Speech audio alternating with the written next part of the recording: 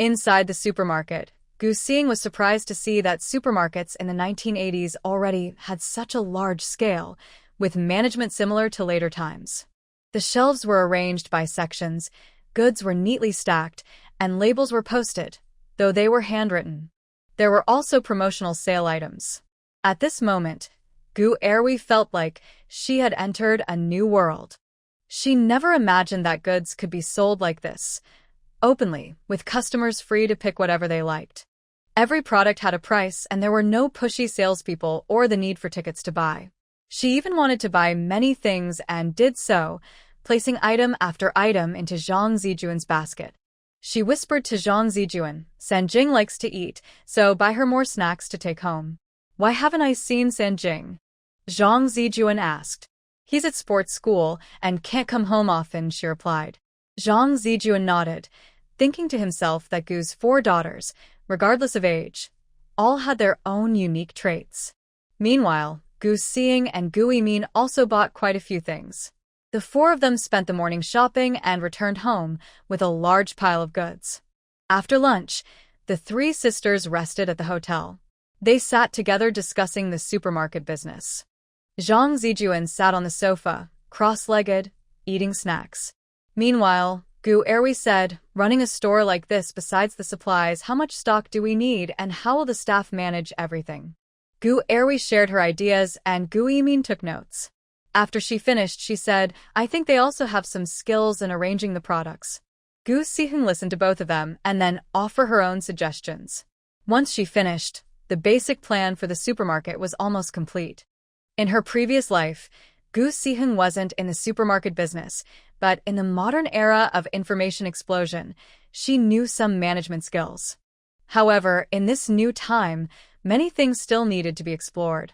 In reality, starting a business doesn't come with a ready-made model to copy. Even if someone gives you a full set of experience, you will still face various problems during your own practice. The key is the entrepreneur's ability to adapt and control the situation. Gu Xing believed that as long as you work hard and stay dedicated, nothing is impossible. Of course, luck also plays a role in business. If luck isn't on your side, you just have to accept it. Zhang Zijuan saw that the sisters' discussion was almost over and put down the dried fruit in his hand. He said, "I'll go back to Kyoto and ask around to see if I can find some books about supermarkets from abroad." Gu Erwi was happy to hear this. She walked happily to him and said with a smile, "Zhang Zijuan, you're so kind." Zhang Zijuan didn't expect her to praise him like that. Feeling a little shy, he rubbed the back of his head and said, It's nothing special." Gu Xing and Gu Yimin couldn't help but laugh at his modesty. He looked a bit embarrassed, but tried to act calm as he stood up. "I'll go outside for a smoke." He left, and after he went out, Gu Xing and Gu Yimin burst into laughter. They didn't expect that a second-generation rich kid could be so innocent. After laughing, Gu Yimin said to Gu Erwi, "Zhang Zijuan is really a good person." Gu Erwi sighed and said, "I feel the pressure too."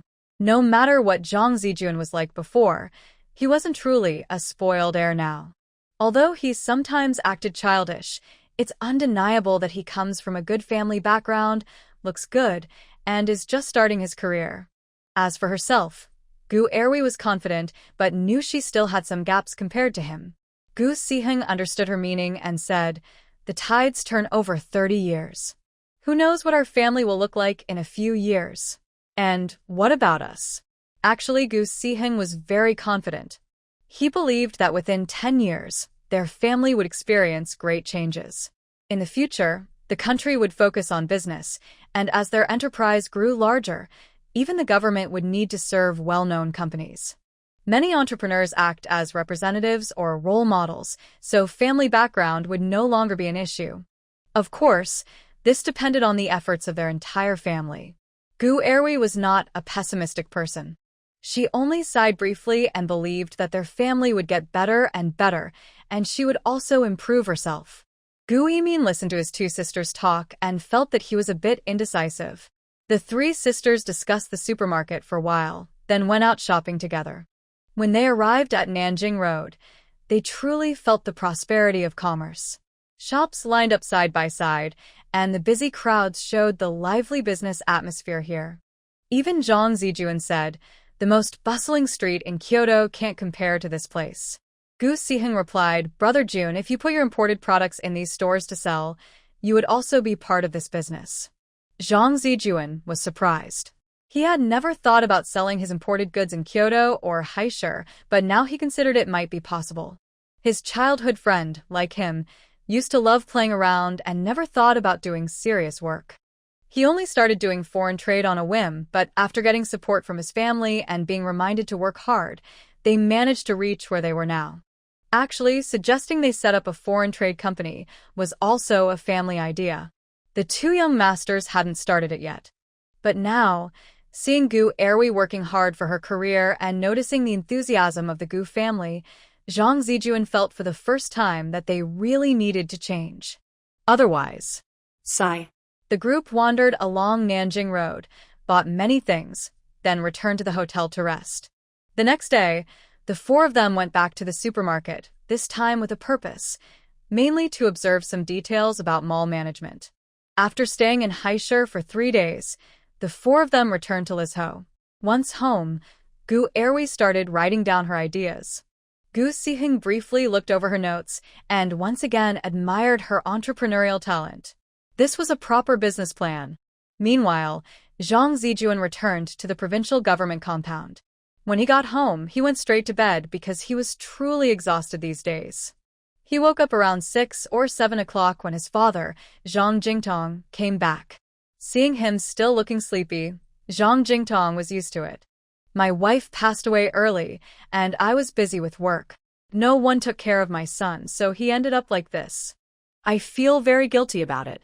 Fortunately, my child is kind at heart, just loves to play a lot, but he hasn't caused serious trouble for the family." "Did you come back with Erwi and the others? How does it feel to go to Haishur?" Zhang Jingtong asked. He knew that Zhang Zijuan had gone with Gu's sisters to Haishur, but he didn't know exactly what they did there. He was happy for his son to date Gu Erwi.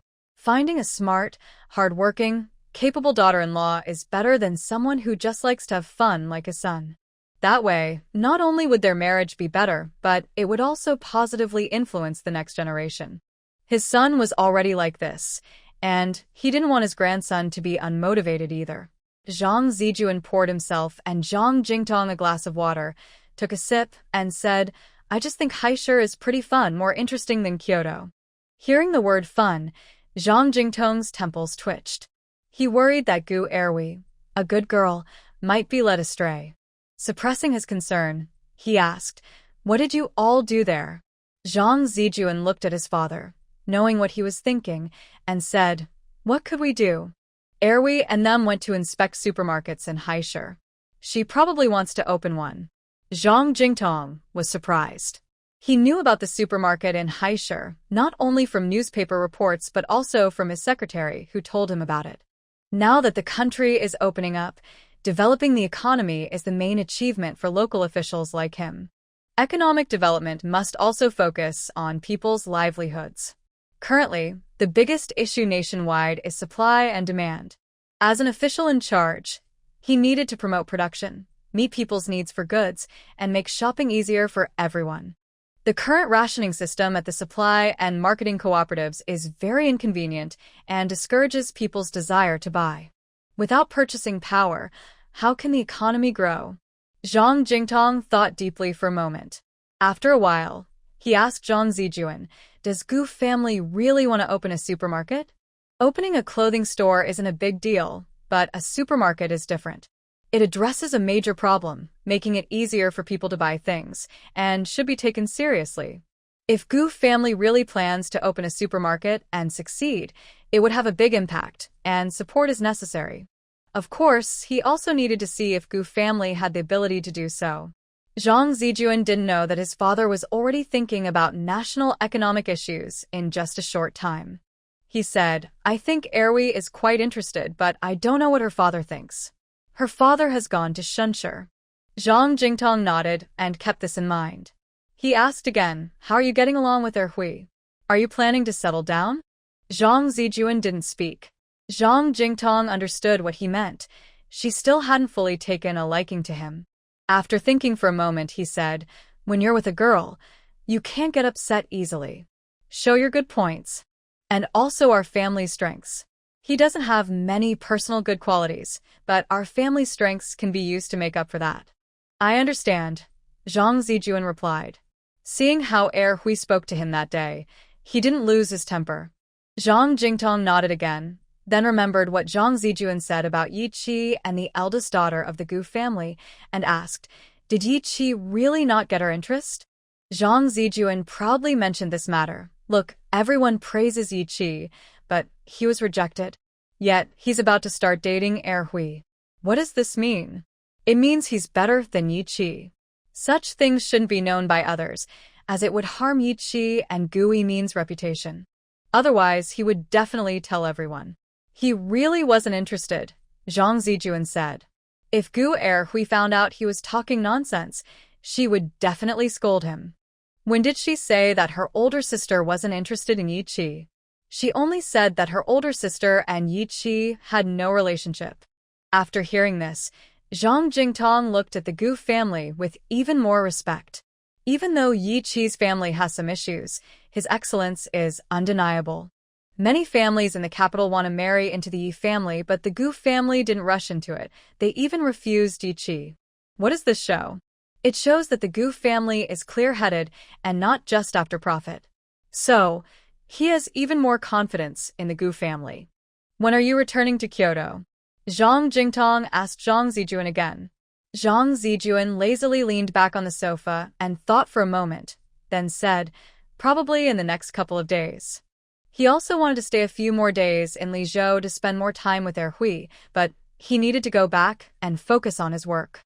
Hui only had a vague idea of opening a supermarket, but she had already figured out all the details. His foreign trade company was just a verbal plan. If he didn't work hard when he got back, Hui wouldn't be interested in him. "Focus on your work when you go back. Work hard. You can't be worse than a girl," Zhang Jingtong said. Zhang Zijuan nodded. His father always knew how to push his buttons.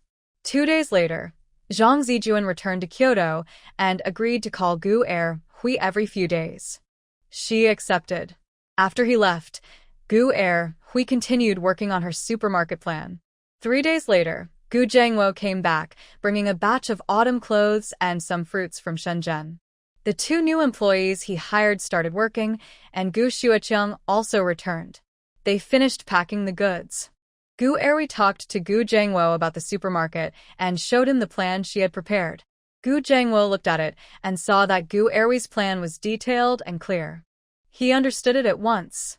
Then he listened as Gu Hui explained the situation at the supermarket in Haisher. He said, "We need to discuss this carefully." Gu Zhengwo was willing to use over 10 years of savings to start a business, which showed he was brave. If the supermarket project was really feasible, he thought it could work. After dinner, the family sat together to talk about the supermarket. Gu Sihan, Gu Hui, and Gu Yimin all thought the idea was good. Wang Yueju didn't say anything because she hadn't been to Haisher and didn't know the details there. Gu Zhengwo was eager to open a supermarket. After thinking for a moment, he said, "I'll go to Haisher and check the situation."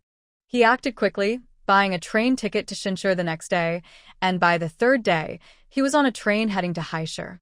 Seeing the supermarket there and the busy business scene, Gu Zhengwo realized his current business was quite small. Capital is confidence. When Gu Zhengwo only had 2,200 yuan, he focused on saving carefully to build a house. When he took all his family's savings to Shinshu, it was with a gamble in mind. Now, he could easily spend tens of thousands of yuan to buy a house in Jingshu.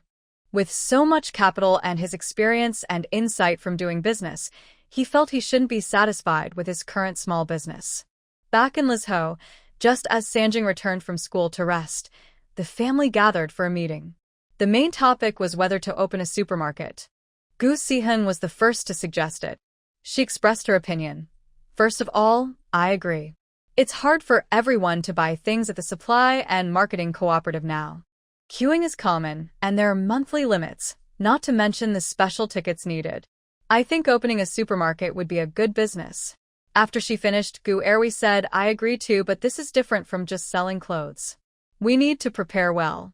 Gu Yimin also said, I agree. Whatever needs to be done, I'll do it. Seeing that the three of them had spoken, Gu Sanjing looked around and said, I also agree. From what you all say, there should be many good things to eat in the supermarket. Everyone was silent for a moment. Wang Yueji said, since you all agree, I do too. She just needed to take care of the home front. Seeing that his wife and daughter agreed, Gu Zhengwo made the final decision. All right, then it's settled. We will open a supermarket. They decided to open a supermarket, and now they needed to plan how to do it. At this point, Gu Sihing no longer held back and shared her ideas. Supermarkets like in Haisher are too big. Even if we have the money, we might not be able to manage them well. I suggest we start small, about the size of a neighborhood convenience store, around 100 square meters. This way, it's easier to manage and learn. We can open 1 or 2 stores first. Once those are stable, we can open more, even nationwide. Of course, if we want to open a bigger supermarket later, that's also possible. Being brave and willing to take risks is one thing, but understanding your limits and reality is another. In her past life, she wasn't in the supermarket business.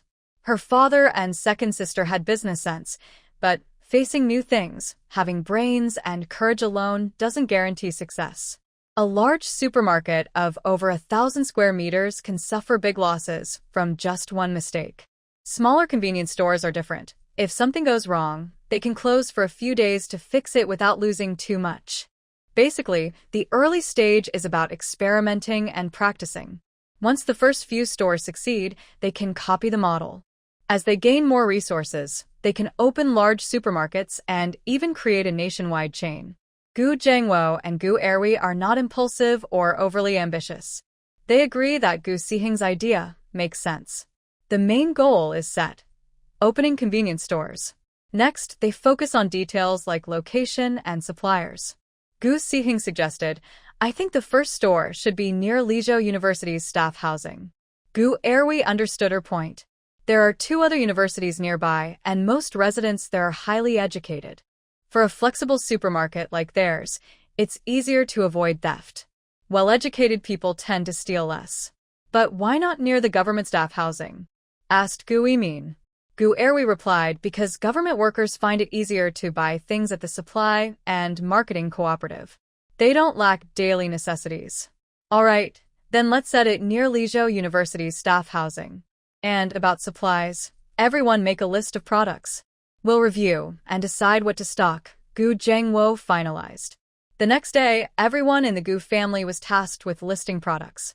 When the Han brothers arrived, Gu Sihing and Gu Sanjing were already hunched over the table, writing their lists. After clarifying the situation, Han Peng leaned close to Gu Sanjing and read aloud: White Rabbit milk candies, chocolates, cookies, dried fruits. Sanjing, everything you're writing is about food. Add a few more things like a ball, toy gun, jumping ball. Gu Sihong, you're one who loves to eat, and the other just likes to play. Han Jingping took the pen from her hand and was about to write. Gu Sihong stood up and said, let's go to my room to write. In Gu Sihong's bedroom, there was a desk by the bed. Han Jingping sat at the desk, while Gu Sihong sat on the bed edge, resting her chin on her hand, watching him write. She said, I saw in the newspaper yesterday about children being kidnapped.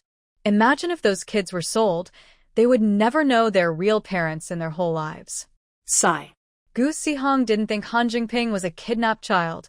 She just wanted to use this topic to learn about his background. But Han Jingping only responded with an and kept writing. Gu Sihong sighed again. This time, Han Jingping stopped writing, looked up at her, and asked, what do you want to say? Everyone is smart. If Han Jingping knew about his background, he would probably realize she was trying to get him to talk. But being asked so directly, Gu Sihong didn't know how to answer. After all, it was someone's private matter, and a sad one at that.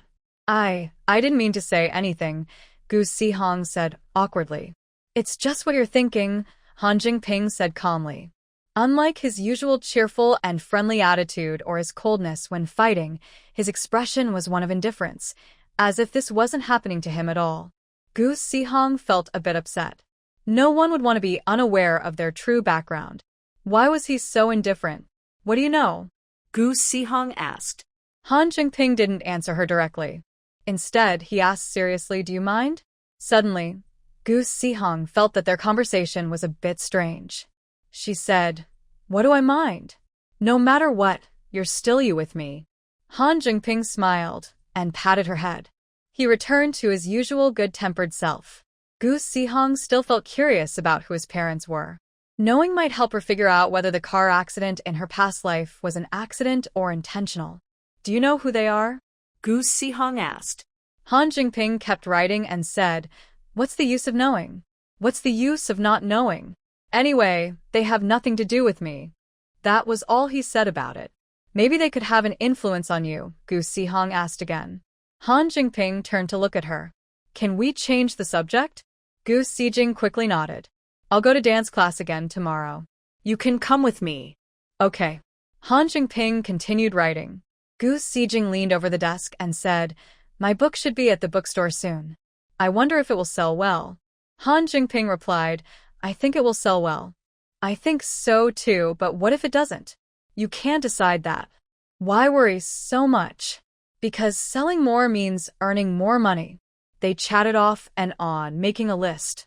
That evening, Gu Yimin looked over the list and, seeing Sanjing's list full of food and toys, took it aside and was speechless. Then she looked at Gu Sijing's list and said, it's obvious, it's Jingping's handwriting. Gu Sijing shrugged. He wanted to write it. Gu Yimin ignored him, and Gu Zhengwo didn't say anything either. If Xiaoxi and Jingping really became a couple in the future, it would be perfect for Jingping to marry into their family. Wang Yueju told him that Xiaoxi asked her about Jingping's background. Xiaoxi is clever and probably figured something out. After so many years, neither of those two has come to find them, and probably never will. Tian Huiying has some issues with Jingping, and it's good for their family if he becomes a son-in-law. Gu Zhengwo's mind was working quickly. The list of goods was compiled. Gu Zhengwo looked at it and said, Xiaoxi and Sanjing are in school. Don't worry about family matters. Focus on studying. Find some time to go with Erwi to look for a shop at Lishu University. Yueju, keep an eye on the store during this time. I'll start sourcing these products. Gu Zhengwo made a plan, and the next day, everyone started working. A week later, a person claiming to be Secretary Zhang's assistant came to the house, saying Secretary Zhang wanted to meet Gu Zhengwo and Gu Erwi. Li Yan is Secretary Zhang Jingtong's assistant. He knows some things about the Zhang family. For example, Secretary Zhang has a wealthy son who has taken a liking to a girl working at Guangming clothing store. Secretary Zhang is also very pleased with this girl. Li Yan said that no matter how pretty or kind a girl is, she's not a good match for Secretary Zhang's son. Although Zhang Zijuan is a wealthy heir, he is supported by the Zhang family. Once he marries in, he won't have worries for life. Haven't many officials and their families shown interest in Zhang Zijuan's marriage after he broke off his engagement? But this wealthy heir has fallen for a girl who sells clothes, catching the provincial officials off guard and sparking some jealousy. Today, Secretary Zhang asked him to visit the Gu family, and tomorrow he is supposed to meet Gu Zhengwo and Gu Erwi at the office. He couldn't understand why. Secretary Zhang is such a fair and strict person. Why would he meet them at the office? Shouldn't it be at their home? Although he was thinking this, when he saw Gu Zhengwo, he greeted him with a big smile. Comrade Gu Zhengwo, hello. Gu Zhengwo also smiled and shook his hand. He wondered why Secretary Zhang's secretary was coming to the house. Even for a proposal, it shouldn't be the secretary doing that. Feeling confused, he led Li Yan into the yard. As soon as Li Yan entered the Gu family yard, he felt a bright change. The yard was paved with cement, and various items were neatly arranged. Nowadays, many yards are paved with blue bricks, but not many with cement. The Gu family's business must be very profitable. This thought became even clearer after he was led into the main hall by Gu Zhengwo. The main hall was simply and elegantly decorated. Having recently renovated his own house, he knew that achieving this kind of decor would cost a lot of money. The floor was wooden, and the furniture was modern. Even Secretary Zhang's house wasn't as nice. Of course, Secretary Zhang's house in Licheng was provided by the provincial government. It was already decorated when he moved in. Li Yan stopped looking down on the Gu family and smiled as he told Gu Zhengwo, Secretary Zhang wants to invite you and Comrade Gu Erwi to visit his office tomorrow. Gu Zhengwo was surprised to hear this. He hadn't expected Secretary Zhang to meet him at the office. All right, I'll go with Erwi tomorrow. What time is suitable? Gu Zhengwo asked. Li Yan smiled and said, Secretary has a meeting in the morning, which will probably end around 10 o'clock. Just be there at 10. Okay, we'll definitely be on time tomorrow, Gu Zhengwo replied with a smile. Li Yan finished giving the necessary notices and was about to leave. Gu Zhengwo quickly got up to see him off, walking him all the way to the alley entrance.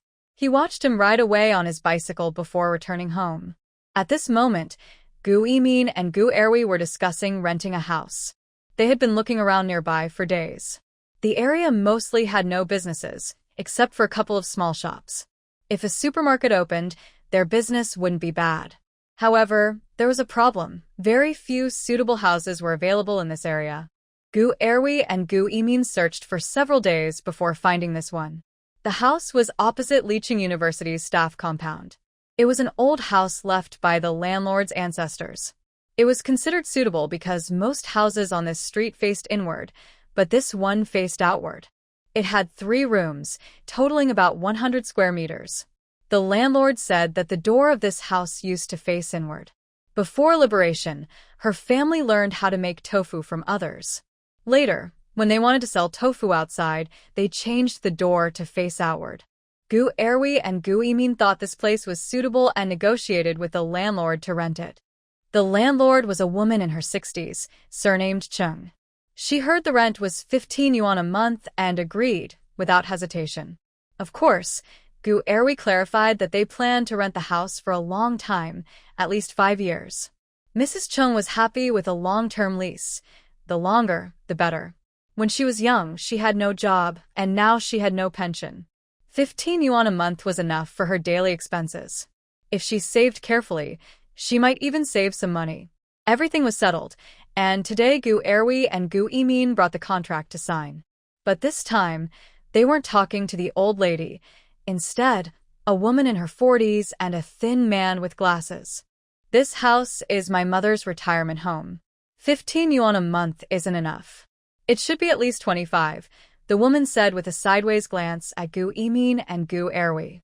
She had heard that the sisters worked at the Bright clothing store, which was said to be very profitable. Gu Yimin and Gu Erwi didn't expect them to raise the price, especially so high. The location was nowhere near the clothing store, which only paid 15 yuan a month for rent upstairs and downstairs. 15 yuan here was already a good deal. They didn't expect the price to go up again, and this time by 10 yuan. Did they think their money grew on trees? No way, Gu Yimin said. Then you can look for other houses. See if there are any suitable ones nearby, the woman said, pouting confidently. Mrs. Chung was a bit anxious, pulling on the woman's arm, but the woman pushed her away and said, You see, 25. If you want to rent, rent it. If not, look elsewhere. Where could they find other options? Gu Erwi and Gu Yimin exchanged glances and turned to leave. With such a landlord, renting here would only bring more trouble later. Now, what do we do? Gu Yimin asked Gu Erwi after they left. Gu Erwi was also very angry. She didn't expect to meet such unreasonable people. She looked around and said, Let's think about it.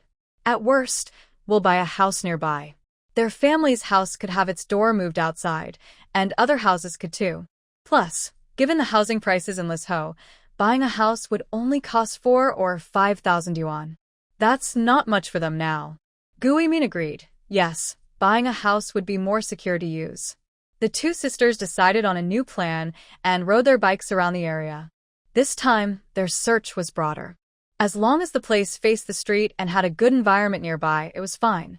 They didn't care whether the door faced inward or outward. They would change it after buying. They spent the whole day looking and found a few suitable houses. When they asked about the prices, they weren't expensive, around 4 to 5,000 yuan. After dinner, Gu Siheng heard Gu Erwi say she wanted to buy a house and turn it into a shop. Her eyes lit up like bright bulbs, and she immediately said, Buy. She was determined to buy. She even thought that in the future, whether opening a convenience store or a big supermarket, there was no need to rent cheaply. She would buy boldly, like a wealthy newcomer. Forgive her. Even though she was reborn and might become a billionaire's daughter someday, she still wanted to buy houses to make money. Rent was 15 yuan a month, just over 100 yuan a year. Buying a house, however, required a one-time payment of 4 or 5,000 yuan. When you do the math, renting was definitely cheaper. But buying a house meant fewer troubles with the landlord, and the property would hold its value. If she didn't need it later, she could sell it. Gu Zhangwo thought about this and finally decided to buy a house. After discussing this, he brought up Zhang Jingtong's invitation for him and Erwi to meet. He asked Gu Erwi, "How are you getting along with Zhang Zijuan?" He really couldn't figure out why Zhang Jingtong wanted to meet him, aside from the matter between Erwi and Zhang Zijuan. Gu Erwi was also a bit confused. She and Zhang Zijuan got along okay, but it wasn't to the point of meeting the parents. She said, "He didn't tell me his dad wanted to meet me." Gu Zhangwo thought for a moment, but couldn't figure it out. He said, "We'll know tomorrow when we meet." Gu Erwi nodded. She was a little nervous too. Unlike last time, when she was just afraid of a high-ranking official, this time she felt like a bride meeting her future father-in-law. Although she and Zhang Zijuan weren't officially a couple yet, they were moving in that direction. Being told to meet the parents suddenly made her nervous. That was natural. But she told herself, come what may, I can't control it, and that made her feel a bit calmer. The next day, Gu Zhangwo put on his new white shirt, black pants, and shiny new shoes. He looked at himself in the mirror and said to Wang Yueju, "Do I look okay?" "Looks good." "People might think you're going on a blind date," she replied. Wang Yueju joked, "This is more important than matchmaking." Gu Zhangwo was combing his hair in front of the mirror and said, "Although I don't like Zhang Zijuan, Erwi is getting along well with him. I heard Zhang Siji also supports him, so I can't embarrass Erwi." "All right, you're being too formal. That's not good," Wang Yueju said. Gu Zhangwo thought for a moment and tousled his hair a bit, making it look a little messy. Gu Zhangwo is in his 40s, tall and broad-shouldered, and looks quite good. With his outfit, he looks very handsome. Wang Yueju felt a mix of feelings inside. It's good that the man is successful, but it also means he might face problems. Gu Zhangwo checked his watch. It was 9:30 in the morning. He said, "Let's go." He left the house, and Erwi also finished dressing up. She wore a light pink short-sleeved blouse and a dark skirt that reached her knees. She looked elegant and fresh. Father and daughter rode their bikes to the government office. After registering at the door, they went inside. As soon as they entered, they saw Li Yan waiting in the lobby. When he saw them, he smiled and came over to shake hands with Gu Zhangwo, then took them upstairs. "The meeting will end soon. Please wait a little while," Li Yan said. When they reached the upstairs, Li Yan first led them into a reception room. After waiting about 5 minutes, Li Yan came back and said, "The meeting is over now. Follow me." The father and daughter followed him to the door of an office. Li Yan knocked and pushed the door open. Before he could speak, Zhang Jingtong smiled at Gu Zhangwo behind him and said, "Are you Comrade Zhangwo?" Come in. Gu Zhangwo and Erwi went inside. Li Yan led them to a sofa where they sat down, and Zhang Jingtong also sat down smiling. Li Yan poured each of them a glass of water and then left. "Erwi, we meet again," Zhang Jingtong said with a smile, then looked at Gu Zhangwo and said, "Comrade Zhangwo, you're good at teaching children. You've made Erwi smart and brave." His tone was casual, without any airs, which made Gu Zhangwo and Erwi relax a lot. Gu Zhangwo smiled and said, "I don't really know much about education, but this girl is indeed a bit braver." Zhang Jingtong chuckled and thought to himself that she was indeed brave. She dared to slap Zhang Zijuan and even ran up to him to tell on him. Society is different now. Men and women are equal. "I think Erwi is doing just fine," Zhang Jingtong said, clearly fond of Erwi. Gu Zhangwo felt proud inside. Then Zhang Jingtong added, "The reason I called you here isn't for personal matters. I heard Zijuan say you're preparing to open a supermarket. Can you tell me about your plans?" Gu Jiangwo and Gu Erwi both did not expect that Zhang Jingdong called them in because of the supermarket matter. They exchanged a glance, and Gu Jiangwo said, "Let Erwi speak." Regardless of whether Erwi and Zhang Zijuan can be together in the future, he wanted to give his daughter a chance to show herself. Currently, they were not only facing Zhang Zijuan's father but also the officials in charge of their province. Erwi didn't hesitate and explained their plan for the supermarket's development. Her explanation was clear and simple, and Zhang Jingtong listened carefully. After she finished, he asked, "Why open small supermarkets instead of large ones? Is it because of lack of funds?" "Funds are part of it, but not the main issue," Erwi replied.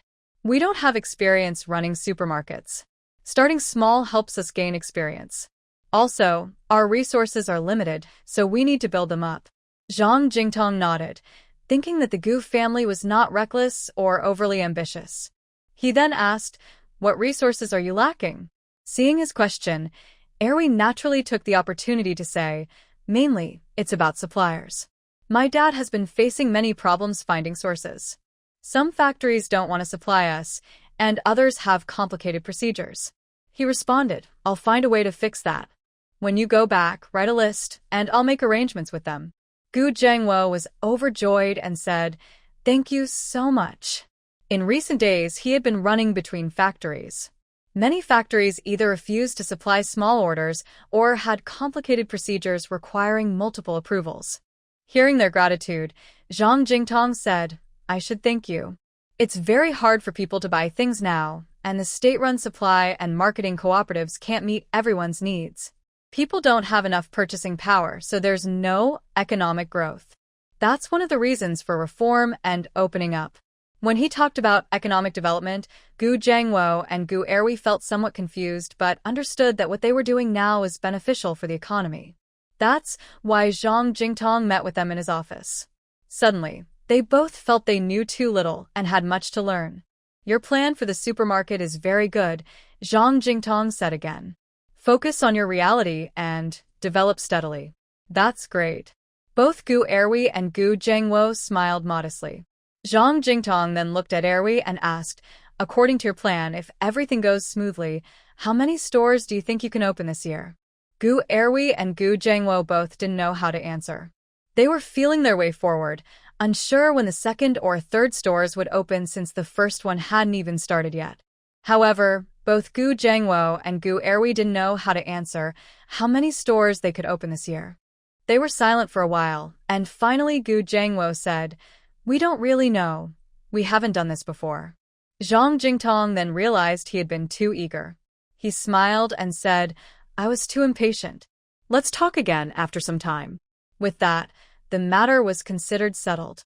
Zhang Jingtong then asked about the current situation of the clothing store and added, "You're doing very well. The reform and opening up policy is an opportunity, so you should seize it." During this time, Zijuan has also been doing business. He used to be playful, but since starting his business, he's become much more serious and is doing quite well. Saying this, Zhang Jingtong felt a bit embarrassed. He usually keeps a low profile, so when did he become so straightforward in praising himself?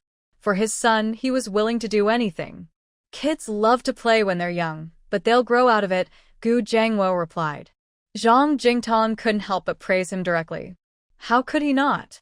Besides, Zijuan was really just a bit playful. Otherwise, he was quite good.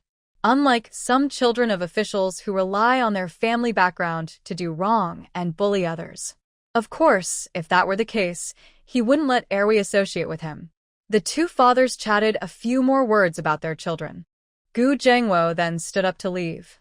Zhang Jingtong was busy and didn't try to stop him. When leaving, he said, "When you have free time, come to my house. We can have a good chat then." "Okay." Gu Jiangwo agreed verbally. After leaving the government compound, Gu Jiangwo told Erwi, "Zhang Zijuan's father is really a good person. Zhang Zijuan doesn't have any big flaws. You two should get along well." Hearing this, Erwi couldn't help but remember Zhang Zijuan's words that Yi Qi can't compete with him when it comes to family background. Indeed, he has a good father. She smiled and said, "I know." The father and daughter rode their bikes home. Wang Yueju had already prepared lunch, cold noodles. Seeing them return, she quickly served 2 bowls. The two sat down and saw that Gu Yimin and Gu Xijing were eagerly watching them. They then recounted their meeting with Zhang Jing. Finally, Gu Zhengwo said if we can get a note, the supply issue will be solved. This was their biggest problem now. Gu Xijing also relaxed a bit. She had thought it would be hard to get supplies in this era, but didn't expect it to be so complicated. Her father had almost run himself ragged trying to negotiate supply deals but failed. Without supplies, the supermarket couldn't operate. Luckily, the problem was now solved. Zhang Zijuan really has a good father. After dinner, Gu Zhengwo went with Hui to buy a house, leaving Yimin at home to study. On the way, when passing her grandmother's house, she was stopped. "Girl, are you still renting a house?" "My daughter-in-law's words don't count. The house belongs to me, and I rent it to you." "Sorry, we've decided not to rent anymore. We're going to buy a house and fix it up ourselves," Gu Hui said. Grandma Chung was worried when she heard this. That's so troublesome. And buying a house costs a lot. If you rent from me, it's only 15 yuan. Seeing her anxious look, Gu Hui guessed that her relationship with her mother-in-law wasn't good. But even if she felt sympathy, there were many people in the world worth sympathizing with, and she couldn't help everyone. At least, she didn't have the ability now. She said, "Your house is in a good location. It will definitely rent out in the future. But 25 yuan a month is too much. No one will rent it." After saying that, she and Gu Zhengwo rode away. Grandma Chung was so worried, she almost cried. It was hard-earned income, and now it was gone. Gu Hui and Gu Zhengwo looked at 2 houses they liked, finally choosing the larger one. It had more rooms and could be used as a temporary storage. Buying a house was a bit complicated, and the transfer of ownership took time. Gu Zhengwo discussed with the original owner, and they decided to renovate and decorate first. The owner was straightforward and agreed, without hesitation. Next, they focused on decorating the house and finding suppliers. Gu Zhengwo made a list of potential partners and went to the government office. He didn't meet Zhang Jingtong but handed the list to his secretary, Li Yan. The next day, Li Yan came and gave Gu Zhengwo a note, saying, "I will contact the factories on your list. When the time comes, you can take the note to the factory manager." Gu Zhengwo was surprised at how efficient Zhang Jingtong was. He was happy and thanked Li Yan sincerely. After Li Yan left, Gu Zhengwo told Wang Yueju, "Make a few more dishes today to celebrate. The house and supply issues have been resolved, so there are no major problems left. This unique business should be profitable once it opens." Wang Yueju is very happy. Their family's life is getting better and better. At dinner, Gu Xiheng brought good news again. She received a book from Xin Chung Publishing House, which also said that the book was being tested for sale in bookstores in Kyoto. Because it was based on a newspaper serial, the market response was very good. Next, the book will be promoted to bookstores across the country. Su Hongwen and Shui Yuanming estimate that the nationwide sales of this book will reach at least 100,000 copies. Gu Xiheng estimated that if she sold 100,000 copies, her royalty would be about 10,000 yuan. She was very happy with this number. It was much more than a manuscript fee. 10,000 yuan could buy a courtyard house in Kyoto or 2 houses in Lishu. Well, in her mind, she was still thinking about buying a house. Because of all the good news, the family ate happily. Gu Zhengwo drank a little wine and suddenly sighed. "Your grandfather died early. Your grandmother raised me, and your second uncle. Life back then was really hard. Even eating wild vegetable porridge was considered an improvement. After liberation, life got a bit better, but we still couldn't eat enough. Your grandmother was even caught stealing sweet potatoes from the team once. I had no choice but to join the army because the army could feed us and provide allowances. No matter how little, it was some help for the family. When I married your mother, I didn't give a bride price. I just worked hard to help your grandfather build a coffin and bury him." Gu Zhengwo looked at Wang Yueju and said, "My wife also suffered with me all those years." Wang Yueju's eyes turned red as he said, "Why talk about these things? It's all in the past. Life now is very good." Gu Zhengwo nodded and said, "Yes, life is good now. and it will get better and better. Gu Siheng found it strange how comrade Gu Zhengwo, a poor young man, managed to marry the beautiful Wang Yueju from 10 villages away. Maybe it was because he built a coffin, but at that time, many people could have built coffins for their families. But it seemed that neither of his parents liked to talk about that matter. They ate dinner late into the night. By the end, Gu Zhengwo was a little drunk and was helped into the house by Wang Yueju. Sitting on the bedroom sofa, watching his wife busy taking care of him, Gu Zhengwo held her hand and said, "Yueju, I haven't forgotten what I said." Wang Yueju was a bit sad from his words tonight and replied, "We agreed not to mention it anymore. Why bring it up again?"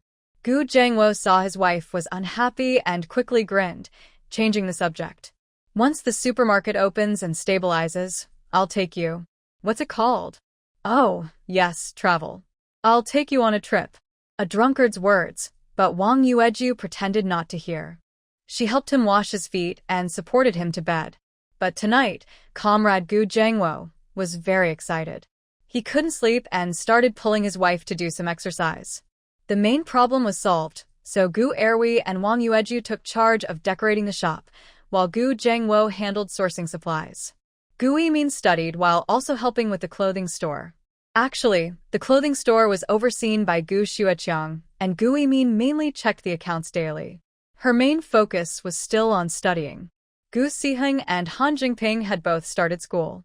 Gu Siheng began middle school, and Han Jingping started high school.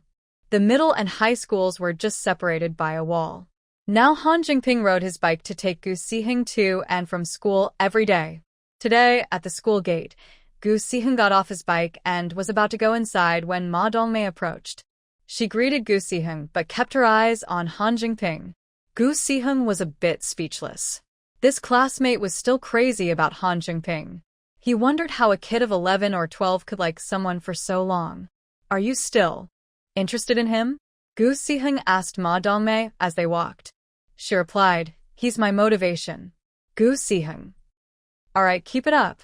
At the classroom, Gu Siheng sat at his desk and took out some paper to prepare for his second novel.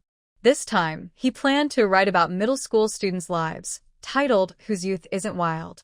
During adolescence, boys and girls go through physical and mental changes. These changes might be confusing for them. Some pass through calmly, while others become restless.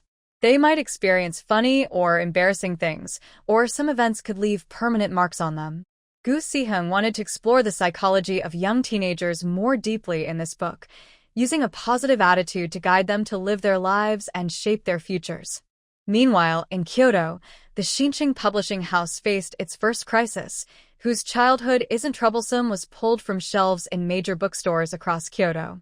Director Who, you need to give a reason for removing the book, Su Hongwen said urgently over the phone to the director of Xinhua Bookstore.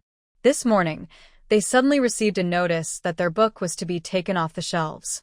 Both he and Shui Yuanming were confused. Sales were going well, so why was it being removed?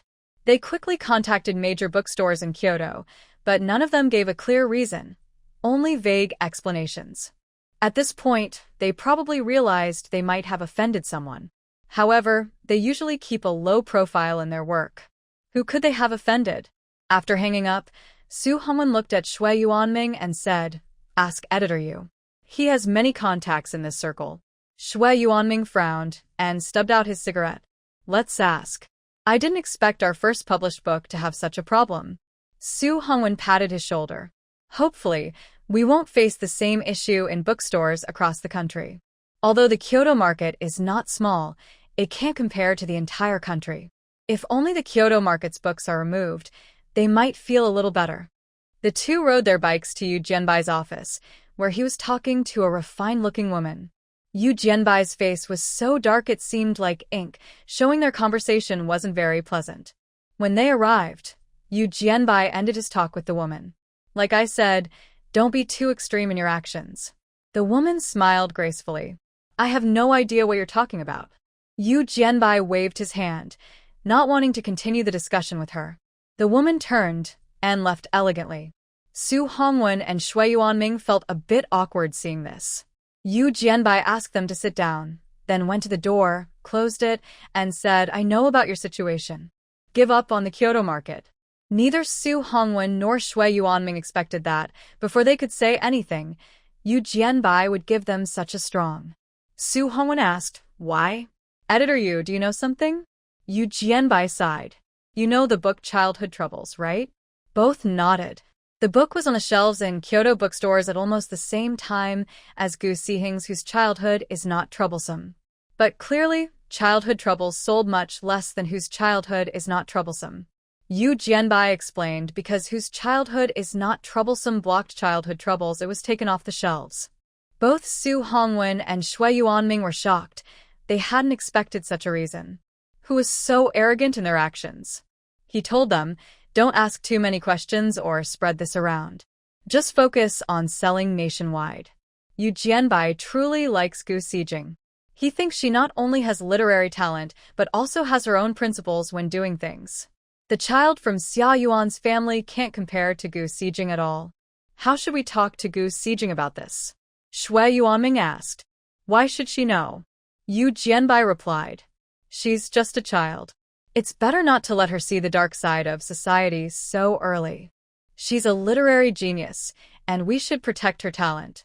Su Hongwen and Shui Yuanming both felt reluctant. But what's the use of that? Yu Jianbai is afraid of that person's influence, and they are even less capable. They left the newspaper office feeling discouraged. Shui Yuanming asked Su Hongwen, "Do you think the woman he was talking to just now is the one you editor mentioned?" Su Hongwen thought for a moment and said, "I heard that the youth newspaper has a well-connected editor named Xia, who is kind and gentle. She is a model of a woman from Kyoto." Shui Yuanming widened his eyes. "Really? Why not?" Su Hongwen said, "Reputation can sometimes be built up through hype." Su Hongwen and Shui Yuanming roughly guessed who it was. After their bold move to have their books removed from shelves, they started investigating the author of Childhood Troubles. Previously, they barely knew that this novel had been serialized in the newspaper. After some investigation, they found out that the author was Xia Yuan's daughter. It was easy to find out because Xia Yuan never hid this fact and even promoted it loudly. Looking at the book Childhood Troubles in his hand, Shui Yuanming said, "Do you think this book might have been ghostwritten?" The writing style clearly wasn't something a young student could produce, even a genius student. Because some thoughts and ideas are beyond what a child can experience or understand. Gu Sijing's Whose Childhood is Not Troublesome is lively and interesting, showing things from a child's perspective. It also has some thought-provoking parts, but those are just adults imagining and interpreting. Unlike Childhood Troubles, which seems to deliberately show the book's depth, it contains many of the author's opinions on various matters. It's clear these are adult perspectives. Even if it's ghostwritten, what can we do? "We can't change things," Shui Yuanming said. "If we make any move, our publisher might shut down soon. You might think the other side is too arrogant, but for her, it's just a matter of words." "Does the Xia family not care?" Su Hongwen angrily said, "I heard that Deputy Commissioner Xia and Minister Xia are both principled people." Shui Yuanming snorted. "Maybe the Xia family doesn't know about these things. Or maybe they tolerate them. All we can do now is endure." Su Hongwen sighed heavily. Seeing this, Shui Yuanming sneered and said, "Perhaps we can do something too." "Like what?" Su Hongwen asked. A strange smile appeared on Shui Yuanming's face. "I'll write an article praising Childhood Troubles and its author. When someone is praised too much, they can't handle it. If the person truly has talent, that's fine. But if not," Shui Yuanming sneered, "they'll fall someday, shattered and broken." After hearing this, Su Hongwen gave him a big thumbs up. "You're quite sneaky." "Sneaky?" Shui Yuanming didn't think so. He believed it was Summer Yuan who was the real schemer. And just because he targeted a young child, criticizing Gu Sihong's book, he didn't consider her a child. Very kind people often end up feeling oppressed. He chose not to be so kind. That night, Shui Yuanming wrote an article praising Childhood Troubles. His writing was very good. Although he flattered, his points were logical and well-founded. It would make the author feel proud, but the article didn't seem malicious. 2 days later, The article appeared on the desk of the editor-in-chief of a newspaper in Kyoto. Everyone in Kyoto's cultural circle knew about Summer Yuan first, because she was truly beautiful, with delicate features and elegant grace, embodying the ideal of a perfect woman. Second, because she came from the Summer family. The Summer family had been a prominent family in Kyoto before liberation. During the revolution, Summer Yuan's parents joined the revolution and, after liberation, worked in the central government. The Summer family's influence in Kyoto was strong. Though not the top, their background was deep. Even the most powerful families had to show them respect. A woman with both beauty and a strong background like her wouldn't be unknown in some circles. The editor looked at the article in his hand, a subtle smile on his lips. He picked up the phone and dialed Summer Yuan. When she answered with a gentle female voice, he smiled and said, "Editor Summer, I am Luo Xingzhou from the New Youth newspaper. I received a submission about the book, Childhood Troubles. Would you like to review it first?" Hearing this, Summer Yuan frowned slightly, then smiled and said, "Sure, I'll visit you later." Okay. Luo Xingzhou smiled as he hung up the phone. Whether to publish the article or not was her decision. She could blame him later if anything went wrong. Meanwhile, Xia Yuan finished her call but felt a bit uneasy. She knew clearly what she had done, removing whose childhood is not troublesome from shelves. Although it was just a small sentence, it caused quite a stir, especially for the author of the book and the publisher, Xian Cheng.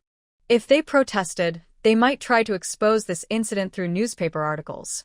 Of course, she wasn't afraid. She believed that any newspaper in Kyoto that received such a submission would notify her, just like Luo Xingzhou did earlier. But even if no newspaper dared to publish articles unfavorable to her, someone might still try to write a report about her, which would be troublesome. Her public image outside had always been good, but this incident would likely attract some criticism. She hoped it would pass quickly. She tidied up her things and went to find Luo Xingzhou. When he saw she wasn't being difficult, he handed her the submission directly and said, "Chief Editor Xia, you really come from a noble family. Your children are all better than others." Humbly, Xia Yuan took the paper he handed her. She first looked at the signature on the back, Shui Yuanming, and frowned. She had already taken down whose childhood is not troublesome, so she knew about Xianqing Publishing and its two owners. Now, with Shui Yuanming submitting an article, she suspected ill intentions. Thinking this, she carefully read the content. As she did, her frown gradually eased. Turns out, Xianqing Publishing was trying to show her goodwill. She could understand that a new private publisher wouldn't dare to challenge her directly. Writing such an article to flatter her was understandable. With this thought, she smiled and said, "It's nothing. If Editor Luo thinks it can be published, then go ahead." Luo Xingzhou was surprised but then smiled and said, "All right, it will be published tomorrow. I also like the book Troubles of Childhood." Xia Yuan smiled. Yunhan has loved reading since she was little. I didn't expect her to write a book on her own. Luo Xingzhou praised her a few more words, and Xia Yuan left. Her main concern was the author of Troubles of Childhood, not Xianqing Publishing. Now that they had written this article, she wouldn't bother them anymore. Perhaps they could even work together in the future. Shui Yuanming and Su Hongwen never expected that one article could have such an effect, considered a happy surprise. But this unexpected happiness, they didn't know about it. The next day, Shui Yuanming's article was published in the newspaper. The New Youth Daily had a wide circulation, so many people in the capital quickly saw it. Most people who knew about the removal of whose childhood is not troublesome ignored it, thinking to themselves that Summer Yuan was just seeking fame and praise. Of course, most ordinary people didn't know what Summer Yuan had done. After reading the article, they wanted to see the praised book Troubles of Childhood, and suddenly, Troubles of Childhood sold very well. As the author of Troubles of Childhood, Xiao Yunhan naturally received a lot of attention. Everywhere she went, people praised her, and she seemed like someone else's child.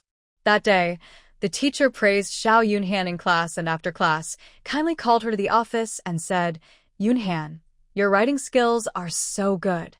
You must write a good essay this time. I plan to use your essay as a model." Xiao Yunhan nodded confidently. "Teacher, You can rest assured. The teacher happily let her go home to write the essay. Xiao Yunhan was just a child, an ordinary child. After receiving so much praise, she couldn't help but feel proud, and she naturally forgot that Troubles of Childhood was not actually written by her. Confident and full of pride, she wrote an essay and waited to hand it in the next day. Summer Yuan was relieved that she checked Xiao Yunhan's homework that night. Otherwise, the situation could have been unimaginable. How to say it? Xiao Yunhan's essay was very ordinary, just a typical elementary school student's work. For an average student, this essay wouldn't have many flaws, but Xiao Yunhan was not an ordinary student. She was a literary genius. How could such an essay be written by her? Didn't I tell you?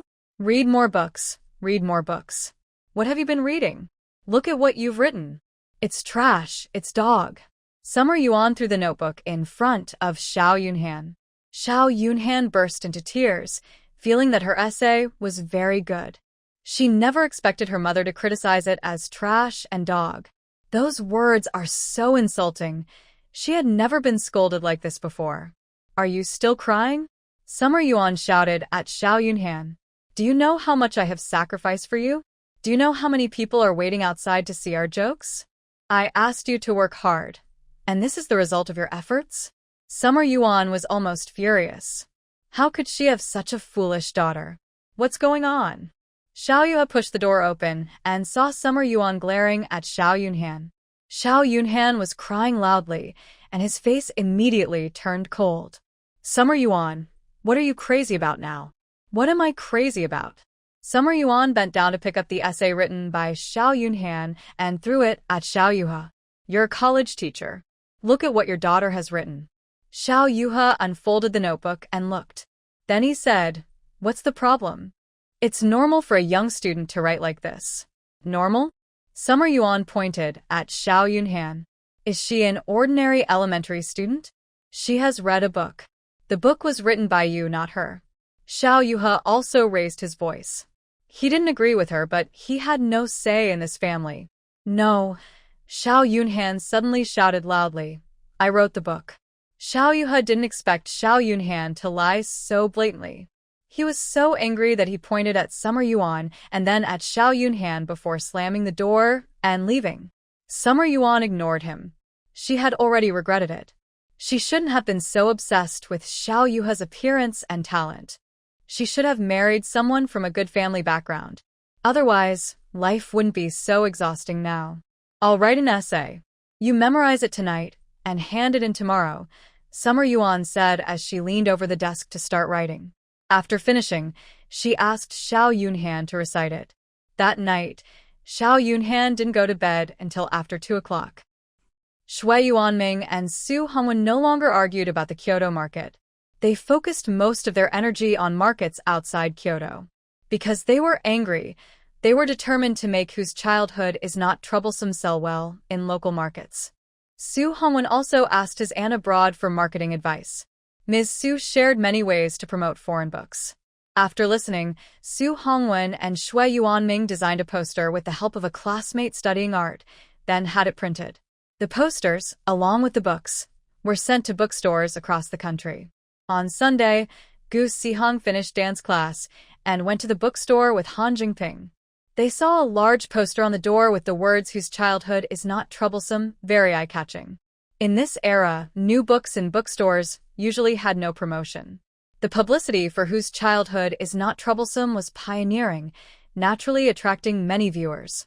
The store clerks enthusiastically recommended the book, and Gu Sihong was invited inside by a woman in her 20s, who also recommended whose childhood is not troublesome to her. I see you're probably in elementary school. Look at this book. The author is just a young student, and the stories are about things happening around her. Do you recognize any of these events? Gu Sihong was handed a book and had to look down to read. Although she knew she wrote it, it was strange to see it recommended in this way. Han Jingping stood beside her, smiling, and said to the clerk, This author's pen name is funny, Sticky Bean Bun. Isn't it cute? The clerk replied. Even though the pen name sounds a bit childish, it shows the author is a kid, about your age. Han Jingping smiled with his lips. Cute. He held back his laughter. Do you get a commission for selling this book? Gu Sihong suddenly asked, suspecting that was why she was so eager. The clerk quickly waved her hand. Little student, don't say silly things. That's not true. I was just joking. I know you don't get a commission, Gu Sihong said quickly. She didn't expect Shui Yuanming and Su Hongwen to be so clever. They thought of offering a commission as a way to boost sales. Okay, we'll buy this one, Han Jingping said, taking the book from Gu Sihong and paying at the counter. The clerk smiled again, earning another commission. Although she only earned 20 cents per book, selling more meant earning more. She eagerly started recommending another book to a parent. Sir, your child is probably in elementary school, right? I have a book to recommend. Gu Sihong and Han Jingping left the bookstore. She said, it looks like we made the right choice by publishing with Xian Chung Publishing. Han Jingping remembered how she had told him about finding a publisher before. Now, hearing her say that, he nodded and said, because your writing is good. Gu Sihong sat behind Han Jingping on his bicycle, watching the busy flow of bikes and the buildings on both sides of the street, which looked like faded yellow photos. She looked at the book she had written and couldn't help but smile. Heaven truly favors her, giving her a second chance to be reborn so she can freely pursue her hobbies. In her past life, she also enjoyed writing, but because her major and later job weren't related to literature, this hobby was just that, a hobby. Although her career goal in this life isn't to be a writer, she will keep writing forever. How is your new book coming along? Han Jingping asked. The outline and character relationships are done. Now I just need to develop the characters further and add details before I start writing, she replied. She was more excited about this book than her previous one. Han Jingping was riding his bike, looking straight ahead, and said, I think your new book will be even better than the one now. Gu Sihong held onto his waistcloth, tilted her head forward to look at his side profile, and asked, Why do you think that? Han Jingping turned his head to look at her and said, Because you're more experienced in writing stories now. The current book is already very good, so the next one will definitely be better. Gu Sihong giggled at his words. Little brother Han, you're such a good talker. Han Jingping was amused by her and laughed happily. Gu Sihong held onto his waistcloth again, looked up at the clear sky, and felt that life was really good now. She believed that the future would be even better. The two of them chatted happily as they returned home. As soon as they entered, she couldn't smile anymore because there were 3 people in the yard. Her grandmother, Wang Danny, her second uncle, Gu Jiancheng, and her second aunt, Zhang Chuntao. The older sister was cutting watermelon for them. Gu Jiancheng was holding a piece of watermelon and munching on it. After finishing, he was about to throw the rind on the ground. Gu Sihong quickly put a trash bin at his feet. Gu Jiancheng paused, then threw the watermelon rind into the bin. Zhang Chuntao saw this and pursed her lips but didn't say anything. You're so nosy, Wang Danny glared at Gu Sihong. Gu Sihong said nothing, went back inside, placed her book down, and quietly asked Gu Yimin, What's going on? Gu Yimin turned to walk toward the kitchen. Gu Sihong followed behind.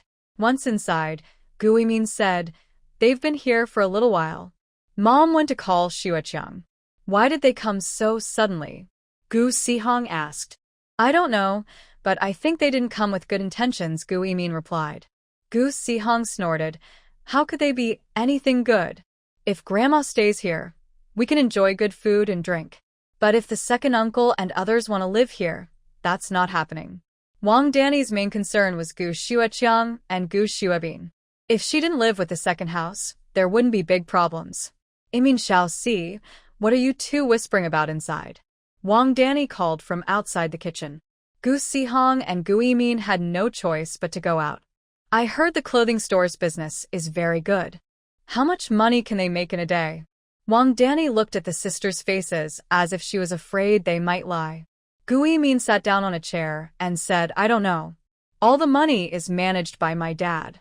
Wang Danny couldn't believe her words and stared fiercely at Gu Yimin as if she wanted to eat her. Gu Yimin avoided her gaze, reached out, picked up the book she had placed on the stone table, and looked down at it. Wang Danny was so angry she wanted to curse, but Gu Jiancheng stopped her. Mother, how much money can the Big Brother shop make? It has nothing to do with us. Gu Jianqing really thought this way. Although he was lazy and liked to eat, he never wanted to take advantage of others or cheat Gu Jiangwo. When he had more money, he spent it. When he had less, he spent less. Anyway, life was good now, and hunger wouldn't kill him. Wang Danny disliked his attitude very much. She snorted and said, "How does it have nothing to do with us? Their things should belong to Mother." Gu Jianqing interrupted her. "Whatever happens, talk to Big Brother. Don't say it in front of the two kids." Wang Danny agreed. The two girls couldn't make decisions anyway. She looked at Gu Yimin with displeasure and said, "Yimin, you're 19 now. It's time for you to get married." Gu Yimin raised her head and looked calmly at Wang Danny. "Mother, my second uncle is right. If something happens, you should talk to my dad. What can I do? Can I decide my own marriage?" You. Wang Danny was so angry she couldn't speak. Gu Yimin was right. Although she didn't like Wang Yueju and the four girls, she loved her own children very much. The key was that her eldest son was very stubborn and never listened to her. That was why she disliked him more. He didn't have a son, and his belongings should be inherited by Xuechong and Xuebin, but he refused. The four girls would marry someday. Giving their things to them was like giving them to others. Was there anyone as foolish as him? Zhang Chuntao saw Wang Danny had lost her fighting spirit and smiled as she looked at Gu Yimin. "Yimin, what you said is true. When you get married and are wronged in your husband's house, won't we, your sisters, stand up for you?" This time, Gu Yimin hadn't spoken yet, but Gu Sihing said, "You don't need to worry about that, second aunt. If my eldest sister gets married and is bullied, we sisters will support her. Plus, our dad has money. When my sister gets married, he will definitely give her a lot of dowry. When she has money and support, who would dare to bully her?" Zhang Chuntao heard Gu Sihing say that her sister would have a lot of dowry and felt distressed. Those should belong to her two sons, which meant they should be hers. "Child, adults' words are not for you to interrupt," Zhang Chuntao scolded Gu Sihing. Gu Sihing glared back. "If you say things in my house that make us sisters unhappy, second aunt, you're really good at playing guest." Zhang Chuntao. She felt a sharp pain in her chest from choking. Wang Danny and Zhang Chuntao were both very angry. Gu Jianqing pretended not to see or hear anything, leisurely chewing watermelon while crossing his legs. Gu Siqing really admired him. Nothing could stop him from eating, drinking, or having fun, no matter how big the matter was. Wang Danny and Zhang Chuntao were so annoyed they didn't want to speak. Gu Jianqing ate silently, and Gu Siqing and Gu Yimin paid no attention to them. The yard became very quiet. Gu Siqing felt bored sitting there, so he went inside to get some sunflower seeds. When Gu Jianqing saw them, his eyes lit up. "Shao Si, share some with Uncle Air." Gu Siqing placed some seeds in front of him. Gu Jianqing swung his legs comfortably and happily cracked the seeds, making clear, loud sounds that seemed joyful. This made Wang Danny and Zhang Chuntao want to push him to the ground and scold him. When Gu Xueqiang returned, he saw his grandma and mother breathing heavily from anger, while his dad leaned back comfortably, cracking sunflower seeds, the sound showing he was in a good mood. Gu Siqing and Gu Yimin, sisters, were reading and eating seeds, ignoring their grandma and parents completely. He felt very troubled. This time, when he came home, he left 50 yuan and told them he would support the family, asking them to live well and not think about Uncle Da's things anymore. But why did they still come? He looked at Gu Jianqing with some hostility. Gu Jianqing brushed the seed shells into the trash can and said, "Don't look at me like that. They insisted on coming. What can I do?"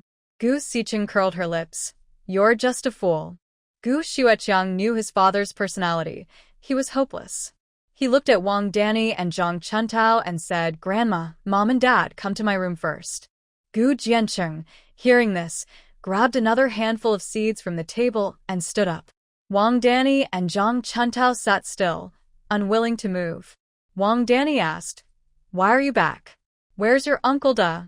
Gu Xueqiang replied helplessly, "My Uncle Da has something to do, and isn't at the shop." "Something? What kind of thing?" Wang Danny asked. Gu Xueqiang wouldn't tell them about Gu Jiangwo and the others opening a supermarket, or his grandma and mom would be even more upset. He said, "I don't know what my uncle is doing. You all should rest in my room for now." Wang Danny and Zhang Chuntao also had questions for Gu Xueqiang but reluctantly got up and followed him to the backyard. Gu Jiancheng continued cracking seeds and wandered behind them. Wang Danny and Zhang Chuntao followed Gu Xueqiang into the backyard and realized how large Gu Jiangwo's yard was and how well it was maintained. When they entered Gu Xueqiang's house, they couldn't take their eyes off it. They had never seen such a clean and beautiful room before. "Are these wooden boards on the floor?" Wang Danny asked, bending down to tap the floor. Gu Xueqiang nodded in response. She then touched the furniture and the white walls inside the house. She said, "It seems your eldest uncle really makes a lot of money." Zhang Chuantao's eyes lit up even more. She touched everything inside the house and asked, "Your eldest uncle is so rich. Why didn't he buy a TV?" A few days ago, the village chief's family bought a TV. She went to see it and knew that a TV could show people, but it needed an antenna. When she entered this yard today, she looked for the antenna pole but couldn't find it after a long search. Gu Xueqiang asked them to sit down. "I don't know if my eldest uncle has money, and I don't know why he didn't buy a TV." "How can you not know?" Zhang Chuntao felt that her son was becoming more distant from her, and since coming to Lizhou, he had become more clever. She said, "You can take 50 yuan home, so your eldest uncle must earn even more money. Besides, if he wasn't making money, he wouldn't be able to buy such a big and nice house." "Mom, whether my eldest uncle has money or not has nothing to do with you or me," Gu Xueqiang said. "Don't say that I and Xuebin should inherit my uncle's things. In the city, girls also inherit family property." "Nonsense," Wang Danny said sharply.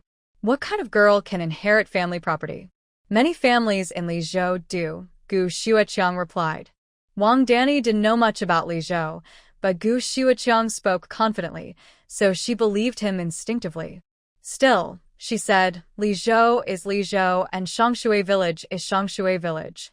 In our Shangshui village, it should be you and Xuebin inheriting his estate." Zhang Chuntao agreed, "Exactly." Gu Xueqiang felt helpless inside. How could he have such a family? He took a deep breath and said, "Anyway, I won't take my uncle's things. I have hands and feet, and I can earn my own money to support myself. I can also support you. But don't think about Xuebin inheriting my uncle's things. That's impossible. If you don't believe me, go talk to my uncle." He knew he couldn't persuade Wang Danny and Zhang Chuntao. The only person who could resolve their concerns was his uncle. "I even wanted to adopt you into your uncle's family," Wang Danny said. She thought that Gu Jiangwo bringing Gu Xueqiang to his home meant he liked him, and that making him an adopted son would be easier for Gu Jiangwo to accept. But she didn't expect Gu Xueqiang to be unwilling. "It's really hopeless." While they were talking here, Gu Siheng and Gu Yimin were doing whatever they needed to. Anyway, their father wouldn't let the second wife take advantage. Sometimes, Gu Siheng wondered why Wang Danny, as a woman, disliked girls so much. Could it be that she also hated herself? The sisters sat for a while before cooking dinner together. Just as the meal was ready, Gu Jiangwo, Gu Erwi, and Wang Yueju returned. Today, Gu Jiangwo and Gu Erwi went to oversee the renovation of the supermarket house. On their way back, they met Wang Yueju at the alley entrance. Wang Yueju naturally told them about Wang Danny and Gu Jiancheng coming together. After hearing this, Gu Jiangwo only said, "Don't worry, it's fine." Wang Yueju wasn't really worried. First, she trusted Gu Jiangwo. Second, all 4 of her daughters were becoming more successful. What was there to fear? To be honest, if Gu Jiangwo dared to favor Wang Danny or the second wife, she would take her 4 daughters and leave alone. When children succeed, they have confidence. Gu Jiangwo didn't see Wang Danny and Gu Jiancheng in the front yard, so he knew they were in Gu Jiancheng's room. He walked to the backyard, knocked on Gu Xueqiang's door, and called out Xueqiang. Inside, Gu Xueqiang heard his voice and relaxed a bit. He got up to open the door. Gu Jiangwo entered, sat on the edge of Gu Xueqiang's bed, and looked down at Wang Danny and Gu Jiancheng without saying a word. Having been in business for so long, his demeanor and presence had changed. Now, with a serious face, he stayed silent. Wang Danny and Gu Jiancheng felt a bit nervous. Gu Jiancheng couldn't hold back and said, "First, brother, it's not my fault." Gu Zhengwo didn't give him a glance. He looked at Wang Danny and said, "Mom, I still say the same thing. If you follow me, I will take good care of you. But if you want something else, forget it. It's never going to happen." How? How is that impossible? Wang Danny felt that since she was Gu Zhengwo's biological mother, even if he was unhappy, he wouldn't do anything to her. Gu Zhengwo didn't answer her question. Instead, he looked at Gu Xueqiang and asked, "Second brother, what do you think? Do you also believe that my things should all go to your son in the future?" I never thought about that," Gu Xueqiang quickly said. In the past, when this older brother wasn't so powerful, he would have been beaten down easily. Now that he's successful, he dares more, maybe even more harsh. He didn't dare argue with him. It was better to stay quiet and wait. Gu Zhengwo knows Gu Jiancheng's personality. He is selfish, lazy, and likes to eat, but he cannot do worse things. This is partly because he was often beaten when he was young. Their father died when they were very young. Gu Zhengwo was only a boy himself and didn't know how to teach others. He could only punish him when he did something wrong. Even now, he isn't sure if his way was right or wrong, but at least his brother didn't become a great villain. When Gu Jiancheng said he never wanted anything from him, Gu Zhengwo nodded and then looked at Gu Xueqiang. "Xueqiang, what about you?" "Big brother, I've never thought about it," Gu Xueqiang replied. Since coming to Lichu, Gu Xueqiang learned a lot. He has hands and feet, so why would he want someone else's things? It's better to work hard himself. He believes that if he works well, he can live a good life. Gu Zhengwo nodded again, his voice sounding much calmer. Gu Xueqiang has been with him since he was young and is very diligent. Deep down, he is his nephew. As long as he keeps like this, Gu Zhengwo won't mistreat him. So far, he thinks Xueqiang is a good boy. Gu Zhengwo then looked at Wang Danny. "You are my mother, I am your son. Do you think no matter how much you cause trouble, I won't be able to handle you?" Wang Danny snorted, but didn't speak. It was clear she understood what he meant. Gu Zhengwo sneered. "Mother, this is the new society now. You might not know, but if a mother and son have a serious disagreement, it can be settled legally." Wang Danny was shocked. "What do you mean?" Gu Zhengwo explained, "That's what I mean. The law says my inheritance should go to my 4 daughters. But you try to pressure me with your status and want me to give my things to my nephew. When I really can't handle it anymore, I have to go to court." Gu Zhengwo spoke sincerely, without any falsehood or intimidation. Wang Danny was stunned, not knowing what to do. Zhang Chuntao saw this and got angry. She stood up and said, "Big brother, what are you saying? How can a son sue his own mother? Before suing her, you should be sued first." Gu Zhengwo replied coldly, like ice. If he had known Zhang Chuntao was like this, he wouldn't have let Gu Jiancheng marry her, even if it meant he'd be single. Actually, it was all because of poverty at that time. Marrying Gu Jiancheng was already a great blessing, so there was no time to worry about this woman's personality. Zhang Chuntao didn't expect Gu Zhengwo to say that. She turned to look at Gu Jiancheng and said, "Gu Jiancheng, are you still a man? I've been bullied so badly, and you don't even say a word?" Gu Jiancheng turned away, not looking at her, and said, "If I'm not a man, how could I have 2 sons with you?" Angered, Zhang Chuntao clenched her stomach in pain and turned to argue with Gu Zhengwo.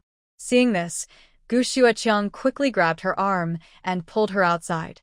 She was not as strong as him, so she was dragged into a nearby room, with Gu Jiancheng following behind. Gu Xueqiang closed the door and angrily looked at Zhang Chuntao, saying, "What are you trying to do? Are you trying to push me to my death? How did I push you to your death?" Zhang Chuntao pointed at Gu Xueqiang and scolded, "You're just a selfish person. I see your heart is with the main family. You treat Gu Zhengwo as your real father, but look, he doesn't give you anything. Why would I want my uncle's things?" Gu Xueqiang emphasized again, I said I would work hard to earn money and support you all. Why do you keep thinking about other people's stuff? For whom am I doing all this? Isn't it for you and your brother? Zhang Chuntao sat on a chair, crying. I've given my whole heart to you, and now I've become your enemy. What kind of life is this for me? She cried with tears and snot, and Gu Xueqiang ignored her. He knew well what kind of person his biological mother was. If his biological father was useless, his mother was cruel and selfish. She always said it was for his good, but it was really just for herself. He couldn't change such a mother. Ignoring Zhang Chuntao, Gu Xueqiang looked at Gu Jiancheng and said, You're already in your 30s or 40s. I'm not asking you to support the whole family, but at least you should take good care of your wife. Although Gu Jiancheng was lazy and fond of eating, hearing his son speak like that made him feel embarrassed. Just as he was about to argue back, Gu Xueqiang continued, I've learned a lot working with Uncle Gu these days. I'm thinking once Uncle's people aren't busy, I'll start my own business. Maybe I won't do better than Uncle, but it's enough for our family to live a good life. But if you keep bothering my mother every few days, upsetting Uncle Gu, what good will that do for you? What good for me? If you take good care of my mother and work hard here, you'll have money and a good life too. Gu Jiancheng crossed his legs and frowned, thinking for a moment. All right, don't worry. She won't bother you anymore. Spending the older brother's money isn't okay, but spending his son's money is fine. Okay, I will send you 10 yuan every month. When I earn more, I'll give you more, Gu Xueqiang promised. To get Ma to work, he thought he should give him some reward. Gu Jiancheng's eyes lit up. Don't worry, he definitely won't bother you again. Gu Xueqiang, is this how you treat your own mother? Zhang Chuntao stood up and pointed at Gu Xueqiang's nose, scolding him. When you were born, I should have strangled you. Gu Xueqiang ignored her, turned and left, closing the door behind him. At that moment, he heard a loud slap and then his mother crying and yelling. Everyone wants their home to be peaceful and happy, like Uncle's family working together. But how many families are really like that? Most homes, like his, are a mess. Gu Xueqiang walked to the corner of the wall, leaned against a tree, and lit a cigarette. He was the same age as Gu Yimin, just 2 months older. When they were young, Grandma often told him that Yimin was a girl, scolding Auntie for being a fox spirit who seduced men but couldn't have children. Still, he was very jealous of Yimin. He envied how Auntie always smiled at her and how every time Uncle came back from the army, he let her ride a big horse. But he had to listen to his mother and Grandma complain all day, and his father was never home. Thinking about the past, he finished his cigarette without realizing it. He made up his mind that if he ever had a family and children, he would never let them live like he did.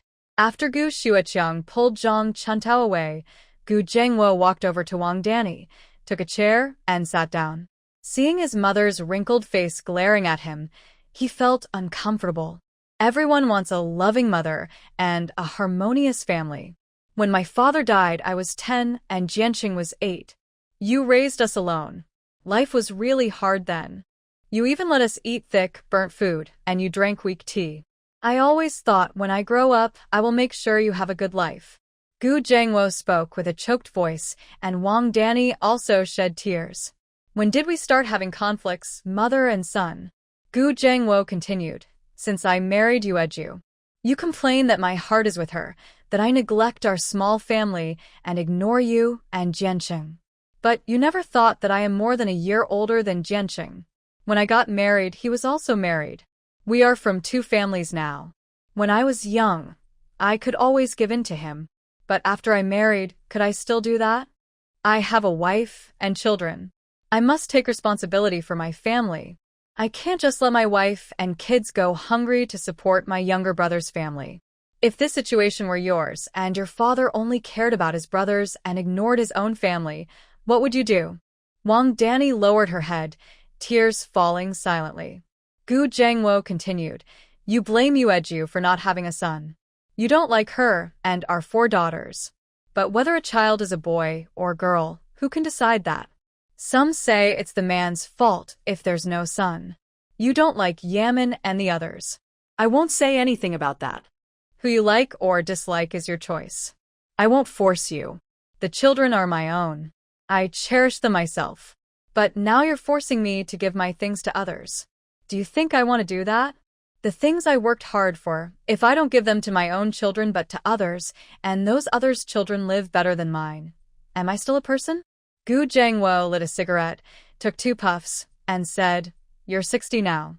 Later, you'll need children to take care of you. Think about it. Who will care for you when you're sick or in trouble? Will it be Zhang Chuntao? You're just relying on me being your son, so you can do whatever you want. But how much filial piety do you really have? Do you think I am just doing my duty to support you, or do I genuinely want to care for you from my heart?" Wang Danny's old hands clasped together. She wasn't stupid. She understood this logic. But like Gu Jiangwo said, she was just relying on him being her son to do whatever she pleased. Seeing her somewhat moved, Gu Jiangwo added, "If you stop mentioning adoption or splitting my property between Shuang and Xueqiang, we can still be good mother and son. If you want to stay in Lizhou, you can choose any room in my house. You don't have to do anything here, just chat with the old ladies in the alley every day. If you don't want to stay in Lizhou, I can renovate your house in Shangshui village and make it look like this one, and I'll give you money every month.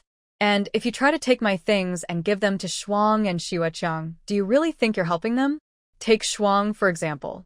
If he wants my things, I won't give him a single cent. He wants to earn money with his own hands now, and I will help him. Think about it. Wouldn't it be better if he had his own job? Do you want them to be like the second son, always unambitious?" Gu Jiangwo has said everything he needed to say, and now he just sits there smoking, waiting for Wang Danny to come to her own realization. Actually, he doesn't expect her to understand. He just wants her to know that she will have to live on her own from now on. He's her son, no doubt, and he has the duty to support her, but support can take many forms. She can choose her own future. After a while, Wang Danny raises her head. "It's time to eat, right? Let's eat." Gu Jiangwo didn't expect her to react this way. He was momentarily stunned, and then stood up. "Let's go. The food is ready." He walks outside, regardless of what her final decision will be. Whatever way she chooses to be filial, he will follow. How he shows his respect depends on her choice. As they leave, the door to the next room opens.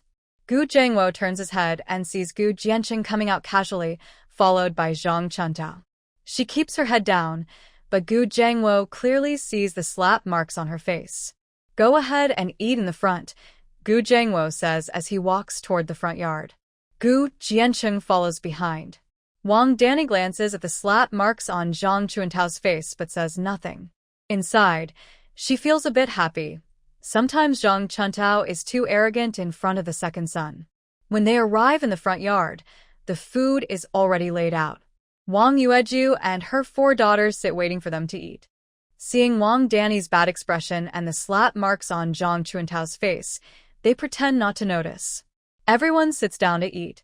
Tonight's dinner is destined to be very silent.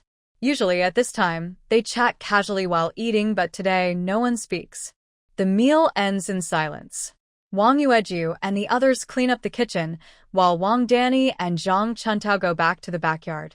Gu Jianqing approaches Gu Jiangwo carefully. "Big brother, I will take Zhang Chuntao back to the village tomorrow. I promise she won't cause trouble anymore." Gu Jiangwo nods. "You're not too old to want a free life, but think about it. If Xueqiang becomes successful, your life will be even better." Gu Jianqing nods. "I know. Xueqiang told me himself." Good.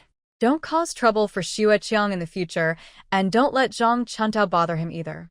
Your family is counting on Xueqiang, Gu Jiangwo advises, feeling a bit sorry for that kid. "I know. If Zhang Chuntao dares to cause trouble again, I will divorce her and send her back to her mother's house," Gu Jianqing says confidently. He thinks his idea is very good, one solution to everything. But Gu Jiangwo said, "You can't get a divorce. If you do, what if she keeps bothering Xueqiang every day?" Gu Jianqing was stunned. He still couldn't shake off Zhang Chuntao's wife. Gu Jiangwo added, "Can't you even control a woman?" Although he disapproved of men hitting their wives, he believed some women deserved it. Gu Jianqing, though not ambitious, didn't want others to say he couldn't control his wife. He quickly replied, "No, if she doesn't listen in the future, I'll hit her." Gu Jiangwo didn't say anything. He was just giving a reminder.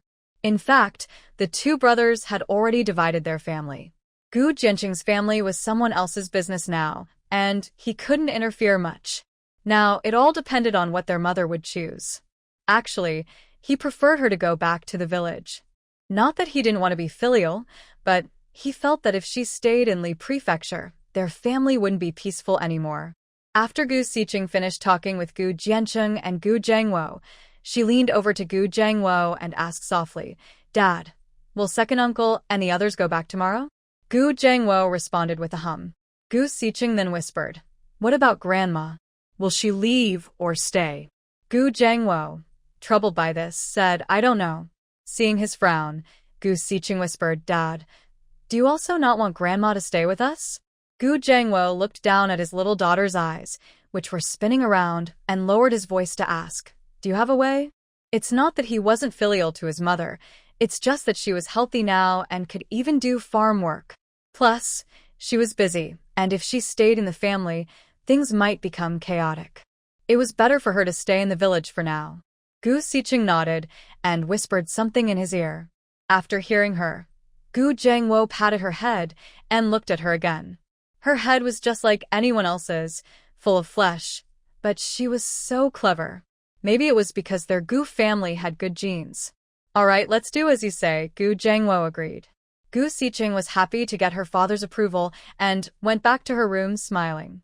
To plan for her grandmother, she first needed to discuss it with her father, since she was her biological mother. Wang Yueju finished tidying the kitchen, took a quick shower, and then ran into Gu Yimin. She learned that Gu Jianqing and his wife planned to go back, but she wasn't sure about Doanai. She went back to her room. Gu Jiangwo was sitting by the bed reading. Recently, he spent most of his time at home reading, which made Wang Yueju feel a bit worried. Now, everyone in the family was making progress in studying, but she was still the same, constantly busy at the stove. But every family member needs to do some chores. Wang Yueju felt a bit uncomfortable. Gu Jiangwo and the children were busy outside, and she wasn't idle at home, but now she seemed like the only one free in the family.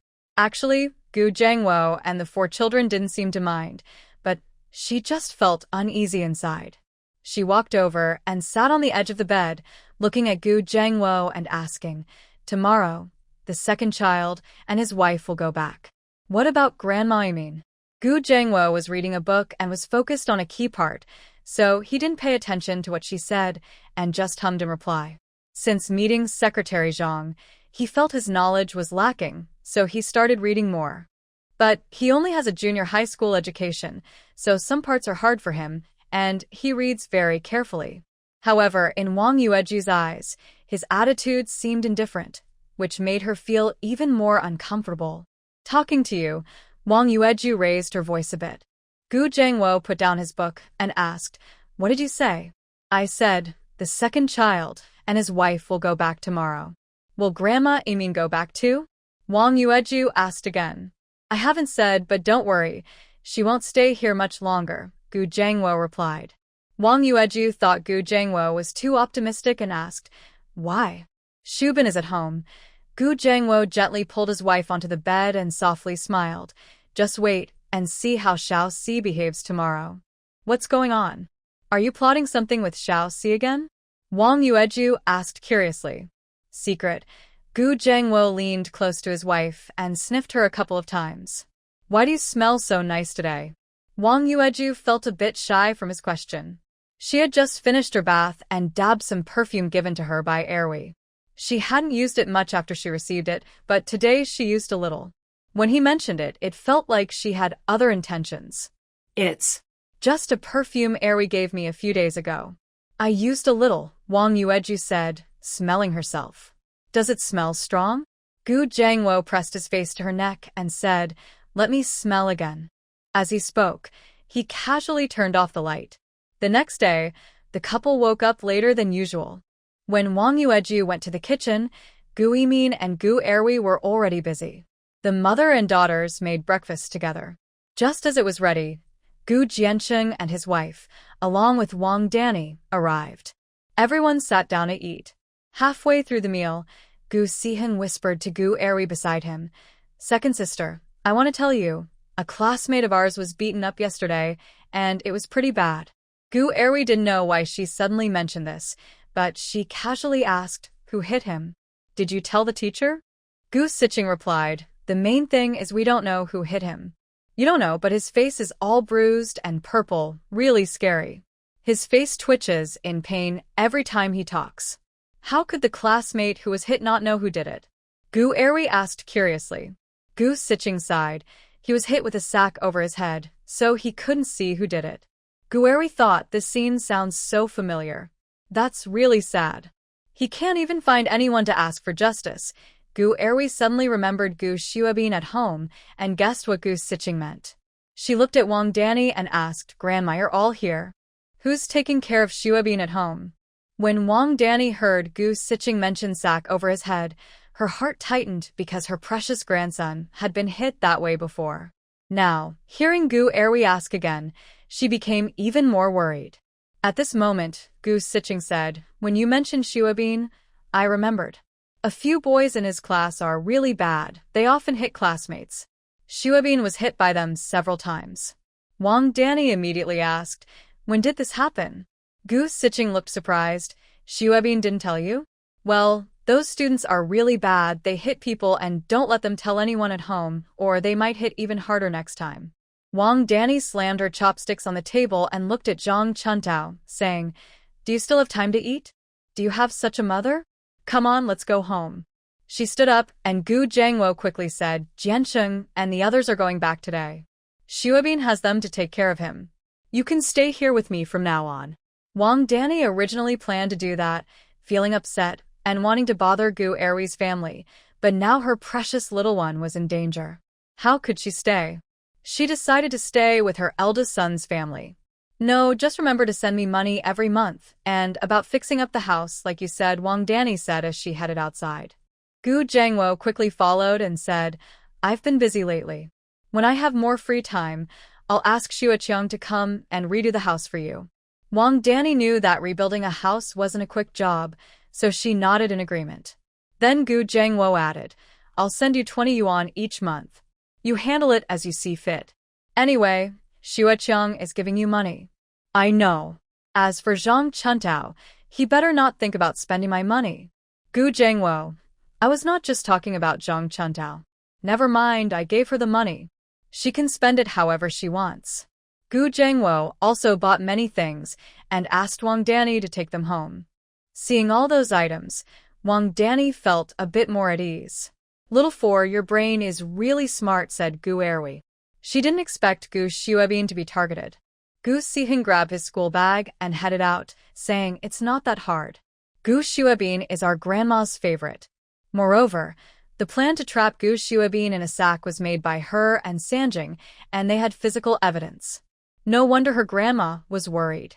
Gu Erwi watched her leave on Han Jingping's bicycle, muttering, "Fortunately, Jingping is also smart." She muttered to herself, pushed the bicycle out the door, and started preparing to hire store clerks for the supermarket. The hiring was set at the clothing store, which had a lot of foot traffic.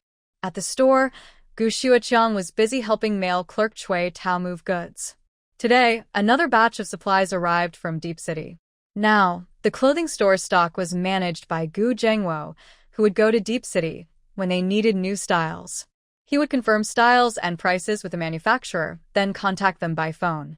The manufacturer would ship the goods by train to Lizhou. Seeing Gu Xueqiang and Chui Tao busy, Gu Erwi called out to the female clerk, "Song Xiuyu, help me buy a sheet of red paper."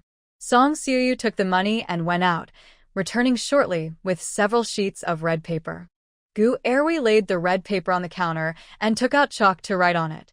She couldn't write with a brush, and using a pen was too small. Chalk was perfect. White with red, very eye-catching. They decided to hire 6 clerks first.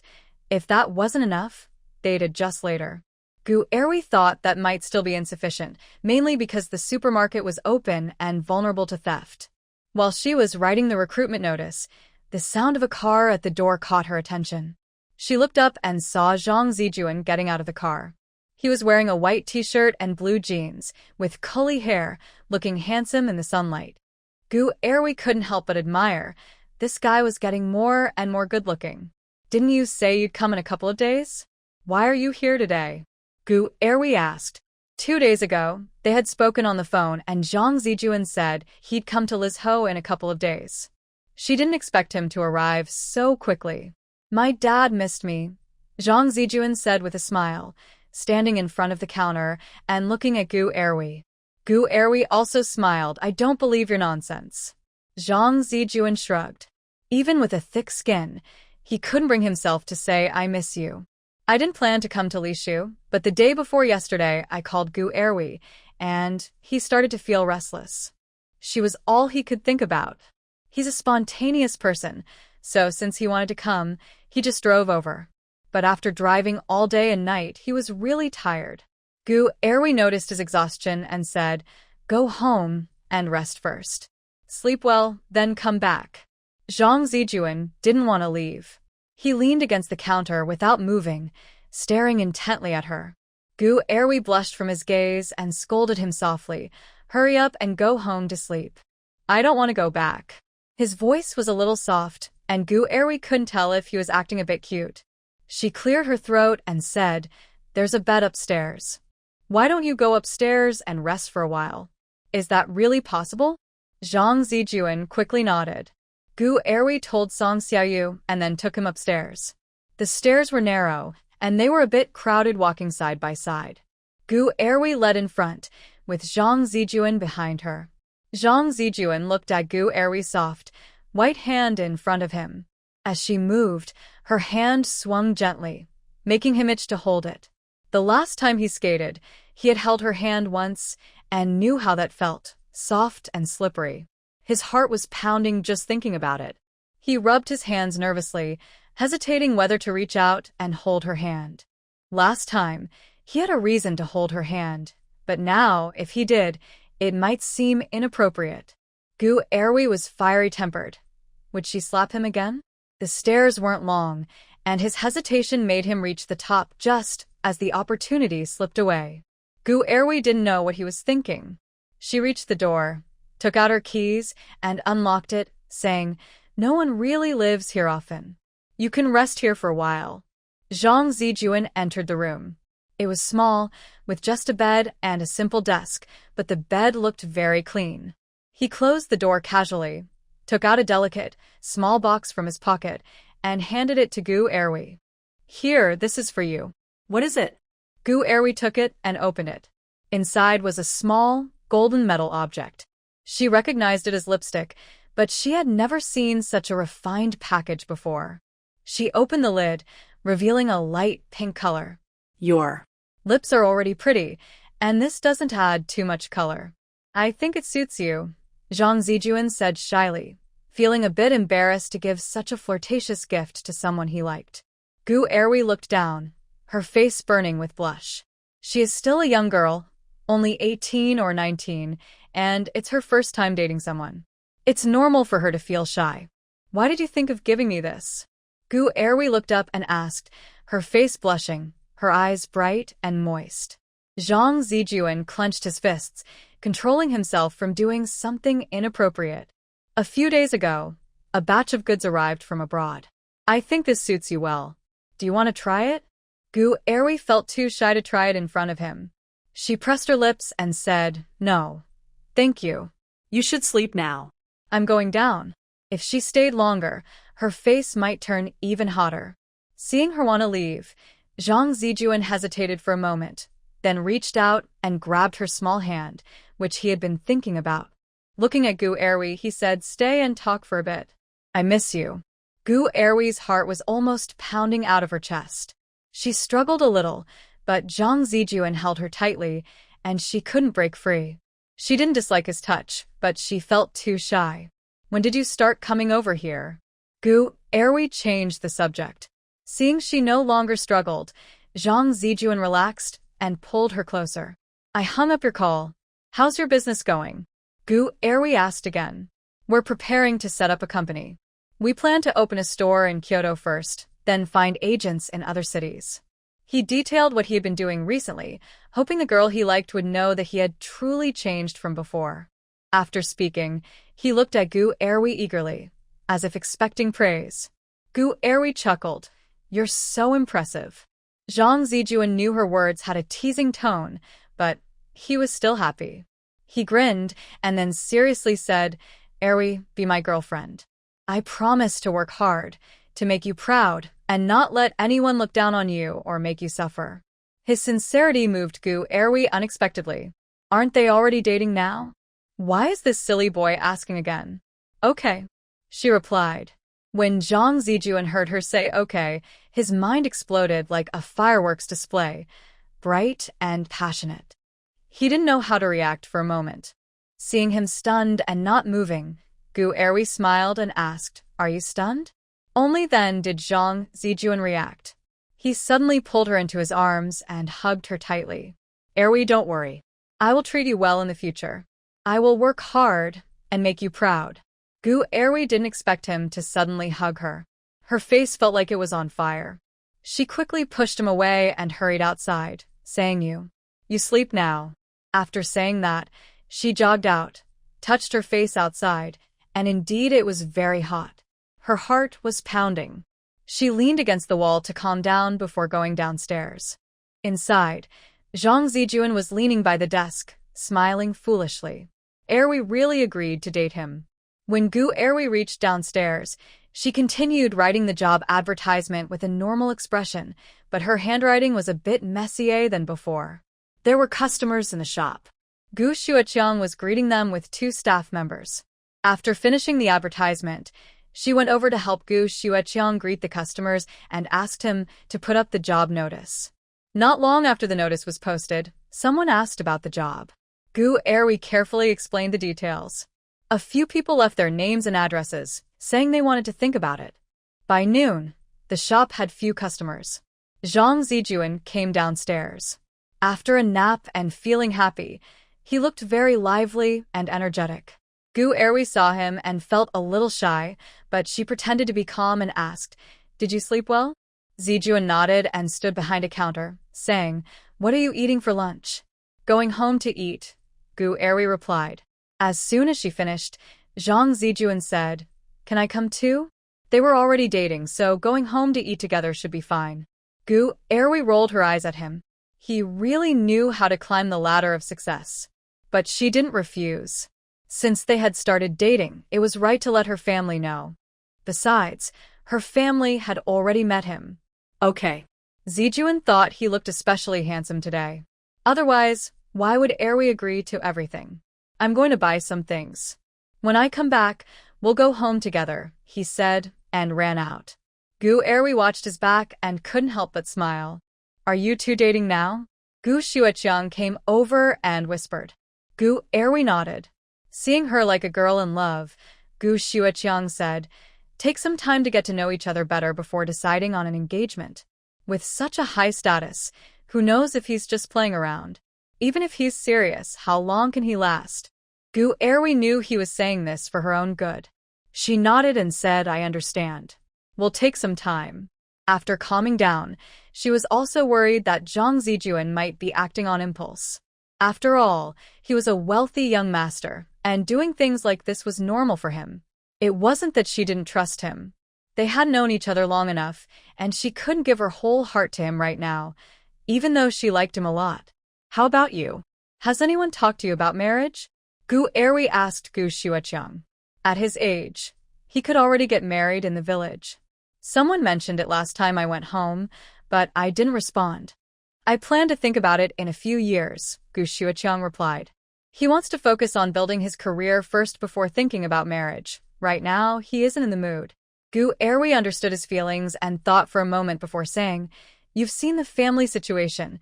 There's a shortage of people. If you want to start your own business, tell us in advance. First, we can discuss what you should do, and second, we can prepare someone to take your place here." All men have their own ambitions, and it's understandable that Gu Xueqiang wants to be independent. The country is doing well now, and they can't stop him from developing himself. Gu Xueqiang felt touched and nodded, saying, "Okay, I will tell my family in advance. While the siblings were talking, Zhang Zijuan returned carrying some things. Gu Erwi quietly asked him, "Why did you buy so much?" Just some fruit would be enough. How can that be? Zhang Zijuan moved closer to Erwi and said, "I didn't expect.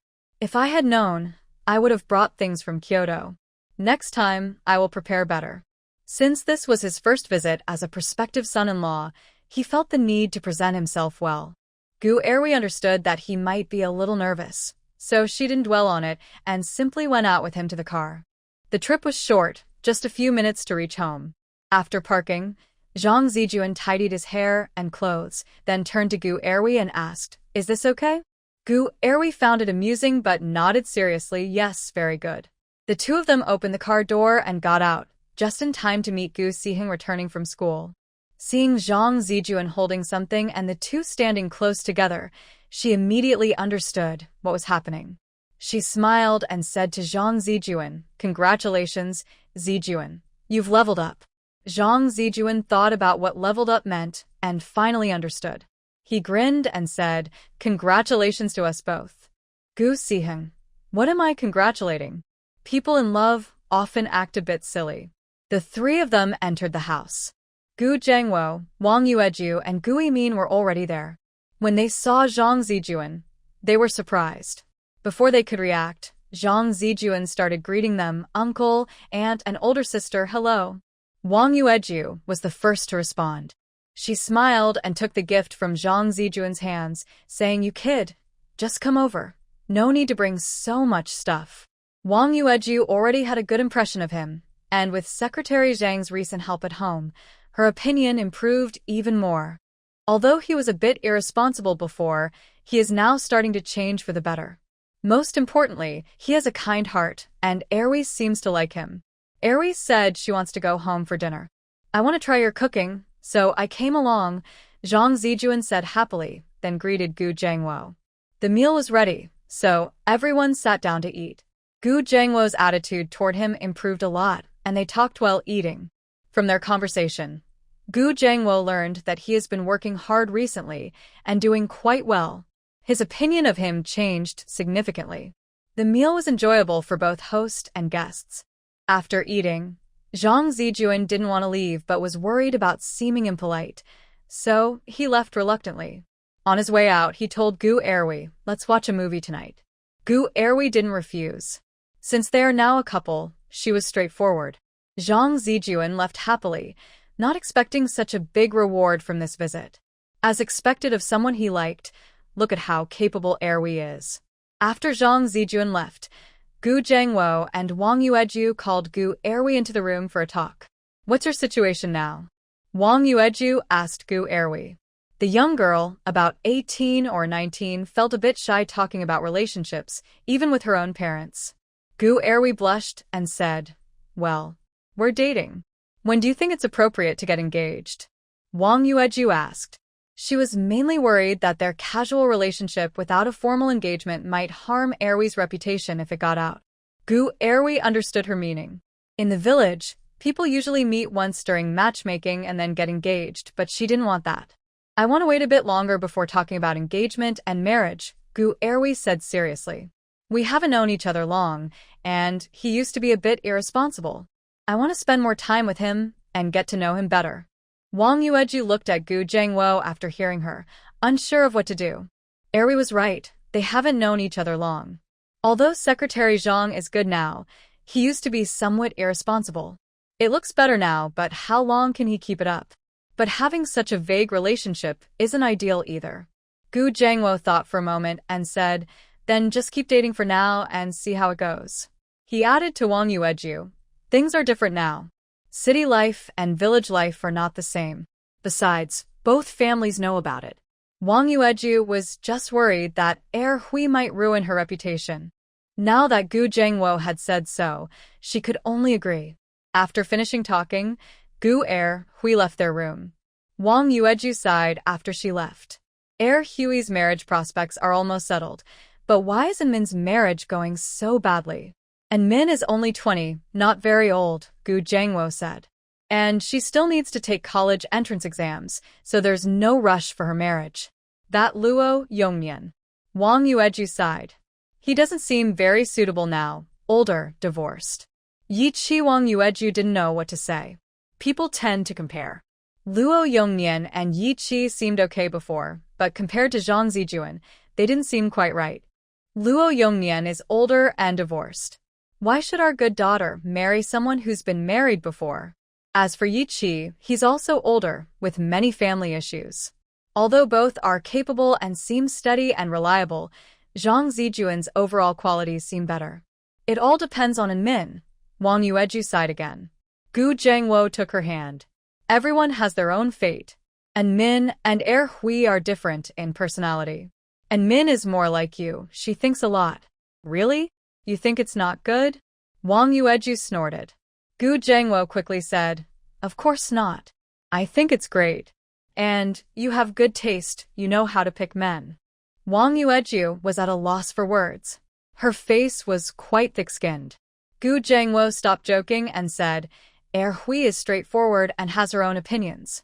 Someone like Zhang Zijuan is suitable. And Min is more thoughtful and a bit weaker in personality, so she needs someone steady and decisive. We'll take our time. Hearing this, Wang Yueju understood and said, Then we'll just take our time. We'll find someone suitable, I'm sure. They continued talking about Min's marriage prospects inside the house. Outside, the mailman handed Gu Min a letter from Kyoto. Gu Erhui glanced at the address. Luo Yongnian and Yi Chi are both in Kyoto, but she didn't know who sent the letter. Oh, sister is having romantic troubles. Gu and Min took the letter inside, opened it, and saw 4 pages. Just from the number of pages, she knew it wasn't from Luo Yongnian. He never wrote more than 1 page. She looked at the signature at the end. Sure enough, it was from Yi Chi. The 4 pages didn't mention feelings, but talked about some interesting and lively things happening around him. After reading the letter, Gu and Min put it back in the envelope, opened a drawer, and placed it inside, then sat there lost in thought. Thinking about something? Gu Erhui came over and sat beside her, asking. Gu Yimin did not speak. Gu Erhui asked, Is it Yi Chi? Gu Yimin responded with a nod. Gu Erhui didn't know what she was thinking, so she decided to share her own thoughts. If it were me, I would follow my heart. No one is perfect. Can you tolerate his flaws? Do you want to change for him? Actually, as long as you want to, many things are not hard to do. I understand, Gu Yimin said. I just feel I am not good enough, so I lack confidence. If you're not good enough, how many men would like you? Gu Erhui teased. Luo Yongnian and Yi Chi are both seen as talented young men. Let's not talk about that. How is the hiring going? Gu Yimin changed the subject. Gu Erhui saw she was still unsure, so she didn't mention it again. The sisters then discussed the hiring process. I'll go see the renovation this afternoon. Why don't you come to the store to recruit? Gu Erhui suggested. Okay. The sisters agreed and, after resting a while, each went on with their own tasks. Gu Yimin went to the clothing store, helped out with Gu Xueqiang and others, and also interviewed a few candidates. Around 4 or 5 o'clock, an unexpected visitor arrived, Tong Lu. Had she gone abroad? She looked much plumper than before. Seeing Gu Yimin, she smiled and said, I've passed by here several times but never saw you. Today, what a coincidence to see you. Gu Yimin smiled. Do you need to see me about something? Nothing, Tong Lu apologized. I wanted to apologize earlier, but then some family issues came up, and I had a baby, so I never got the chance. Gu Yimin waved her hand. It's all in the past. Have you sorted out your child's household registration? Yes, it's settled. Follow me, Tong Lu said. Thinking back, that matter with Luo Yongnian was indeed a bit immature, and it affected you. Gu Yimin smiled, but didn't comment on that. Actually, Luo Yongnian is a really good person. He did that for me back then. You. I have nothing to do with him. Gu Yimin interrupted, her face calm. Please don't involve me with him anymore. Some things needed to be decided. Tong Lu looked a bit embarrassed. I'm sorry. I just think you two are a good match. I don't think so, Gu Yimin said, feeling a bit annoyed with Tong Lu. She wasn't even very close friends, and her personal feelings didn't need her meddling. Tong Lu felt more awkward. She smiled again. and then left. She just felt that the matter involving Luo Yongnian was causing trouble and wanted to do something for him. She didn't expect Gu Yamin to have such an attitude. Tong Lu left, and Gu Yamin continued to busy herself in the shop. But whenever she had free time, she would think about her and Luo Yongnian's past. The initial feelings of excitement, the rejection, the messy events that followed, and then him receiving a medal, and today seeing Tong Lu again. Thinking about all these things in order, the initial spark of affection seemed to have disappeared, leaving only frustration. There's no denying Luo Yongnian is a good person. She had considered giving herself and him a chance, but now she realized she still had some reservations. She should learn to be more decisive, like Hui. This matter couldn't be delayed. Luo Yongnian was grown up. She couldn't afford to waste time. After making her decision, when she went to night school with Hui that evening, she asked, "When will Zhang Zijuan return to Kyoto?" Gu Hui was puzzled about why she asked but still replied, "In a few days. He still has many things to do in Kyoto. Can he bring something for Luo Yongnian?" Gu Yamin asked. "What thing?" Gu Hui already guessed what it was. Gu Yamin, a medal. Exactly. Because of Yi Qi's letter? Gu Hui asked. She couldn't blame herself for overthinking, especially since she received Yi Qi's letter today. "No," Gu Yamin said, "I saw Tong Lu this afternoon." Gu Hui understood. It was indeed quite annoying. "I've thought about it." "I can't delay him," Gu Yamin added. Gu Hui couldn't help but feel sorry for Luo Yongnian. Good people are good people, but fate just isn't on their side. She said, "All right, I'll tell Zhang Zijuan." The next day, when she saw Zhang Zijuan, Gu Hui mentioned this matter. Of course, she didn't go into detail about Gu Yamin and Luo Yongnian's relationship, only asking him to bring something for Luo Yongnian. Zhang Zijuan thought Gu Yamin was dating Luo Yongnian and was surprised, asking, "Did Big Sister reject Yi Qi because of him? What kind of person is he?" "Even better than Yi Qi." "Don't talk nonsense," Gu Hui quickly said. "He's just a pursuer. The thing he's sending is something he previously insisted on giving. Now, I want you to take it back." Zhang Zijuan suddenly understood. "Got it." "Don't worry, I'll handle it properly." Gu Hui was worried he might be reckless and said, "Just give him the thing. Don't say anything else. Luo Yongnian once saved my sister. He's a good person." "I understand, don't worry." Gu Hui handed Zhang Zijuan a medal and a letter as he was leaving. "Just deliver these." Zhang Zijuan saw the box with a national emblem on it. He was curious about what was inside, but didn't dare open it in front of Gu Hui. On the way back to Kyoto by car, his curiosity got the better of him. He opened the box and was shocked, nearly dropping the contents. Wow. A first-class merit medal. Yi Qi was not at a loss when refused. He admired the gesture. Such a heavy gift, and he's still in military school. Surely, he has a bright future. Why did he refuse? Zhang Zijuan was dying of curiosity.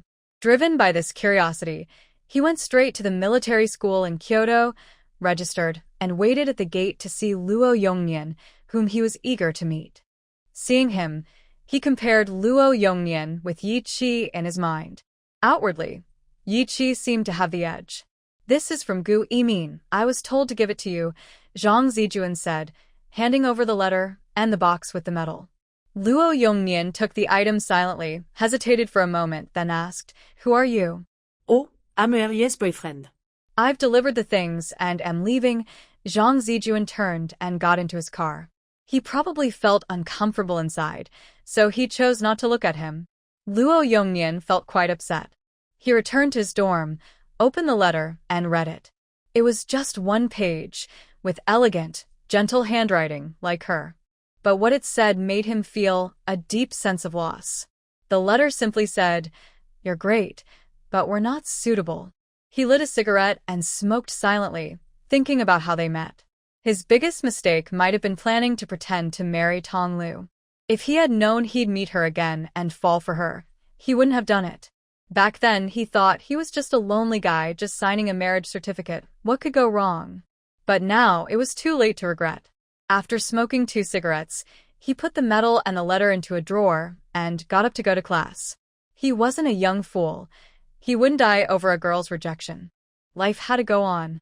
Zhang Zijuan left the military school, thinking about whether to tell Yi Qi this good news.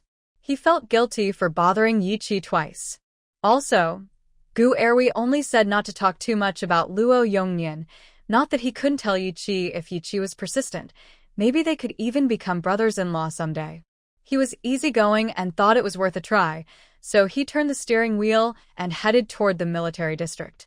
When we arrived, we registered and waited for a while.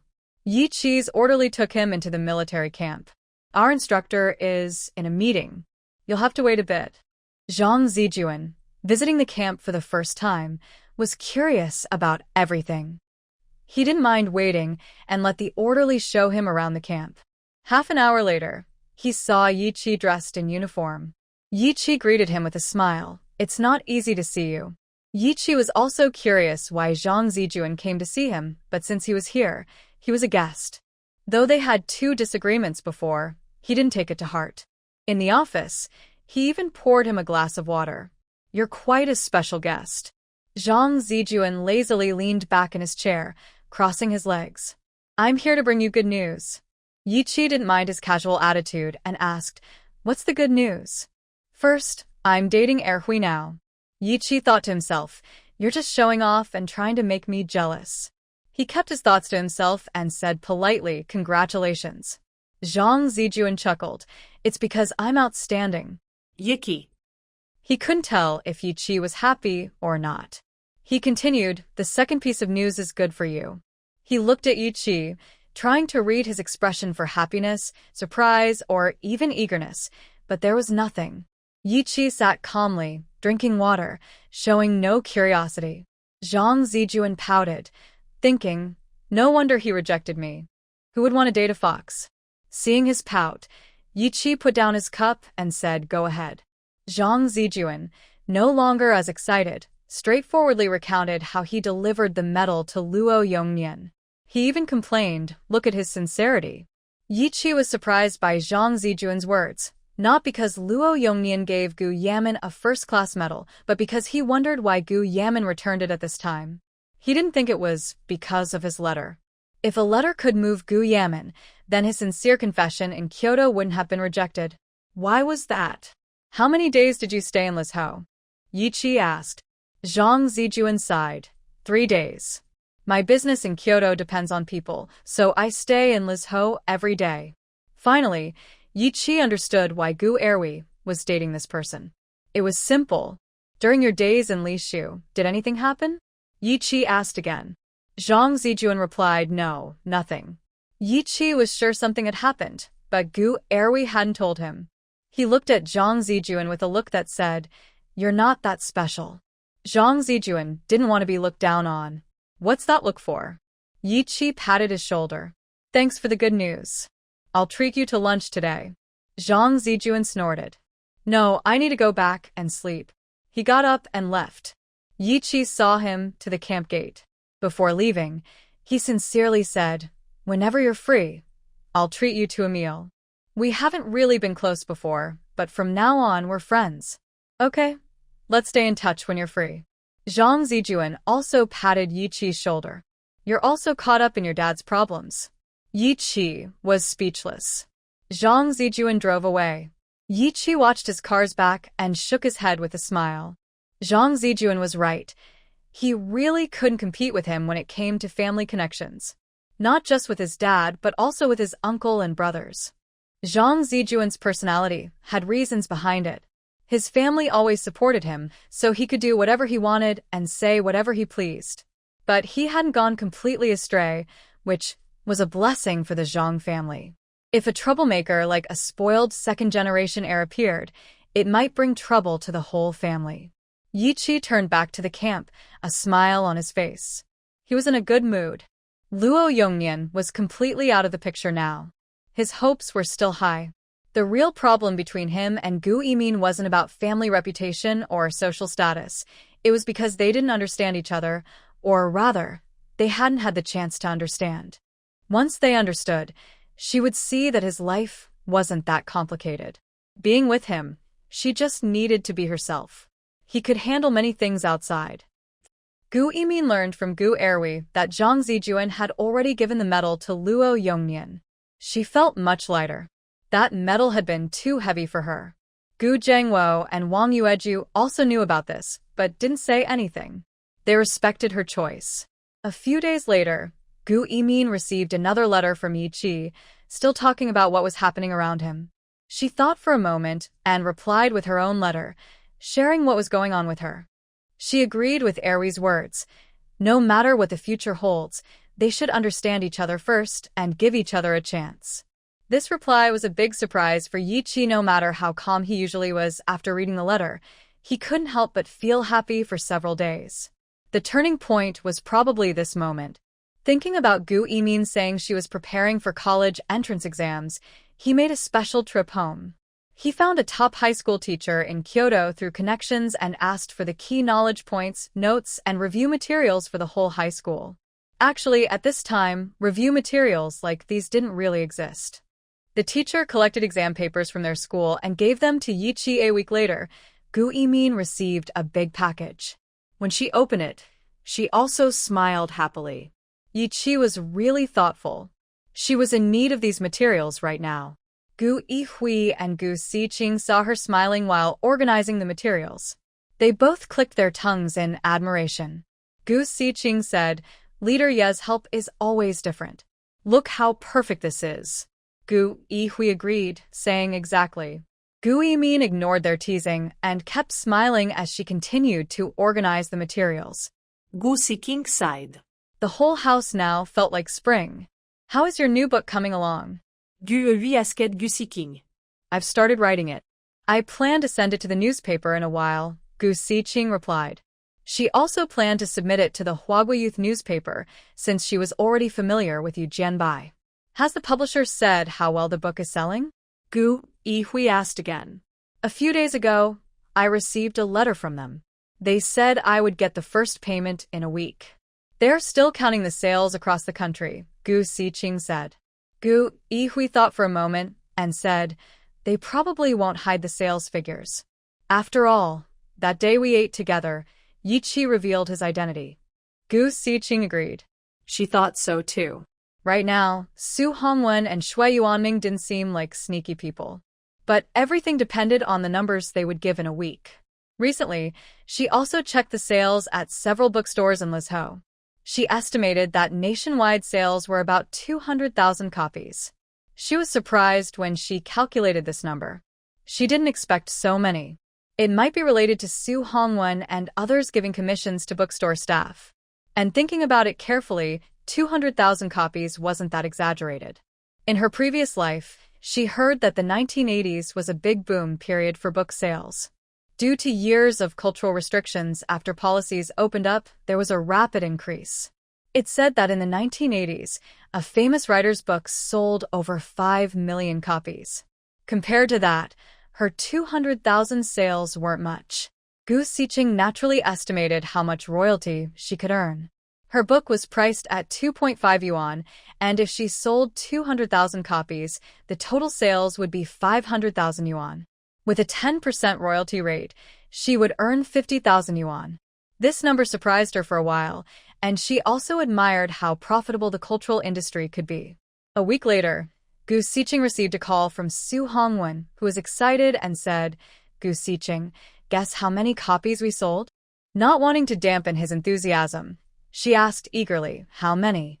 267,891 copies, Su Hongwen said excitedly. Really? Gu Siqing didn't expect the sales to be higher than her estimate, which meant she would earn more royalties.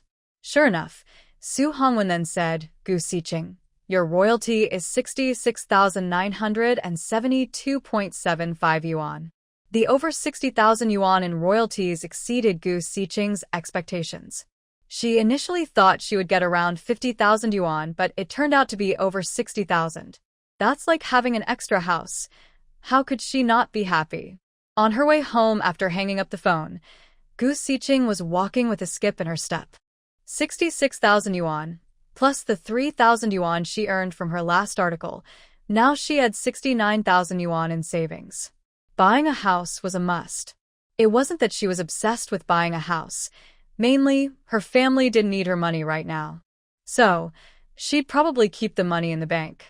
Should she let her money lose value in the bank or buy a house to increase in worth? Of course, buy a house to increase in value. Passing by the Han family's house, she glanced inside. Han Jingping was sitting in the yard, helping her Pang with his homework.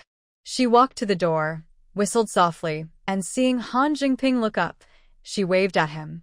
When Han Jingping saw her leaning against his house's door with bright, smiling eyes, he couldn't help but feel happy.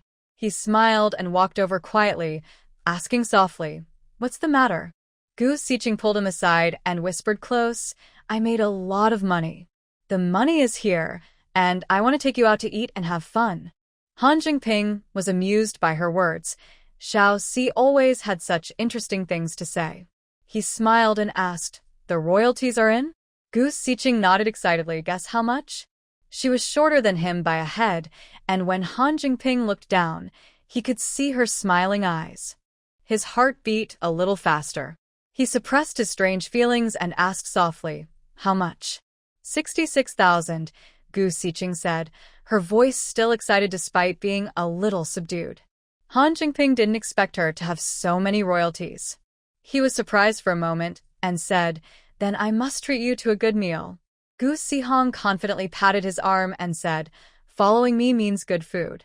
Han Jingping laughed again. "Okay, I look forward to you inviting me to eat meat." Gu Sihong nodded, then happily headed home. Han Jingping watched her enter the Gu family's house before turning back home. When Gu Sihong returned home, only her mother was there. She quietly approached her and whispered, "Mom, I have good news for you." Wang Yueju was chopping vegetables. Hearing her, she paused and asked, "Did you get first place?" Gu Sihong rolled her eyes. "Is getting first place still good news for me? It's a common thing, right?" Wang Yueju was amused by her clever expression and chuckled. "Then what is the good news?" "I earned a lot of money," Gu Sihong said. Wang Yueju continued chopping vegetables and asked, "How much?" Seeing her indifferent attitude, Gu Sihong snorted and said, 66,000. Wang Yueju was surprised by this number, turned around with the knife, and asked, "How much?" Gu Sihong quickly took the knife from her and said, "Please put the knife down first." "How much money did you make?" Wang Yueju thought she might have misheard earlier. 66,000, Gu Sihong replied. Wang Yueju was stunned for a moment and asked, "Why so much?" She knew this was probably from her writing royalties. Previously, Gu Sihong's royalties were only a few hundred each time, so suddenly earning 66,000 was indeed shocking. Gu Sihong picked a tomato from the cutting board and took a bite, then explained, "Sold over 20,000 copies.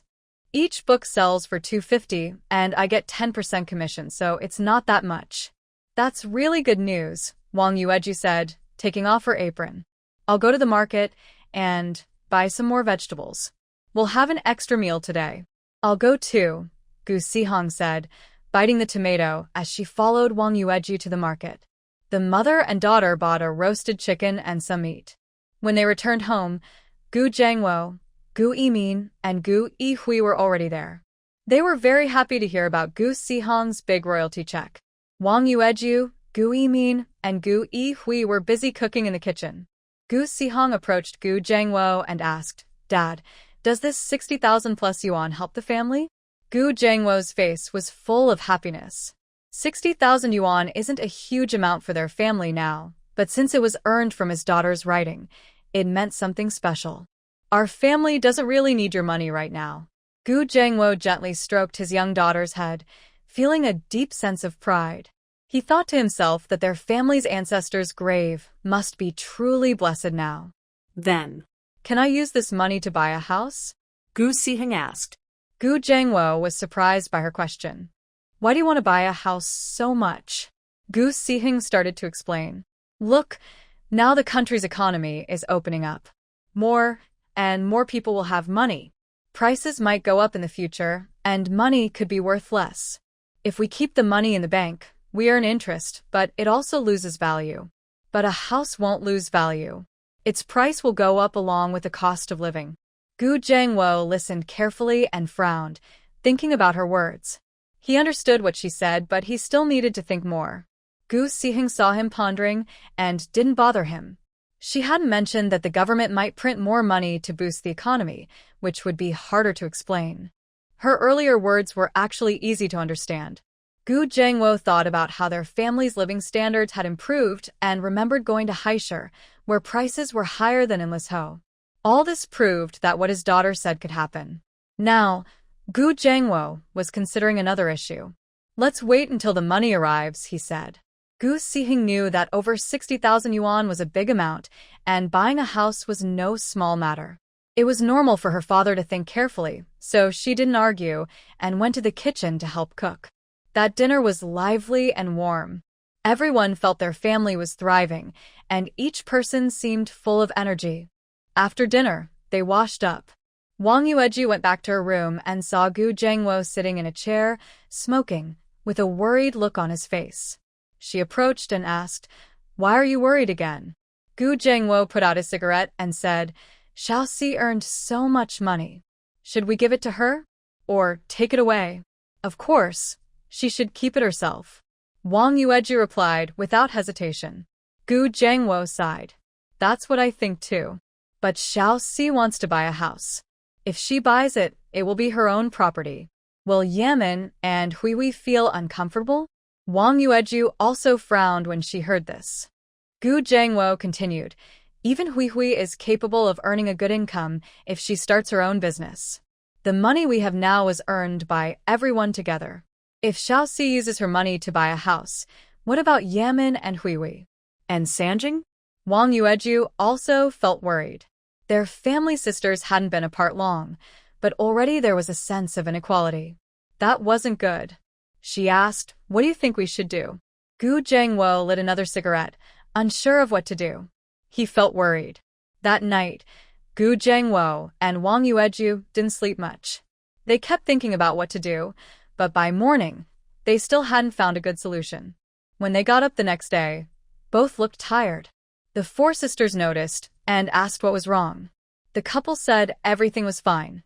They decided it was better not to let the four of them know the full story for now. Gu Sixing didn't expect that her actions would cause her parents some trouble. She didn't mean to take sole ownership of the house she bought. The whole family worked together, and they shared their money. But Gu Zhengwo was troubled all day, thinking about how to solve this problem. It was something they would have to face sooner or later. The children had different abilities, and splitting money evenly might cause arguments. After a day of thinking, Gu Zhengwo finally came up with a plan. That evening, he discussed it with Wang Yueju. Erwi is good at running a business, and she has contributed more than Anmin and the others.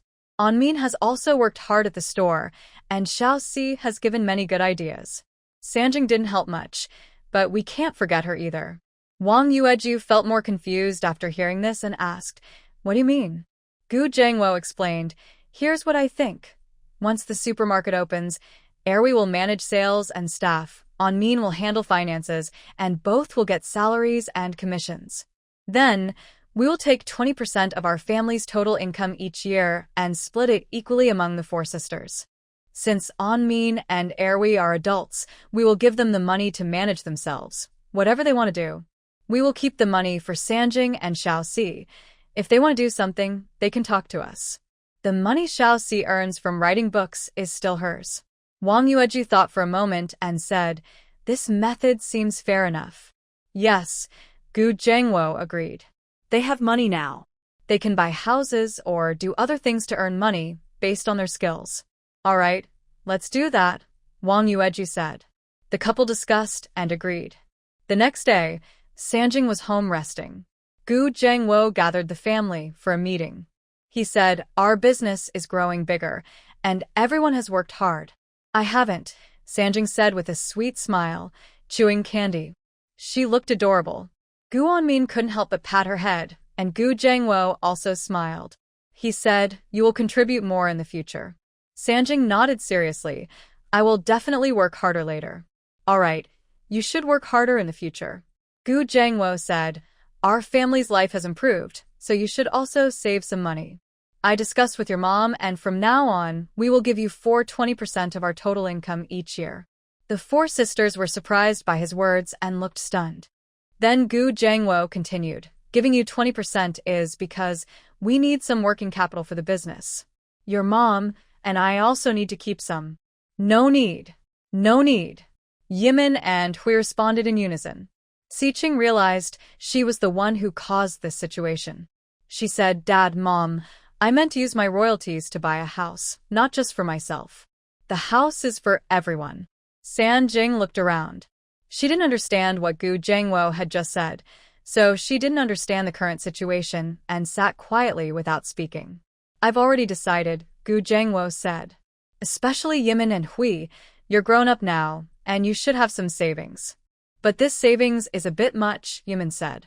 She roughly calculated that, according to her dad's words, each of the four sisters should get at least tens of thousands of yuan a year. Now, not many people in the country have 10,000 yuan accounts. "Money will eventually belong to you," Wang Yueju said. "We've already discussed it and agreed to do it this way." Seeing that they both insisted, the four sisters had no choice but to agree. After the meeting, Siqing stayed in Gu Jiangwo and Wang Yueju's room and didn't leave. She leaned on Wang Yueju and said, "I didn't explain things clearly before." Wang Yueju smiled and patted her forehead. "Isn't it good to share the money with you? You can buy a few more houses." "I just think buying a house is a good way to protect myself," Siqing said. "If the government were selling land now, she would definitely buy some." "How come you're so smart and still don't understand this?" Gu Jiangwo asked with a smile. "I know, but it's because I caused the situation. I feel uncomfortable." Siqing naturally understood that this kind of dividend method would be implemented sooner or later because it's fair. She hadn't been so clingy and spoiled in a long time. Wang Yueju enjoyed it and hugged her, rubbing her a couple of times, saying, "That's a good thing." "Is there anything you're uncomfortable with?" Siqing stayed a little longer in her mother's arms before leaving. She then went into Yimin's room, where Hui and San Jing were also present. Seeing her, San Jing waved her over. "Little four, come eat an apple." Siqing walked over and saw the table filled with fruits, sunflower seeds, and candies. Suddenly, she remembered how San Jing once stole an apple from her mother's milk bottle and was chased with a rolling pin. She sat on the edge of the bed, took an apple, and bit into it with a crunch. She mumbled, "No matter what, we will all be rich in the future. I want to buy a house. What about you guys?" "I'll follow you," Gu Sanjing quickly said. She thought their family, especially Si, was the smartest and definitely the right person to follow. Gu Siqing looked at Gu Erwi and heard her say, "The money hasn't come yet. We'll talk about it when it does." "I'm the same," Gu Yimin added. All right. Gu Siqing didn't insist on this matter. After all, her second sister was good at business and might have good investments. Making money from money might be more profitable than investing in a house. Gu Siqing was eating her apple when she saw Gu Sanjing peeling a bunch of sunflower seeds, waiting to eat them together later. When she wasn't paying attention, Gu Siqing quickly grabbed some and put them in her mouth. Gu Sanjing saw and stood up, trying to take them back, and they started arguing again. Gu Yimin and Gu Erwi watched and laughed. Si always loved teasing Sanjing.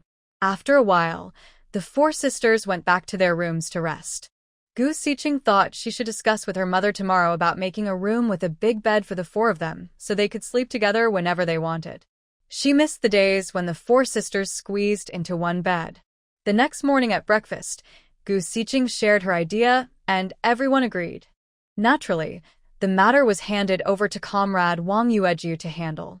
A week later, Gu Siqing received the bank transfer receipt and started preparing to buy a house. This time, she wanted to buy a small villa in Haishur. But it wasn't easy. She needed to find someone she knew.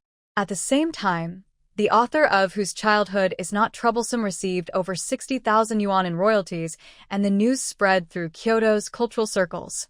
Su Hongwen and Shui Yuanming didn't expect Whose Childhood Is Not Troublesome to sell so well. Even though it was popular when serialized in the newspaper, it was a niche book suitable for elementary school students. Selling over 200,000 copies was a big surprise for them. After deducting costs and royalties paid to Gu Siqing, their publisher made nearly 200,000 yuan. 200,000 yuan. They had never seen so much money before, but now it was right in front of them.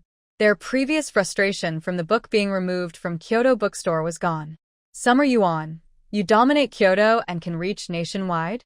Thinking about Summer Yuan's daughter's book, which only earned her about 3,000 yuan in royalties, made them feel even more satisfied. Later, the two of them discussed and decided to spread the news about the author of whose childhood is not troublesome receiving over 60,000 yuan in royalties. This would upset Xia Yuan and, most importantly, help promote their publishing house. Although they mainly publish foreign classics, they are also capable of publishing quality domestic books. Who wouldn't want to make more money? Although they are newcomers in the Kyoto cultural circle, they have some connections. A few friends were invited for drinks, and soon the news spread quickly. The story caused a big stir.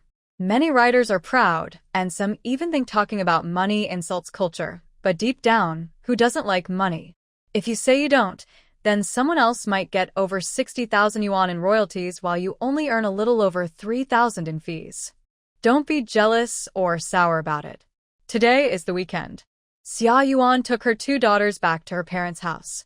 She visits almost every weekend.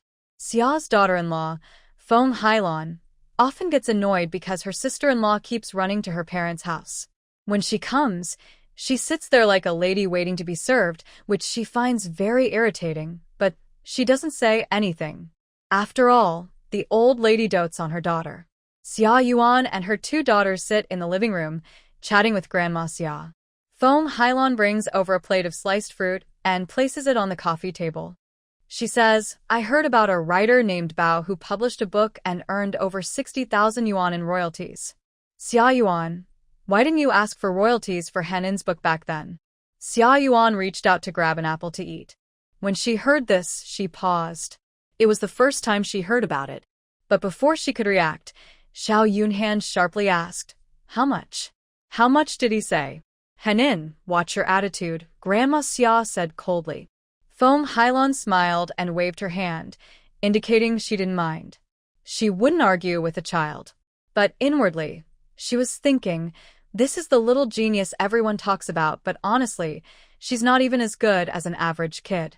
Over 60,000, Feng Hailan said with a smile. My sister-in-law from my hometown told me. She also said she felt sorry that Henin's book didn't ask for royalties, and maybe she earned more than that Bao writer. Really over 60,000? Xia Yuan's eldest daughter, Xiao Yunlu, asked with a gossiping look, resembling a market auntie. Ma Hailan saw her expression and slightly curved her lips with a hint of sarcasm. This is how Xia Yuan's two daughters are. Truly wonderful. Xia Yuan gently tugged at Xiao Yunlu, making her realize she had once again lost her composure. She quickly sat up straight. Henin's book was published by a state-owned publisher, Xia Yuan said with a forced smile. Then she added, the author you mentioned is probably called Zandabao. Her book was published by a private publisher. Regardless of which publisher published it, earning so much in royalties shows the book sells well.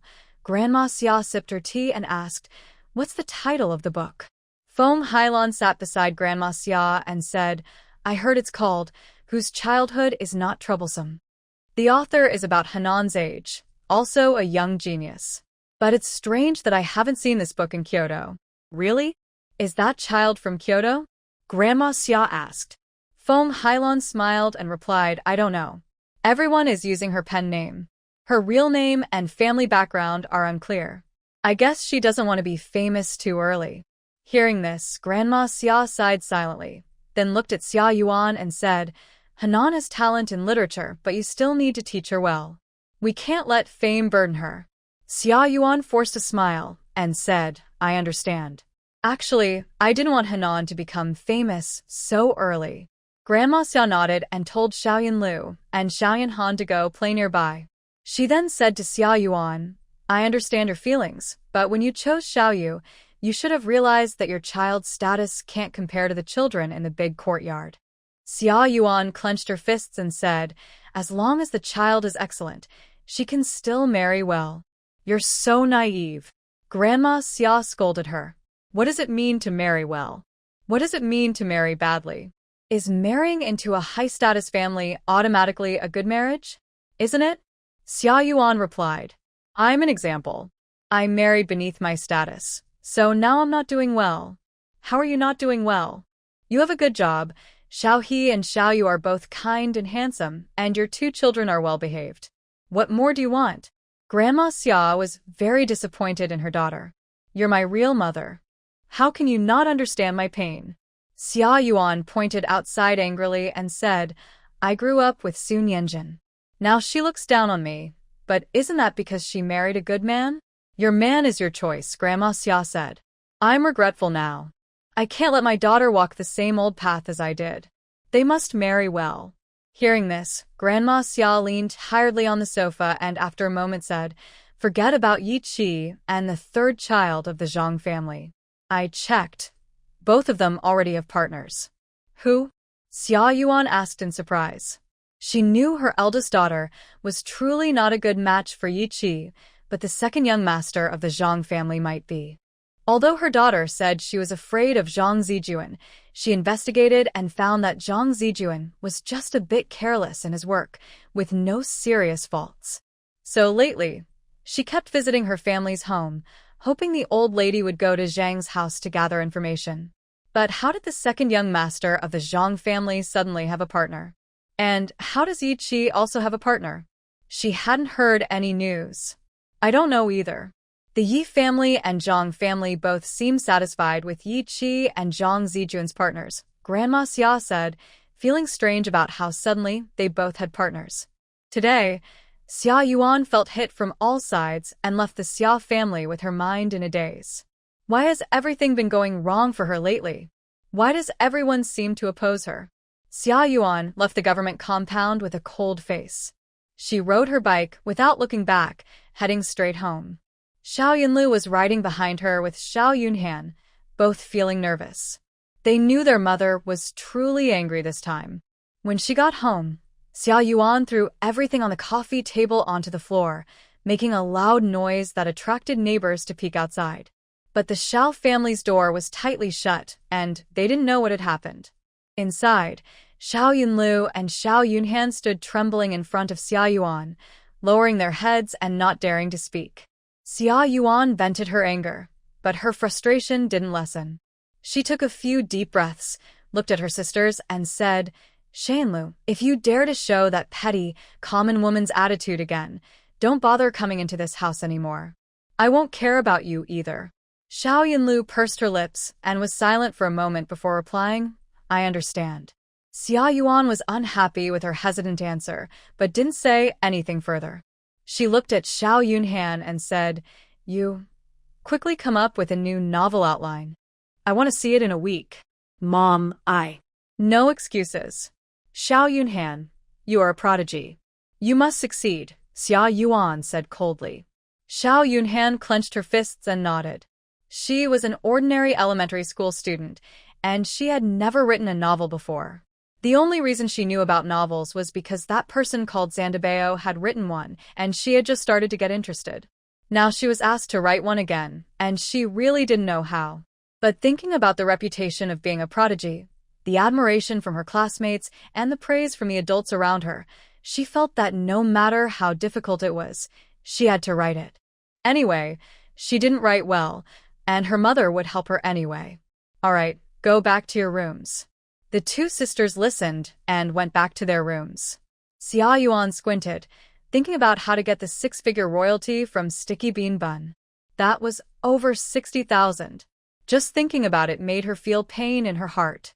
When she first heard that Sticky Bean Bun was earning royalties instead of a flat fee, she laughed at how foolish she was. Now she realized she was the foolish one. Over 60,000. Her monthly salary was just over 40 yuan, and Xiao Yu and her family earned about the same. Their total income was nearly 90 yuan a month. That meant they would have to go without eating for 60 years to save up over 60,000 yuan. How could she not feel envious? If she had chosen royalties back then, she could have earned that much too. She squinted and thought for a while, then got up and went to her workplace. When she arrived at the office, she picked up the phone and called Director Wang at the People's Publishing House. When the call connected, she smiled and said, "Director Wang, you've probably heard about Sticky Bean Bun earning over 60,000 yuan in royalties." Wang Jiqing knew that Xia Yuan would ask about this sooner or later, but he didn't expect her to find out now. He replied, "Yes, I've heard. Whose childhood isn't troublesome has a good reader base, so high sales are normal." Xia Yuan sneered, "Director Wang, if I apply for royalties for my daughter's book now, I suppose that's possible too, right?" Wang Jiqing didn't expect Xia Yuan to make such an unreasonable request. He was silent for a moment and asked, "Do you really want royalties?" "Yes," Xia Yuan replied. "All right, if you choose to take royalties, I'll calculate it," Wang Jiqing said, writing on paper and reading aloud. "The price of Childhood Troubles is 2 yuan per copy. So far, 3,000 copies have been sold, totaling 6,000 yuan. At a 10% royalty rate, that's 600 yuan. The initial payment we settled for you was 3,271 yuan, so you should return 2,671 yuan to us." Impossible. Xia Yuan's voice was sharp. Realizing this, she softened her tone and said, "How can Childhood Troubles have only sold 3,000 copies?" "It really only sold 3,000 copies," Wang Jiqing replied. "This is also because Whose Childhood Isn't Troublesome was forcibly taken off shelves." "How is that possible?" Xia Yuan absolutely didn't believe it. Her own book couldn't sell less than a child's. Editor Xia, Wang Jiqing chose to be honest with her. "Your daughter's Childhood Troubles is indeed well written, and she's talented, but the language isn't suitable for elementary school students. This book's target readers are elementary school students. Selling 3,000 copies in Kyoto is already a good achievement." "Only sold in Kyoto? Didn't you distribute it to bookstores outside Kyoto?" Xia Yuan asked. Editor Xia, Wang Jiqing said helplessly. "After testing the market in Kyoto, the response was not good, so there's no need to expand to other markets." Xia Yuan felt embarrassed and couldn't say anything more. She quickly hung up the phone, then angrily swept everything off her desk onto the floor. After catching her breath while leaning on the desk, she picked up the phone again and dialed a few numbers, a sinister smile appearing on her lips. Gu Siheng naturally didn't know what was happening in Kyoto. The Gu family was busy setting up phones. After the supermarket opened, they needed to contact many suppliers, so phones were essential. Since they needed phones, Gu Zhengwo decided to install 3, one at the supermarket, one at the clothing store, and one at home. However, installing phones was expensive at this time. A fixed line cost 3,000 yuan, so 3 phones would cost nearly 10,000 yuan. Buying the supermarket building, renovating it, and stocking goods cost less than 20,000 yuan in total, so the phone expenses accounted for almost half. But since they had the money for what they needed, Gu Zhengwo didn't mind spending it. Wang Yueju, however, complained a bit, saying that in the past, their family might never have saved up 10,000 yuan in a lifetime. Gu Siheng overheard and smiled, saying, "That shows my dad is capable. You married the right person." Wang Yueju felt a little shy after her daughter's comment and lightly tapped her, saying, "You're so disrespectful." Gu Zhengwo laughed happily nearby, but modestly said, "Living well is thanks to our family's hard work." Gu Siheng flattered him. "It's because you lead well." Gu Zhengwo was pleased and patted her head, asking, "What are you planning now?" Gu Siheng giggled. "After installing the phones, I want my second sister to call Zhang Zijuan and ask him to help find a suitable house in Kyoto." Originally, she wanted to buy a small Western-style house in Haishur, but since she didn't know anyone there, she decided to buy in Kyoto instead. In fact, the houses they bought now were mainly for investment, and they probably wouldn't live in them. Decades later, high-end neighborhoods would have much better living conditions than traditional courtyard houses or Western-style villas. So, as long as she could buy, she didn't mind whether it was a courtyard house or a villa. Gu Zhengwo knew that his little daughter was telling him that she might need money soon. He smiled and said, "As long as your money is used properly, I won't mind." Gu Siheng secretly praised him in her heart. He was truly an open-minded parent. After hanging up the phone, Gu Erwi immediately told Zhang Zijuan her phone number. Gu Siqing leaned against the doorframe, munching sunflower seeds, listening to the two flirt. It was really sour. When they finished talking, she mouthed to Gu Erwi, house. Tell him yourself. Gu Erwi stood up and said to Zhang Zijuan on the phone, Xiao Si has something to talk to you about. Gu Siqing went over and took the phone, saying, Brother Jun. Zhang Zijuan was rarely called like that. Since Gu's younger sister called him that a few times, he thought it sounded pretty nice. He grinned and asked, Xiao Si, what do you want to talk about? Gu Siqing put the sunflower seeds on the table, smiling and said, Brother Jun, I have good news. Hearing good news, Zhang Zijuan sat up straight and asked, What good news? Gu Siqing, I've made a lot of money. Zhang Zijuan, I think I've used this trick before with Yi Qi, but he didn't feel as upset as Yi Qi did. He immediately cheered up and said, Congratulations. Gu Siqing cracked a sunflower seed with a snap and said, Thank you, thank you. Gu Erwi listened to their conversation and chuckled beside them. Gu Siqing didn't care and continued, Since I made money, I want to spend some. Brother Jun, I need a favor. Zhang Zijuan, you're spending money to ask me for something? I don't like spending money, don't wrong me. Xiao Si, I'm usually quite thrifty. If you want to spend money, you're asking the wrong person, Zhang Zijuan said. Gu Siqing, I don't believe your nonsense. Yes, I know you don't like spending money and are careful with the household expenses. I'll tell my second sister that too, Gu Siqing casually said. Then she added, But I really need your help with this. Others can't handle it. Zhang Zijuan was puzzled and asked, What's the matter? I want to buy a few houses in Kyoto. Can you help me find some? Gu Siqing said. Zhang Zijuan. He thought Gu Xiao Si was definitely joking. How could a kid talk to him about buying houses? And buying several? That's too much to fool. Xiao Si, stop joking. Let your sister talk to me, Zhang Zijuan said. Gu Siqing shrugged and looked at Gu Erwi. Gu Erwi smiled and came over, saying, Xiao Si is telling the truth. She wrote a book and received over 60,000 yuan in royalties a few days ago. The money is hers to use. She wants to buy a house in Kyoto. I also want to buy one, so look for a few options. Zhang Zijuan. The one who received over 60,000 yuan in royalties is Xiao Si. How come? You've heard about this too? Gu Siqing asked. I heard about it, said Zhang Zijuan. Many people in Kyoto know about this matter.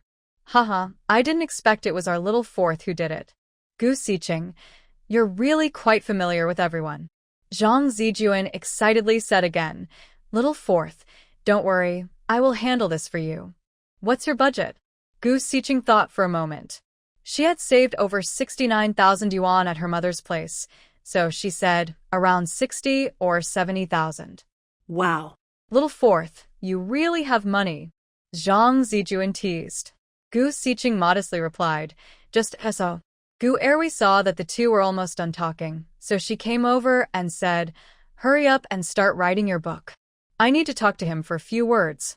Gu Siqing thought they were going to say sweet things, so she grabbed the sunflower seeds she had just placed on the table and left. After she left, Gu Erwi took out her phone and told Zhang Zijuan, Only our family knows about little fourth writing the book. Don't tell outsiders. Although Zhang Zijuan is lively and carefree, he understands the importance of the matter. He seriously said, I understand. Try to find several sets of houses. Gu Erwi continued. I think my older sister and Sanjing also want to buy. She explained how they divided their family's money, then added, We all think saving money is not as good as buying a house. Zhang Zijuan responded with his words, but he was thinking whether he should also buy a few houses. He doesn't want to have less property than Erwi when he gets married. He must buy and buy more. Anyway, he had earned some money recently. Honestly, some people just seem to be born lucky. After hanging up the phone, Zhang Zijuan drove to his uncle's house. He couldn't look for houses aimlessly, especially in good locations. If a house was for sale, most people wouldn't know about it. He still needed to talk to his uncle. Zhang Jinglin happened to be home. When he saw him, he called him into the study and asked what he had been doing lately and how. This nephew was more troublesome than his two sons. Zhang Zijuan gave his work report and then talked about the Gu family sisters wanting to buy a house. He also said, I want to buy one too. I earn money, so I might as well buy a house instead of just spending it. Zhang Jinglin sipped his tea without saying anything, but he was thinking a lot. He knew his nephew had a girlfriend, and he had some idea about her background. To be honest, he didn't quite agree because her family was a bit low class. Now hearing that the young lady from the Gu family published a book and that the family was doing very well in business, his opinion of the Gu family changed a bit. Being able to raise a child who published a book at such a young age shows good family education. Having money to buy a house shows good investment judgment. Now, the whole country is working hard to develop the economy. Even if someone isn't responsible for the economy, they still study it and know more about it. For example, the country is gradually increasing the amount of money issued, so in a few years, the currency will likely depreciate. In this situation, keeping money in the bank isn't as good as investing in real estate. After taking a few sips of tea, the idea turned over in his mind. He said, all right, I'll have someone look for a house, preferably one with clear ownership. Zhang Zijuan chuckled. Thanks, uncle. Zhang Jinglin saw that he was more mature than before but still couldn't help giving a few words of advice. The country's situation is good, so seize the opportunity to work hard. Don't spend the money recklessly. Whether to reinvest or buy a house, it's fine. Zhang Zijuan nodded seriously after hearing this. Zhang Jinglin felt pleased.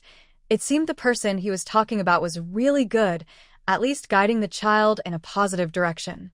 Just for this, the marriage proposal was worthwhile.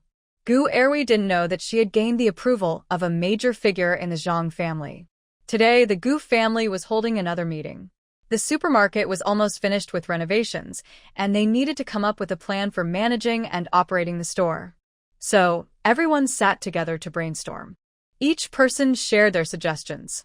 Gu Yimin carefully and quickly took notes. After 2 hours, her notebook was filled with ideas. Although Gu Siqing's previous life didn't involve running a supermarket, she knew a lot in this information explosion era. She looked through Gu Yimin's notes and added some of her own. Some parts of these plans might still be imperfect, but it's better to prepare than not. Plus, after opening, they can adjust based on real situations. The preparations for opening the supermarket were in full swing. Besides Gu Siqing and Gu Sanjing, who were students, everyone else was busy and couldn't sit still. Everyone had clear roles. Gu Zhengwo was responsible for goods, Wang Yueju managed the clothing store, Gu Yimin coordinated with the renovation team, and Gu Erwi trained the staff and handled external contacts. At this time, Gu Siqing had finished the first 10,000 words of her new book, Whose Youth is Not Wild. Before sending it to Yu Jianbai, she called him to talk about her new work. Yu Jianbai was very happy to hear this, but when Gu Siqing mentioned submitting her work to their publishing house, Yu Jianbai was silent for a long time before saying, Gu Siqing, I might not be able to accept your submission. Gu Siqing was surprised. Why? Haven't you even looked at what I wrote? Yu Jianbai sighed. Some things he didn't want to tell a child, afraid it might affect her growth. But at this moment, he knew he had to speak. Letting her see that the world also has dark sides might be good for her. It's better than letting her face repeated setbacks and develop bad feelings. I won't accept your submissions, and probably no newspaper or magazine in Kyoto will either, Yu Jianbai said. You should remember, not long after your last novel was serialized, another novel called Troubles of Childhood appeared. Does that matter? Gu Siheng asked. Yu Jianbai sighed again. I don't think it does, but people just feel like you blocked their way. Gu Siheng never expected she had offended a big expert without knowing it. She said, so it means my books can't appear in Kyoto anymore. Yu Jianbai was silent for a moment, then said, maybe if you ask the Yi family to mediate, there's hope. During the last dinner in Kyoto, Yi Chili revealed his identity. Yu Jianbai knew the Gu family had a close relationship with the Yi family. Gu Siheng understood what he meant. She was curious about who this person really was. But she didn't ask Yu Jianbai directly. Knowing his personality, he probably wouldn't tell. After hanging up, she found the phone number for Xinqing Publishing and called. Shui Yuanming answered. Gu Siheng didn't beat around the bush and said directly, I heard someone is blocking me in Kyoto, not letting my work appear there. Shui Yuanming was surprised by her words and then sighed. He didn't want to tell her about this. Without the Kyoto market, their books still sold well, so he thought there was no need to tell her. Why tell her? To cause trouble? He didn't expect she would find out somehow. Shui Yuanming chuckled bitterly and asked, "How did you find out?" Gu Siheng was very angry inside but managed to speak calmly. She said, "I wrote a new book and wanted to submit it to editor Yu. He refused and told me why. I just want to know who is behind this." Shui Yuanming also knew about the relationship between the Gu and Yi families. Thinking that Gu Siheng might have a chance against Xia Yuan, he said, "It's Xia Yuan, the daughter of the Xia family. The Xia family has a committee member and a minister, Gu Siheng." Nothing more to say. She had truly encountered a big shot. After hanging up, Gu Siheng clenched her teeth and paced around her room several times, unable to suppress her anger. But she knew she had to endure this. She couldn't afford to lose her temper. With such a strong background on the other side, how could she fight them? Her book is a small matter. If she confronts others and they find out who she is, it could ruin her family's business. It might only take a word. Gu Siheng didn't even consider asking Yi Qi and Zhang Zijuan for help. Not only are they not brothers-in-law now, but even if they become so later, she wouldn't ask them for this. As I said, their background is too strong, and it's not worth risking her reputation over her book. But she just can't swallow this anger. In her previous life, she never met such arrogant people. She didn't expect to encounter them in this life. After thinking for a moment, she called Shui Yuanming again to get Xia Yuan's phone number. Shui Yuanming thought she would ask the Yi family to mediate, so he handed her the number. Gu Siheng looked at the phone for 5 minutes, then went to the Han family to find Han Jingping. They were busy with the supermarket, so she decided to discuss it with him. Since today was Sunday and she was going to dance class, Han Jingping accompanied her, and they talked on the way. When they arrived at the Han house, Han Jingping was sitting in the corridor reading a book. He looked like a delicate young boy, focused and serious. Gu Siheng couldn't help but think of the phrase peaceful times. "Are you leaving?" He looked up and smiled, as bright as the morning sun. His smile made her momentarily stunned, unable to find her voice. Then he asked, "What's wrong?" "Oh, I'm leaving," Gu Siheng replied, coming back to herself. Han Jingping stood up, went inside, and then came out to push his bicycle. Gu Siheng followed him, and they left the Han house together. She sat on the back seat of the bike, watching the young boy in front lean forward and pedal with effort. A gentle breeze brushed her face, carrying his voice. "Little Fourth, what's wrong? Are you worried about something?" Gu Siheng sighed, one hand gripping his waistcloth, and said, "I've encountered some issues." Han Jingping hummed softly, waiting for her to continue. They knew each other's habits well. Gu Siheng told him everything, then angrily said, "How can there be such arrogant people in this world? Her book was copied from mine. I didn't pursue her for plagiarism, but she still thinks I blocked her way and wants to shut me down? Is there no justice?" Han Jingping listened, his lips pressed tightly. He stopped at a quiet spot by the roadside and said, "But we have to endure this." He felt upset too, but with such a powerful opponent, what could they do? Report her? Expose her? In the end, they would lose. That's reality. But I just can't swallow this anger.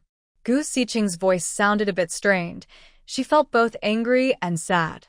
Han Jingping reached out and gently patted her head, thinking for a moment before saying, "Give me the phone number of that publishing house. I'll call and ask about the situation. Do you have a plan?" Gu Siqing felt a little hopeful. Han Jingping was clever. "Not yet," Han Jingping said, crossing one leg over his bicycle. "You go practice dancing first. I'll make the call, and when I get back, we can discuss what to do." "Okay." Gu Siqing sat in the back seat of the car, feeling a bit hopeful. Han Jingping took her to her dance class and then left. Throughout the lesson, Gu Siqing was restless and distracted, getting scolded by the teacher several times. When the class finally ended, she quickly changed clothes. Han Jingping was already waiting outside. Gu Siqing followed Han Jingping downstairs. As they descended the stairs, she leaned close and asked, "Do you have a plan now?" Be careful with your steps. Han Jingping didn't answer her question directly. Instead, he grabbed her wrist and pulled her down the stairs with him. Gu Xiqing felt anxious, but was pulled along. They reached the bike shed, and she pushed her bicycle out.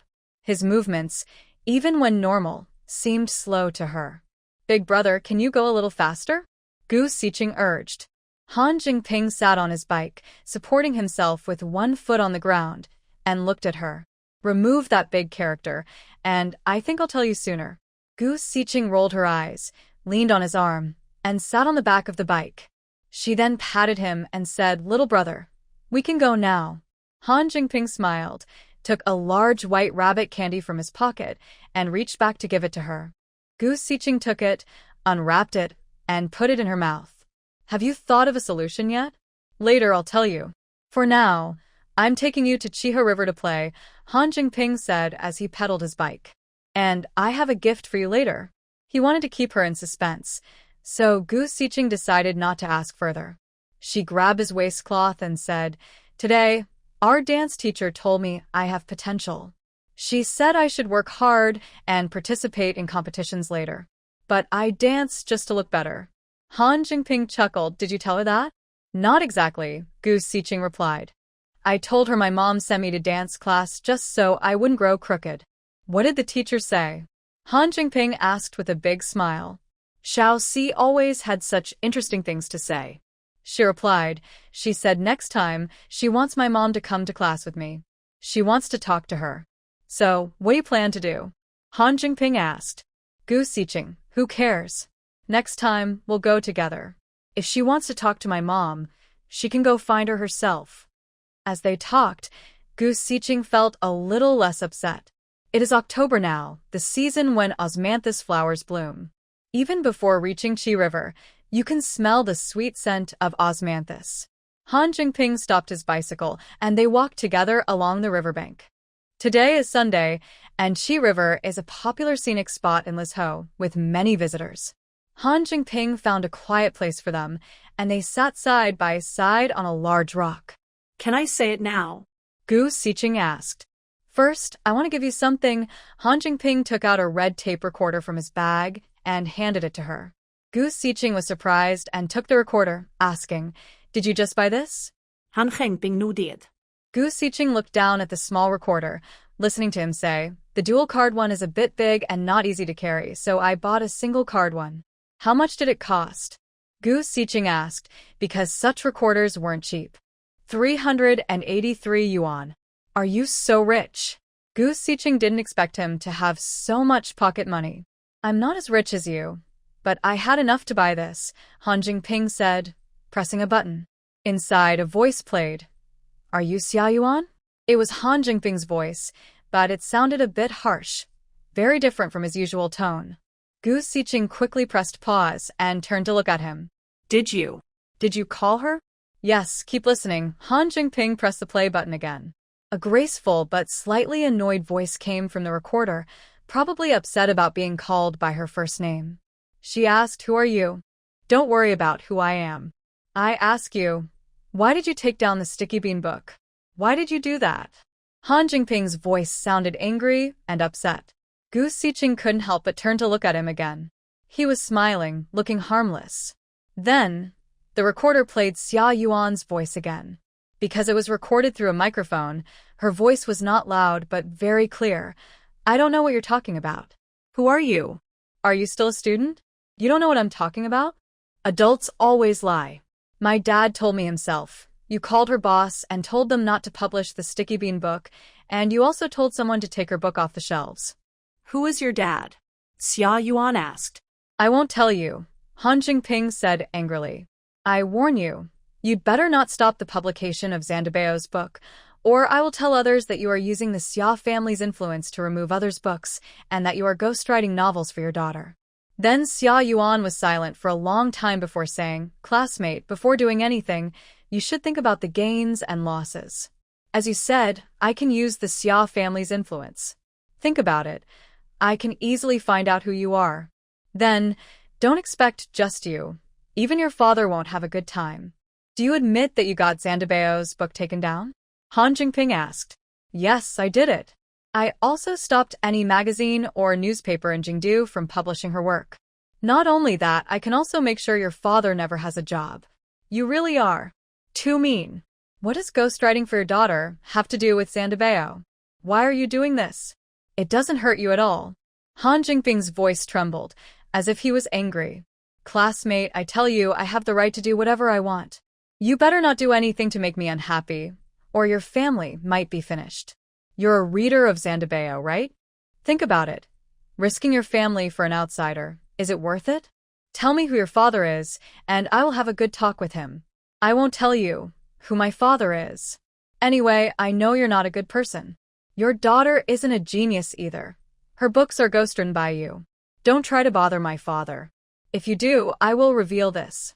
Fine, I won't bother your father, but you can't spread what you just said. Let's forget about this. Okay. The conversation ended there. Gu Sihong turned to look at Han Jingping. Are you planning to send her this recording and then threaten her? Unquestionably. In this recording, Xia Yuan admits to using her influence to get her book taken down, not allowing others to publish her work, and even implying ghostwriting. If this recording gets out, Xia Yuan will surely be ruined. Han Jingping shook his head. We can't do anything to her now. I asked someone from Xin Cheng Publishing. They said the Xia family is very low-key in their actions, and the members and ministers of the Xia family have a good reputation. Xia Yuan is an exception. But we still can't go head-to-head. No matter how bad Xia Yuan is, she is still part of the Xia family. If the Xia family members get upset, it won't just affect you. And it will affect the entire Gu family too. As he spoke, he reached out and patted Gu Sihong's head, then said, Shall see. We need to be patient. This recording will be useful someday. P.S. Brother Han is a movie star. Gu Sihong knew she had to be patient. She wasn't really a 9-year-old girl. She had an adult soul and understood the consequences of acting impulsively. However, she didn't expect Han Jingping to have proof that Xia Yuan was scheming against her, nor did she expect that after obtaining the evidence, he would still ask her to be patient. It shows that this young boy's mind is quite mature. Have you thought about the fact that Xia Yuan might find out about your connection to me through the phone number you used to call her? It's not just about being a fan, Gu Sihong asked. Han Jingping replied, before calling her, I called Editor Yu and casually asked if their newspaper office had caller ID. Editor Yu said no. You called Editor Yu? Gu Sihong was surprised and asked curiously, what did you talk about? Han Jingping said casually, I told him I wanted to submit an article and asked him some questions. Then I casually asked if their phone had caller ID. Gu Sihong had to give him a thumbs up. His thinking was quite sharp. Nowadays, landline phones often have caller ID, but because it costs extra, many people don't activate this feature. For example, their home phone and the Han family's phone didn't have it activated. Could Xia Yuan have checked with the phone company? It's not decades ago anymore. Computers and networks are very advanced. Just making a call can pull up the call list. Checking call records now is quite difficult. Usually, telecom companies won't give out this information unless special government agencies need it. Gu Sihong believed Xia Yuan wouldn't go through the trouble of checking this phone number herself. The most likely thing she would investigate is the dad that Han Jingping mentioned when he called her. Who exactly is this dad? Seeing Gu Sihong give him a thumbs up, Han Jingping smiled harmlessly and then took a magazine out of his bag, handing it to her. Gu Sihong took the magazine and saw it was Huagui Youth Literature. Han Jingping saw her flipping through the magazine and said, This magazine is based in Haisher, one of the earliest magazine publishers in the country. It has a large circulation, covering the whole country, including Jingdu. Also, this magazine has hosted many national leaders. I know this magazine, Gu Sihong said. But they have high standards for submissions, usually only publishing works by famous writers. I'm worried I might not be good enough. Han Jingping took a piece of candy from his pocket and handed it to her. Want to try it? Maybe it will work. Besides, I think your writing is very good. Gu Sihong chewed the candy in her mouth. The sweet taste with a hint of milk made her feel very relaxed. She then looked down at the magazine again. After a while, she said, Okay, I'll try. If it doesn't work, we'll see. If needed, I can find a place to publish in the newspaper or even publish it directly. I believe you can do it, Han Jingping said. Gu Sihong, still chewing the candy, said, "You really have confidence in me." Han Jingping watched her soft little mouth move, like a squirrel eating, adorable beyond words. He wanted to reach out and pat her head but held back. He said, "I have more confidence in you than in myself." "Well, thank you for your kind words," Gu Sihong replied, lowering her head to look at the recorder in her hand. She moved closer and whispered, "How much money do you have?" "Why do you ask?" Gu Sihong fiddled with the recorder. "I'm worried that buying this might use up all your savings." "That's not the case," Han Jingping said. "Don't worry, I still have money." Gu Sihong was surprised. "How do you have so much money?" Today, she had spent 300 or 400 yuan, almost a year's salary for a worker. She thought neither Han Dae nor Tian Huiying would give him that much pocket money. Just like herself, if she didn't earn her own money, she'd only have 5 or 6 yuan in pocket money. Even now, she could say confidently she'd buy several houses, but in reality, she only had 6 yuan in her hand. "Let's talk about it later," Han Jingping said as he stood up. "Let's go home." Gu Sihong saw he didn't want to talk more, so she didn't ask further. The two of them rode their bikes home together. When they arrived, she didn't tell her family about Xia Yuan. Her family was busy with the supermarket, so she thought it was better not to cause trouble. At this moment, Xia Yuan was feeling anxious and scared. She never expected that Sticky Bean Bun would have such a loyal reader. Unfortunately, this reader knew some secrets. What should she do now? Her first reaction was to check who called her, but there was no caller ID, and she didn't know the number. For a moment, she thought about calling her older brother to ask him to contact the phone company, so she could find out the number. But as soon as that idea came up, she quickly pressed the call button and hung up. She was doing something that her family in the Xia family didn't know about. If she asked her older brother about this matter, her previous actions might be exposed, and even the many things she did using the Xia family's name could be revealed. She couldn't call her older brother. She must not call him. But what should she do now? Would the young man she called tell him what he knows? Xia Yuan paced back and forth in her room. In the end, she could only think of the simplest solution: find out who the young man making the call was. She planned to check employees from major newspapers and magazines in Kyoto, focusing on those with teenage sons. She wasn't exactly sure if the son was a teenager, only guessing based on the voice. If she really did this, it would be a big project and she couldn't do it openly. She could only quietly inquire on her own. For a long time, Xia Yuan's days were tense and chaotic, with no clear plan.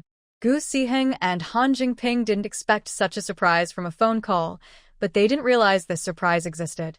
Because she wanted to submit her work to Huagua Youth Literature, Gu Siheng carefully revised her 20,000-word story before sending it. Actually, she didn't have high hopes. She didn't expect that a week later, she would receive a letter from the magazine, which also scheduled a phone call to discuss serializing her novel. This was such a big surprise. After reading the letter, Gu Siheng ran happily to find Han Jingping to share the good news. When she arrived at the Han house, Tian Huiying was talking to Han Jingping, and her expression wasn't very good. "Auntie, I need to see Brother Jingping about something," Gu Siheng said with a smile as she approached. Seeing her face, Tian Huiying's expression softened a bit. "What does Xiao Si want to see Jingping about?" "There are a few questions I can't answer. I want to ask him," Gu Siheng replied. "All right, you two go to the room and study," Tian Huiying said, turning back into the house. Gu Siheng pulled Han Jingping into his room and asked, "What's going on?" Because Gu Siheng had played with Han'er Pang since childhood, she knew that Tian Huiying always favored Han'er Pang more than Han Jingping. At first, she didn't show it clearly. It was just that the family prioritized Han'er Pang when there was good stuff, claiming it was because Han'er Pang was younger and Han Jingping should be considerate. There was nothing wrong with that. Older should give way to younger.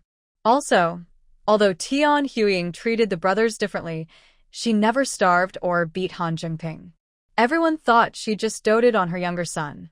Recently, Gu Sihun clearly felt that Tian Huiying's attitude toward Han Jingping had become much worse, and she basically didn't give him a good look every day. Is it because seeing the family business grow bigger that they are worried about Han Jingping and Han Erpeng fighting over the inheritance in the future? Gu Siqing thinks this is very possible. After all, they are not his biological parents, and shallow-minded people often have such thoughts. But she also considers that Han Jingping is so smart and his future is limitless. Treating him well could bring the family enormous benefits. Thinking about these things, Gu Siqing asks Han Jingping, "Why is that?" He replies, "It's nothing." He doesn't want to talk about it.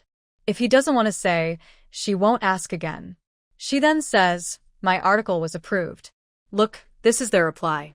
Han Jingping takes the letter from her hand, glances at it briefly, and says, "I knew you could do it." Gu Siqing smiles happily, then leans closer to him, and they sit very close. She whispers if Xia Yuan sees that I published another story, she might get really angry. I think she probably would. Han Jingping also smiles. Being with Xiao Si always makes him feel very happy. But suddenly, she sighs and says, "You need to work hard and get revenge for me in the future." These four people are so quick to jump around. Han Jingping almost can't keep up. He pauses for a moment and says, "Yes, I will definitely get revenge for you." Gu Siqing then asks again, "How much money do you have?" Han Jingping thinks to himself, "Your thoughts are like a roller coaster.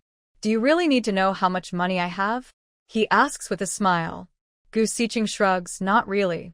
I want to buy a house. If you have a lot of money, you can buy one too." She guesses that Han Jingping's biological parents might be in contact with him because otherwise, how could he have so much money? Han Dai, no matter how much he cares for him, wouldn't give him so much money just as a student. She also wants to know what Han Jingping's parents are really like. From the fact that he can suddenly produce 300 or 400 yuan, it suggests that his biological parents probably don't live poorly. Otherwise, they wouldn't give him so much money. If Han Jingping now says he can buy a house, then his biological parents must be very wealthy. So, was his car accident in a previous life caused by humans? Was it because of money? Gu Siqing suddenly thinks a lot. At this moment, Han Jingping asks her, "How much does a house cost? Does he really have enough money to buy a house?" Gu Siqing looks at Han Jingping with some intensity. She says, "If I buy in Lizhou, it won't be much, about 4,000 or 5,000 yuan. If I buy in Jingshi, it will be more expensive, about 10,000 yuan or so for one." "Where will you buy it?" Han Jingping asks. Gu Siqing replies, "In Jingshi. Then I will also buy in Kyoto." Gu Sihung. It might really be because of money that he was harmed. At this moment, he said again, "Can we sit next to each other?" "It depends on the situation." I told Junge to try to find seats together. Gu Sihong feels a bit complicated now. She doesn't know how to remind him to be cautious. She can't just say, "I had a dream you were hit, and I suspect someone harmed you." Even in a novel, such stories make readers think the author is being lazy, not to mention someone as clever as Han Jingping. "Don't you really plan to tell me everything?" Gu Sihong looks hurt, as if she doesn't trust him. Han Jingping feels helpless. Although he knows she's pretending, he still says, "Haven't you guessed everything already?" Gu Sihong. "Can my guesses be the same as what you're telling me?" Then ask, Han Jingping says. Gu Sihong leans closer and lowers her voice, asking, "Did your real parents give you the money?" "Mother. And your father?" "I don't know who he is. She never told me and I never asked." She naturally refers to his biological mother. Gu Sihong didn't expect things to be more complicated than she thought. She asks again, "How were you adopted by Uncle Han and the others?" Han Jingping lowers his gaze, flicking through a book on the table, and calmly says, "My parents didn't have children for many years after they married. At that time, my dad was in the military and my mom went home to visit her family. She met someone who was having a baby and she helped her. Later, when she wanted to return to the city, my mom discussed adopting me, and I was brought back." She is still referring to his biological mother. Where is she from? Gu Sihong asks again. She just wants to know why Han Dai didn't let Han Jingping go to Kyoto and Haishi. She's from Haishi. At that time, she was a young worker at the same military unit where my dad was. Your dad and my dad were in the same unit, so he probably knows about this, Han Jingping says calmly, as if it's not his own story. Gu Sihong feels a bit sad, but doesn't know how to comfort him.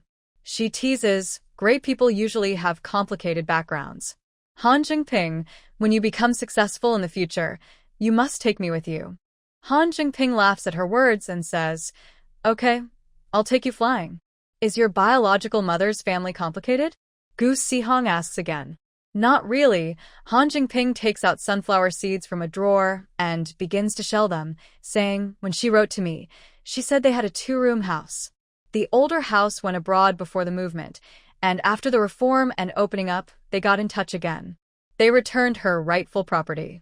A few years ago, she started her own business, and it seems like she is now the only one left in her family. Gu Sihong was eating sunflower seed kernels she had shelled and asked, did she get married again? She said she would never marry in her life. Gu Sihong sighed inwardly, probably because she was hurt badly. She wondered what kind of sad and happy stories they had experienced. In this situation, if the car accident was caused by someone intentionally, it's unlikely that her biological mother's side was involved. Could it be her biological father's side? Is your biological father from Kyoto? Gu Sihong asked. Han Jingping pushed the shelled sunflower seeds toward Gu Sihong and saw her pick them up and put them in her mouth. He said, probably from Kyoto, but I don't know exactly who. She said she wouldn't contact us anymore. He must be a bad person. In this situation, it's hard to analyze. If the car accident in her past was caused by someone intentionally, maybe it was someone from her father's side.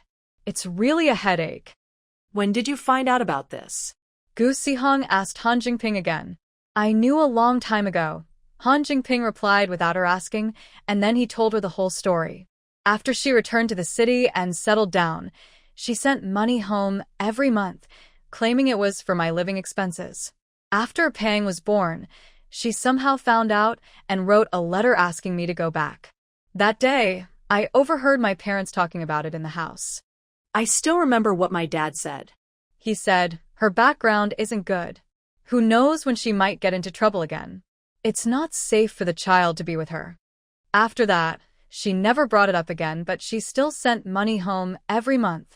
Recently, my dad bought 2 houses in Kyoto.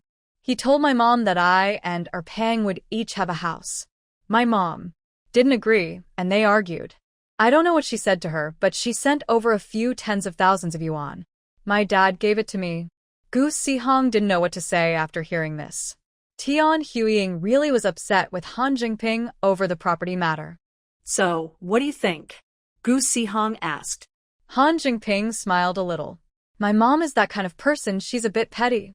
She says whatever she wants, and I just don't take it to heart. Whose child would argue so much with their mother? Gu Sihong couldn't help but admire Han Jingping's maturity again. At just 14 or 15, he could see things so clearly. Even if Tian Huiying's attitude toward him isn't good now, she raised him, and he's called her mom for so many years. That kind of bond is hard to let go of.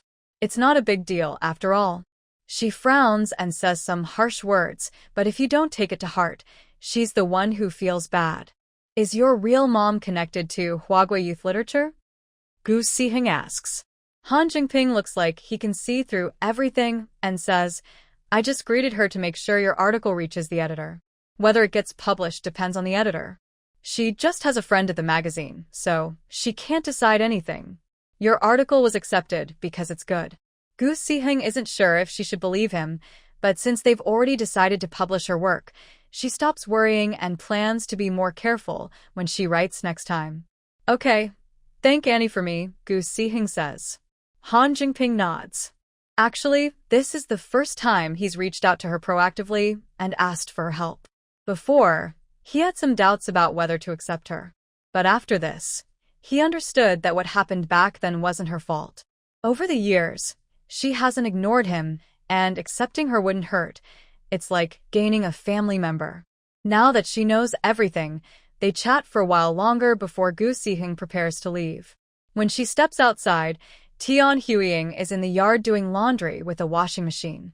Both families bought a washing machine a couple of months ago. Auntie, Isn't it more convenient to do laundry with a washing machine? Gu Sihing says with a smile. Han Jingping walks over and takes the clothes out of the spin bucket to hang them. Tian Huiying smiles and says to Gu Sihing, "This machine is really good. Washing sheets used to be so hard, but now just toss them in and give it a spin. Next time, ask Uncle Han to buy a refrigerator," Gu Sihing suggests. Tian Huiying laughs happily. Getting a refrigerator is even harder. "Uncle Han has a way," Gu Sihing says as she steps closer. "Auntie, are you living a good life now?" Tian Huiying smiles even more happily. "Yes, I never thought I'd live such a good life." Gu Sihing says, "Your days will get even better. Uncle Han will earn money, brother Zhengping and heir Pang will be filial to you. Auntie, you'll wake up laughing from your dreams. As long as you stop causing trouble." Tian Huiying laughs loudly and then says, "No wonder your parents praise you every day. Your little mouth really knows how to coax people." "I'm not coaxing you," Gu Sihing points to Han Jingping, who is hanging clothes, and adds, "Look at brother Jingping, so filial." The smile on Tian Huiying's face pauses for a moment. Gu Sihing notices, but doesn't say anything, and then leaves for home. After all, she can't cause much trouble. Han De-yi and the old master of the Han family are watching over everything. Han Jingping helped Tian Huiying hang up the clothes, listening to her complain about the many family matters and how she was busy alone. After washing his hands, he said, "Maybe my dad should hire a nanny. We don't have much money anyway." Tian Huiying was always nagging, and she didn't expect him to say that, so she replied, "Even a little money is still money." Han Jingping didn't argue with her. He just smiled and went back into the house to pick up a book from the table. He didn't care much about Tian Huiying's attitude. Like Gu Sihing, he thought that since she couldn't cause much trouble, a few harsh words didn't matter to him. Before dinner, Han De and Old Han came back from the shop, and the families sat together to eat. Tian Huiying didn't dare to nag anymore, because she was afraid of Old Han and Han De. After dinner, Han Jingping talked to Han De about buying a house.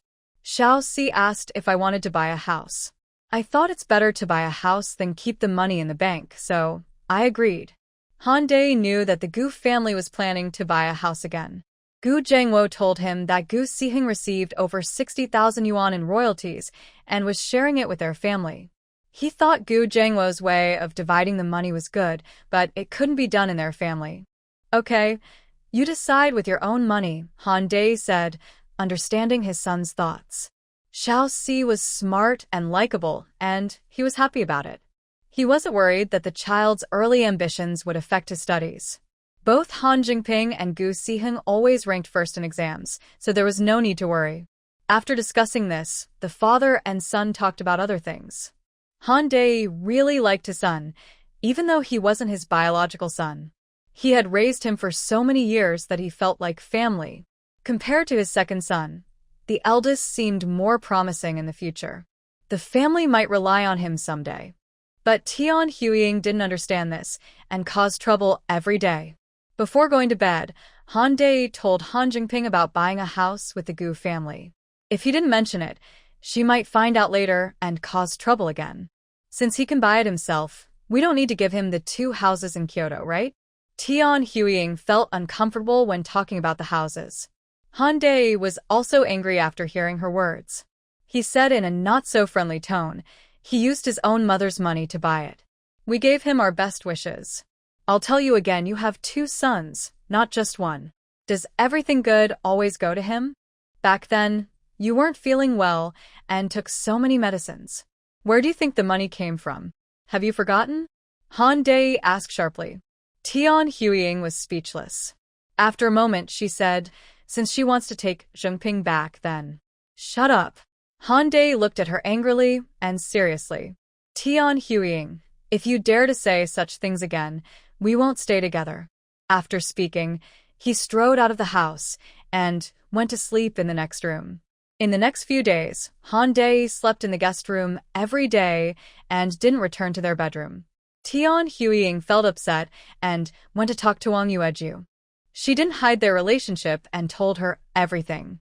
In the end, she said, "People say I'm narrow-minded and shallow. Yueju, you tell me, her mother can send over tens of thousands of yuan all at once.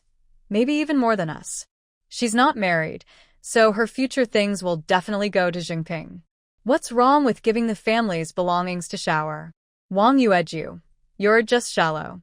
Wang Yueju poured her a glass of water, sat down, and said, let's not talk about money. Just talk about Jinping. You've raised him for so many years without any feelings? Don't you remember how hard your days were when you and your husband didn't have children for a few years after marriage? It wasn't until you brought Jinping home that life got better, and later you even had Jingyang. Hearing this, Tian Huiying's eyes welled up with tears. She married the same year as Wang Yueju, but Wang Yueju had 2 children in succession, and she had no news at all. Then, for many years, she couldn't get pregnant again. Her mother-in-law constantly scolded her for being an unproductive hen, and people in the village looked down on her. It wasn't until she brought Jinping home that her life improved. She knew all this, but she couldn't ignore her own son's future. I have to think about Shower, Tian Huiying said. Wang Yueju wanted to roll her eyes but held back. She said, if you're thinking about Shower, you should also treat Jinping well. Think about it. One day, when we're old and gone, who will Shower be close to? Who will take care of each other? Tian Huiying didn't speak. Wang Yueju continued, you also know Jinping is smart and does well in school. He'll surely have a bright future. He grew up with Jingyang. Even if they aren't real brothers, they're like brothers. In the future, they'll rely on each other and help each other. You can rest assured. But his mother clearly wants to take him back. Tian Huiying worried about this too. If Jinping leaves with his mother, she fears they'll take many things from the house, and everything will fall apart. Take him back for what? Wang Yueju said. Jinping is already in high school, and in 2 or 3 years he'll go to college. How can his mother want to take him back then? At most, there are multiple mothers for Jinping. In the future, you should get along well. It's like having more relatives. Jinping is your child, and you know him best. Be honest with yourself. If you treat him well, he will care for you and Dai, and also for Jingyang in the future. That won't happen, Tian Huiying said. That's good to hear. Wang Yueju encouraged her again. In the future, listen more to Dai. Your little second son is also his own child. How could he harm him? Our life is getting better and better. Think about the old days. Now life is truly happy. Don't create unnecessary trouble for yourself. After her advice, Tian Huiying understood many things and left with a smile on her face. That evening, Wang Yueju told Gu Zhengwo about this.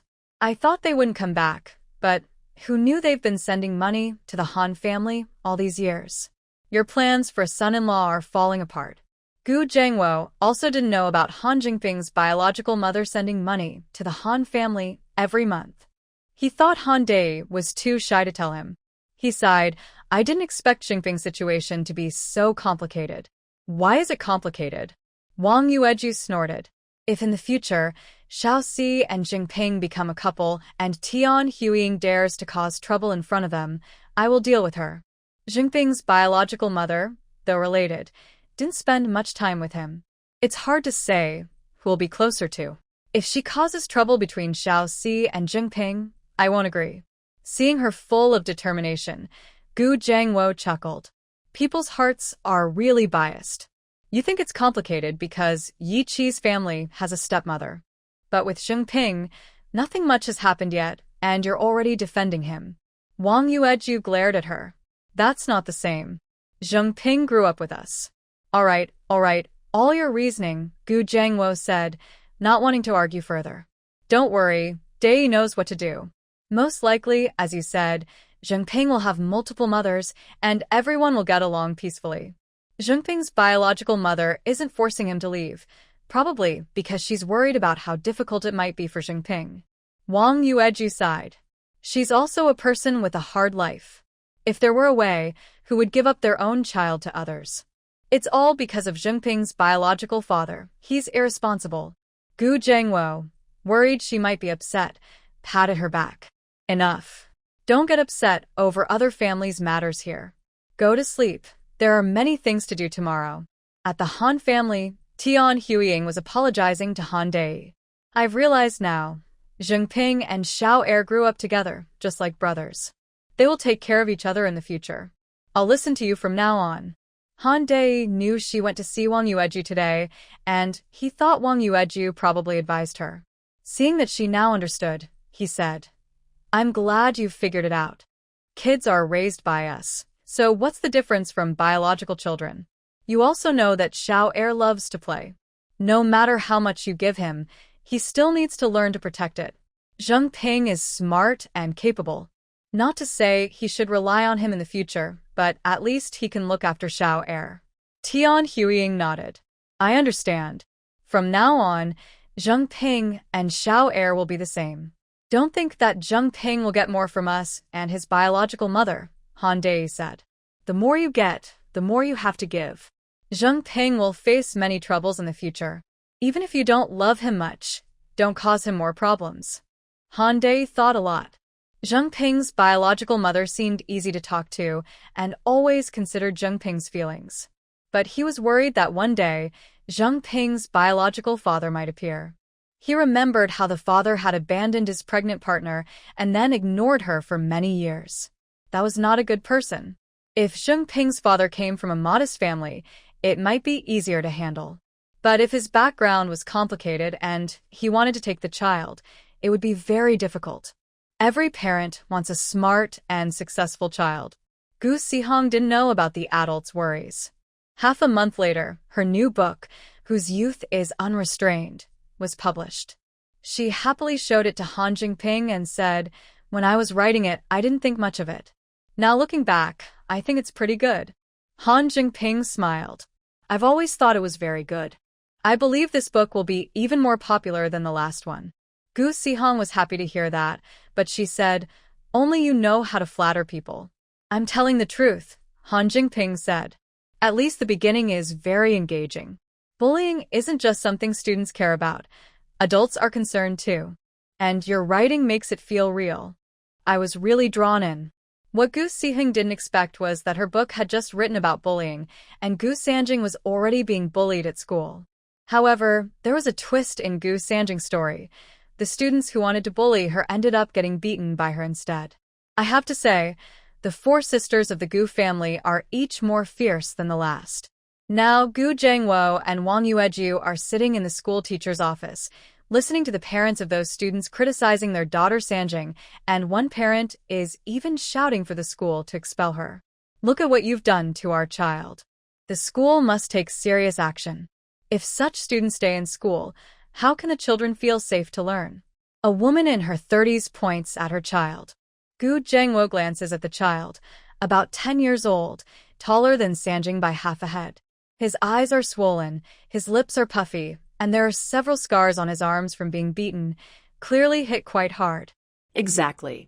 A girl turned into a troublemaker. Who knows what she'll become in the future? Another parent looks at Gu Sanjing with disgust. Wang Yueju originally thought that since her own child had fought, regardless of the reason, as long as the other person was hurt and her child was fine, they should be polite.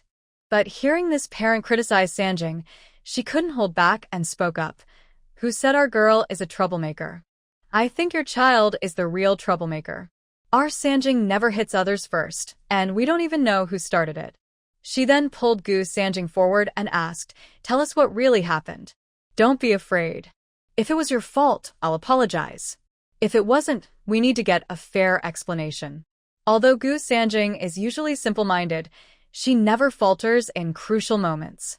She stood there and quickly explained what happened. It turned out to be over food. The sports school allows students to go home every 2 weeks, but only students whose families are in Liuzhou can go home. Students from outside Liuzhou can't go home. Every time Gu Sanjing goes home, Wang Yueju makes a lot of delicious food for her to bring back to school. Their family is well off, so the food is good: fried small fish, dried meat, beef sauce, fruits, and so on. For ordinary families, they might not eat meat every day, and fruits are quite rare. When Gu Sanjing brings these treats back to school, she naturally attracts a lot of attention. Although she is not stingy and shares with her roommates, the boys or girls not in her dormitory can't get any of these treats. Currently in the office, these students often bully their classmates. When they heard that Gu Sanjing had a lot of delicious food, they cornered her on the playground to ask for some.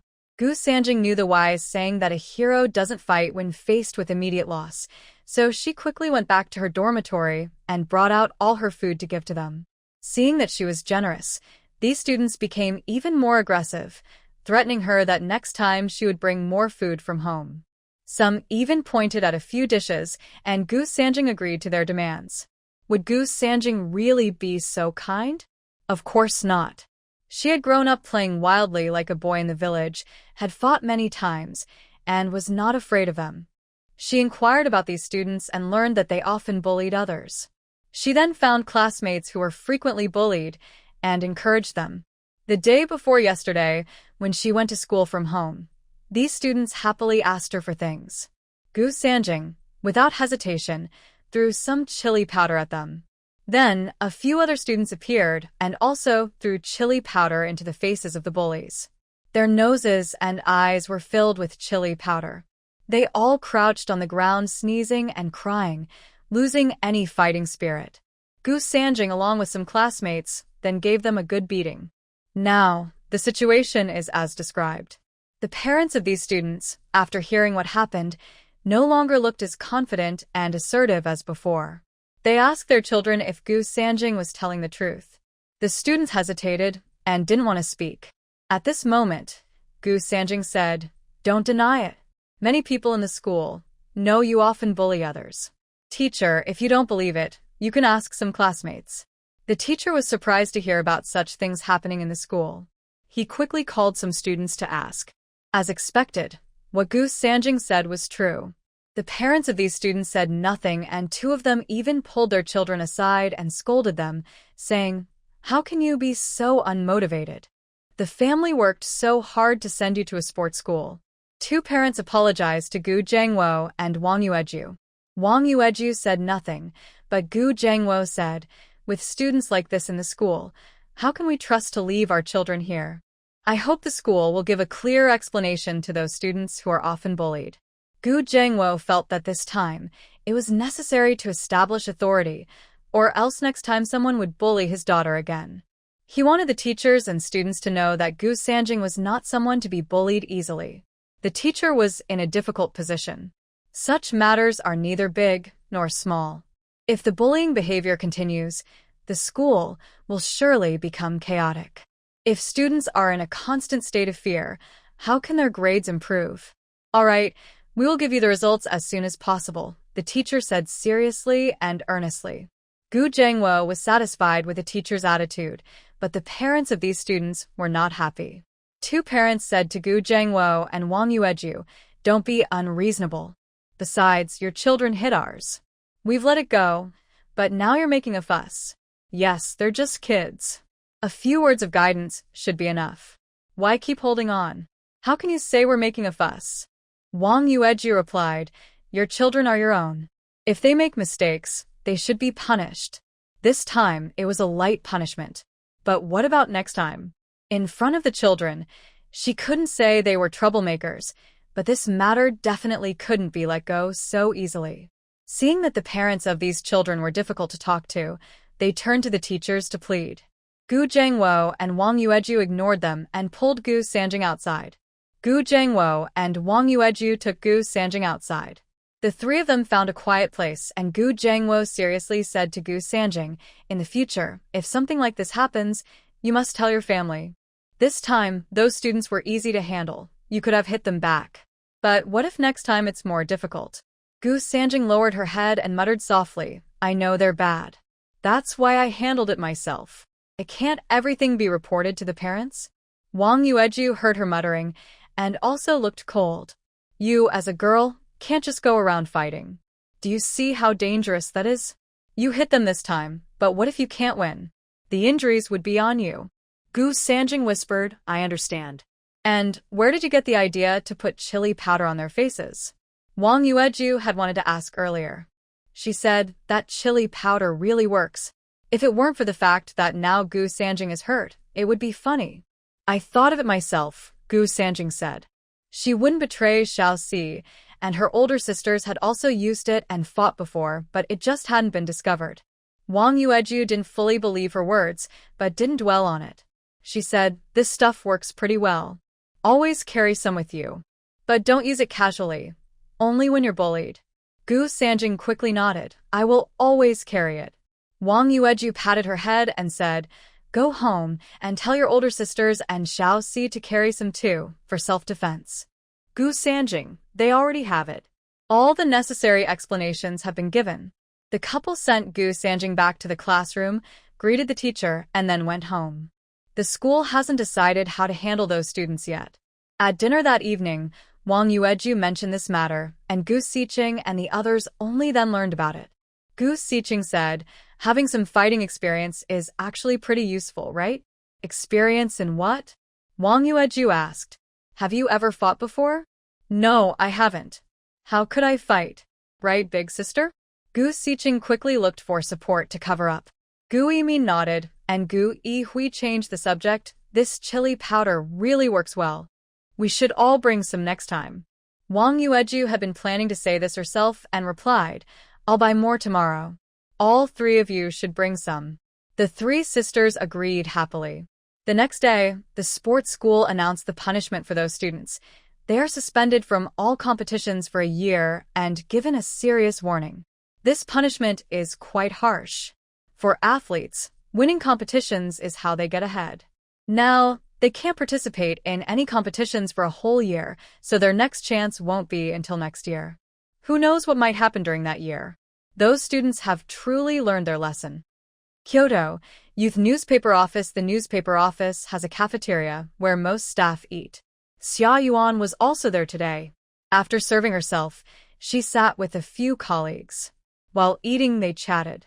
Xia Yuan has a notable background, so she naturally has people who flatter her. "Editor Xia, is your young daughter about to publish another book?" a colleague asked. Xia Yuan smiled. "She's preparing for it. Still, students should focus on their studies. I don't want her to divert her attention elsewhere, but she loves this and has some talent, so I can only support her." "Editor Xia, I envy you so much. You're outstanding. Your husband is a university teacher, and your daughter is so talented. Your life is truly perfect," another colleague said. Xia Yuan smiled, accepting her words. She enjoys being envied the most. At that moment, another colleague said, "Did you hear? The novelist Sticky Bean Bun, who published stories in our paper, has a new work called Whose Youth Is Not Wild." "I read it." Cough, cough. Before the colleague could finish, Xia Yuan, who was drinking soup, choked and started coughing violently. Recently, she had been worried about Sticky Bean Bun, and she didn't expect she would have a new work again. "Editor Xia, are you okay?" a colleague asked. "It's nothing, just a little choking."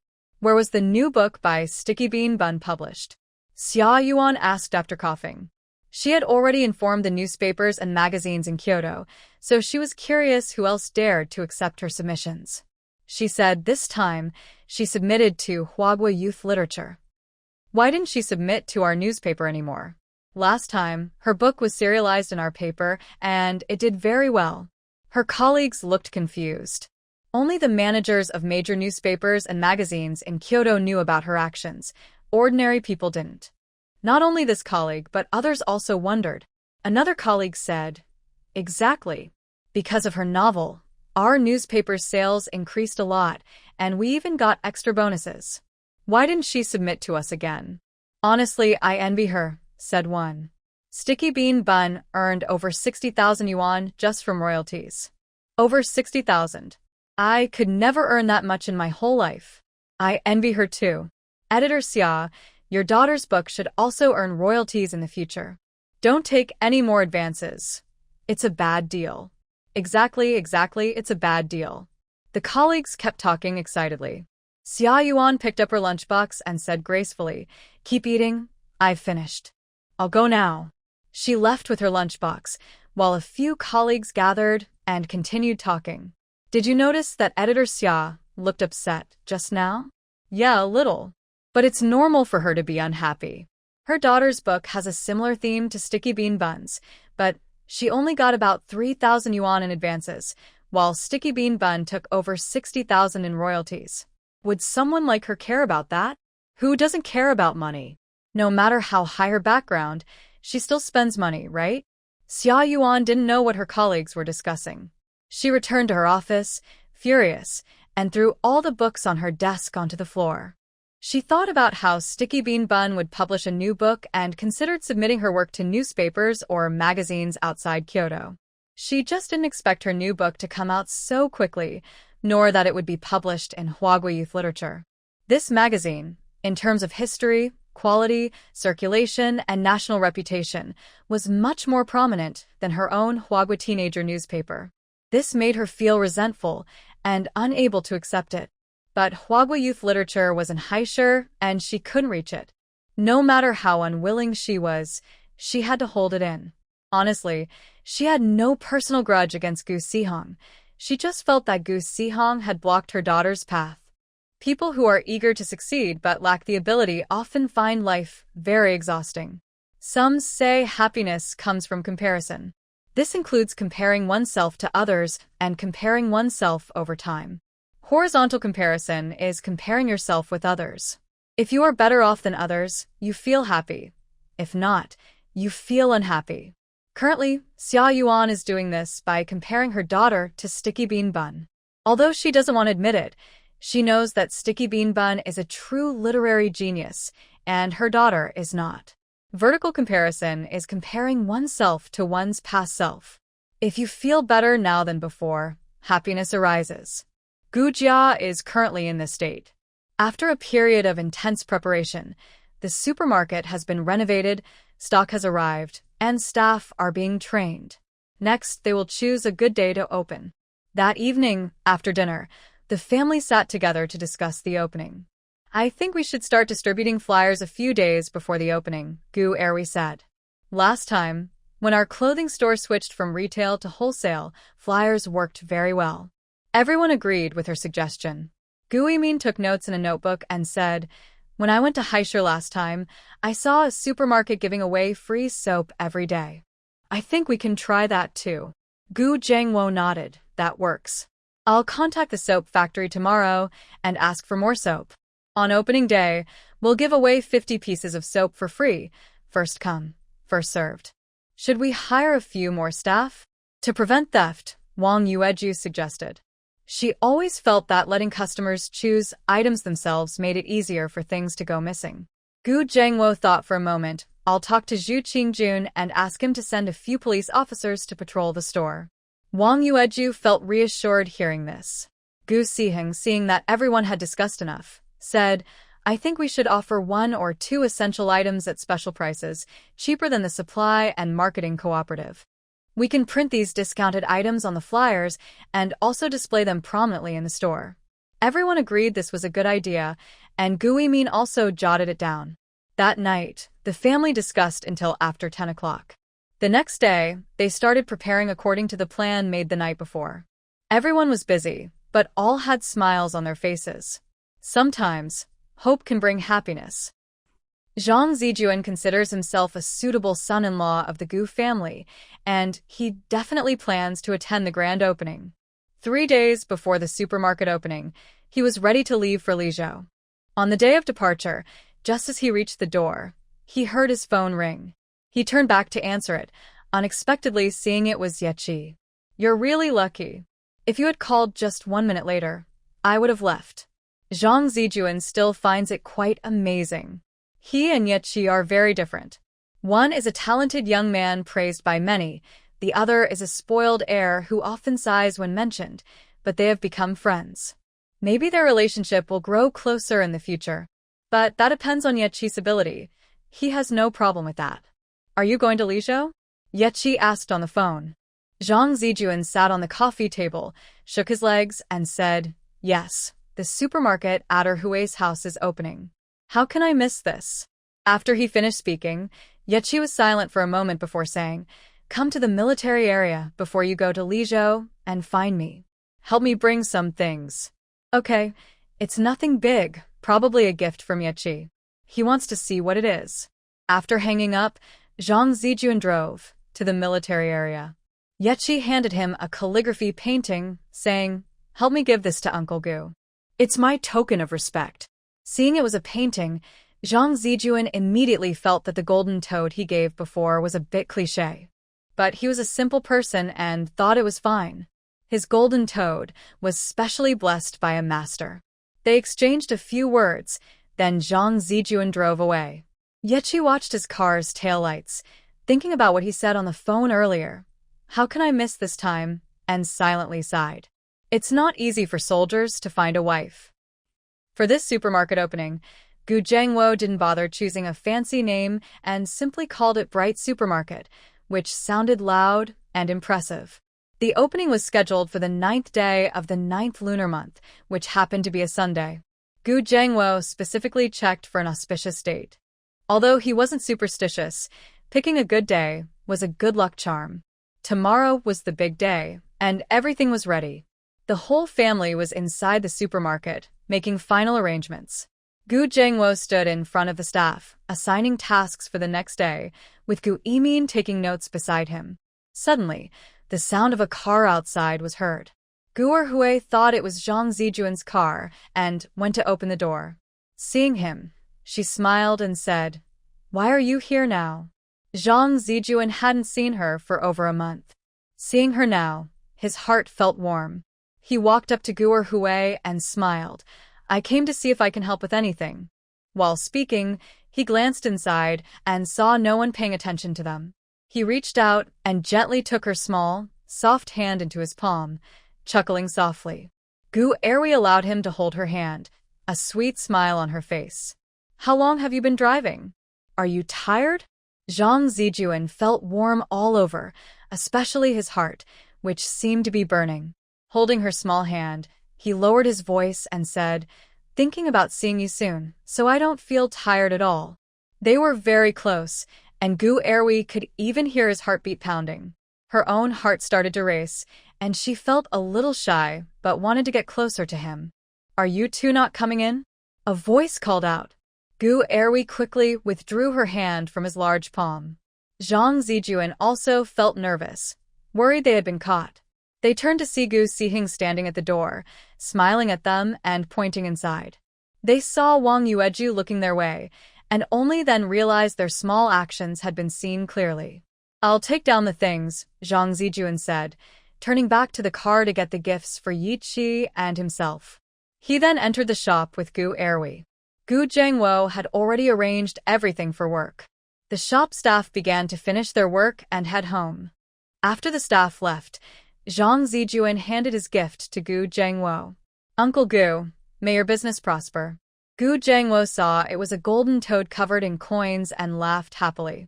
"This is good. Place it at the cash register to bring in wealth." He placed the golden toad on the counter and said to Wang Yueju, "Looks nice, right?" "Yes, it looks good, and the meaning is also nice," Wang Yueju replied. Hearing their words, Zhang Zijuan felt very happy. His gift was not wasted. "Uncle, Auntie, this is a gift from Yi Qi," Zhang Zijuan said, handing over a calligraphy painting. Gu Zhengwo took it and opened it, his smile growing wider. Gu Sihing leaned in to look and thought once again that Yi Qi was quite thoughtful. This gift was clearly meant to touch Gu Zhengwo's heart. Gu Zhengwo opened the calligraphy, which displayed 4 powerful, majestic characters, great ambitions. Gu Zhengwo was full of ambition now, eager to achieve great things. Gu Siheng moved closer to look at the signature, which read Su Ziyu. She nodded in admiration, thinking that Yi Qi had put a lot of effort into this piece. Su Ziyu was a well-known calligrapher and painter, already gaining fame in the art circles of the capital, and her reputation would only grow. Gu Zhengwo naturally didn't know about Su Ziyu's fame or how valuable the painting was. He only felt that the calligraphy and painting expressed his mood and had a strong presence. He looked at the painting from side to side and asked, "Where should I hang this?" It definitely wasn't suitable for the supermarket. "Come back and set up a study room to hang it in," Gu Sihing suggested. A study room. Talking about setting up a study, Gu Zhengwo felt a bit shy. He only finished middle school and was pretty rough, so setting up a study felt a little awkward for him. Seeing her father feeling shy, Gu Sihing said, "Comrade Gu Zhengwo, you should believe that you can become a cultured person in the future." When she said this, everyone laughed. Gu Jiangwo even raised his hand to hit her, saying, "You little girl. No manners at all." He swung his hand high, but never actually hit her. Everyone laughed for a while, and then prepared to close the shop and go home. However, tonight, Gu Jiangwo and Gu Xueqiang planned to stay and watch the store. No one was watching the shop, so everyone felt uneasy. Before leaving, Gu Jiangwo told Gu Yiming, "Take some time to thank Yi Qi, he really liked this gift." Gu Yiming nodded, and Gu Siheng overheard their conversation. She leaned over and said, "Dad, keep this painting safe. It's quite precious." "Why is it so precious?" Gu Jiangwo asked. "The person who wrote this calligraphy and painting, Su Ziyu, is quite famous," Gu Siheng said. Then she added to Gu Yiming, "Chief Yi put a lot of effort into it." Gu Yiming didn't expect the calligraphy and painting from Yi Qi to be from a famous person. He paused and said, "I'll give him a call when I get back." They had been communicating often lately, so Yi Qi had given his phone number. However, Gu Yiming hadn't called him yet, thinking their letter exchange was quite nice. Gu Jiangwo waved his hand, signaling them to leave. The sisters went out of the supermarket together. Outside, Zhang Zijuan's car was still parked. Gu Sanjing was leaning on the back window and said, "We're just waiting for you." She was still chewing something while saying this. Since their family owned a supermarket, Gu Sanjing was very happy. Snacks would be much more convenient in the future. Zhang Zijuan's car was a jeep. For people in the back seat felt a bit crowded, but could still fit. After they got in, Zhang Zijuan waited for them to settle down before starting the car. He said, "Shall see, I've almost found the place." When he mentioned the house, Gu Siheng remembered Han Jingping also wanted to buy a house, so she asked, "Brother Jun, could you find 2 more places? Try to get them close together." "Who else needs one?" "They should be close together too," Zhang Zijuan asked. Gu Siheng replied, "Han Jingping also wants to buy one. He really wants to be next to me." When she said that, Wang Yueju and Gu Yimin looked at her, and even Gu Erwi, sitting in the front passenger seat, turned to look at her. Gu Sijing looked confused and asked, "Why are you all looking at me? Not doing anything?" Gu Erwi turned around, and Wang Yueju and Gu Yimin also stopped looking at her. They all knew in their hearts that whether Xiao Si had that intention or not, Jingping definitely did. Gu Sijing understood what they meant, but she chose to pretend she didn't. What could a 9-year-old understand? "I understand nothing." When they arrived home, the group got out of the car, giving Gu Erwi and Zhang Zijuan some space to talk. "Who is Han Jingping?" Zhang Zijuan asked curiously. "He's the kid from my dad's friend's family. He often plays with Xiao Si. Here, that's his house." Gu Erwi pointed to a courtyard ahead. Zhang Zijuan looked over, leaning slightly forward, and whispered with a smile, "I found 2 houses next to each other. Later, ours can be connected, and we can live together. Maybe even knock through the walls." Gu Erwi couldn't help but laugh. "You really think far ahead." "Of course," Zhang Zijuan said. "I was thinking if you stay in Lizhou, I might move there too. If your family moves to Jingdu, those 2 houses will be useful." Although Zhang Zijuan is lively and playful, his mind is sharp. Considering how well the family is doing now, moving to Jingdu in the future isn't impossible. Not to mention, he and Erwi, Yi Qi, and Gu Yimin are all dating, and Gu Xiaoxi is doing very well in school. He might even go to university in Jingdu. 3 of the 4 daughters are connected to Jingdu, and with the family business growing bigger, Jingdu's development space is clearly larger. He believes Gu Jiangwo will consider moving the whole family there. "Let me tell you," Zhang Zijuan said, grabbing her small hand he had been watching for a while and giving it a gentle squeeze, "those 2 houses aren't very big, but they're very nice. If they are connected and made into front and backyards, it would be very comfortable to live in." Gu Erwi didn't pull her hand away and smiled. "Can you find 2 more houses next to each other?" Zhang Zijuan thought about how important Han Jingping might be, realizing he might be a childhood friend Gu Erwi has known for a long time. He replied, "Okay, I'll look for someone I go back. This isn't urgent. Take your time and look carefully. Don't let it interfere with your main work," Gu Erwi said. "Oh, and here's what I brought for you." He got out of the car to get something from the trunk, and Gu Erwi also got out. He took out a big bag, and seeing her, he grinned and said, "They're all imported from abroad." "Wow, so many things." Gu Erwi looked at the bag of items and asked, "What do you want?" "I'll give it to you. I want a kiss." Of course, she absolutely couldn't say that. He replied, "Anything is fine, as long as you give it to me. I like it all." Gu Erwi looked at his silly expression and smiled. "All right, I'll think about what to give you." They talked for a while longer. Zhang Zijuan had to leave reluctantly because he had important matters tomorrow. Gu Erwi carried a big bag of things into the yard. Gu Siheng, Gu Yimin, and Gu Sanjing were brushing their teeth there. Seeing her holding a large bag, Gu Siheng asked, "What did Brother Jun give you?" Can I see? Gu Erwi walked into the house with the bag, saying, "Just wait and see." The three sisters quickly finished brushing their teeth and then went into Gu Erwi's room. Inside, she was taking things out of the bag, small boxes, mostly in sets of 3. Gu Siheng went over and looked. It was cosmetics, in sets of 3, probably for their mother, older sister, and second sister. "He thinks kids don't need to be bribed, huh?" Gu Siheng said unhappily. Gu Sanjing nodded, too. He could just bring some snacks for her, too. At that moment, Gu Erwi took out 2 pencil cases and said, "Here, your bribe has arrived." Gu Siheng thought, "I actually want cosmetics more. Kids have the right to look good, too. But the pencil cases are pretty good. They show his kindness." So far, this young Master Zhang still seems like a good future brother-in-law. That night, the Gu family didn't sleep well. They were all hoping for a good start tomorrow. Before dawn, around 5 o'clock, Wang Yueju got up. Gu Yimin and Gu Erwi also woke up when they heard the noise. After a simple wash, the mother and daughters went to the kitchen to cook. Wang Yueju used the cosmetics Zhang Zijuan gave her, and while chopping vegetables, she said to Gu Erwi, "These imported things are really different. They're better than Yuyi's." Gu Yimin smiled and said, "Of course, I don't know how expensive they are." Wang Yueju turned and asked Gu Erwi, "Have you returned the gift?" "Not yet. I don't know what to give him." Gu Erwi also felt stressed about this. The key was that Zhang Zijuan didn't lack anything.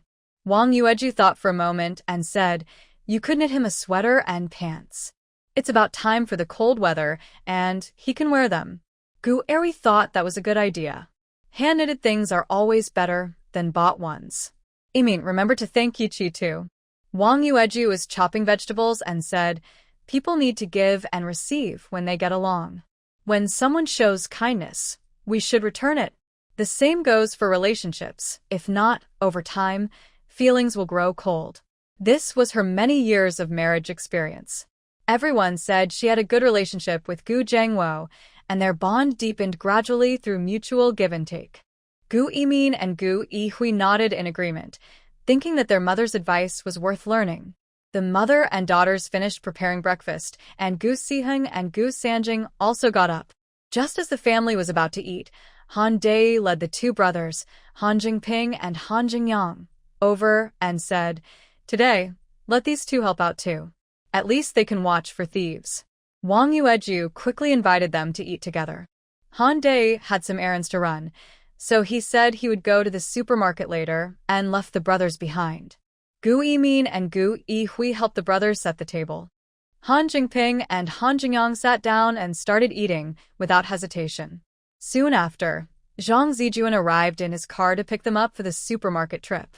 With the 2 Han brothers there wasn't enough space, so Gu Siheng suggested she and Han Jingping ride bikes there. Zhang Zijuan looked at Han Jingping and saw the young boy holding his bicycle, leaning forward and talking to Gu Xiaoxi with a smile on his face. The boy had fair skin, bright eyes, and a delicate face, very handsome. But he always felt like he had seen him somewhere before. He didn't pay much attention to it since many people in the world look alike and meeting 1 or 2 similar faces was normal. Once everyone was seated, he drove off. Han Jingping rode his bike with Gu Siheng behind him. Because they rode slowly, they arrived at the supermarket at 8 o'clock. The store opened at 8:30, half an hour later, but many people were already waiting outside. There was a long line of people waiting to receive free soap. Many others looked at the line with envy, saying they would come early tomorrow to queue up. their eyes fixed on the promotional flyers with special discounts. Han Jingping parked his bike, and the two of them entered the supermarket from the back. But before reaching the back door, they heard a quarrel. They turned around and saw an old man and an old woman. Both were in their 60s but looked very energetic. The old man pointed at the old woman and said, "Tianguohua, how can you be unreasonable? I was the one who lined up here first, arriving at 7 o'clock. I went to the bathroom, asked you to hold my spot, and now this spot is yours? You asked me to hold it, so it's my spot. If you're capable, don't go to the bathroom," the old woman replied stubbornly, acting as if she wasn't willing to give in. "Why are you acting like this? I'm just like this. No, I can't give you the spot I worked hard to get," the old man said as he pulled the old woman, but she refused, and they started to struggle. Gu Sihong saw this and wanted to step in, thinking there shouldn't be a fight on the first day of business. But as she took a step forward, she saw Zhu Qingjun arrive with two police officers, all in uniform. "What is going on here?" Zhu Qingjun asked seriously as he approached the old man and woman. The old man saw the police and seemed to see a savior, so he quickly explained everything. In the end, he said, "Officer, do you see how unreasonable some people can be?" The old woman, at this point, stopped being aggressive and smiled at Zhu Qingjun, saying, "I was just joking with him." "Whether you're joking or not, you know that yourself," Zhu Qingjun said sternly. "You're both grown-ups, so mind your behavior." The old woman awkwardly smiled. It was not a big issue, and Zhu Qingjun just scolded them a little before leading the police officers away. Seeing this, Gu Sihong quickly called out with a smile, "Uncle Zhu." "Little four." Zhu Qingjun recognized Gu Sihong, smiled, and came over to talk. Today, he came to celebrate the grand opening of the supermarket and to show support. "My dad is inside. I'll take you to see him," Gu Sihong said in a mature tone. Zhu Qingjun was amused. Seeing Han Jingping nearby, he asked, "Are you Han Dei's son?" Han Jingping smiled and called someone, then a few people entered through the back door. After they went in, people outside started to discuss, "Is that the director of Dongqing Police Station?" "Yes, the big boss of Zhu family. It looks like he knows the supermarket owner." "Of course he does. Otherwise, would the owner dare to open a small shop and take things freely?" Exactly. While they were talking, they saw a burly man staggering over and then entering the back door of the supermarket. After he went in, the crowd outside resumed their gossip. "Is that Sherdafa?" "Yes, I saw him fighting on the street the other day." "Does the supermarket owner know him?" Probably. "Have you seen him go in?" What kind of person is this owner? "The police know him, and so do the troublemakers." "Who knows? Whatever kind of person he is, as long as there's free stuff and no tickets needed to buy, that's all that matters. What's it to us?" "That's right." Gu Zhengwo never expected Sherdafa to come today to congratulate on the supermarket's opening. Since the last time he tried to steal a clothing store and failed, they hadn't seen each other again. But a guest is a guest, so he still warmly welcomed him. Sherdafa, knowing the situation, took out a red envelope and handed it to Gu Zhengwo, saying "May wealth flow in," then quietly sat nearby. Although Gu Zhengwo was surprised by his arrival, he didn't show it. After exchanging greetings, he continued to entertain other guests. Today was the opening day, and many people came to celebrate, people Gu Zhengwo had met since coming to Liqing.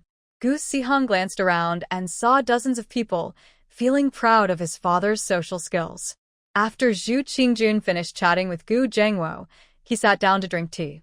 His eyes caught a young man in his 20s carrying a box of items inside. When the young man looked up, Zhu Qingjun nearly spat out his tea. If he remembered correctly, this should be Zhang S/J's son. Why was he here moving things? Zhu Qingjun had met Zhang Zijuan twice and had also heard some rumors about him. For example, that he was carefree, hard to control, and lazy. But he never expected that this unpredictable young man was now honestly working for the Gu family.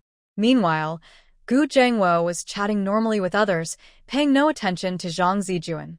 Zhu Qingjun was confused but decided to focus on drinking tea and observing what this young master from the Zhang family was doing. He saw him moving several boxes back and forth, then at the door, happily accepting a bottle of water from a girl. Zhu Qingjun recognized her as Gu Zhangwo's second daughter. From their interaction, it seemed they were dating. Zhu Qingjun couldn't help but think, who said adopting daughters was useless? If you raise a good daughter, she can be capable herself and also bring a capable person home. Although Zhang Zijuan wasn't particularly capable, having a capable father was just as good. Thinking back to the last time Sherdafa caused trouble at Gu Zhangwo's clothing store, it was said that a young officer with a gun had come to deal with Sherdafa. Could that officer be Gu Zhangwo's prospective son-in-law? If so, he would really feel envious. The supermarket opened at 8:30 sharp. As the doors opened, a long string of firecrackers went off. Then, a group of young people in matching outfits carried large boxes inside, handing out free soap to the waiting customers. Actually, the people waiting in line are suspicious about whether this supermarket really gives out free soap. Now that they see it happening, everyone is smiling and thinking that this supermarket is trustworthy.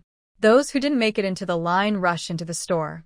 Inside, they see shelves neatly stocked with various goods, and everything is fully open. People can take whatever they want. "Miss, do we really not need a ticket to buy things here?" A customer asks the clerk. The clerk, a girl about 17 or 18, looks neat and pretty. She smiles as she replies, "Ma'am, you really don't need a ticket to buy things in our store."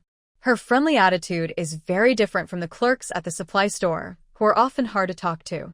Have you ever gone to the supply store and had to watch their expressions? "Miss, where is the special discount flour mentioned on the flyer?" An older woman asks, holding a leaflet. The young clerk points to the area, and the woman sees many people already gathered there, so she quickly moves over. Similar things happen repeatedly inside the store. Gu Siheng and Han Jingping stand by a shelf, temporarily acting as clerks. Their main job is to watch that no one steals anything. "I didn't expect so many people today," Gu Siheng whispers to Han Jingping while looking at the crowded store. Han Jingping glances at the two shelves they are responsible for and says, "No tickets needed. Many items are cheaper than at the supply store, and you can take whatever you want." "Of course, that's why it's so crowded." Gu Siheng gives him a thumbs up. "Young man, you summarized it very well." Though Han Jingping is teased, he can't help but smile. He says, "With the current situation, we should be able to open the distribution soon." Hey. He then walks toward an older woman in her 50s who is stuffing a box of toothpaste into her sleeve. When she sees him and Gu Siheng approaching, she blushes and puts the toothpaste back. "There's a police officer over there." "Come with me," Han Jingping says. "I didn't take anything," the woman pleads, looking at him. "It's not a big deal. No need to call the police." Her hair is white, and she looks pitiful, but Han Jingping remains unfazed. He pulls her along toward Zhu Qingjun. Seeing the police uniforms on Zhu Qingjun and the others, the woman hesitates and says, "I didn't steal anything." "I didn't steal." "Whether you've stolen or not, you'll find out when the police ask," Han Jingping replies. Han Jingping did not pull her forward again because Zhu Qingjun and the others had already come over. "What's going on?" asked a young police officer in his early 20s standing beside Zhu Qingjun. Han Jingping explained the situation. She might still have something on her. Although the young officer was inexperienced, he had some experience in handling cases. He looked seriously at the woman and said, "Are you going to take it out yourself, or do you want me to help?" "I didn't steal anything." "I really didn't," the woman stubbornly denied. Seeing this, the officer stepped forward, one hand pressing on her shoulder and the other reaching into her pocket. He pulled out a bar of soap. Then he reached into her other pocket and took out a handful of sunflower seeds. "You're saying you didn't steal this? What is it then?" the officer asked, glaring at her. The woman didn't know how to explain and started to cry. At this moment, Gu Zhangwo arrived. He whispered to Zhu Jianjun, "Let her family come and take her away." On their first day of business, he didn't want any trouble to arise. Zhu Qingjun nodded. For petty theft, even if they took her to the police station, they would just give her a warning and let her family handle her. Everyone in the supermarket was watching. Zhu Qingjun's search of the woman was also a warning to others. The effect was working. He then led her to the back office. As soon as the woman entered the office, she sat on the ground and started crying. I was just momentarily confused. You can't let my son and daughter-in-law find out. If they do, they'll definitely kick me out. Please, I beg you, let me go. She was crying pitifully on the ground. Wang Yueju felt a bit sympathetic, but said nothing, and turned to leave. Better to see nothing. Gu Siheng also left with Han Jingping. The woman looked pitiful now, but she was not hesitant when stealing. If they let her go easily this time, she might steal again, or even more thieves might follow her example. The problem of shoplifting in the supermarket was inevitable. Even with cameras everywhere now and in the future, some people still couldn't resist stealing. However, this incident served as a warning. At least they hadn't caught anyone else stealing. An hour later, the woman's son and daughter-in-law arrived. They were both university teachers nearby, wearing glasses and looking refined. They awkwardly apologized and bought back the items she had stolen, then took her away. What happened at home afterward was their own business. A busy day passed, and the supermarket closed at 8:30 p.m. closed the door. After the staff left work, Gu Erwi and Gu Yimin took out the money they earned today and started counting. There was a pile of money on the table. The four sisters sorted the bills by denomination and then began to count. After about 10 minutes, Gu Yimin finished the calculations. Today's sales totaled 3,574 yuan. With a profit margin of 20%, today's profit was 714 yuan. How should we evaluate this sales volume? It met their expectations, but the supermarket's profit for the day was not as high as that of the clothing store. Also, running the supermarket was a bit more tiring. Not bad, Gu Zhengwo said with a smile. Although the profit isn't as much as the clothing store, our goal isn't just one store. The more stores we have, the more we earn. We can't just look at the present. We need to think long-term. If one supermarket succeeds, it's easy to copy and expand, gradually building a brand. Clothing wholesale seems profitable now, but it's hard to scale up unless you create your own clothing brand or open a clothing factory. But both are not easy to do. Today is the first day of opening, and our profit is over 700, Gu Erwi said. In the future, daily profits should be around 3 to 400. One store makes 3 or 400, 10 stores make 3 or 4,000, and 100 stores would be even more. That's right. Plus, the more goods our stores sell, the cheaper we can buy the stock, which means higher profits, Gu Zhengwo said, waving his hand. All right, everyone is tired today. Let's go eat. Wang Yueju had previously packed a lot of dishes from the restaurant, now arranged in a room in the backyard. The Gu family, along with Zhang Zijuan and Han brothers, sat around a big table. Gu Zhengwo was happy today, so he opened a bottle of wine and poured a drink for Zhang Zijuan. Zhang Zijuan quickly stood up to accept the bottle and poured himself a glass, smiling as he said, "Uncle Gu, may you have abundant wealth in the future." Gu Zhengwo laughed heartily. He was increasingly pleased with Zhang Zijuan. Although he had been a bit reckless and careless before, now he was doing business well, and Erwi said he was doing quite well. Not to mention, their family's conduct was honest and straightforward, without much messy trouble. Zijuan, the supermarket's smooth opening wouldn't have been possible without your father's help. Please thank him for me when you go back. Gu Zhengwo raised his glass, and Zhang Zijuan quickly clinked his glass with him. My dad says your supermarket is a good thing for the people, and the government should support it. After finishing his drink, he tilted his head back and said, I don't usually drink much. Gu Siheng heard this and leaned close to Gu Erwi's ear, asking, Do you believe that? Gu Erwi smiled slightly, but said nothing. Of course, she didn't believe it. Sometimes he lied easily. Gu Zhengwo also didn't believe him but knew he was trying to make a good impression, so he didn't mind. Smiling, he poured another glass for him, saying, You've helped a lot today. This is my thanks. Gu Zhengwo took a sip of his drink, and Zhang Zijuan could only do the same. Then everyone started eating. After a while, Gu Zhengwo glanced at Han Jingping, who immediately understood and set down his chopsticks to pour Zhang Zijuan some wine. Brother Jun, I toast you, Han Jingping said. Zhang Zijuan wondered, what does that mean? But since everyone was pouring him drinks, he had to drink. He tilted his head and finished his glass. Suddenly, the young boy in front of him took a bottle of soda, drank a few sips, and then smiled, saying, I'm still in school and can't drink alcohol. I'm drinking soda. Zhang Zijuan was speechless. You can't drink alcohol, so why are you pouring it for me? Next, Gu Zhengwo and Han Jingping kept pouring drinks for Zhang Zijuan, one after another. Wang Yueju couldn't stand it and quietly whispered to Gu Zhengwo, that's enough. Gu Zhengwo gave her a look that said, don't interfere. Even if Zhang Zijuan was naive, he knew his future father-in-law was trying to get him drunk. He looked to Gu Erwi for help, but she pretended not to see and turned her face away. Since his father wanted to get him drunk, there was a reason behind it. In the end, Zhang Zijuan really drank too much. He was too drunk to walk, so Gu Zhengwo and Han Jingping helped him to a nearby room.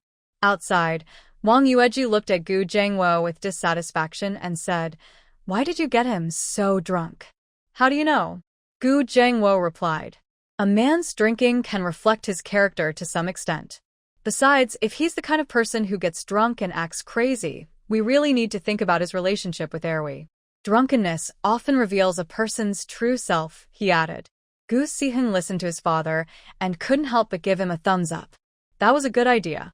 After eating, drinking, and tidying up, Gu Siheng and his friends went home, leaving Gu Zhengwo and Zhang Zijuan behind. That night, Gu Xueqiang was working at the clothing store. The next morning, Zhang Zijuan woke up around 8 a.m. He supported his head and left the room, only to see Gu Erwi in the yard, tidying things up. Seeing him come out, she smiled and said, you're awake? Zhang Zijuan scratched his head and walked over, looking around. Seeing only the two of them in the yard, he quietly asked, why did your dad make me drunk last night? Gu Erwi put down what she was holding to give him some face wash water, saying, my dad wanted to see your drinking skills. He wanted to check if you'd do anything inappropriate when you're drunk. Zhang Zijuan was startled and broke out in a cold sweat. I didn't do anything last night, right? Gu Erwi smiled. What do you want to do? Zhang Zijuan quickly shook his head. No, I didn't think about anything. His future father-in-law's actions are really hard to predict. All right, come wash your face. Zhang Zijuan walked over, placed his hand in the basin to wash his face, but still felt worried and asked carefully, did I really do nothing? No, I just lay on the bed and slept. My dad said you were very quiet all night. Gu Erwi couldn't help but laugh seeing his worried expression. Zhang Zijuan sighed in relief. So I passed this test? Gu Erwi nodded. Yes, you passed this one. Is there anything else? He asked in advance, so he's mentally prepared. Gu Erwi shrugged. I don't know. You're the first, so I have no experience to tell you. Zhang Zijuan. I once boasted to Yi Qixian about being the first in this, but now I realize it might not be such a good thing. Anyway, passing this test is a good thing. Zhang Zijuan comforted himself, tidied up, and went out to continue helping at the shop. The grand opening lasted a week. During this week, daily sales ranged from 3,000 to 4,000 yuan. The Gu family was very satisfied with the sales figure, and Gu Zhengwo was already planning the next store. After the opening event, the number of customers in the shop gradually decreased, and everyone wasn't as busy. Gu Yimin remembered the calligraphy and paintings Yi Qi gave him, so he picked up the phone to call him. P.S. Regarding the supermarket sales, I looked up some data. Usually, a convenience store's daily sales are around 7,000 to 8,000 yuan. Of course, stores like 7 to 11 can have higher sales, between 10,000 and 20,000 yuan a day. In the 1980s, things weren't as expensive as now, but shopping was still difficult. Items required ration tickets, and even with tickets, some things couldn't be bought. So, I think with the help of the grand opening event, a supermarket's daily sales of 3,000 to 4,000 yuan is achievable. Of course, my analysis might not be perfect. If I'm wrong, don't take it too seriously. After all, we're not writing a business thesis. Haha. Gu Yimin is very careful and detailed in her work. She has a small notebook where she writes down important or easily forgotten things. Yi-Chi's phone number is in it. She opens her notebook, finds Yi-Chi's number, and picks up the phone to dial.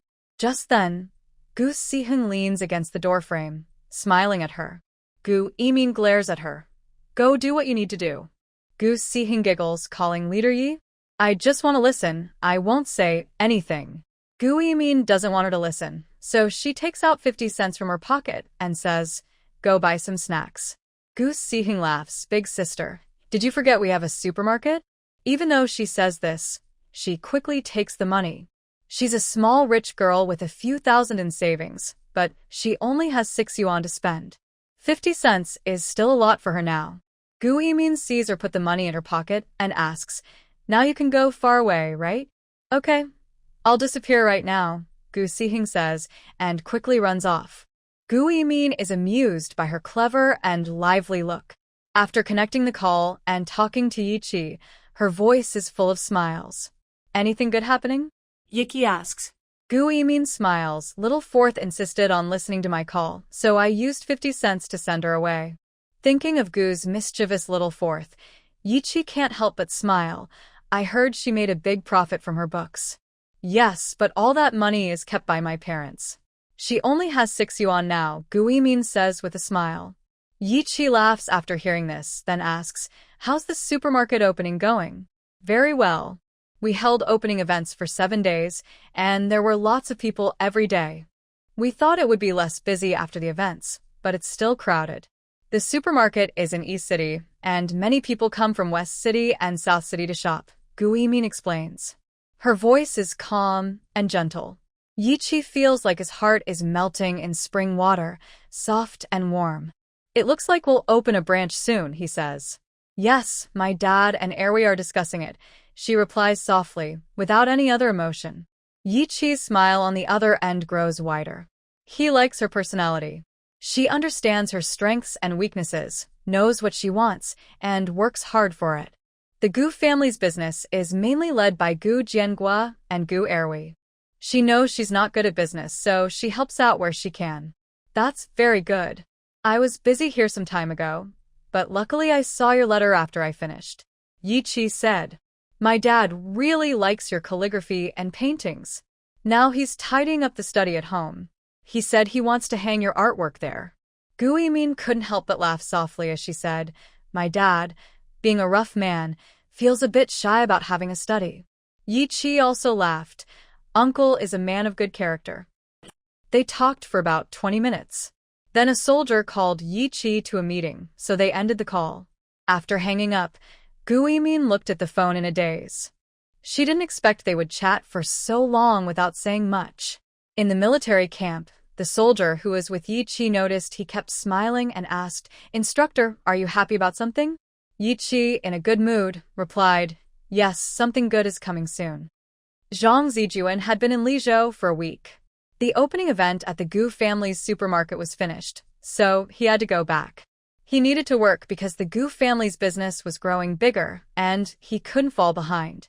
The day before he left, he went to the store and saw Gu Erwi knitting a sweater. It was just the beginning, so it wasn't clear who it was for.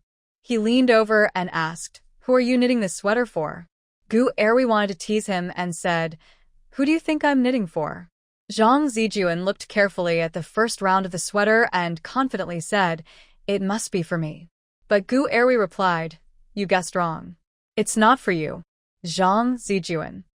He reached out and picked up the gray ball of yarn, asking for Uncle Gu. Doesn't look like it. It's a bit small. Gu Erwi looked at the sweater she just started knitting.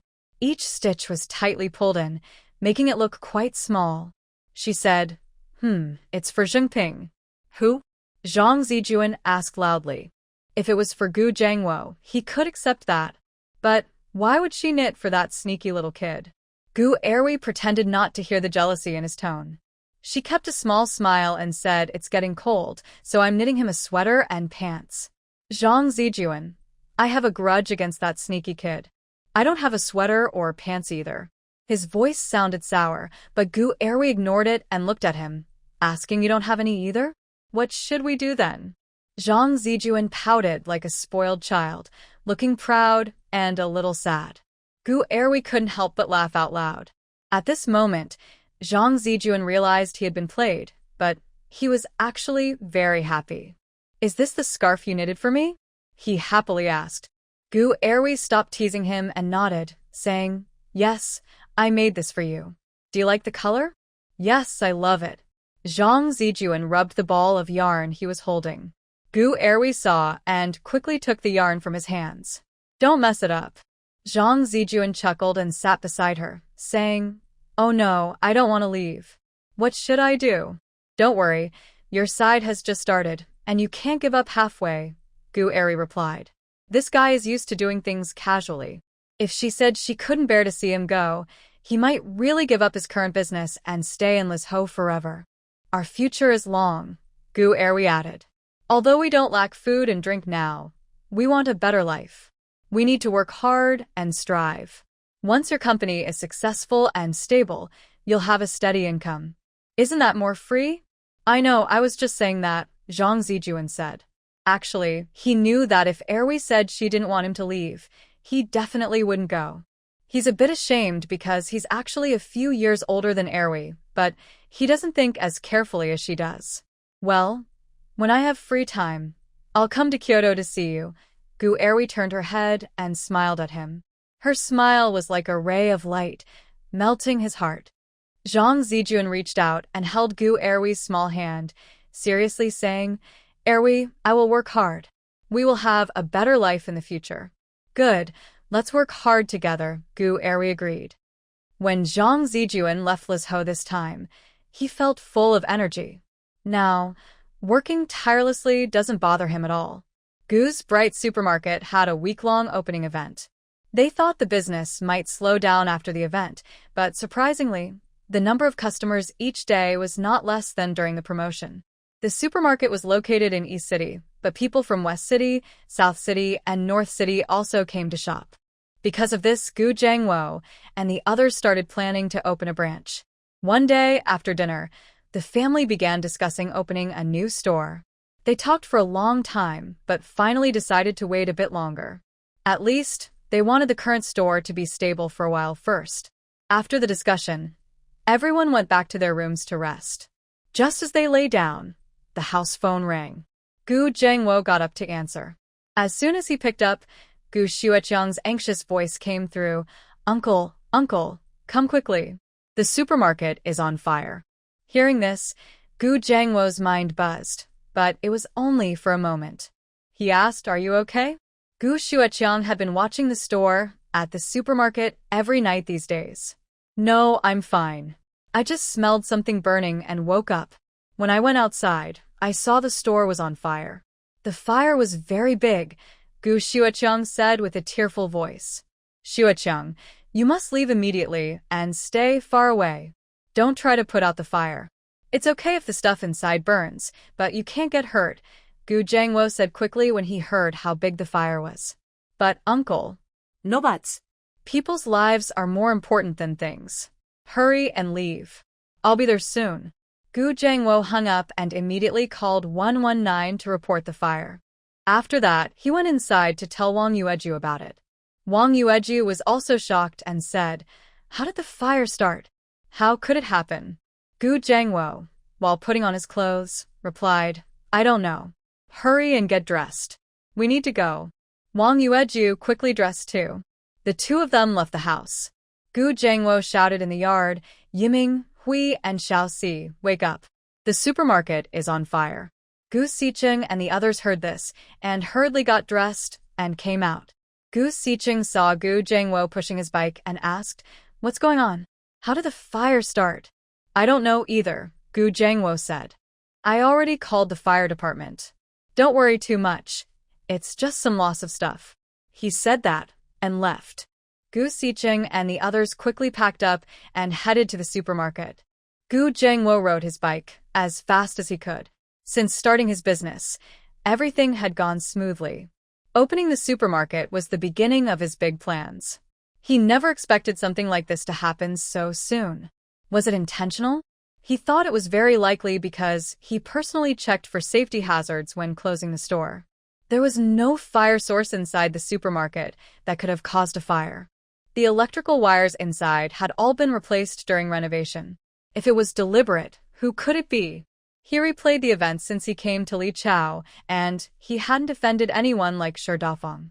The only possibility was the Zhu family. When the supermarket opened, Zhang Zijuan was helping inside, and Zhu family members wouldn't be unaware of that. Zhu's daughter had once been engaged to Zhang Zijuan, but the breakup was reportedly not very smooth. Also, Liu Yanping, who had a grudge against their family, was related to the Zhu family. Considering all this, their conflict with the Zhu family was quite serious. Thinking about these things, as he approached the supermarket, he saw thick black smoke billowing from the direction of his store. He quickened his pace and soon arrived in front of the supermarket. At this time, many people had gathered outside the supermarket, but the fire was too big, and no one dared to go rescue it. Gu Xueqiang saw Gu Zhengwo and ran over, crying as he shouted, "Big Uncle." Gu Xueqiang felt very guilty. Big Uncle asked him to watch the store, but he let it burn like this. Gu Zhengwo patted his shoulder and said, "It's okay, just some loss of goods. We can afford to lose it." This was true. Although it was a pity that the items inside the store were burned, it wasn't enough to hurt him deeply. Gu Xueqiang was both touched and guilty, tears streaming down his face. When the fire broke out, Big Uncle first asked if he was okay, then told him not to try to put out the fire himself, worried he might get hurt. What happened? How did the store catch fire? Who knows? Maybe it was an accident, someone replied. Perhaps someone offended others. This is such a big supermarket. Surely they took fire safety measures. How much do you think this will cost us? I'm more concerned about whether the store can reopen. It's so convenient to buy things here. People around were talking anxiously. Gu Zhengwo ignored the chatter and looked at the raging fire, feeling surprisingly calm inside. In life, storms and troubles are inevitable. Isn't it just that some people want to see him fail, want him to have bad luck, or want his career to suffer? Then he would show them that these things are just small matters to him. When Zhou Xiuqing and the others arrived, the fire alarm had already sounded. People started evacuating and fighting the fire. Wang Yueju watched the blazing flames and tears fell quickly. So much effort had been poured into this supermarket by their family. Gu Xiuqing, Gu Yimin, and Gu Erwei's eyes also turned red. They had been busy for months, treating this supermarket as the start of their career. Their hands were tightly held together. Gu Xiuqing turned to see Han Jingping, who was looking at her worriedly. When they came over, they thought more people would help with the fire, so they also called Han's family. "I'm fine, just upset about how much effort my dad and the others put in recently," Gu Xiuqing said. With supplies and a solid foundation, reopening is quite simple, Han Jingping comforted her. They all knew that the money spent on the supermarket was nothing to the Gu family. Gu Xiuqing nodded. Although the fire was large, it was contained within the supermarket. The fire alarm quickly extinguished the flames.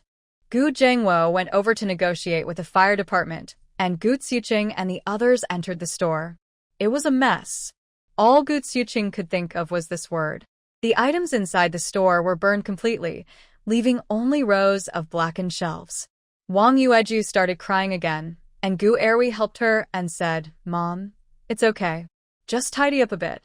We can reopen in 3 days." Her voice was a little shaky. It's natural to feel sad after such an event, but now the most important thing is to reopen the supermarket quickly. She also didn't believe it was a natural disaster. The fire was most likely caused by human error. She thought of the Zhu family. It was her fault for bringing trouble to the family, and she felt very guilty. Exactly, just repaint the walls and organize the shelves. The store can reopen soon, Gu Yimin also said. Gu Siheng nodded nearby. Seeing that her daughters were braver than she was, Wang Yueju stopped crying and said, "Yes, let's reopen." The fire was out, and the curious onlookers around gradually left, as it was late and they needed to sleep. At this moment, the police arrived. Since the police station was not far from here, and the Gu family hadn't called the police earlier, they found out about the fire a bit late. Gu Zhengwo had just finished talking to the fire department and saw the police coming, so he went over. The police recognized Gu Zhengwo.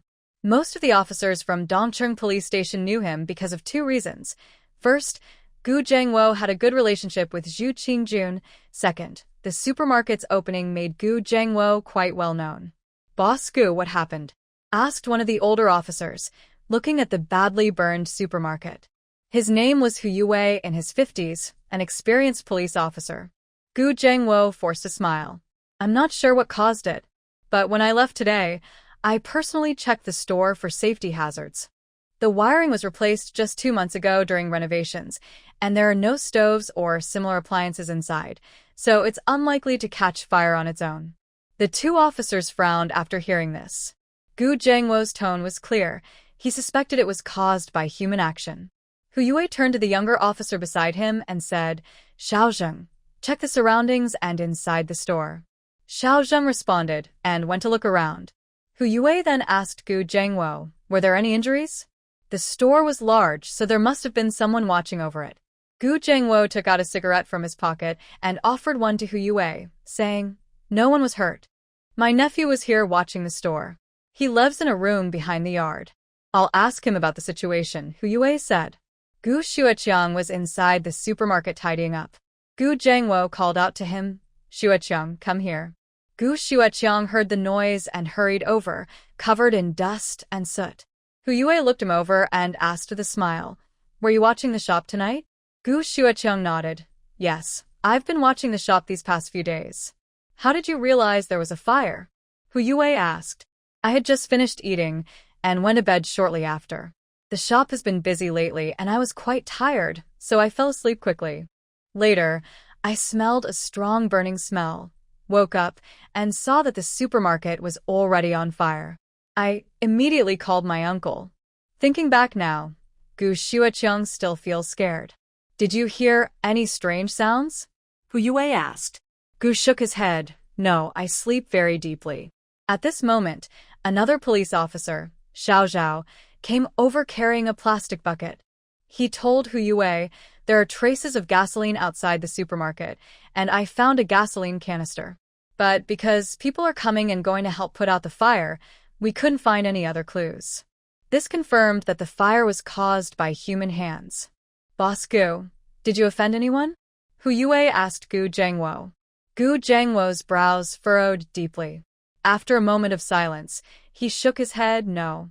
Although he suspected that Zhu family, who had been engaged to Zhang Zijuan, might be involved, investigating this would involve Zhang Zijuan and his father. Without solid evidence, he couldn't say anything. Hu Yue looked troubled. "Boss Gu, we will do our best to investigate."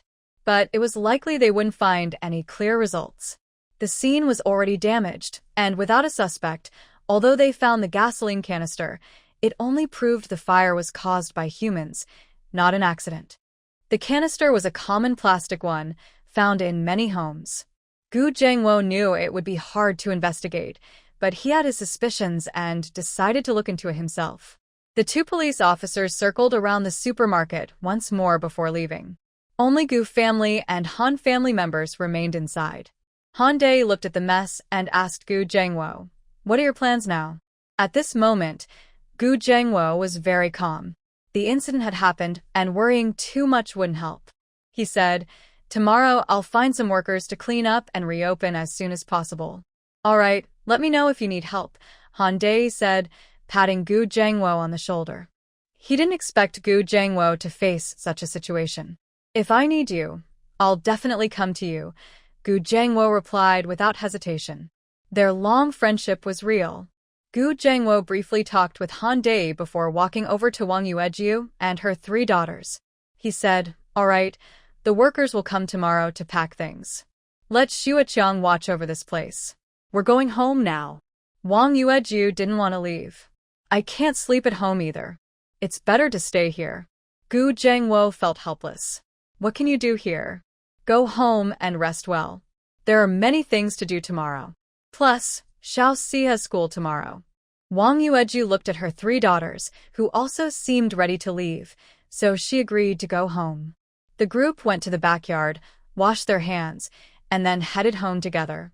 Gu Xixing was still sitting on Han Jingping's bicycle. She held his waistcloth with one hand and leaned forward, saying, "My second sister suspects that Zhu's family did it. Maybe the one who made the trouble. What do you think?" Han Jingping pedaled the bike slowly and replied, "That's possible. Zhang Zijuan's family is like a fat piece of meat in Zhu's eyes. Now that the meat is taken away by Erwi, they must be upset." Gu Sixing sighed. "But we don't have proof." In this time, there were no cameras, let alone fingerprint recognition. If they could check the surveillance footage or find fingerprints on that oil jug, everything would be clear. If it really was Zhu's family, finding out the truth isn't hard, Han Jingping said softly, his voice gentle but his words serious. He added, "A simple way is to trick Zhu Yujiao, give her a good scare, and then ask questions. You'll learn everything. If you think this method is too violent, you can have someone watch Zhu's family. If they did it, there will be clues. Once you have proof, hand it over to Zhang Zijuan. If he's involved, he should handle it." Gu Sixing thought for a moment and decided the second method was better. It's important not to wrongly accuse anyone. But who should watch Zhu's family? Gu Sixing asked. "Uncle Gu knows Sherdafa, right?" "Sherdafa would be willing to do this," Han Jingping said calmly. Gu Sixing sighed inwardly. Why was he such a sneaky little kid? Back home, Gu Zhengwo told his sisters to go to bed quickly. He and Wang Yueju also went to their room. Gu Xing pulled Gu Yimin to Gu Erwi's room and shared Han Jingping's idea. After hearing this, Gu Yimin and Gu Erwi looked at each other. They knew Han Jingping was fierce in fights before, but now they saw he was quite clever too. Who does this kid take after? After Gu Yimin and Gu Erwi evaluated Han Jingping, they considered two plans and decided that the second one was better.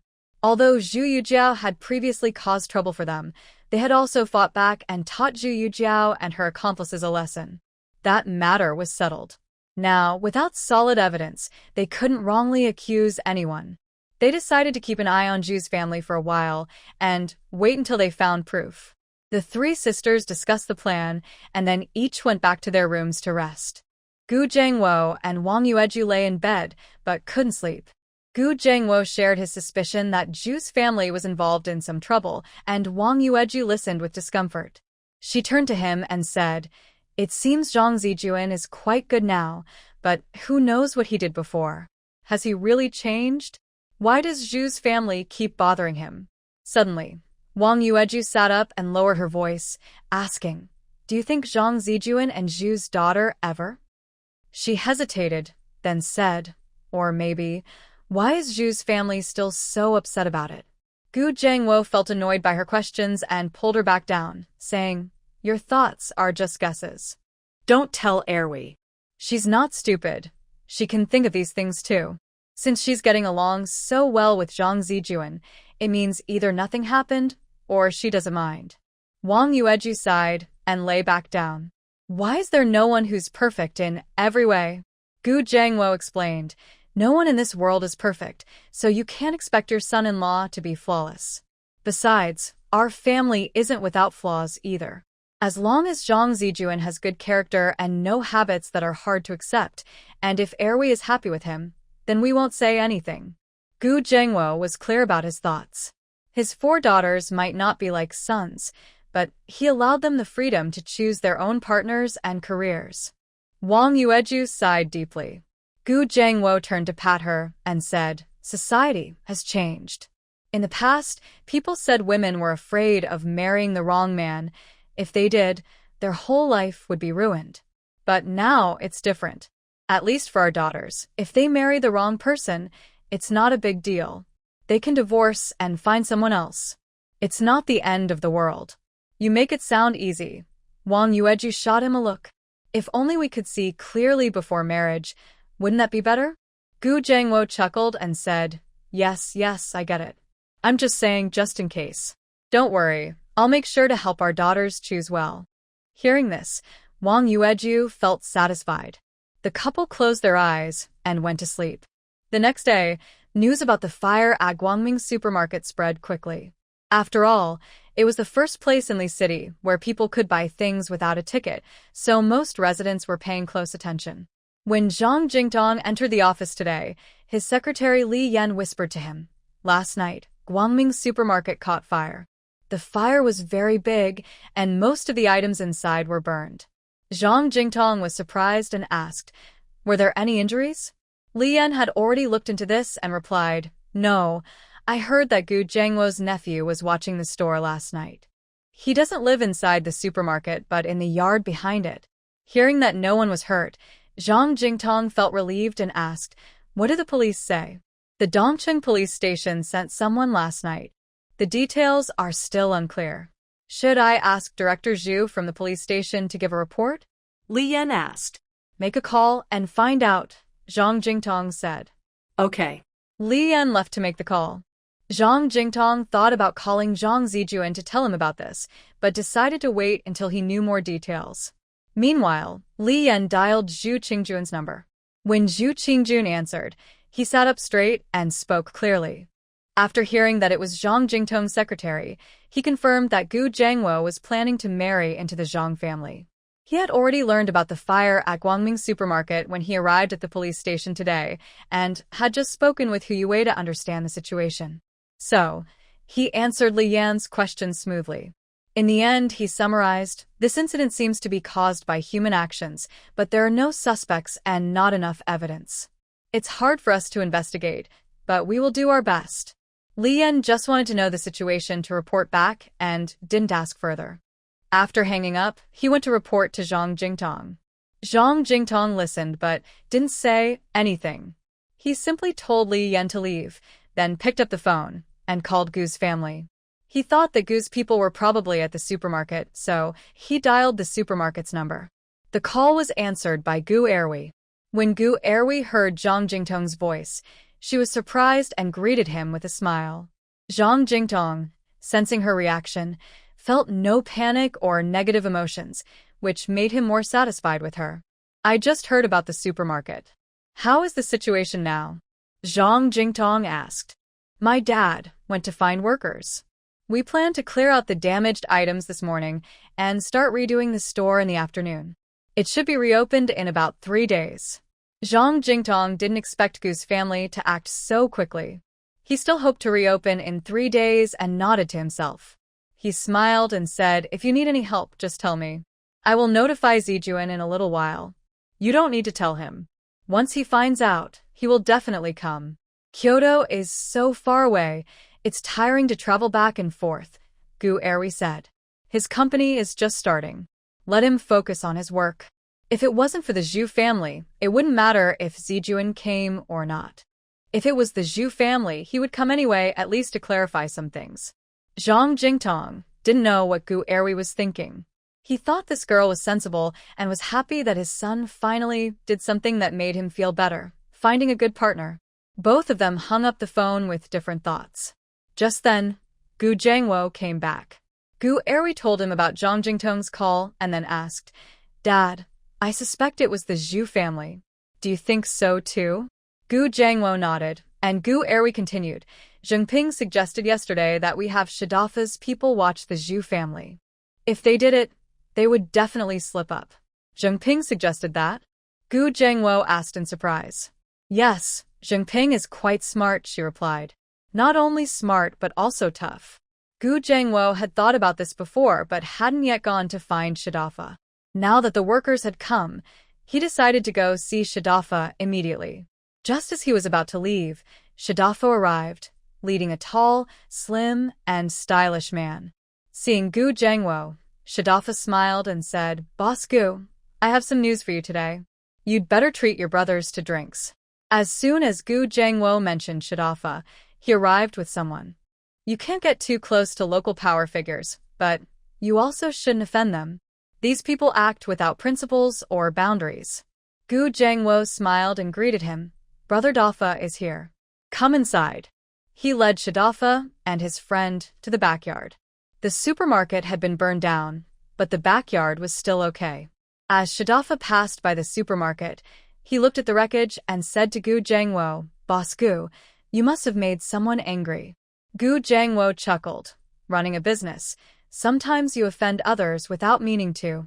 "That's true," Shidafa said leisurely, though his words sounded relaxed. Then he added, "If someone finds you annoying, just blind their eyes." Gu Jiangwo listened to him with a smile. He was a serious businessman who didn't get involved in street fights or violence. Shirdafa saw he didn't reply and didn't bring up the matter again. He knew that Mr. Gu was capable. After all, the young officer who pointed a gun at his head last time, and on the day of the opening, the workers from S/G's family helped him out. If someone wanted to cause trouble, they would have proper ways to do it. As they moved to the backyard, Gu Jiangwo led them into a room and sat down. He poured a glass of water for each of them. The tall, thin, stylish young man stood up when taking the cup, looking surprised and honored. Once everyone was seated, Gu Jiangwo asked directly, "Brother Dafa, you said you brought me some news. What is it?" Dafa didn't hesitate and took a sip of water. "Last night, before your supermarket caught fire, my brother passed by here and saw some things." Hearing this, Gu Jiangwo's eyes lit up. He looked at the tall, thin young man and asked, "What did you see?" "Boss Gu, my name is Fan Nan." The young man stood up and nodded to Gu Jiangwo. "Last night, after dinner, my mother nagged me again to find a girlfriend. I'm already over 20, and I don't want to be single. I'm really anxious." Gu Jiangwo. "Finding a girlfriend has nothing to do with me. Get to the point," Shirdafa said impatiently, kicking Fan Nan. Fan Nan hurriedly said, "Almost there, I'll tell you now. I'm also eager to find a girlfriend. I thought maybe it's because my dad gave me a bad name, Fan Nan. It's hard enough already. I told my dad I can't find a girl because of my name. My dad has a bad temper. When he heard me, he grabbed a shovel behind the door and swung it at me. I ran out quickly and left the house. I had nothing to do, so I wandered the streets and ended up at the supermarket. I saw a man in his 20s, dark and chubby, standing near the supermarket with an older woman around 50. The man was holding a plastic jug. I also saw the old woman before. She was caught stealing on the day your supermarket opened. I was inside the supermarket at the time, watching her clearly. I thought they were just passing by like me, so I didn't pay much attention and left. Today, I heard your supermarket was burned, and I found a plastic jug nearby. That's why I remembered what I saw last night." Gu Jiangwo never expected that the old lady who set fire to the supermarket was the one. She had stolen something earlier, and he thought that on the day of the opening, he couldn't cause trouble, so he asked Zhu Qingjun to let her go. But he never thought she would be so vicious, setting the supermarket on fire. He had always suspected it was the Zhu family behind it, but it seems he was wrong, and it was his own scheme. "Brother Dafa, Brother Fan Nan," Gu Jiangwo stood up and said, "Let's go to the police station together and tell them what happened." When they mentioned going to the police station, Fan Nan looked uncomfortable. He hadn't committed any serious crimes, but he had been in fights a few times and had been taken to the police station twice. Seeing the police officers in uniform made him nervous. Shirdafa saw his nervousness and kicked him, saying, "You're always up to no good. What are you afraid of?" I'm just used to being scared." Fan Nan smiled awkwardly. "Brother Fan Nan," Gu Jiangwo walked over and smiled. "Don't worry, it'll be fine. Afterward, I will definitely thank both of you." Fan Nan scratched his head and laughed. "Okay, I'll go to the police station with Boss Gu." Gu Jiangwo led the two out of the backyard, went to the front to inform Gu Erwi, then rode his bike with Shirdafa and Fan Nan to Dongcheng police station. When they arrived, most of the officers there knew him, and they also recognized Shirdafa. Seeing the three of them enter together, the police officers were a bit puzzled. Why was Boss Gu hanging out with Shirdafa? "Boss Gu, are you here to see Director Zhu?" Hu Yue came over to greet Gu Jiangwo. Gu Jiangwo smiled and asked, "Is he here?" "About the fire at the supermarket, I have some new information." Hu Yue looked at Shirdafa and Fan Nan behind Gu Jiangwo and thought to himself that cats have their own ways and dogs have theirs. He shouldn't underestimate Shirdafa and the others. Maybe they really had some useful information. Thinking this, Hu Yue took the three to the reception room and said, "Wait here, I'll go call Director Zhu." After Hu Yue left, Shirdafa warned Fan Nan, "When you speak later, don't talk so much nonsense, just get to the point." Fan Nan quickly nodded, "Since my dad chased me out of the house with a shovel." Before he finished, Zhu Qingjun pushed the door open and came in, followed by Hu Yue. After sitting down, Gu Zhengwo exchanged a few words with Zhu Qingjun and then said, Brother Fan Nan saw some things outside the supermarket last night. Zhu Qingjun looked at Fan Nan, who quickly smiled in a friendly way. Having seen people like this many times, Zhu Qingjun said, Tell me what you saw. Fan Nan cleared his throat and said, Last night I argued with my dad about finding a partner. Dafa couldn't help but remind him, Get to the point. Fan Nan nodded and said, Because of the issue with finding a partner, I argued with my dad. I told him I couldn't find a partner because he gave me a bad name, Fan Nan. It makes everything difficult. I told him this, and he hit me with an iron rod. I ran away. Forget about whether he's verbose or not. He explained everything clearly. Zhu Qingjun asked him a few more questions and then told Gu Zhengwo, I still have the work units and addresses of that old lady's son and daughter-in-law. I'll send someone to find them. Zhu Qingjun didn't expect the old lady to be so mean. Just because you stole something and got caught, you set fire to her shop. There are people living behind the shop, and if the fire spreads to the backyard, it could be deadly. After leaving the police station, Gu Zhengwo and Dafa took Fan Nan to the best restaurant in Lizhou, the Haoyun restaurant. It had opened only a few months ago, but because of its different decor and service from state-run hotels and its good food, it was very popular. Once inside, Gu Zhengwo asked the waiter to open a private room and also asked for 2 red envelopes, putting 100 yuan inside each before going in. When the food arrived, Gu Zhengwo and the others ate and talked. At the end, each of them gave a red envelope and Gu Zhengwo said, Thanks for your help this time, brothers. Dafa and Fan Nan didn't refuse and accepted the envelopes directly. Dafa patted Gu Zhengwo's shoulder and said, Brother, if you need my help in the future, just say so. Gu Zhengwo nodded in agreement. After they parted ways, Fan Nan eagerly opened his red envelope, saw a stack of money, 10 bills, and took a deep breath. He turned to Dafa and said, Brother Fa, this boss Gu is really generous. 100 yuan. His father had been a worker for decades, earning only about 40 yuan a month. Dafa also opened his wallet and saw 100 yuan inside.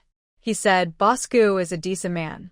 After Gu Zhengwo and the others left, Zhu Qingjun gave the work units of the old lady's son and daughter-in-law to Hu Yue and Xiao Zhao, sending them to check it out. Hu Yue and Xiao Zhao rode their bikes to Lizhou University, where the old lady's son and daughter-in-law worked. The elderly woman's son is a university teacher, and her daughter-in-law works at the school library. When they arrived at the school, they went straight to see the school leaders, and the 2 of them met in the reception room. Hu Yue and Xiao Zhao had clear roles. One asked questions, the other took notes. Hu Yue said, We called you here because there are some things we need to understand. You should have heard about the fire at Guangming supermarket last night. The elderly woman's son, Qiu Xingxing, and daughter-in-law, Ren Chunfang, exchanged a serious look when they heard Guangming supermarket, but they nodded. Hu Yue continued, The fire at Guangming supermarket was caused by humans, according to our investigation. Last night, someone saw your mother and a man in his 20s carrying a plastic oil bottle at the supermarket. Impossible. Qiu Xingxing immediately became excited. It can't be my mother. She likes to take small things from others and has some shady habits, but she would never set a fire. Setting a fire, that is such a terrible thing. He couldn't believe his mother could do something like that. The daughter-in-law sat silently, her hands clenched into fists. Don't get too upset, Hu Yue said. Right now, we're just investigating. What was your mother doing last night? I don't know. 2 days ago, my younger brother came back from the countryside. They rented a place outside. Thinking about what the police had just said, that they saw his mother and a man in his 20s together at night at the supermarket, Qiu Xingxing suddenly felt tense. His younger brother was in his 20s too. Please take us to the place where they rented the house, Hu Yue said, standing up. Qiu Xingxing had no choice but to lead them there. The elderly woman's name was Wang Yechen. Her second son was Qiu Xinghua. Because she had stolen from Guangming supermarket, her daughter-in-law refused to let her stay in Lizhou and wanted her to return to the countryside. How could she agree? Life in the city was much better. The The place was clean and bright. She didn't have to do farm work, and her food and clothes were better than in the countryside. So she started arguing with her son and daughter-in-law. But her son insisted she should go back to the countryside. Unable to do anything, she called her village and asked her younger son to come to the city and her older son to find a job for him. Her younger son found a job in the city, so she could stay there. 2 days ago, her younger brother, Chiu Xinghua, came to Lizhou. They rented a house near the university staff compound in Lizhou. When Hu Yue and his team arrived, the elderly lady, Wang Yechen, was chatting with her neighbors. Seeing her eldest son and the police, she hurriedly stood up and asked, "Xingxing, why are you here?" Chiu Xingxing didn't speak. He felt ashamed and embarrassed. "Wang Yechen, you are suspected of arson. Come with us to the police station," Hu Yue said coldly. "I didn't do it. You can't accuse me falsely," she said, trying to make a scene. Just then, her younger son, Chiu Xinghua, returned from outside. When he saw the police officers, he immediately tried to run away. Officer Xiao Zhao quickly followed and caught him shortly after. Without saying much, they took Wang Yechen and Chiu Xinghua to the police station, and Xingxing naturally went along. At the police station, Wang Yechen and Chiu Xinghua refused to admit anything. Hu Yue then asked Xiao Zhao to show the plastic bottle they found at the crime scene, asking Xingxing to identify if it was theirs. Xingxing shook his head and said it wasn't theirs. With only witness testimony and physical evidence that didn't match, they couldn't prove guilt. The case reached a standstill. After learning about the situation, Zhu Qingjun examined the plastic bottle and said, "Take it to the Dongcheng District Supply and Marketing Cooperative to see if they recognize it as something they sold. Also, call the gas station staff to see if they recognize these two people." With suspects identified, the case became easier to handle. Following orders, some officers went to the supply cooperative and others to the gas station. An hour later, both groups returned with people. The supply staff first said, "I sold this bottle the day before yesterday. I remember because it had a defect, the bottom was burned by something, and there was a mark. I sold it cheaply." Hu Yue asked the clerk to identify the person, and the clerk immediately pointed at Wang Yechen, saying, "That's her. I sold her the bottle. I remember clearly because her accent was different from ours." Wang Yechen sat there dejectedly, no longer daring to claim innocence. Next, the gas station staff identified the person, pointing at Chiu Xinghua and saying, "He bought fuel from us the day before yesterday, using this bottle." Chiu Xinghua also stopped protesting and accepted the conclusion. The case was essentially closed. However, Xingxing still felt uneasy. He looked at Wang Yechen and Chiu Xinghua and said, "Why? You stole from someone and they didn't do anything to you. Why do you hate them so much? You even set their supermarket on fire. Do you realize there's someone living behind that supermarket? What if they got burned to death? That was murder." Why? "It's all because of you. I asked you to find a job for your younger brother, but you didn't do it. I had to ask others for help. They demanded that we burn the Bright supermarket. Boo-hoo. They said it wouldn't be discovered, but that's all lies." Hu Yue and a few police officers listened and were stunned. Does this mean there was someone else behind the scenes giving orders? Wang Yechen said that someone asked them to burn the Bright supermarket so her younger son could get a job. Everyone in the police office was shocked after hearing her. They didn't expect there to be a twist in the story. Chiu Xingxing was sitting, but suddenly stood up when he heard Wang Yechen. "Quick, tell me, who ordered you to do this?" Taking responsibility for voluntarily setting a fire is very different from being ordered to do it. Even if his mother made a mistake and he resented her, she was still his mother. He also wanted her and his brother to get lighter punishments. Wang Yechen hesitated and didn't say anything. Chiu Xingxing got angry and said, "Even now you won't tell? Do you know that if you don't say anything, all the responsibility will fall on you and Xinghua? You'll face heavy punishment and many years in prison." Hearing this, Wang Yechen panicked. She quickly said, "I'll tell you. It was Wang Jinji. Her family asked me to do it." "Who is Wang Jinji?" Chiu Xingxing asked.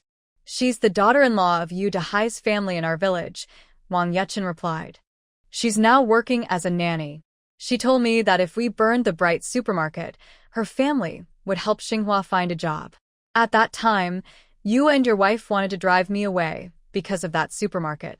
I was angry with them, so I agreed. Boo-hoo. I was being ordered. I'm not guilty. My son isn't guilty either. Yes, I didn't want to burn the supermarket. My mom and I were being ordered, Qiu Xinhua also said nervously. Hu Yue looked at them calmly. Even if you were ordered, you still have to take responsibility. But if you cooperate well with the investigation, your punishment might be lighter. We'll cooperate, Wang Yechen quickly said, and Qiu Xinhua nodded. Hu Yue asked again, where is Wang Jinji now? Who is she working as a nanny for? I don't know where she is or who she's working for, Wang Yechen said anxiously. She realized she didn't know much about Wang Jinji's situation in Lizhou. If Wang Jinji refused to admit anything, there was nothing she could do. How did you contact Wang Jinji? Hu Yue asked with a frown, realizing the situation was quite complicated.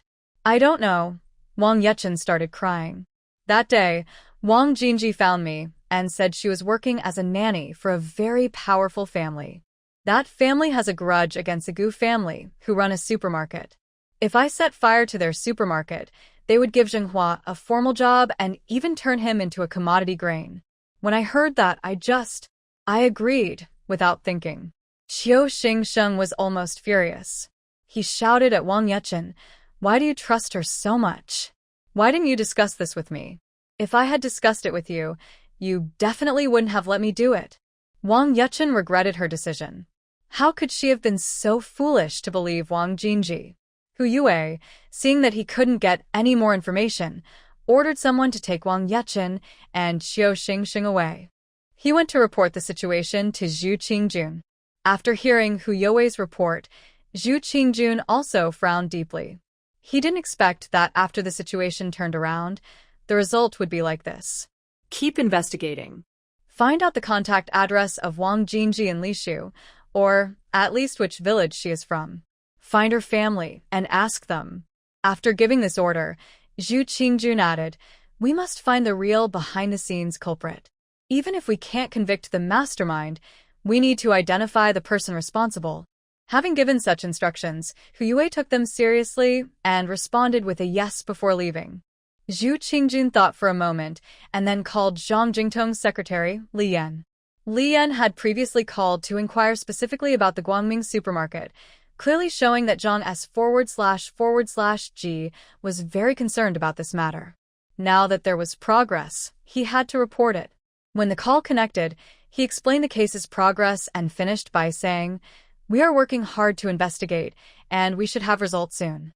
Finding out who is behind it is easier, but convicting them might be difficult. After hanging up, Li Yan thought for a moment before knocking on Zhang Jingtong's office door and reporting everything. Upon hearing this, Zhang Jingtong fell silent. At this point, it seemed they were getting closer to the truth. He sighed, waved Li Yan out, and picked up the phone to call Zhang Zijuan. He had to let him know. If the Zhu family was responsible, then the issue originated from their side, and they must step forward. Some matters are difficult for him to handle personally, but Zhang Zijuan could. When the call connected, he said, I have something to tell you. Don't worry too much. He knew his son's personality very well. Zhang Zijuan just returned to Kyoto from Lizhou, busy and unable to relax. He was on the phone while reading documents. Having been a spoiled heir for many years and slacking off at school, now sitting quietly to study files was really difficult for him. He picked up the phone and heard his father's voice. He frowned and said, go ahead. Last night, the supermarket owned by Erwi was burned down. You. What? Zhang Zijuan sat up quickly. It caught fire? Calm down. Knowing his reaction, Zhang Jingtong continued, the police have already found out it was arson. Here's the situation. Zhang Jingtong explained what the police had discovered. Hearing this, Zhang Zijuan was furious. So it was done by the Zhu family. Just wait and see what I do. There's no proof yet that it was the Zhu family, Zhang Jingtong quickly said. But it will be clear soon. Don't be impulsive. If it really was the Zhu family, I won't stand by and do nothing. All right, I understand. I'm leaving now for Liz Ho. Zhang Zijuan slammed the phone down. Zhang Jingtong looked at the ringing receiver and sighed. Whose temper is he like? After hanging up, he continued working. He knew very well that although his son sometimes acted recklessly, he wouldn't do anything too extreme. Gu Zhengwo also learned about the case's progress from Zhu Qingjun, who called him. He didn't expect such a turn of events. He thought it was just that old lady who was caught stealing and, out of resentment, burned the supermarket. Zhu Qingjun explained clearly that the mastermind behind it would be found soon. But if the nanny, Wang Jinji, refused to admit it or took all the blame alone, the real culprit might escape punishment. Gu Zhengwo hung up Zhu Qingjun's call, snorted. If they could escape legal punishment, so be it. But evil deeds will eventually be punished. At dinner, the whole family learned about the supermarket fire. Gu Zhengwo said, "The police will investigate this matter thoroughly. We don't need to worry. We'll talk after they find out the truth." "It's very likely the Zhu family did it," Gu Erwi said. "If it weren't for Zhang Zijuan." "That's not the point," Gu Yimin cut in, passing dishes to Gu Erwi. "This happened in our family. Whatever the reason, we face it together." Gu Sixing also nodded seriously. Gu Zhengwo and Wang Yueju saw that their 3 children were so united, and their little worries disappeared. As long as the family is harmonious and united, no matter how big the problem, it's not a big deal. After dinner, the family sat together to discuss reopening the supermarket. The recent arson case didn't affect them. As long as they knew who was responsible, they weren't afraid to find a way to get justice. Lu Shutsuan, where Wang Yechen lives, is quite far from Liz Ho. Hu Yue and Xiao Zhao, along with Qiu Xingxing, drove to Lu Shutsuan, arriving after 7 p.m. Although it was late, they knocked on the village chief's door to ask him to take them to Wang Jinji's house. When they arrived, the family had just finished eating. Wang Jinji was in the kitchen washing dishes. Seeing Hu Yue and Xiao Zhao in police uniforms, her eyes flashed with panic, and she lowered her head to continue working. Her husband and children looked scared. It's natural for ordinary people to be afraid when police suddenly come knocking. "Come out quickly. The police want to ask you questions," her husband called from outside. Wang Jinji wiped her hands, came out of the kitchen, and stood there silently with her head down. Hu Yue looked at her and started asking about the case. But no matter how he asked, Wang Jinji said she didn't know anything. She simply refused to admit anything.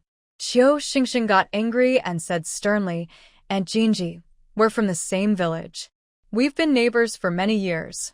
Have we ever wronged you? How can you do this to us? Do you realize if you don't tell us who did it, my mother and brother will go to jail?" Wang Jinji still kept her head down and said nothing. Seeing that he couldn't get any information, Hu Yue and the village chief went to the village office. Sitting down, he asked the village chief, "Who did Wang Jinji work for as a nanny before?" "I'm not sure," the village chief replied. "I heard it was someone introduced by her older aunt. She worked there for about half a year. Yesterday, she and her husband came to get a certificate, saying their son found a job at a factory in the city, a formal position." "Do you know where her aunt's family lives?" Hu Yue asked. "Yes, I know.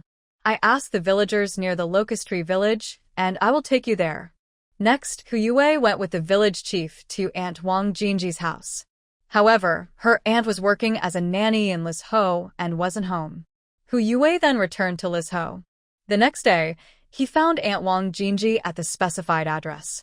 From her, he learned that Wang Jinji was working as a nanny at Zhu Tianlin's house. Zhu Tianlin is the father of Zhu Yujiao, who was once engaged to Zhang Zijuan. By this point, the situation was mostly clear. Hu Yue also checked on Wang Jinji's son's job. After investigation, he found that Wang Jinji's son, Yu Yukai, was assigned to work at Liz Ho's shoe factory. The person behind this was Lu Hongyun, Zhu Tianlin's wife. Hu Yue immediately reported the findings to Zhu Qingjun and said, "It's almost certain now that Zhu Tianlin or his family ordered Wang Jinji to set fire to Guangming supermarket. But we lack enough evidence to arrest anyone." Zhu Qingjun took out a cigarette, handed it to Hu Yue, and said, Zhu Tianlin has been in government for so many years. How could he leave such evidence? All right, we've investigated everything we can. Once we report this, we won't interfere anymore. Hu Yue looked puzzled and asked, Zhu Tianlin isn't stupid. How could he do something like this? His son is dating Gu Zhengwo's daughter. Even if he hates it, he wouldn't act so openly. Although they couldn't catch him or prove his guilt, it was easy to confirm that he was responsible. Zhu Qingjun snorted and said, It's just luck. Without Fan Nan, this case might have become a cold case. Anyway, now we just wait and watch. Hu Yue lit a cigarette and stood up, saying, Greed can be deadly. Zhu Qingjun clicked his tongue and agreed, isn't it? Zhu Tianlin gained a lot from the Zhang family, but he wants to stay connected with them for a long time. But since he didn't have a good daughter to hold on to, he couldn't keep people bound, and he could only blame himself. After a moment of sighing, Zhu Qingjun picked up the phone and called Li Yan and Gu Zhengwo to share the investigation results. Li Yan listened and sighed, thinking how a good opportunity was ruined by Zhu's family. Zhang Jingtong heard Li Yan's report, fell silent for a moment, then waved him out. He sighed deeply. Originally, their two families could have been close friends, but now things had turned out this way. Thinking that Zhang Zijuan was probably on his way, he decided to focus on work and wait until he saw him to make arrangements. Gu Zhengwo hung up Zhu Qingjuan's phone, feeling quite calm because he had only confirmed his suspicions. There was nothing surprising about it. It seems that Zhang S/J has already learned about this matter, so they will first focus on the supermarket issue. Everything depends on how the Zhang family handles it. After Gu Erwi learned the outcome, she called Zhang Zijuan, only to be told he was in Licheng. It seems he rushed over after finding out. Everything will be discussed once he arrives.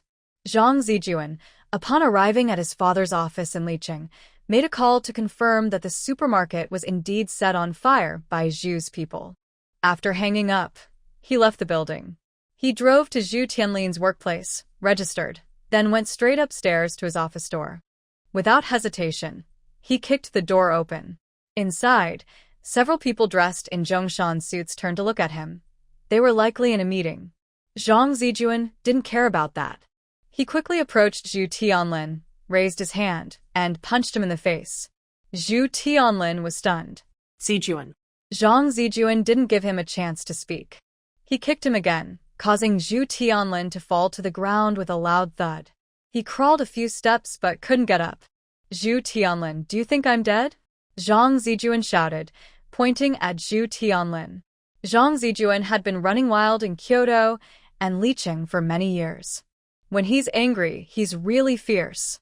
Seeing him beaten on the ground, some people in Zhu Tianlin's office wanted to help him up, and others tried to pull Zhang Zijuan away. Anyone who dares to move, Zhang Zijuan narrowed his eyes and surveyed the office. Today, anyone who helps him, I won't rest until I fight to the death with them. His voice wasn't loud, but his fierce expression made his words very intimidating. Most of the people in the office knew him and understood that he was reckless and unpredictable. No one dared to step forward to help. At this moment, Zhu Tianlin crawled up from the ground. He looked at Zhang Zijuan and said, Zijuan, what are you doing? Let's talk nicely. Talk nicely? Zhang Zijuan stepped forward and kicked Zhu Tianlin in the stomach again. Zhu Tianlin was knocked down again. Feeling humiliated and in pain all over, he wanted to get up, but Zhang Zijuan stomped on his waist. How do you expect me to talk nicely with you? You burned my girlfriend's family's supermarket. How can I talk to you? Zhang Zijuan looked down at Zhu Tianlin and said, Zhu Tianlin, you're capable. You've done murder and arson. What else are you afraid to do? Accused of murder and arson, a heavy label was placed on him. Zhu Tianlin broke out in sweat on his forehead. He said, Zijuan, the fire at Gu's supermarket has nothing to do with me. Zijuan sneered. Nothing to do with you? Are the police fools? Do you think I am? Zhu Tianlin, I tell you, I've made up my mind about you. Let's see how it goes. After saying this, he grinned, showing bright white teeth that dazzled the eye, but it made Zhu Tianlin feel uneasy. He knew very well that Zijuan always kept his promises and his methods wouldn't be as honest as his father's. He had really stirred up trouble this time. Because there was a lot of noise earlier, many people in the corridor were watching the drama. When Zijuan left the office, he acted as if he hadn't seen anyone and strode confidently away. After he left, people in the corridor started talking. Isn't Zijuan engaged to Zhu Tianlin's daughter? You don't know? He broke off the engagement. Now he's seeing the boss's daughter from Guangming supermarket. I saw him helping out at the supermarket on its opening day. So, the fire at Guangming supermarket was really Zhu Tianlin's doing? Hard to say. Without evidence, Zijuan wouldn't be so arrogant. When has he ever been modest? Have you ever seen him cause trouble for his family? No, never. But what about the boss's daughter? She's quite pretty, to tame such a tough guy. Anyway, she looks nice. While they were talking, Zijuan went home to tidy up, packed many gifts into his car, and then drove to the Gu family's house. Although he was very confident when he confronted Zhu Tianlin earlier, now he felt very nervous. He knew how much effort the Gu family had put into that supermarket. But now it was burned down, mainly because of him. How could he not be worried? It was around 5 p.m., and Hui might still be at the supermarket, but Zijuan still drove to the Gu family's house. At this time, his future mother-in-law should be cooking dinner. Maybe he could make a good impression first. He parked in front of the Gu house. As soon as he got out of the car, he saw Gu's youngest daughter, carrying her school bag, walking over. He grinned brightly. Shall see, school's out? Gu Siheng came closer. Brother Jun, you're here. She was quite quick. I heard something happened at home. I came to see, Zijuan said, as he carried boxes and bags from the car. Gu Siheng watched him, impressed by his generosity. Brother Jun, let me help you carry things, she offered, bending down to help. Zijuan quickly said, no need, no need. I can do it myself. It's best to carry things until you're exhausted and sweaty, so future mother-in-law can feel some sympathy. Gu Siheng doesn't know his thoughts.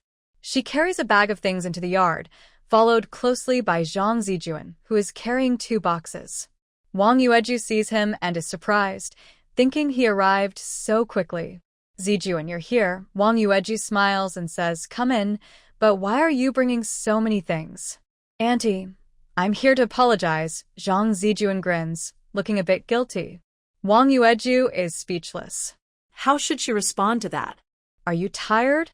Come inside and sit, she says, smiling as she pulls him into the house. After placing the 2 boxes down, Zhang Zijuan goes back to fetch more things, making several trips. Seeing him bring so many gifts, Wang Yueju feels a bit embarrassed and says, Kid, why are you bringing so much? She quickly pours some water. Zhang Zijuan takes a cup, drinks a sip, and says, I rushed over right after the supermarket burned down. I felt very guilty along the way. Wang Yueju doesn't want to talk about the supermarket fire or say that it wasn't his fault. She's worried about his relationship with Zhu's daughter. But now, seeing his pitiful look, her heart softens and she says, You're such an honest kid. Zhang Zijuan can only chuckle awkwardly. Wang Yueju wants to ask how far he's gotten with Zhu's daughter, but she knows it's not her place. She tells him, Stay here for dinner tonight. Whatever you want to eat, I'll cook for you. I'm not picky, Zhang Zijuan quickly replies. I'll help you. Wang Yueju doesn't want him to help. She waves her hand and says, You just traveled from Kyoto. You must be tired. Rest now. I'm not tired, Zhang Zijuan insists and follows Wang Yueju into the kitchen. Gu Siheng can't help but smile at the scene. Seeing him insist on helping, Wang Yueju hands him a few tomatoes and says, Wash these. He quickly takes them, fills a small basin with water, and starts washing. Young Master Zhang has never cooked before and is clumsy when washing vegetables. Gu Siheng leans over and whispers, Brother Jun, I told you before that having multiple skills makes you more competitive, right? Yes, I won't give up. I'll keep working hard, Zhang Zijuan replies. Gu Siheng gives him a thumbs up. The young man has a good attitude. After washing the tomatoes, Zhang Zijuan hands them to Wang Yueju. She doesn't ask him to do more work and just stands nearby chatting with her. He has a way with making people laugh, and comrade Wang Yueju was soon giggling happily. Gu Xiqing leaned against the kitchen doorframe, nibbling on a tomato as she watched the two inside. She confirmed once again that Zhang Zijuan is indeed capable. Even though his supermarket was burned down, look at him. Our head of the family, comrade Wang Yueju, seems to have forgotten everything. Gu Erwi, Gu Zhengwo, and Gu Yimin all returned home together. Seeing Zhang Zijuan's car at the door, she knew he had arrived. Her eyes lowered. Wang Yueju suspected that Zhang Zijuan had a close relationship with Zhu Yujiao. She had thought about it, but felt it was unlikely. If Zhang Zijuan really had such a relationship with Zhu Yujiao, he wouldn't have easily broken off the engagement. But maybe the benefits offered by the Zhang family were enough to influence him. Gu Erwi was not a person who overthought things. When she decided to be with Zhang Zijuan, she already knew about his relationship with Zhu Yujiao. Over the months they spent together, Zhang Zijuan didn't seem like the rumors suggested. Still, some questions needed clear answers. Gu Erwi entered the yard and looked toward the kitchen. She saw Zhang Zijuan helping serve rice. When he saw her, he grinned, but that smile looked a little fake. Gu Erwi waved at him. Come, let's talk. Zhang Zijuan. He felt a bit nervous. No matter how reluctant he was inside, he still followed Gu Erwi into her room, and they sat facing each other. Zhang Zijuan didn't know what to say. Gu Erwi waited a moment, then said, I'll ask, and you answer, okay? Zhang Zijuan nodded obediently. Seeing him like that, Gu Erwi almost wanted to laugh. She wondered how he got such a reputation for being arrogant and domineering.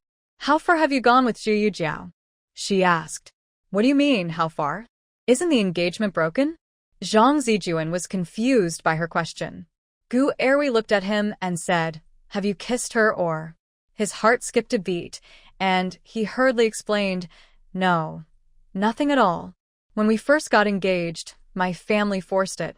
I wasn't really willing. Later, I met her a few times and realized I didn't like her personality. His words were true. From the start, he had reservations about Zhu Yujiao, and their interactions weren't very happy. He didn't date many girls before, so he didn't know what exactly he disliked about Zhu Yujiao. After talking to Erwi, he realized Zhu Yujiao was truly worthless. Her looks go without saying. She couldn't compare to Erwi. But the key is personality. Erhui is straightforward and speaks clearly. Zhu Yujiao, on the other hand, is hesitant and tearful, which is annoying to see. Erhui is smart, plans her actions well. Zhu Yujiao is foolish and often gets taken advantage of, yet she still feels proud. Erhui works hard to get what she wants. Zhu Yujiao always hopes for easy gains and tries to get more benefits from their family. Erhui is optimistic and sees things clearly.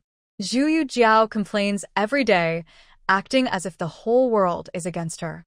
I can't think about it anymore. The more I think, the more I like Erhui. I'm afraid I might do something impulsively. How do you plan to handle this? Gu Erwi asks. She means the incident where Zhu's family ordered someone to burn her supermarket. I just went to Zhu Tianlin's workplace and gave him a good beating, Zhang Zijun says eagerly, looking at Gu Erhui. Don't worry, I can't swallow this anger. I won't let them get away with it. You went to his workplace and fought him? Gu Erwi says with in surprise. Yes, Zhang Zijun replies casually. I had to vent my anger. Did he say anything? Gu Erwi asks. Considering his age, being beaten by a younger person who had once been engaged to his daughter must have been very embarrassing for Zhu Tianlin. But honestly, it felt pretty satisfying. What could he say? Zhang Zijun snorts, then seriously says, Erhui, I'm sorry about this. I didn't expect them to do such terrible things. How much did this supermarket lose? I'll pay for it. You don't need to worry about the supermarket's loss, Gu Erhui says. Just giving him a beating is enough? No, I just needed to vent my anger. Don't worry, I won't let them get away with it, Zhang Zijun promises. Gu Erhui nods, then stands up. All right, let's go out for dinner. Zhang Zijun is surprised. Just. Is that all? It seems a bit too simple. No one from the Gu family gave him a hard time, and even Erhui only asked a few questions. He can't believe it. What else do you want? Gu Er smiles. Nothing. I just feel a bit overwhelmed, he replies. Let's eat, Gu Erhui says as she heads outside, and Zhang Zijun quickly follows. In the kitchen, everyone is already seated, waiting for the two of them. After they sit down, everyone starts eating. Zhang Zijun carefully glances at Gu Jiangua, feeling a bit nervous. But during the meal, no one mentions the supermarket fire.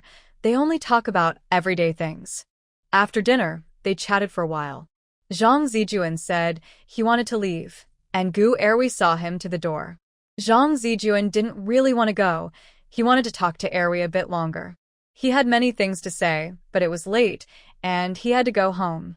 I'll leave now and come back tomorrow. Be careful on the way. Zhang Zijun didn't want to leave, but had to go. He felt uneasy inside. The more his family didn't blame him, the more he felt guilty. He thought Erwi had suffered a big injustice this time. At home, he looked tired as he opened the door. As soon as he stepped inside, the phone rang. He walked over, picked up the receiver, and leaned on the sofa. Hello. It's Yi Chi. Zhang Zijun was surprised to hear from him and paused before asking, You want to talk to me? On the other end, Yi Chi responded with a hum. I heard about the supermarket issue at Yimin's house. You're quite well informed.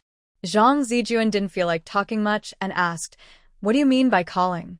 Yi Chi sensed he was in a bad mood, but didn't mind. He said, What are you planning to do? Zhang Zijun crossed his legs. Today I had a fight with Zhu Tianlin.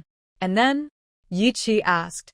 Zhang Zijun didn't reply because he didn't know what to do next. His father wanted him to find a way to make Zhu Tianlin step down, but it couldn't be done now, or people would say it was personal revenge. But he thought that was too slow. He wanted Zhu's family to suffer immediately. Yi Chi understood his meaning without him saying it. He said, Zhu Tianlin's wife, Lu Hanyun, got a job for the nanny's son. The job might not be very proper. Find the irregularities and report them with your real name. Zhang Zijun perked up. He sat up straight and asked, And then? That nanny's son will lose his job. Do you think he will keep quiet? Yi Chi said, Go to the nanny and have her testify that Zhu's family told her to do it. You should have a way. Okay. Zhang Zijun understood now. The so-called talented young men were really different from him. Then, find your father or your uncle and get some evidence against Zhu Tianlin. They should have some. After that, report officially with your real name. The bigger the impact, the better.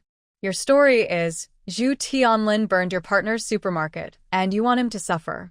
P.S. There were some family matters today, so the upload was late. Yi Chi hung up and leaned back in his chair, thinking for a while again. I have told Zhang Zijun everything. I believe he can handle those matters. If he can't, he will find another way to deal with the Zhu family. He has been in the Lizhou military district for many years and has some connections there. He just learned that the supermarket was burned down. This afternoon, he spoke with Gu Yimin on the phone.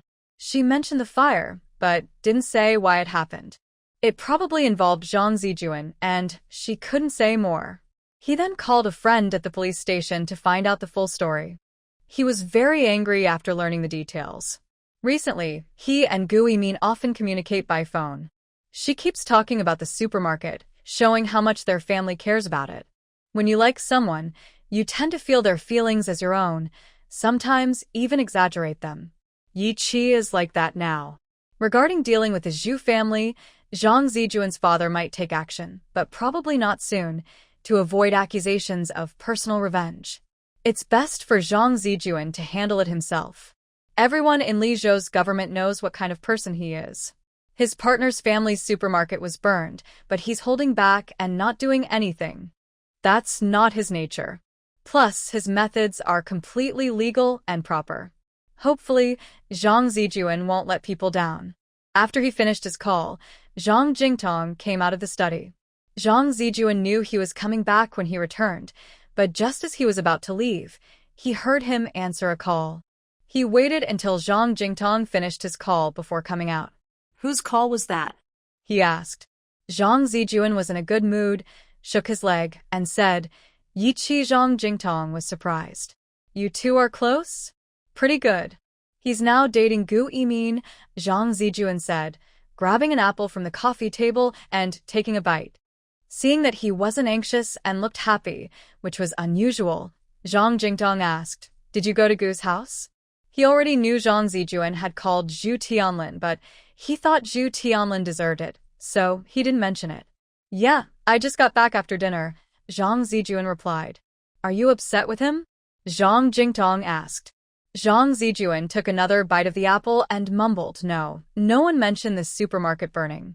Zhang Jingdong thought about why the Gu family might be doing this. They probably want them to handle it first. Complaining or saying harsh words wouldn't help and might hurt the kids' feelings and the relationship between the two families. "From now on, you don't need to worry. I'll find a good time to deal with Zhu Tianlin," Zhang Jingdong said. "No need," Zhang Zijuan said confidently. "I'll handle this." Zhang Jingdong thought he was about to cause trouble again and frowned. "How will you do it?" Zhang Zijuan didn't hide anything and repeated what Yi Qi had told him. Zhang Jingdong asked, "Yi Qi gave you that idea?" Zhang Zijuan: "You really know me well." "Yes, he just called me and suggested it. I think it's a good idea." Zhang Jingdong thought for a moment and said, "That method works, but don't be too showy. Keep a low profile." Got it. Zhang Zijuan threw the apple core into the trash and then got up to return to his room. Zhang Jingdong watched his door silently for a while. He hadn't thought of Yi Qi's idea, or rather, he hadn't considered that direction because he was used to handling things for Zhang Zijuan. He didn't realize that his son was already over 20 and a grown man who could handle his own affairs. Now that he thought about it, he was mainly responsible for how his son had turned out. Actually, that's fine. He can't follow him around forever or help him all his life. This relationship is going well. The next day, Zhang Zijuan didn't go to see Gu Yihui as planned. Instead, he called her briefly and then went to meet his bad friends. A group of people gathered at a restaurant. Considering his impressive feat of beating Zhu Tianlin yesterday, his friends all gave him thumbs up and said, "Awesome, Zhang Xiao. You're brave to hit someone in a government office." Zhang Zijuan leaned back in his chair, swinging his legs. "Zhu Tianlin burned down my girlfriend's family's supermarket. He deserved it." "Did he really do that?" someone asked, leaning in. Zhang Zijuan snorted. "Of course. The police found out. But he was sneaky, so they can't charge him. Still, I won't let him get away." Hearing this, someone chuckled and said, "I think Zhu Jiao still has feelings for you. Now that you're with someone new, she must be angry and trying to get back at you. This time, I want her to know some people can't be messed with," Zhang Zijuan said, glancing at a young man who was tapping his leg and smoking. "Peng Jianni, can you help me out?" Peng Jianni turned to look at Zhang Zijuan. "How can I help? If I remember correctly, your mom works at the Provincial Labor Union, right?" Zhang Zijuan asked. Peng Jianni nodded. Yes. "Help me find out about a person, Yu Yukai. He was just assigned to work at the Liqing shoe factory." Find out how he got that job. "People at the Provincial Labor Union should be able to check this quickly." "All right, I will inform you tomorrow," Peng Jianni said. For him, this was a simple matter. The group ate and drank until the afternoon, then a small rumor quickly spread. Zhu Tianlin, upset that Zhang Zijuan withdrew his daughter's engagement, set fire to the supermarket of Zhang Zijuan's new partner. Now Zhang Zijuan, furious and determined to fight back, is determined to bring Zhu Tianlin down. Peng Jianni returned home and told his mother about the matter Zhang Zijuan asked him to handle, including the conflict between Zhang Zijuan and Zhu Tianlin. His mother asked, "Is this really true?" Peng Jianni snorted, "Most likely. The person Zhang Zijuan asked to investigate probably has something to do with this." After thinking it over, his mother agreed. Zhang Zijuan's behind-the-scenes supporter is Zhang S/G, and since it's not illegal, they naturally decided to help. The next day, Zhang Zijuan learned how Yu Yukai, the son of the nanny Wang Jinji, got into the Lizhou shoe factory. Zhu Tianlin's wife, Lu Hongyun, works in the organization department of the shoe factory. The factory had a vacancy for a propaganda committee member, which could be filled either by external hire or internal selection. Lu Hongyun has a relative working at the factory. The relative, a high school graduate with some education, heard about the vacancy and sent her many gifts, hoping to get the position. Coincidentally, Lu Hongyun promised the nanny Wang Jinji to help her son find a job. She then allocated her relative's work quota to Yu Kai and arranged for her relative to be hired through an external recruitment process. Lu Hongyun's actions were clearly inappropriate and even involved bribery. Her son, Yu Kai, was not qualified to enter the Lizhou shoe factory, let alone become a formal worker. Although her relative was a high school graduate, among those taking the exam, her ability was very average. No one believed Lu Hongyun wasn't biased, but she had worked at the factory for many years and was deeply rooted there. Ordinary people couldn't shake her influence. So, although the exam participants sensed unfairness, they dared not speak out. After receiving this information, Zhang Zijuan went to find Li Yan, Zhang Jingtong's secretary, and asked him to help write a report. He cheerfully told Li Yan brotherly, "Isn't it better if more people know about this?" Li Yan looked at him and smiled. "Yes, don't worry." Li Yan didn't expect that this young master would act so methodically. As the secretary of the bookkeeper, his writing skills are naturally excellent. In no time, he finished the complaint letter, which was clear, logical, and well-supported. Of course, the signature was Zhang Zijuan's. After finishing the letter, it was just noon, so he took his lunchbox and went to the cafeteria. On the way, he talked with a colleague about how Zhang Zijuan asked him to write the complaint letter. He also linked the arrangement for Lu Hongyun's son to work at the shoe factory with the incident of the bright market being set on fire. What was once just a rumor was now backed by evidence. In the afternoon, Zhang Zijuan boldly took the complaint letter to the Provincial Labor Union and directly met with the union president. He explained everything to the president and then said, "I am reporting this officially. If Lu Hongyun has anything to say, I will discuss it with her. She ordered someone to burn my partner's supermarket and still wants to escape punishment. That depends on whether I, Zhang Zijuan, want to let it go." The union president. It's a bit inappropriate to openly say that your report is revenge. But the president had also heard of this young man's reputation. No matter what, the report was reasonable and well-founded, so he had to handle it properly. News spread quickly. Within a day, the story that Zhu Tianlin ordered the fire at Bright Market was widely circulated and detailed. When Zhu Tianlin returned home after work, he saw Lu Hongyun, who had also just finished her shift. He raised his hand and slapped her across the face. "Fool, fool. Didn't you say no one would find out? Look now, almost everyone in Li City knows I ordered the fire at Bright Market." Lu Hongyun covered her burning face and argued with Zhu Tianlin. "Do you think I want this?" Who knew that the mother and son would be seen before they set the fire? If they hadn't been seen, nothing would have happened. That's a big if. "If I had known you were so stupid, I wouldn't have married you in the first place," Zhu Tianlin said, feeling he was being dragged down by this woman and her foolish daughter. "What's the use of saying all this now?" Lu Hongyun sat exhausted on the sofa. "I've already heard that Zhang Zijuan has officially reported me. If Wang Jinji's son loses his job, will she turn me in?" "I don't know," Zhu Tianlin sat down angrily. "What I'm most afraid of now is that Zhang Zijuan won't let me go. I told you and your family long ago, just back out of the marriage if you want. Don't keep holding on. Don't you know what kind of person Zhang Zijuan is? Now we've poked a hornet's nest, haven't we? Complaining won't help. You'd better think of a way quickly." Lu Hongyun said, "I have no way out. I am barely able to take care of myself now. You better fend for yourself and good luck." Zhu Tianlin said as he got up and went back inside, slamming the bedroom door shut. Lu Hongyun couldn't hold back her tears anymore. At this moment, Zhu Yujiao came home. As soon as she entered, she shouted, "Mom, go find Uncle Zhang and ask him to control Zhang Zijuan. Don't let him talk nonsense anymore. Now, people around us look at me differently, as if I am a criminal." Lu Hongyun felt a terrible headache. If you wanted to find him, you should have caught Zhang Zijuan earlier. Then none of this would have happened. "Do I want that?" Zhu Yujiao yelled at her. "Do you think I don't want it? Look at me, and then look at Gu Erwei. How can I compare? It's all because you didn't raise me well. Lu Hongyun was so angry, she almost exploded. She stopped talking and didn't want to say anything. It was her daughter who saw Zhang Zijuan helping at Guangming's supermarket and felt upset. When she came home crying and making a fuss, Lu Hongyun decided to burn down Guangming's supermarket.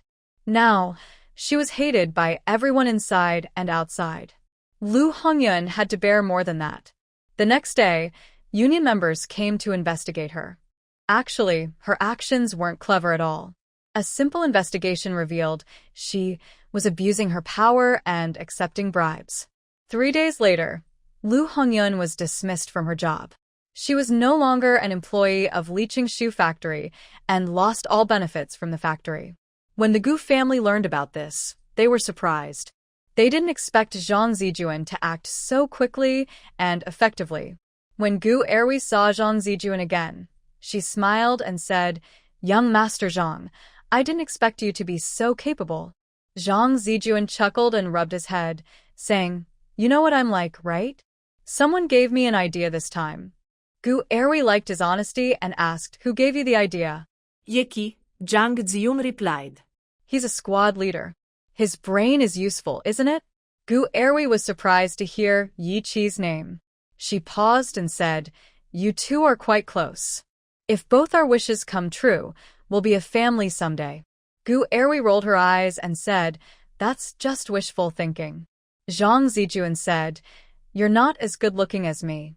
Gu Erwi chuckled and then asked, "Do you have a backup plan?" Seeing her happy, Zhang Zijuan got up from across and sat beside her, sitting very close. He whispered, "Yes.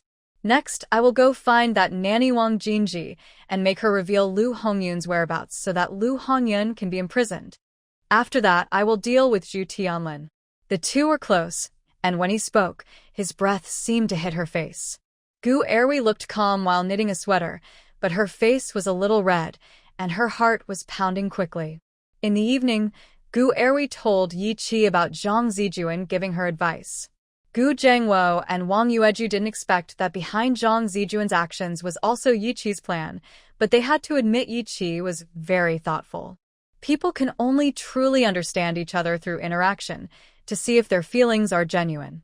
One reason Gu Yimin previously refused Yi Qi was because she found his affection for her somewhat unclear. They had only met a few times, and even though she had helped his father before, that wasn't enough for Yi Qi to like her. They differed greatly in age, education, and experience.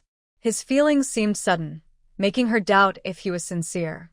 She worried Yi Qi only liked her appearance. How long could such superficial affection last? Recently, they often talked on the phone. From their words, she could feel his sincerity. When the supermarket burned, she only mentioned it to him casually. She didn't expect him to be so attentive, even helping Zhang Zijuan plan how to deal with Zhu's family. Her heart felt a little sweet. Having someone care about her was truly delightful. The next day at noon, she picked up the phone and dialed Yi Qi's number. It rang a few times before he answered. "Are you busy?" Gu Yimin asked. Hearing her voice, Yi Qi couldn't help but smile. "Just finished training." "Are you tired?" Gu Yimin remembered. He said he spent about half his day training. Thinking about the training routines he described, it sounded exhausting. "Normal training, not tired," Yi Qi said with a smile. "How's the supermarket now?" "Nothing has changed. Business is the same as before after reopening. Yesterday, Zhang Zijuan came and said you gave him some advice." Yi Qi smiled and sat down. "How's the situation now?" His voice was cheerful and Gu Yimin couldn't help but smile too. "Lu Hongyun has been dismissed, and the nanny's son lost his job. Zhang Zijuan said there are more plans, but we don't know what else he intends to do." Hearing this, Yi Qi thought to himself that Zhang Zijuan was quite efficient. He managed to get Lu Hongyun out so quickly. "Anyway, I can't let the perpetrator go free," Yi Qi said. "You don't need to worry. Zhang Zijuan should be able to handle it well." "I called just to thank you," Gu Yimin said. "How do you want to thank me?" "Gu Yimin, shouldn't it normally be no need to thank me?" "How should I thank you?" Gu Yimin asked. Yi Qi smiled. "As long as it's from your heart, I like it. It seems like a gift is coming." Yi, the instructor, speaks subtly, but when it comes to gifts, he's not subtle at all. Gu Yimin thought for a moment and said, all right then. Yiki. What does all right then mean? Is he giving a gift or not? What kind of gift? Yi, the instructor, is different from Zhang Zijuan.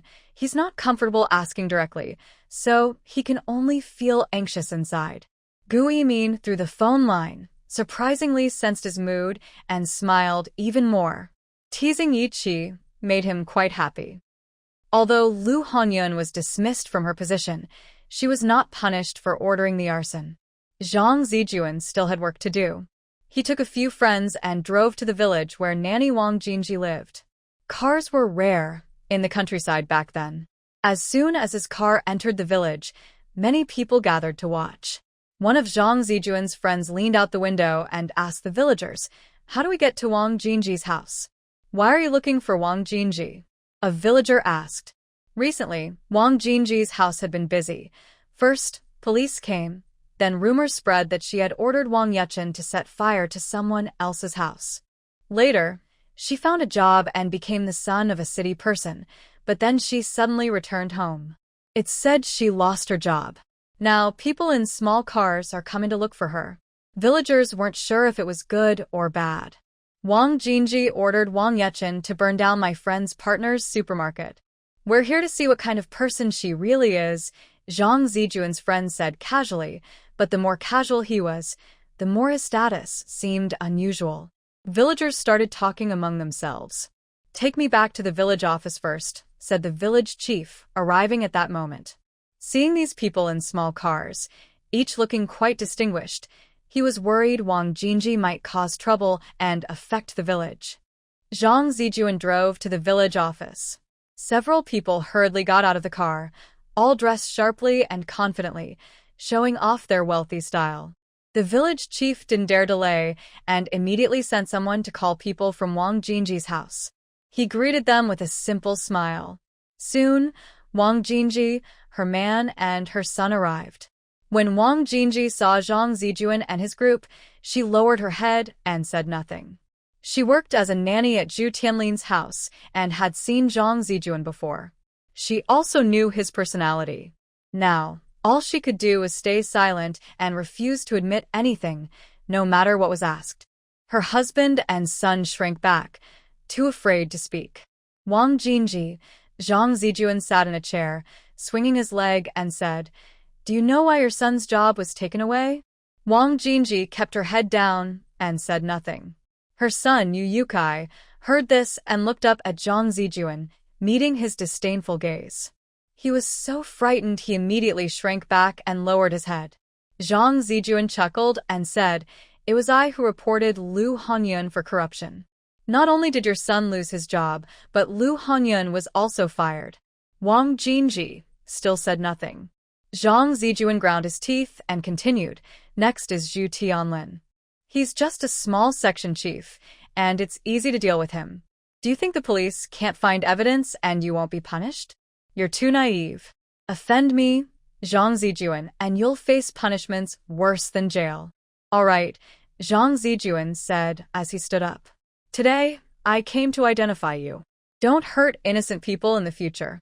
He walked in front of Wang Jinji, looked at her carefully, and said, "Wang Jinji." Then he moved to Yu Dahan and Yu Yukai, sneering, "Yu Yukai, Yu Dahan, I remember you." His voice was soft but very commanding. Yu Dahan and Yu Yukai started trembling.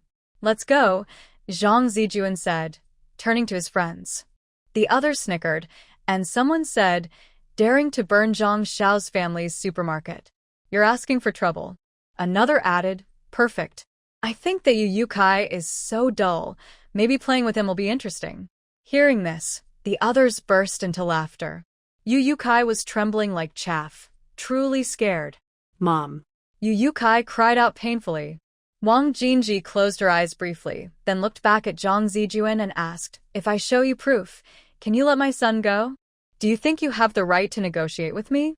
Zhang Zijuan swung his car keys and said, "If your attitude is good, I might be happy and maybe let him go." Wang Jinji had been a nanny in the city for 2 years and had seen some of the world.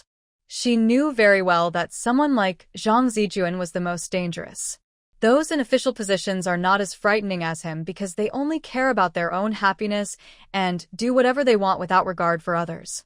She took a risk by getting involved in this matter, hoping that if they couldn't find out who set the fire, her son would keep his job and not become a target. She didn't expect that the fire at the Bright supermarket would be solved so quickly, and her family was soon found.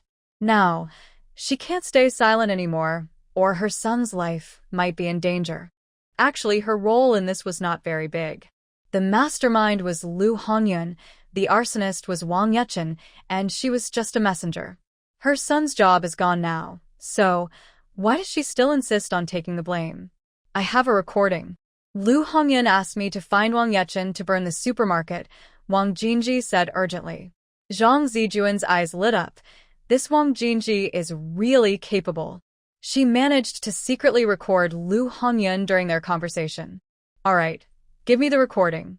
I'll see if it's useful, Zhang Zijuan said impatiently, showing no happiness about having evidence. I'll get it from home, Wang Jinji replied, looking at him. My son wasn't involved. If you want revenge, do it against me. That depends on my mood, Zhang Zijuan replied indifferently. What could Wang Jinji do? She couldn't control the situation in front of someone like Zhang Zijuan. She went home and brought back a tape, handing it to him and saying, Zhu Yujiao has a tape recorder. I learned to use it by watching her mess with it every day. That day, when Lu Hongyun told me what to do, I knew I had to keep evidence. Otherwise, Lu Hongyun wouldn't admit to it later, and what if she didn't give my son a job? So I secretly recorded. Zhang Zijuan took the tape. All right, I'll listen to it. If it's useful, I'll let your son go. Hearing this, Wang Jinji quickly bowed to him. Thank you. Thank you. Zhang Zijuan casually took the tape and got in his car, then drove back to Liqing. Getting the evidence was a good thing, and he should go tell Erwi the good news. In Liqing, some friends invited him to dinner. Zhang Zijuan said he would pay the bill, but didn't go with them. Seeing how hurried he was leaving, everyone knew he was going to see someone. They all muttered that he was too focused on romance and neglecting friends. Someone said, what do you think makes Gu Erwi so charming that she can win over Zhang Zijuan? Well, she looks pretty and can make money. Honestly, it's good to find someone like that. At least she won't cling to him all the time and ask for things. A few people discussed as they entered the restaurant, while Zhang Zijuan drove to the supermarket. Gu Erwi was working on sales statistics for the current period. He walked over, leaning on the desk, and said, Guess what I did today? Gu Erwi looked up. Went to see babysitter Wang Jinji? Zhang Zijuan sighed and sat down beside her. Being too clever isn't always good. Gu Erwi smiled. Did you get any results? Zhang Zijuan quickly nodded and took out a tape recorder, acting proud. Wang Jinji is quite capable. She even recorded some audio. Gu Erwi took the tape, looked around, and inserted it into the recorder. The voice of Lu Hongyun came out. Is Wang Yechen reliable? Then Wang Jinji's voice. Yes, she's efficient. Okay, go find her and ask her to burn the tape for Bright Light Supermarket. Tell her I'll arrange a job for her son afterward. And what about my son's job? I'll arrange one for your son first. Don't worry. Just a few words, and it firmly proved Lu Hongyun's guilt. Gu Erwi turned off the recorder, beckoned to Zhang Zijuan with a finger. He hurried over, eyes full of anticipation. Gu Erwi then reached out her other hand, holding a big white rabbit candy. He looked a bit disappointed, thinking, Peel it for me. Zhang Zijuan, like a puppy, looked at her eagerly. Gu Erwi found his cuteness irresistible. She peeled the wrapper, took the candy, and put it in his mouth. Zhang Zijuan happily chewed the candy, looking like a silly boy. Sweet. So sweet. It touched his heart.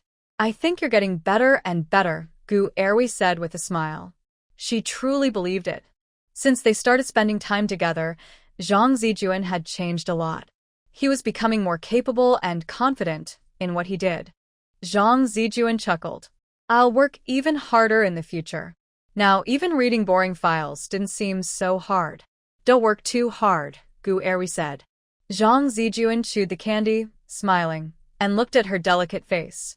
As a young man full of hormones, Once he had a certain idea, it was hard to suppress it. He swallowed the candy and moved closer to Gu Erwi until they were very close, then leaned in and kissed her on the cheek. I have to go now. I'll come back tomorrow, Zhang Zijuan said, standing up and rushing out, his heart pounding. Gu Erwi didn't expect his sudden move. By the time she reacted, he was already far away. Her face felt warm, and she touched it. Hot to the touch. But I feel a bit numb and bloated. Zhang Zijuan got into the car, leaned on the steering wheel, and laughed happily, then reminisced about the feeling just now. Soft, smooth, and fragrant. Haha, he couldn't help but laugh quietly again. On the way home, he hurried upstairs with light steps. With love encouraging him, the next day at the police station, he went to submit evidence with a smiling face, very gentle and calm. The police station collected the evidence and immediately went to arrest the person. Lu Hongyun never expected that Wang Jinji had a recording. She thought that as long as she refused to admit it, even the police couldn't do anything. When she heard the recording, she collapsed completely. She never thought that after living for so many years, being strong-willed most of her life, she would end up in prison for a few years. Looking back now, Zhang Zijuan had already broken off the engagement with her daughter. Even if she burned the Gu family supermarket, could Zhang Zijuan still be with her daughter? No. For a moment of pleasure, she ruined her future life. At this moment, Zhu Tianlin was in extreme fear.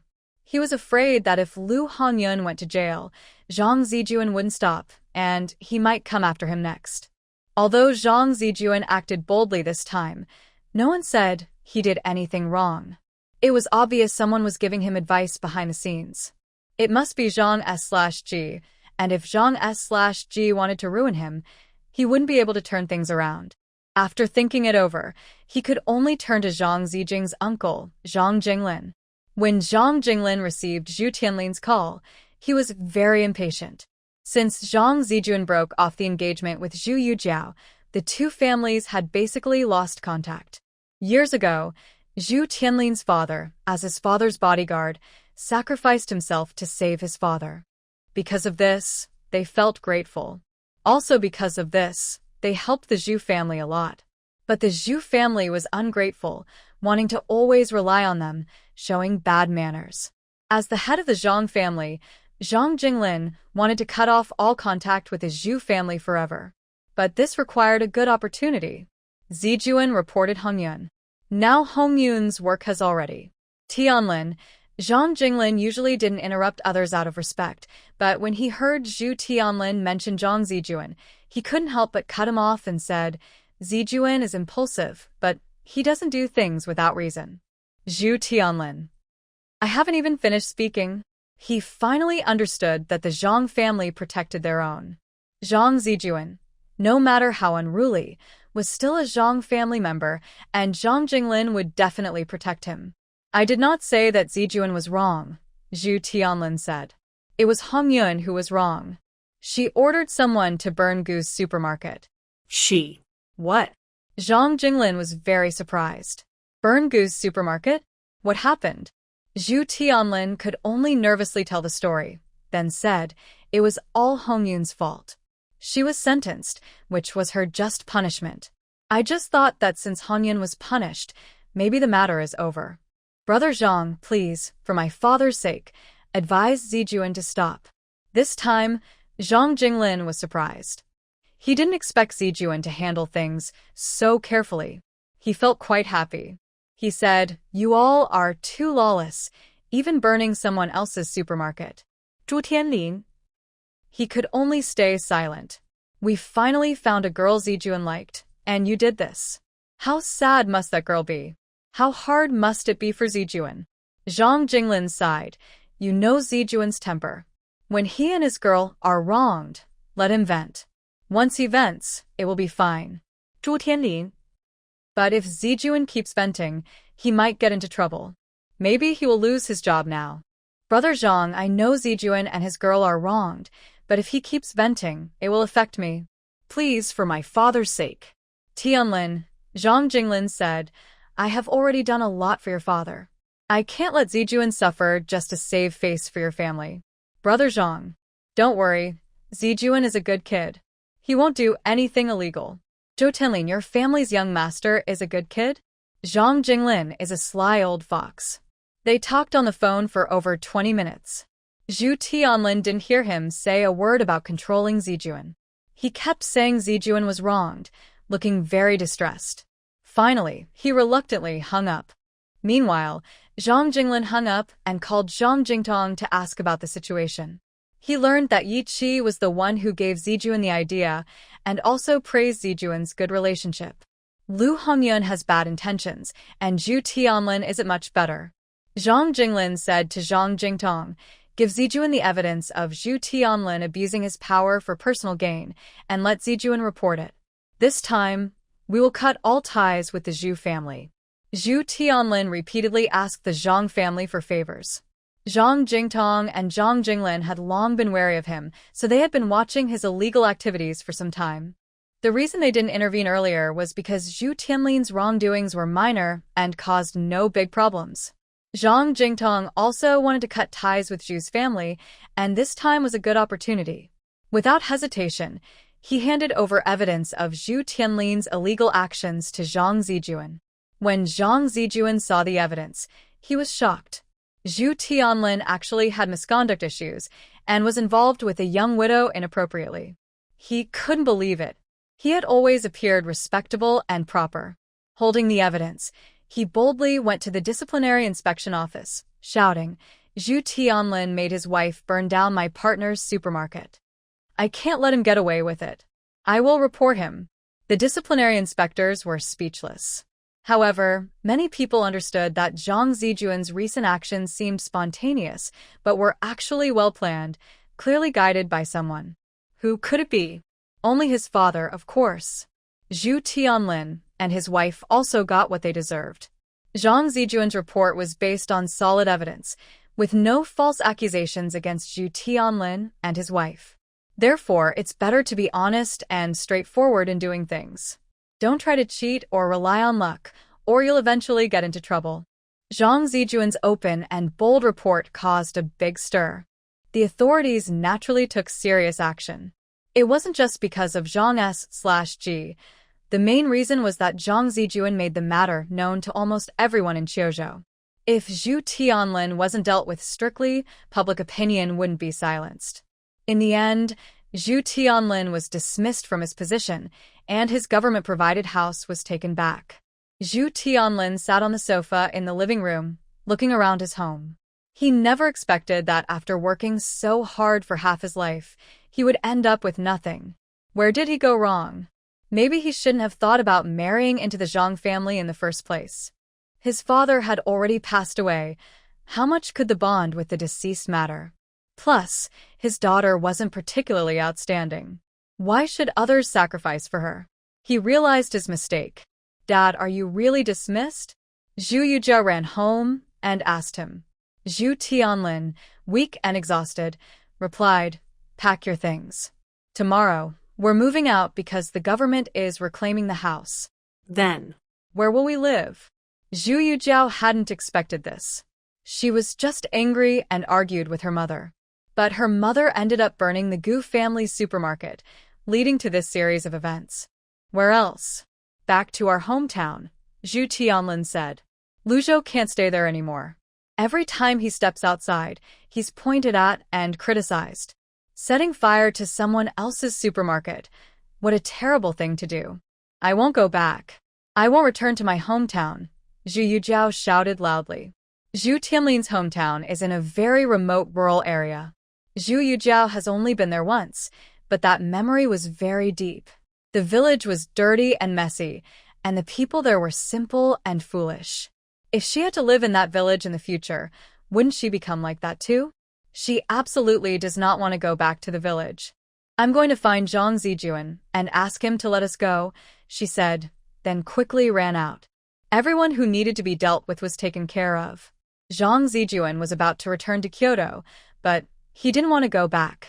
That day, he kissed Hui. The next day, when he went to find her again, he felt nervous, worried she might be too shy to talk to him. Surprisingly, she acted just like usual, which made him breathe a sigh of relief. He had been wanting to kiss her again for days, but hadn't found the chance, which made him very frustrated. Today, he said goodbye to Hui, and tomorrow he would go back to Kyoto. He thought he must quickly find a way to get the Gu family to move to Kyoto, so he could see her every day.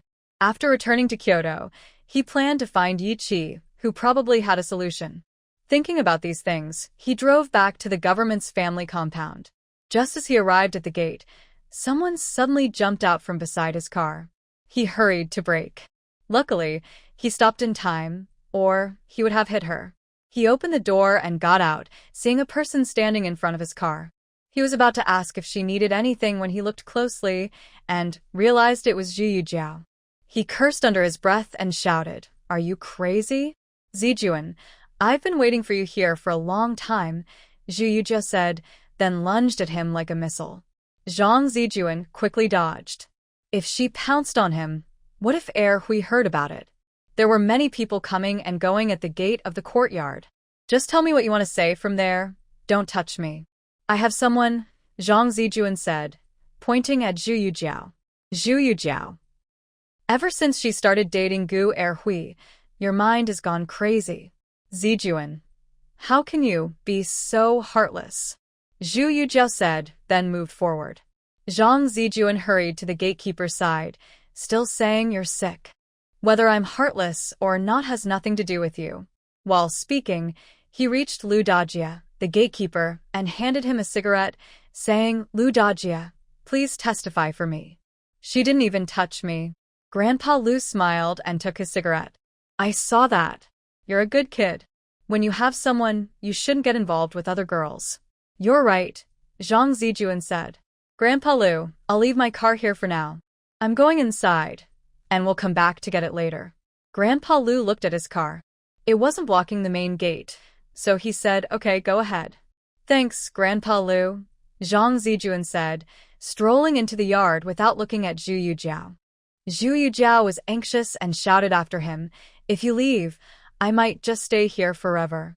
Zhang Zijuan turned back, took a puff of his cigarette, and gave her a sidelong glance. "Whether I stay or go has nothing to do with you." Then he turned and walked away confidently. Zhu Yujiao sat on the ground crying. Some people passing by stopped to watch, and soon, a crowd gathered around her. Some people advised her, "You two already broke off the engagement. Clinging to him now won't help. You should focus on your own life. Yeah, if you had thought earlier, your mom wouldn't have done that thing with the supermarket. Your family is still okay now, but things are different." "Exactly. Stop causing trouble. It's embarrassing for you. Just go home." After crying for a while, Zhu Yujiao saw that Zhang Zijuan really wasn't coming back to look at her, so she had to get up and leave. She wasn't brave enough to die. The next day, Gu Erui overheard some shop assistants discussing this incident and learned that Zhang Zijuan had done something unusual again. But she felt quite happy inside. Some people and things shouldn't be believed blindly, like Zhang Zijuan. Rumors say he's arrogant and irresponsible, but no one knows how adorable and innocent he can be sometimes. Suddenly, she remembered how he had kissed her on the face a few days ago and then shyly ran away. She couldn't help but smile. Then she went to the backyard and picked up the half-knit sweater to continue knitting. Zhang Zijuan drove back to Kyoto. He rested in the morning and went to find Yi-Chi in the afternoon. When he arrived at the military camp, he was still taken in by Yi-Chi's guard, who said Yi-Chi had gone on a 5-kilometer cross-country march with soldiers and would be back in over half an hour. Since he had nothing to do, he wandered around the camp. When Yi-Chi returned, they sat in the dormitory talking. Yi-Chi poured him a glass of water. "I heard you did a good job this time." Zhang Zijuan took a sip of water and chuckled. "Thanks to your idea." Yi-Chi also held his cup of tea and water. "Are you here for something today?" Yi-Chi realized that it might be better to be straightforward when dealing with Zhang Zijuan. "Some things." Zhang Zijuan placed his teapot on the table, leaned forward, and said to Yi-Chi, "How do you think we should get the Gu family to move to Kyoto? I and Hui are in Kyoto and Lizhou respectively, so meeting is not easy. You and Gu Yimin are the same, right?" Yi-Chi looked at him and said, I can't do anything about that. Does he want to? Zhang Zijuan often goes to Lizhou, but Yi-Chi can't leave easily. Seeing that Yi-Chi couldn't help, Zhang Zijuan frowned and then sighed. I think there's a good chance the Gu family will move to Kyoto. Look, they bought many houses there, so moving in is easy. Also, Gu Xiaoxi is doing very well in school, and she will probably get into university. If she gets into a Kyoto university, it would be more convenient for her family. Plus, their supermarket business is very good. If they open a store in Kyoto, the business would be even better. Zhang Zijuan spoke confidently. After he finished, he saw Yi-Chi smiling and asked, Why are you looking at me like that? Did you tell this to Hui? Yi-Chi asked. Zhang Zijuan shook his head. No, this isn't something she can decide alone.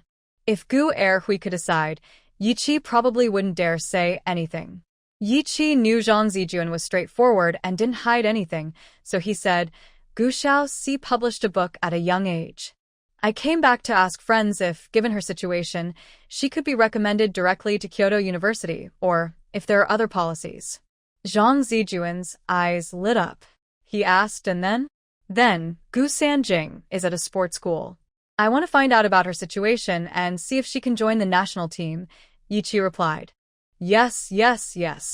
4 daughters, 2 developing in Kyoto, and the other 2 are dating us. We are also in Kyoto. Zhang Zijuan clapped his thigh and laughed. In that case, they will definitely move to Kyoto together. Don't let others know about this. We will handle it slowly. Moving isn't something that can be done overnight. We need to take our time, Yi-Chi said. Yes, I know. I won't say anything, Zhang Zijuan quickly assured. If there's anything I can help with, just tell me. Zhang Zijuan thought coming to Yi-Chi was the right decision. Look, there might be a way now. Did Gu Yimin tell you whether they discussed sharing the family money?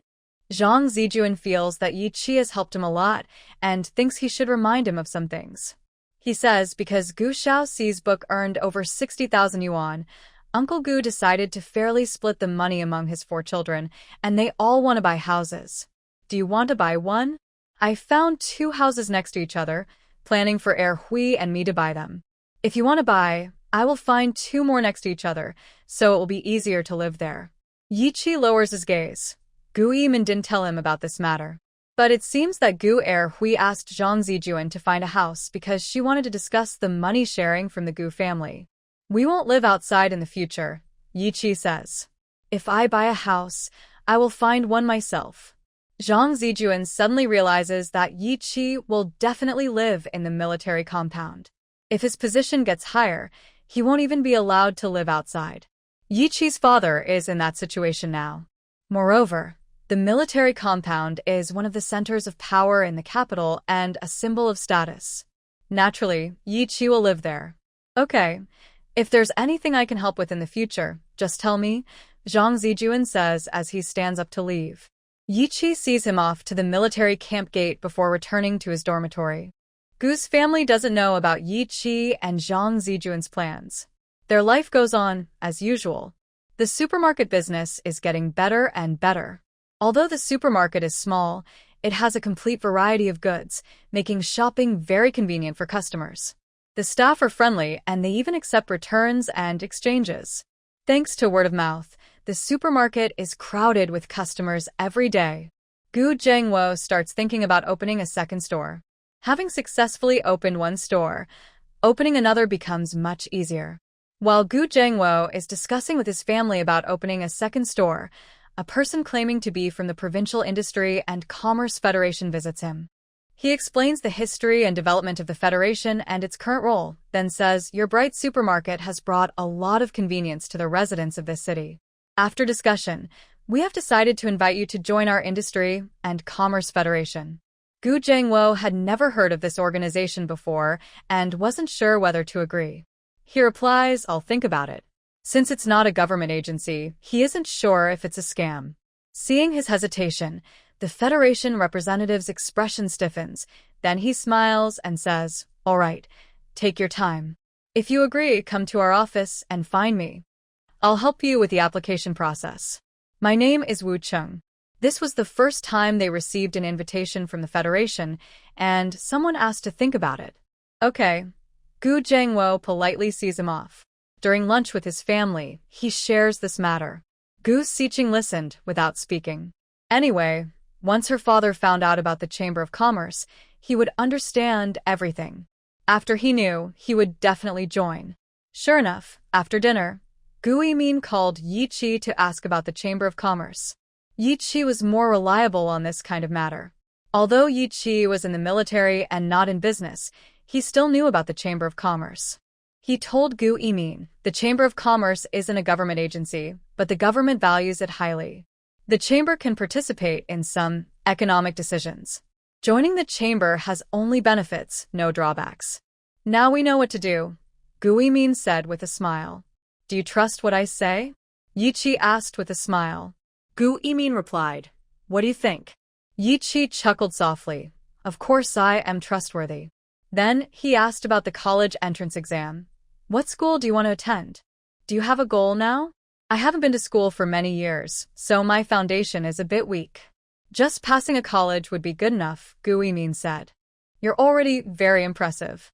You're proactive, motivated, and serious about your work. These are the most valuable qualities. His tone was very sincere, and Gu Yimin felt warm inside. She smiled with her lips pressed together. Then he said again, I'll find some study materials for you and get a professor from Kyoto University to highlight some key points. Of course, the teachers he found were the best high school teachers in Kyoto, and the university professors were likely involved in creating the exam papers. This wasn't cheating. He didn't know who would set the exam next year anyway. It was just to have those who had experience with the exams or might participate in making them point out important knowledge. Gu Yimin knew it wouldn't be easy to find these teachers and professors, but she needed their help, so she didn't refuse. Thank you, she said sincerely. We don't need to talk about this between us, Yi Qi said. What kind of school do you want to apply to? I want to study finance. This was Gu Yimin's carefully considered decision. She had also discussed it with Gu Jiangwo and Gu Erwi, and they all thought studying finance was best for her. As the family business grew bigger, having trusted people handle the finances was reassuring. I'll ask around to see which schools have good finance programs. Gu Yimin nodded. The gift I planned for you is being shipped today, but it's not handmade. She wanted to make a sweater and pants for Yi Qi like Gu Erwi did, but she needed to focus on studying and didn't have much time. Save the handmade gift for later. Studying is more important now, Yi Qi said with a smile. Just having a gift makes me happy. I don't care if it's handmade or not. Gu Yimin okay. The two of them talked for a while longer before hanging up. Gu Yimin went out to tell her family about what Yi Qi had told her regarding the Industry and Commerce Federation. All right, I'll apply to join tomorrow. Gu Jiangwo naturally trusted Yi Qi.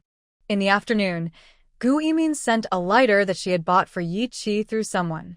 The next day, Gu Jiangwo went to the Provincial Industry and Commerce Federation to apply for membership. After completing a series of procedures, it was noon. He then invited Wu Cheng, who had visited their home yesterday, to have lunch. While eating and chatting, Gu Jiangwo learned a lot about the Federation from Wu Cheng. Finally, Wu Cheng said, Boss Gu, your business is quite big now.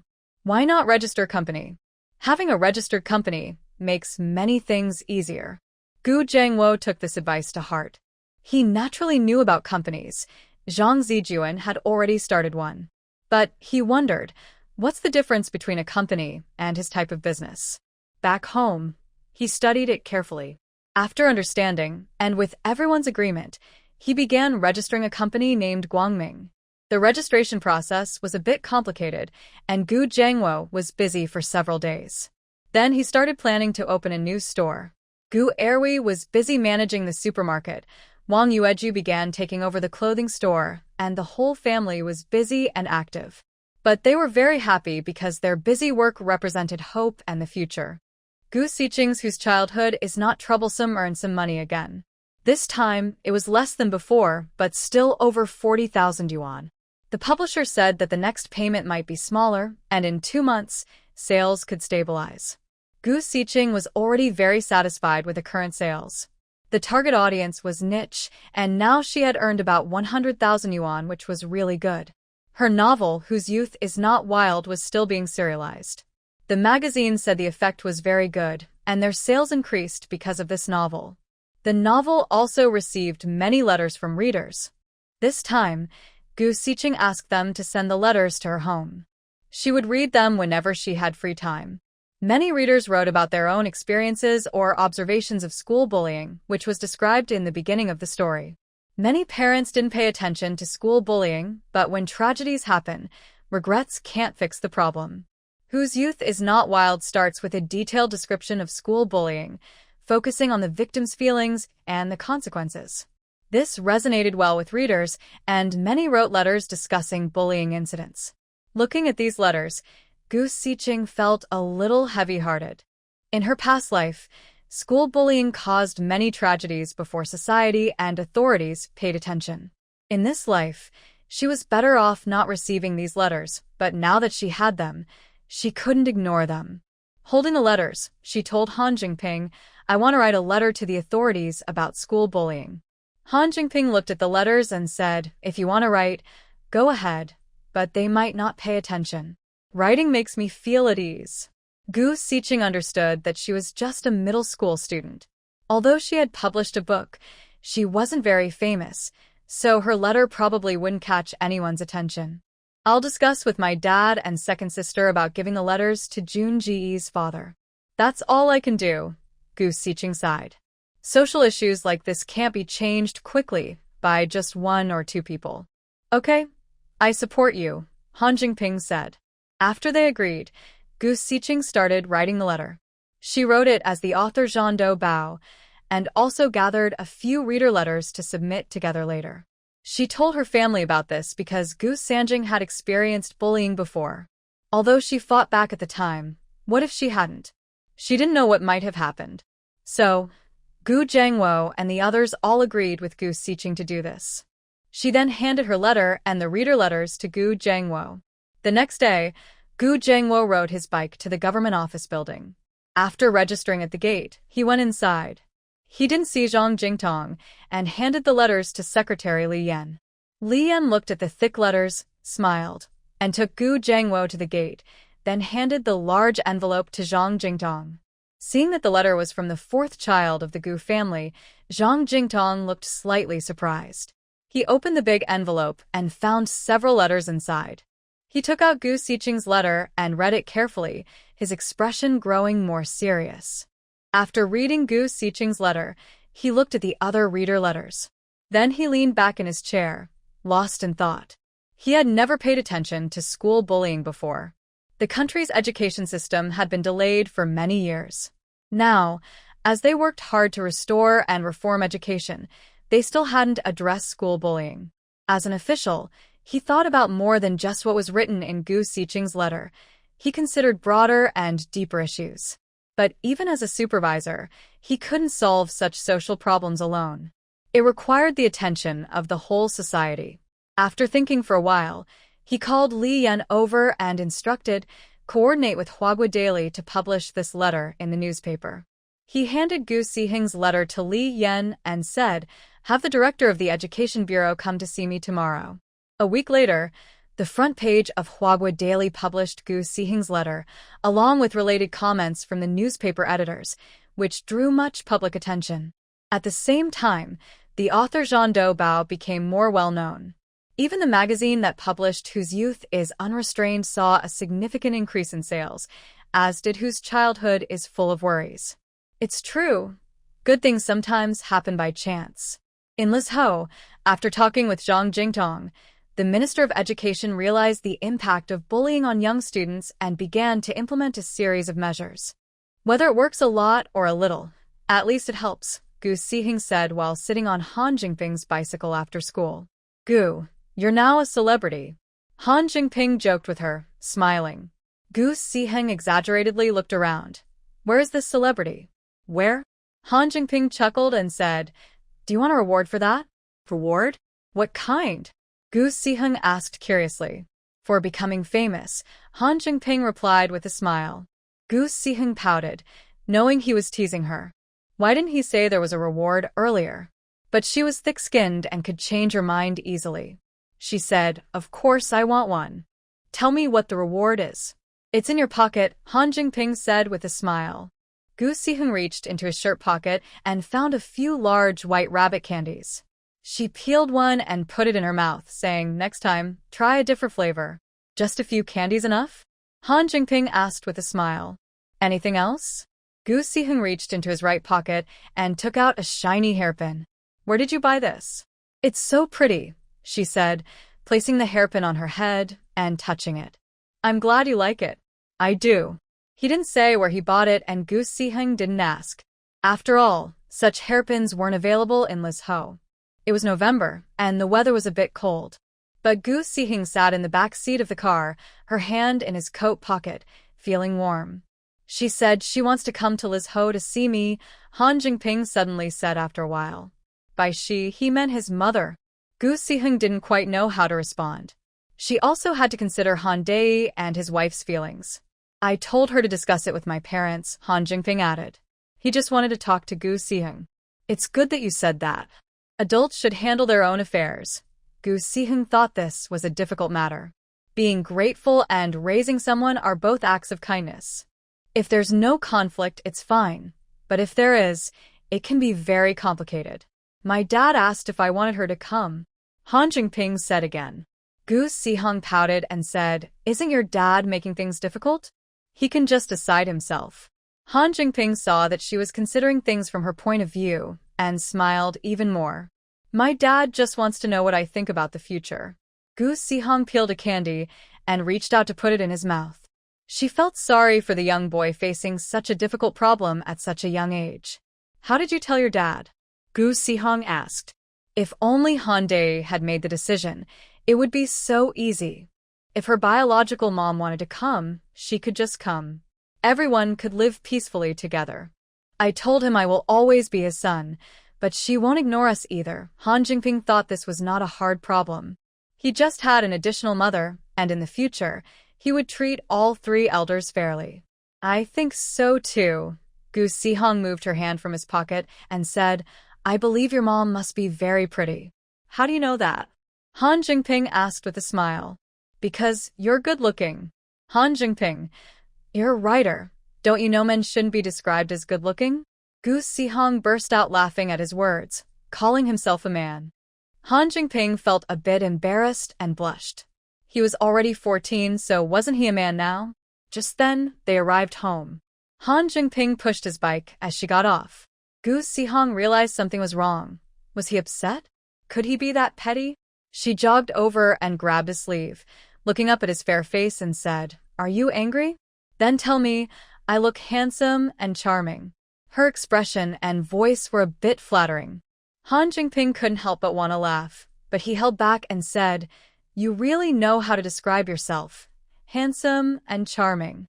Gu Sihung, "If I were a man, I'd definitely be handsome and charming." "At most, you're just a little kid," Han Jingping said. Gu Sihung was unhappy and said, "Give me one more chance to organize my words, or I'll get mad." Han Jingping looked down at her, pretending to think seriously, then said, "Got it, princess. You'd better look good." Gu Sihung giggled, feeling a bit childish herself. "You're the most handsome too," she said. Han Jingping chuckled. "All right, let's go home quickly. It's cold outside. Aren't you angry anymore?" "No, I'm not angry." Seeing his smiling face, she realized he was truly not upset, so she jogged back home. Han Jingping watched her enter the house before pushing his bicycle home. Gu Siqing returned home to find dinner already prepared. She washed her hands with warm water, sat at the dining table, and started eating. During the meal, Gu Zhengwo mentioned opening a new store. "If we open 3 stores at the same time, I'm worried I won't be able to handle it," Gu Zhengwo said. Second sister Hui suggested opening 3 branches simultaneously, one in the West City, one in the South City, and one in the North City. Most customers at the supermarket now come from these areas, so opening branches there could bring good business. Our current stores have gained experience, so opening new ones will be much easier.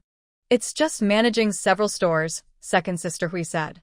Gu Siqing took a sip of porridge and said, Transfer the capable staff now to be managers at the new stores.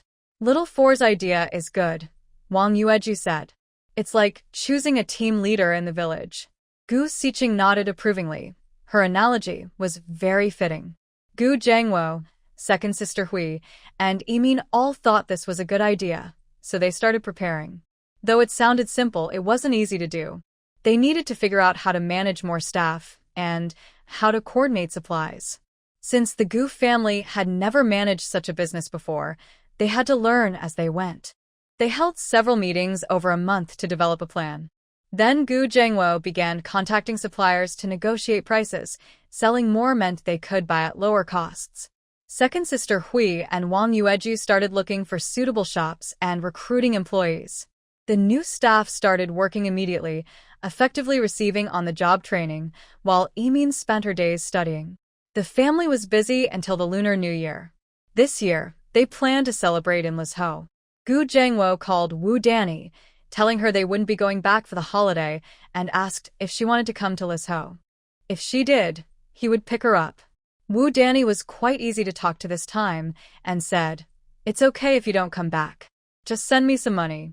Gu Jiangwo agreed right away, and sent her 50 yuan and some other things from the post office. He didn't give her more money, worried that it might cause problems. Before the new year, everyone was busy buying holiday supplies.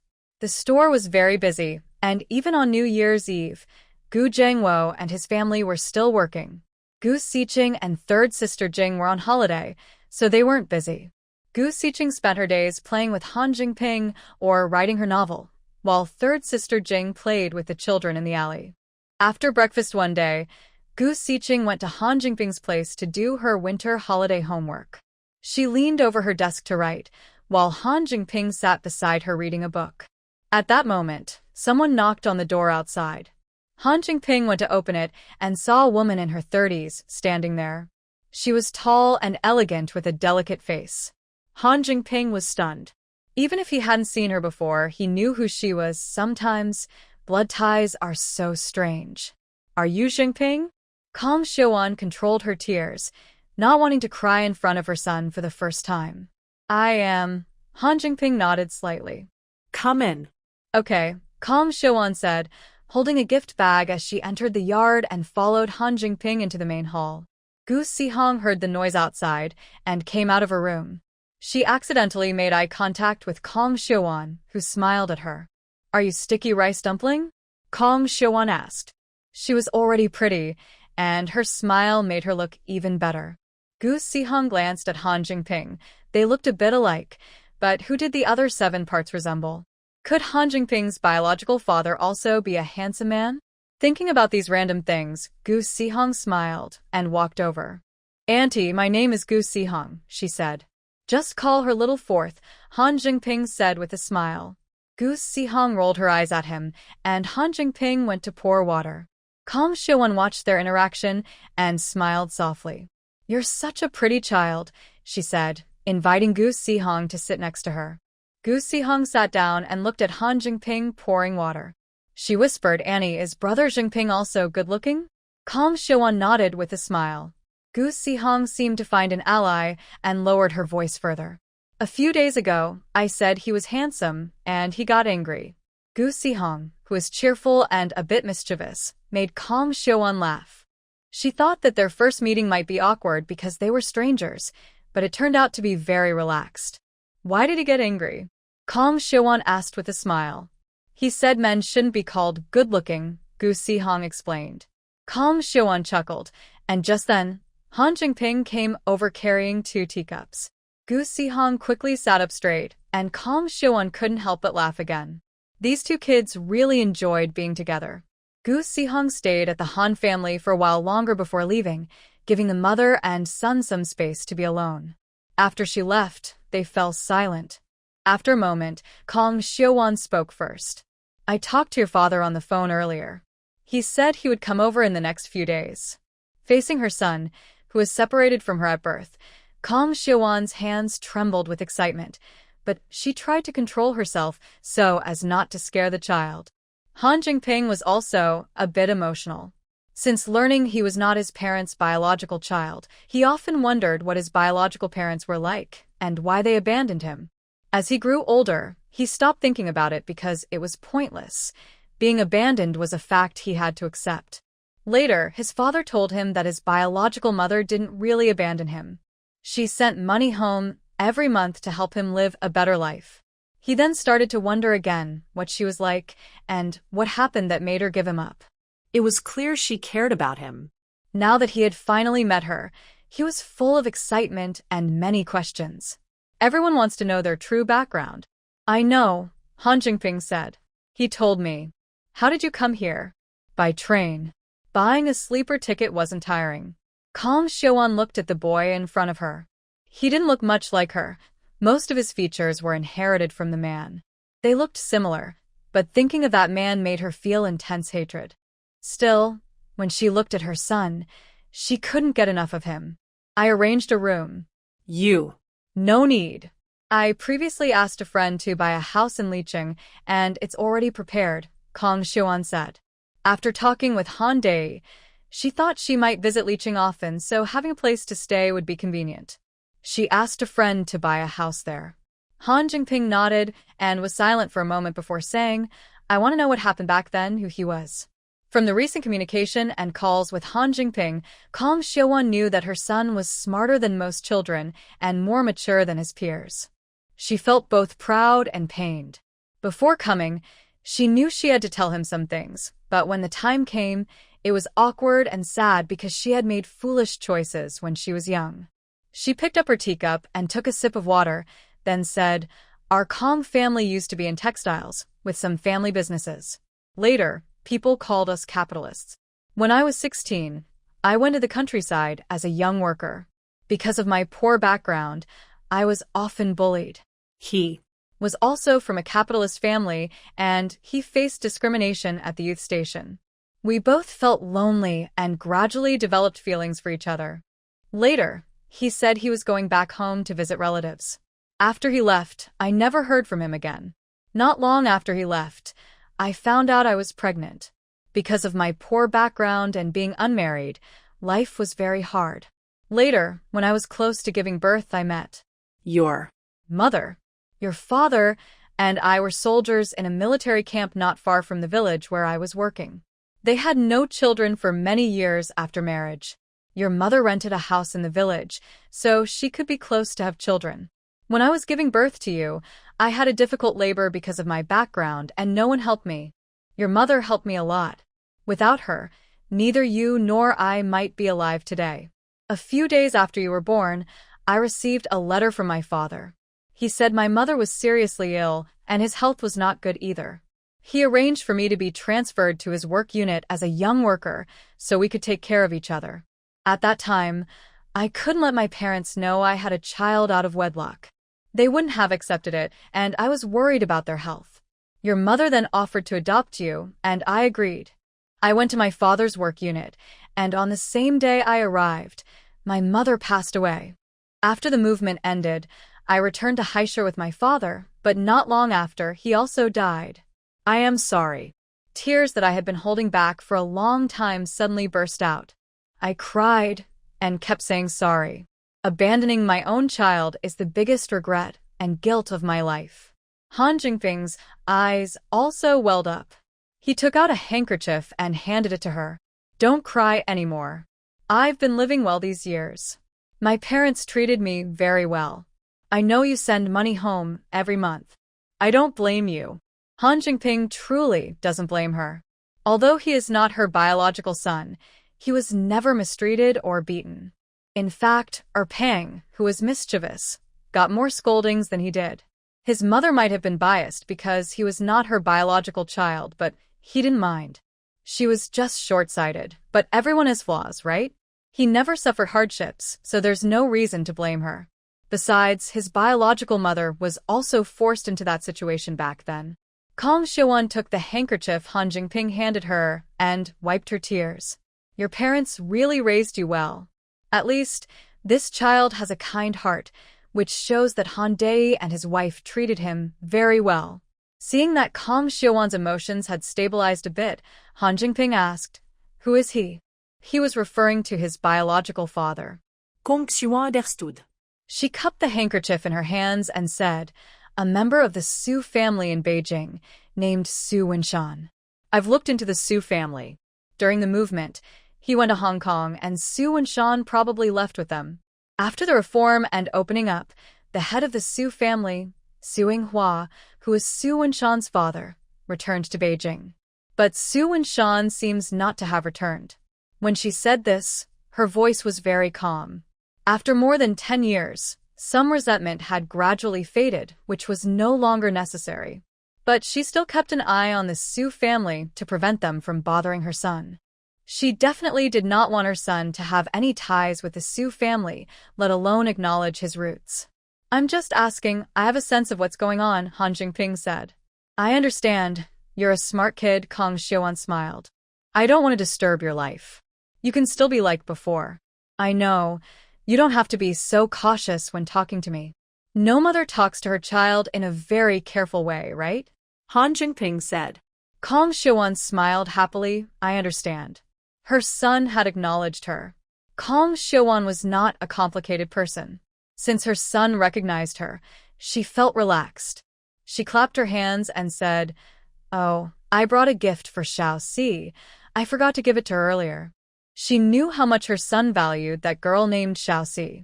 The first time he asked her to do something, it was about Xiaoxi. Later, he even asked her to choose a hairpin for the girl.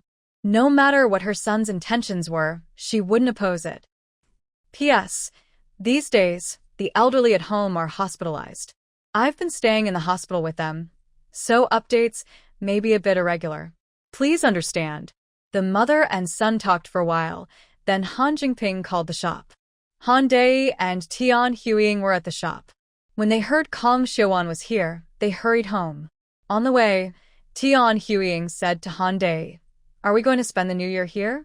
Or are we going to take Jingping away to celebrate?" "Don't overthink it," Han Dai replied. "You've interacted with her before. She's not unreasonable. As I said before, it's better to treat her as a relative and get along peacefully." Tian Huiying glared at him. "I was just saying. I've come to terms with it. She seems capable, and it's better to get along well than to be enemies." Han Dai ignored her. People's personalities are hard to change. Tian Huiying has been in the city and gained some insight, but she still couldn't change her nature. Anyway, she wouldn't cause trouble, so let it be. They returned home. When Kong Xiuan saw them, she stood up and smiled, calling out, "Brother Han, Sister Tian." Her tone was warm. Tian Huiying felt uncomfortable, as she had been wary of her. Han Dai walked over smiling and said, "Comrade Xiuan, come on in, have a seat." Kong Xiuan smiled and sat down, saying, "It's almost the new year. I'm not busy, so I came to visit. These past few years, big brother and sister have worked hard." Kong Xiuan is truly grateful to Han Dai and his wife. When Tian Huiying helped her during her difficult childbirth, she later raised her sons so well. To her, they are like benefactors. "It's nothing really." Tian Huiying sat down and smiled. "Have you been doing well all these years?"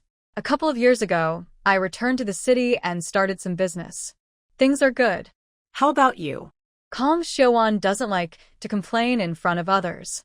"We're also doing well," Tian Huiying said. "We started some business at home, and life is much better than before. Things were tough back then."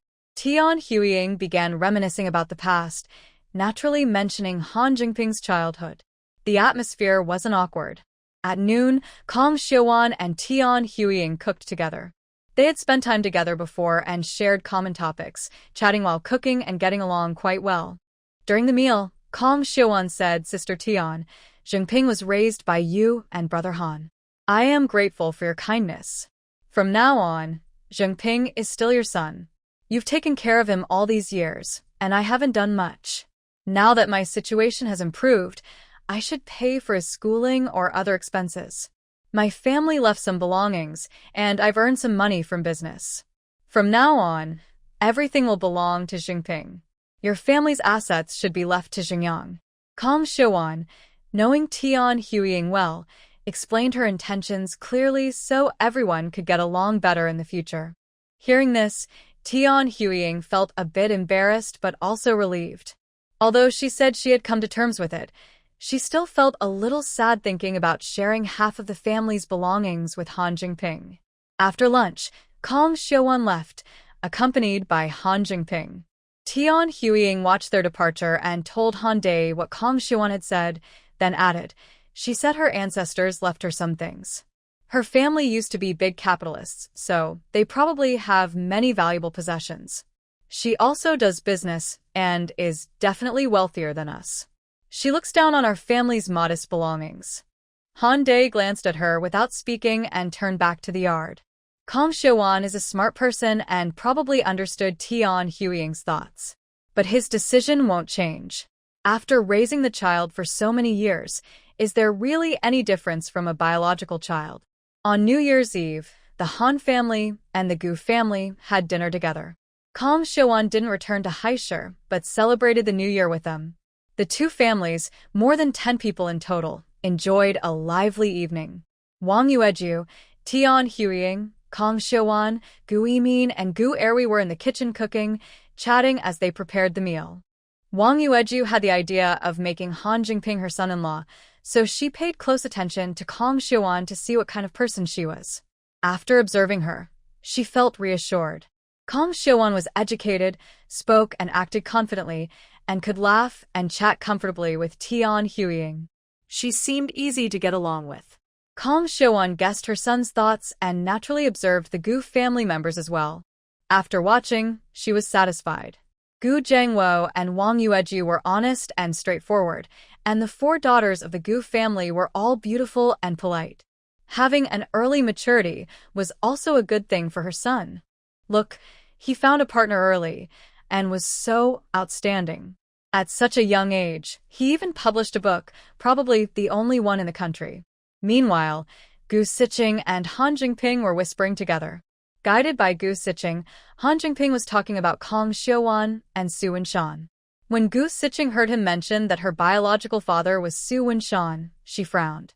In her previous life, she seemed to have read about such a person in the newspaper or online, but she didn't know much about him. Still, he must have been a very powerful person. Could the car accident in her past have been caused by someone? For a family inheritance? Or a feud among wealthy families? Gu Siqing suddenly thought of many possibilities. What's your opinion? Gu Siqing asked. Han Jingping was cracking sunflower seeds and said, what do I think? I don't know the full story from back then. My mom doesn't want to be involved with the Su family, and I definitely don't want to be. It's good enough now. Why look for father? I heard that in big families, there's a lot of scheming. We should be careful, Gu Siqing said. Han Jingping smiled. Inor. Do you think I'm easy to bully? You're smart and good at fighting, but you still need to be careful, Gu Siqing said, feeling uneasy. Han Jingping patted her head. I'll be careful. Don't worry. Gu Siqing didn't dwell on it too much. She thought she shouldn't worry too much about things that might not happen. After the new year, Kong Xiuan left because her business depended on people. Gu Zhangwo and the others started preparing for a new store. After 2 months, all 3 Guangming supermarkets opened at the same time. During the first week of opening, all 3 stores were packed every day. Thanks to thorough preparations, there were no major problems. At this point, Guangming Supermarket had become a well-known private enterprise in Lizhou. Once the stores stabilized, Gu Xueqiang approached Gu Zhangwo, wanting to start his own business. Gu Zhangwo was happy for him. Although the company was short-staffed, Gu Zhangwo didn't want to hold him back. Young people should take chances. What do you want to do? Gu Zhangwo asked. I want to become a cosmetics agent, Gu Xueqiang said. A few times I went to Shenzhen to buy supplies and met some cosmetics factories. After checking out the market in Lizhou, I think it should work. Previously, Gu Zhangwo was busy with the supermarket, so he let him handle the purchasing. He had always wanted to start his own business, so he paid attention to many industries. In the end, he thought cosmetics had high profits and large demand. Gu Zhangwo has been in business for a long time and naturally has some insight. When he heard he wanted to sell cosmetics, he agreed and asked, how much money do you need? When they arrived in Lizhou, Gu Zhangwo paid him a good salary. Gu Xueqiang had saved some money, but it was not enough to become a cosmetics agent. He also felt shy to ask for a loan. Seeing his worried face, Gu Zhengwo said, "Sometimes, doing business means you can't worry too much about saving face. If you don't ask, how will I know how much you need? If your money isn't enough, how can you start the business?" Gu Xueqiang knew Gu Zhengwo was teaching him, so he nodded seriously. "I understand. I still need about 5,000 yuan. Gu Zhengwo nodded. "Then I'll give you 5,000 first. If that's not enough, tell me." Gu Xueqiang quickly agreed. "I'll pay you back as soon as I can." Gu Zhengwo waved his hand. "Wait until you make money. Stay at home for now. When you earn enough and buy a house, you can move out." "I know. I won't be polite," Gu Xueqiang said. Family should not be too formal or distant. They agreed, and Gu Xueqiang began to transfer work. The clothing store was handed over completely to Wang Yueju. After discussing, Gu Siheng and his three sisters decided to give Gu Xueqiang each 1,000 yuan as an early wish for his business success. Gu Xueqiang didn't refuse. He remembered this kindness. Gu Siheng's life remained simple, going to school, writing novels after class. One day, after school, she waited at the school gate for Han Jingping to ride his bike and take her home. Now, her seat on Han Jingping's bike was her exclusive spot. "Gu Siheng, aren't you leaving yet? Want me to take you home?" A boy about 11 or 12 years old pushed his bike over. He was their class monitor, named Yu Xiaobo. Gu Siheng smiled and waved her hand. "No need. My brother will be here soon." "Oh, I'll wait with you then." Yu Xiaobo parked his bike and stood next to Gu Siheng.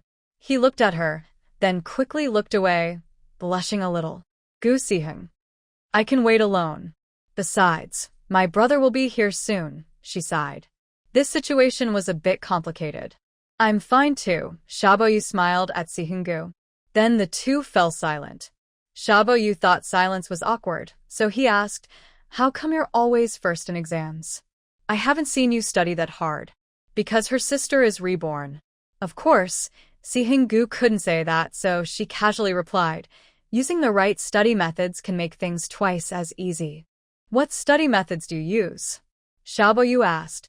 Siheng Gu said, "Everyone's different, so study methods vary."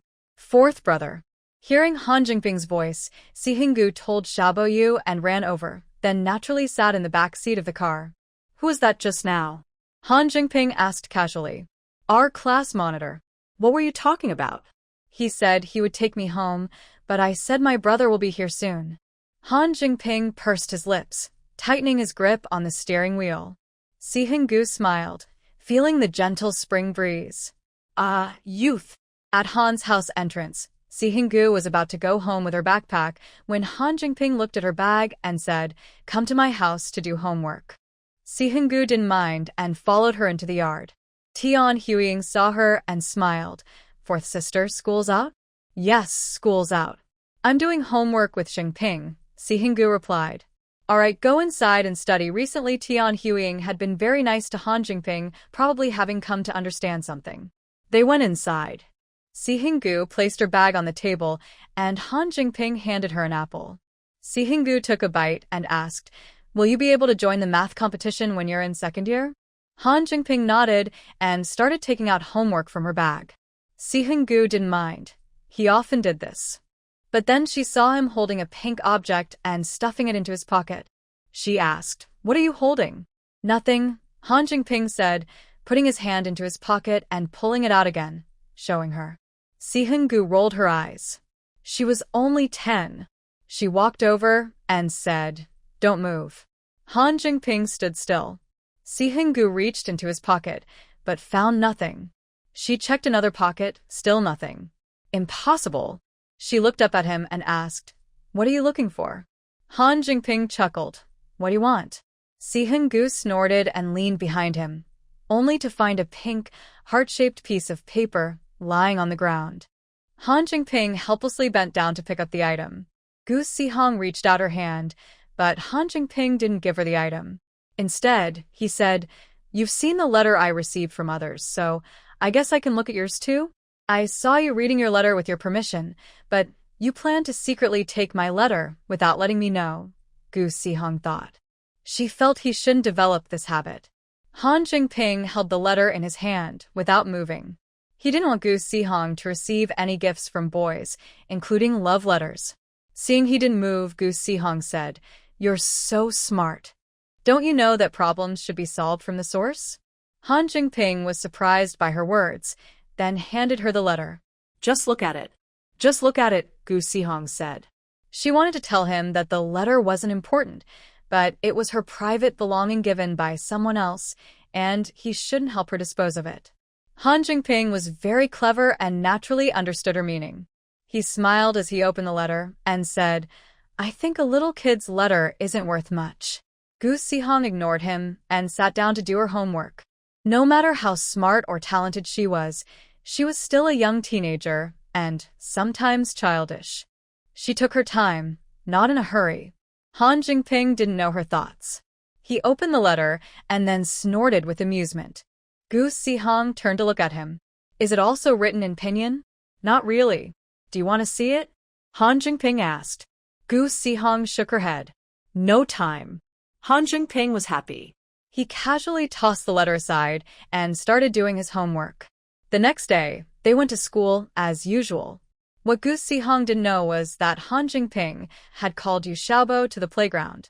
After a few minutes of conversation, Yu Xiaobo never handed her another love letter, and sometimes he even avoided walking near her. Gu Sihong didn't pay attention to him and naturally didn't notice his change.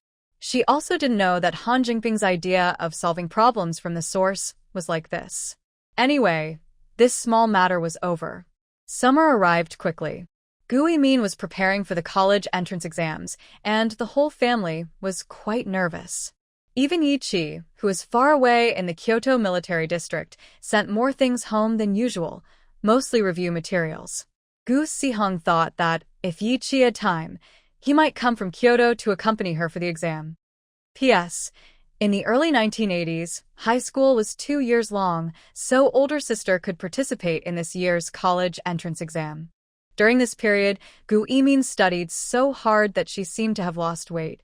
Everyone said studying was better than doing physical labor, but she looked even more exhausted than physical work. Gu Zhangwo glanced at his eldest daughter's room and said, "Do you think university is that easy to get into? Besides, it's for your future." The bigger the family business became, the more Gu Zhangwo realized the importance of talented people. For example, he trusted only his own people to handle the finances.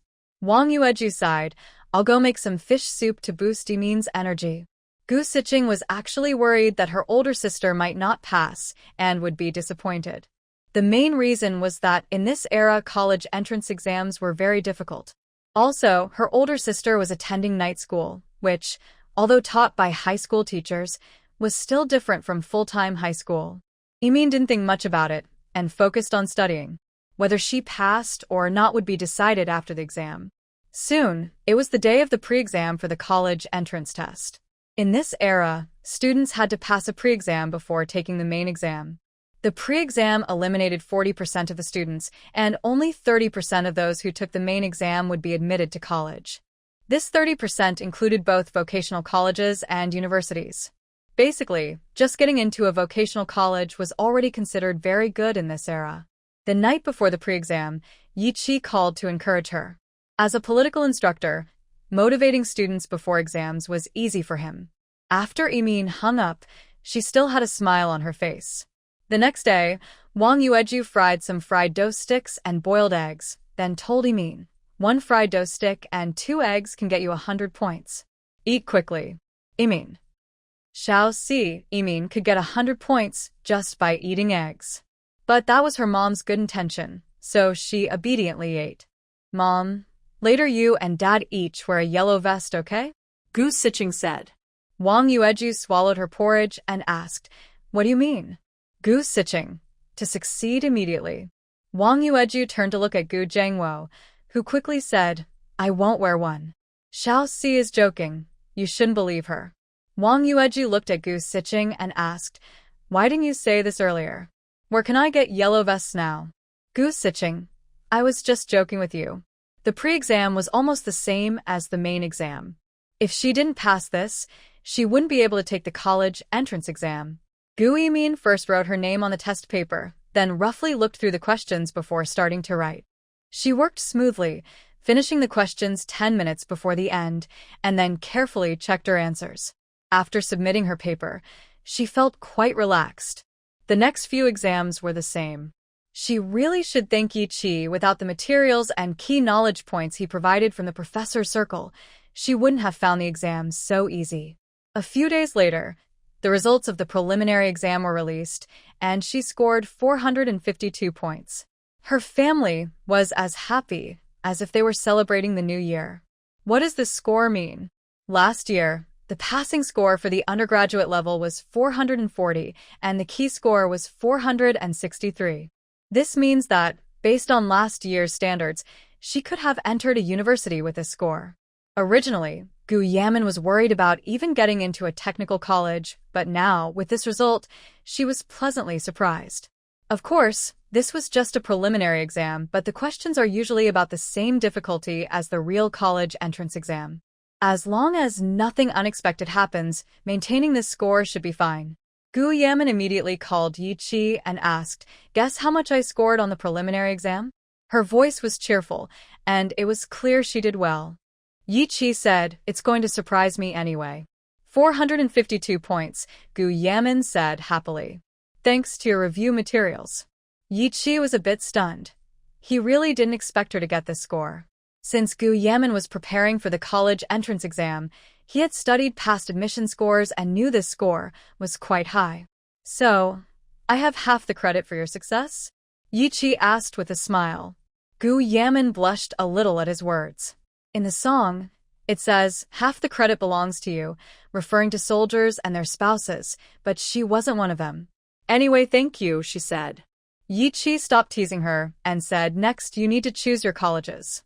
I've been asking some experts these days about which schools are good for your situation. Since students apply before taking the exam, and many schools prioritize first-choice applications during admission, choosing the right college is very important. A poor choice could mean that even with good scores, she might not get into a university." "Okay," Gu Yamin replied. She didn't know much about this. There was no one in her family who understood it either, so she had to rely on him. "Which school do you want to attend?" Yi Chi asked again. "I don't know," she replied. She hadn't thought much about it before because, for her, just getting into a technical college was already good enough. She hadn't considered other options. "Do you want to go to a university in Kyoto?" Yi Chi asked. Gu Yamin understood what he meant.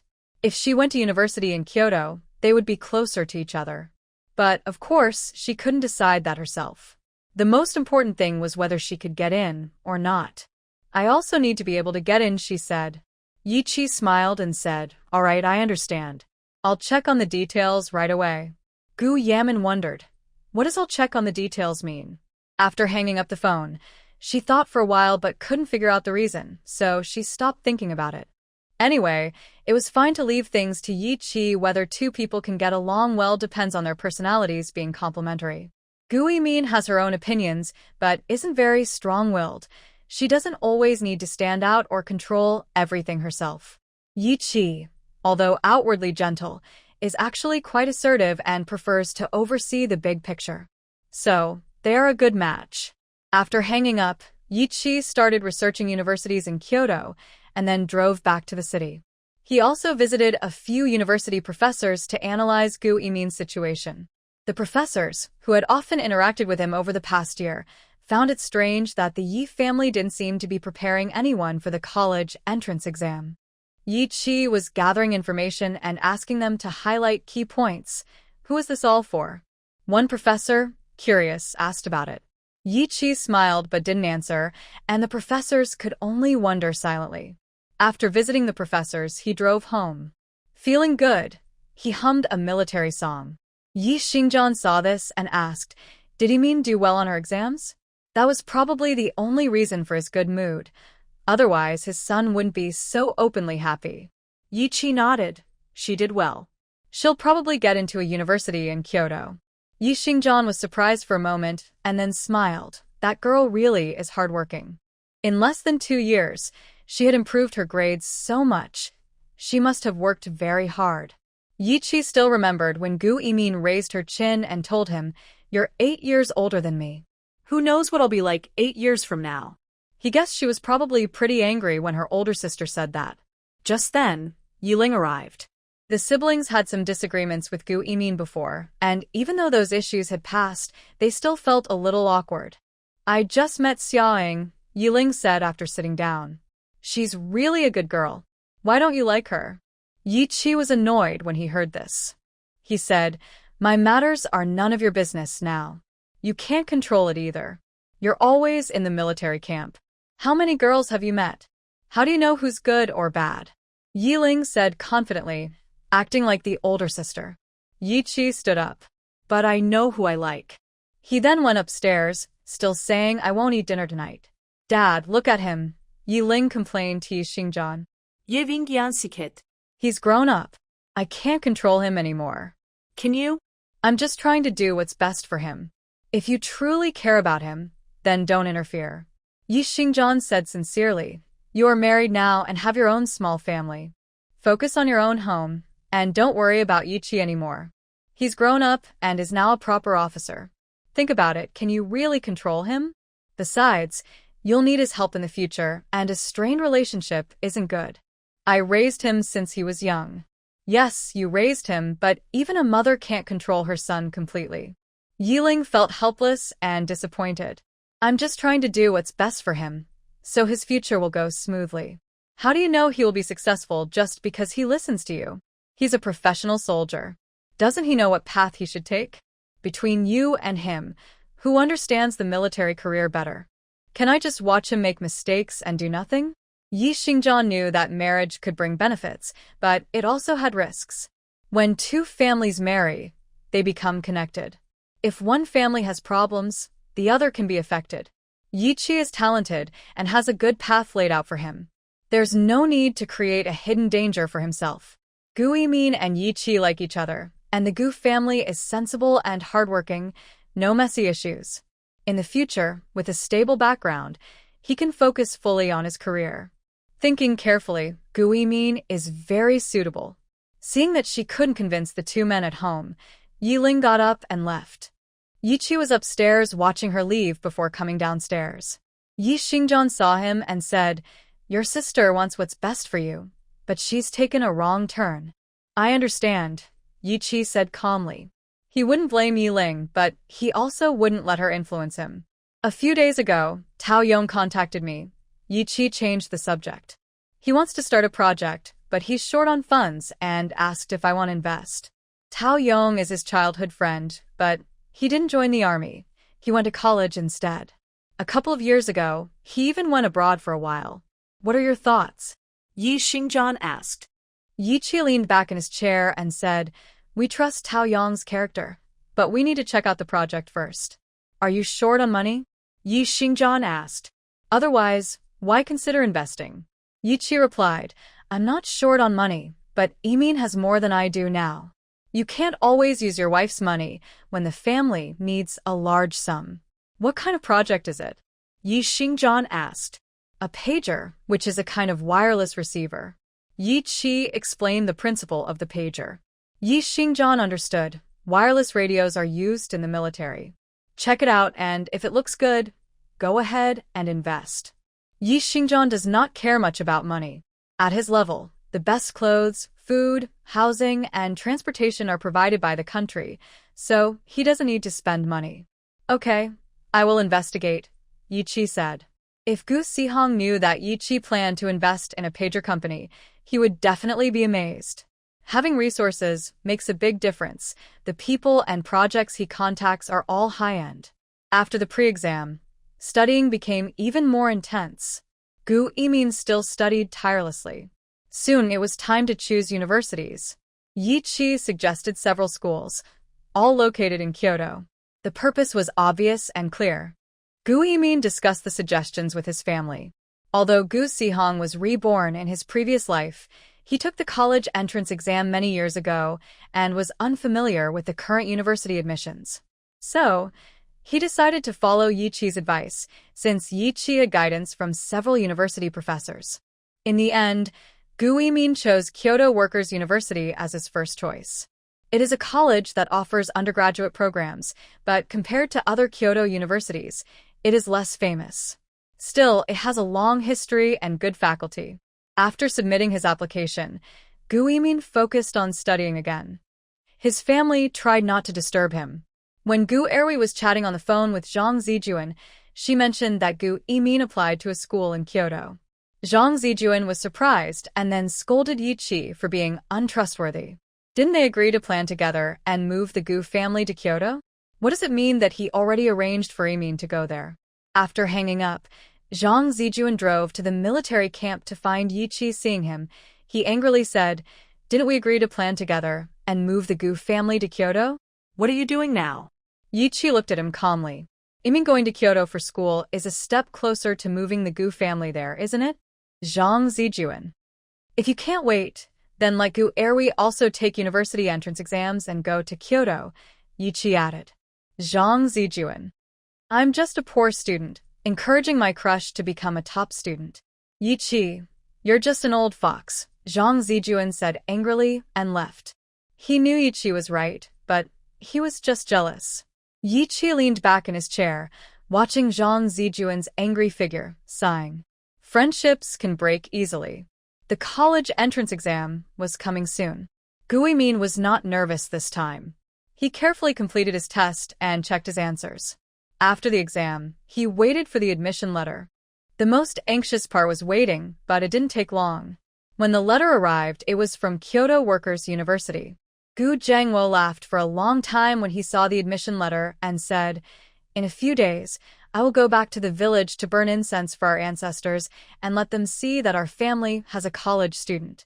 This time, Wang Yueju didn't criticize him. The Gu family has been illiterate for generations. Finally, having a college student makes them happy.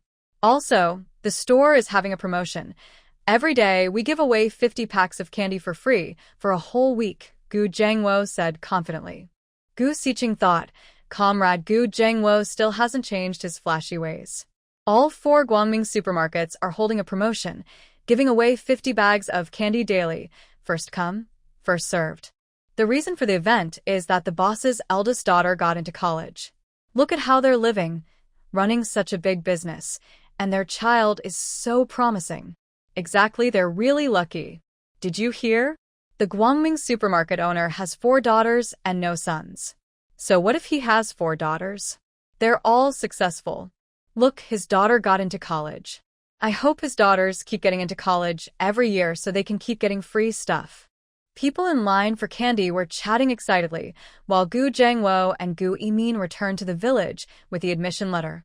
Everyone in Shushui village, and even the whole Shanshui town knew about Gu Zhengwo making good money outside. When they arrived at the village entrance, they were immediately surrounded, asking about his life outside.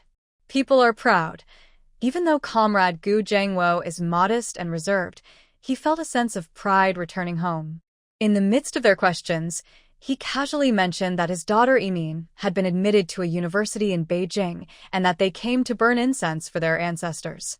Suddenly, the villagers became even more excited, looking at Yimin with different eyes. She's a college student, and not just any college. She's from Beijing. The entire county might not have another student like her. After just over a year outside, such a big change. Meanwhile, Wu Danny was sitting in the yard cracking sunflower seeds. Her life was wonderful now. She didn't have to work every day. She had a good place to live, delicious food, and money in hand. Life felt like being a fairy. Wu Danny, you're still cracking seeds here. Gu Zhengwo is back, and Yimin got into college in Beijing. What? Wu Danny suddenly stood up. What did you say? I said your son Gu Zhengwo is back. No, who got into college? Wu Danny quickly walked over to ask. Your granddaughter Yimin. She got into college in Beijing. Wu Danny stood there, frozen in place. How could this be? How could that girl get into university? Impossible. The person talking to her sneered and walked away, then said to his companion, she used to curse Wang Yueju every day for not having a son, and her heart was all set on her belly. I think Wang Yueju's good days are coming. That's right. Gu Zhengwo made a lot of money, and his children are successful. She's definitely going to have a good life. You didn't say that before. You said without a son, no one would take care of her in old age. Now I think differently. When daughters and sons are filial, they can be trusted. Last time I was sick, it was my 2 daughters who took care of me. Yes, daughters are thoughtful. The others continued discussing as they left. Wu Danny stood there in a daze for a long time. Just then, Gu Jiangwo and Gu Yimin came over. Gu Jiangwo smiled and approached, holding an acceptance letter. Mom, Yimin got into university. I came back to tell the ancestors. Our family has produced a scholar. Gu Jiangwo finally felt like he could breathe after holding in his anger for many years. Many years ago, the villagers mocked him because he had no son. Now, seeing his daughter get into university, whose son in the village can compare to her, really got in? Wu Danny asked. Yes. Gu Jiangwo showed her the acceptance letter, but didn't give it to her directly, worried she might tear it. Wu Danny couldn't read, but she carefully examined the letter and then said, Big brother, don't forget your 2 nephews. Let Sweki also go to school and let him take the university entrance exam. Gu Jiangwo. No matter how excellent his daughter was, in his mother's heart, her grandson was the most important. You don't need to worry. Sweki is doing well.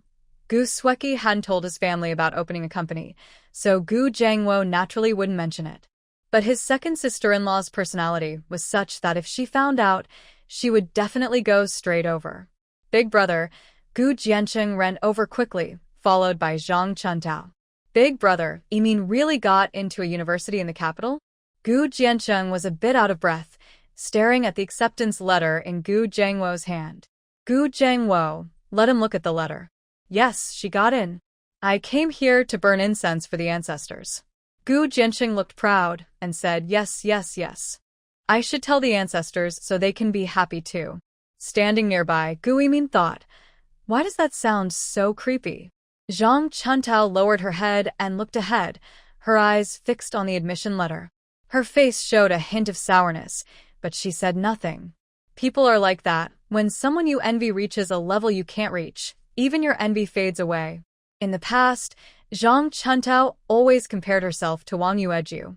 She couldn't match Wang Yueju in looks or in men, only in having a son, which she was better at. But now, Wang Yueju lives in the provincial city, in a big house, earning a lot of money, and her children are successful. What does Zhang Chuntao have to compare with her now? All she is left is bitterness. Gu Jiangwo talked with Gu Jiancheng for a while, then they went together to pay respects at their family ancestor's grave. They placed offerings and Gu Jiangwo took out the admission letter and said, Our Gu family finally has a scholar. Our Yimin got into university. Then, while Gu Jiancheng and his wife Wu Danny weren't paying attention, Gu Sihing's published book and the newspapers and magazines where she was serializing her novel were burned quietly. He whispered, Our little Si has published a book. Gu Yimin, standing nearby, said, They really burned it for the ancestors to see. After returning from the ancestral grave, Gu Jiangwo went to the village office to get an introduction letter. Gu Yimin needed to transfer her household registration to Kyoto because she was going to study there. Once the matter was settled, Gu Jiangwo and Gu Yimin didn't stay long in the village. They went to the county town to stay overnight and planned to return to Lishu the next day. Mainly because the house had been empty for a long time and needed cleaning.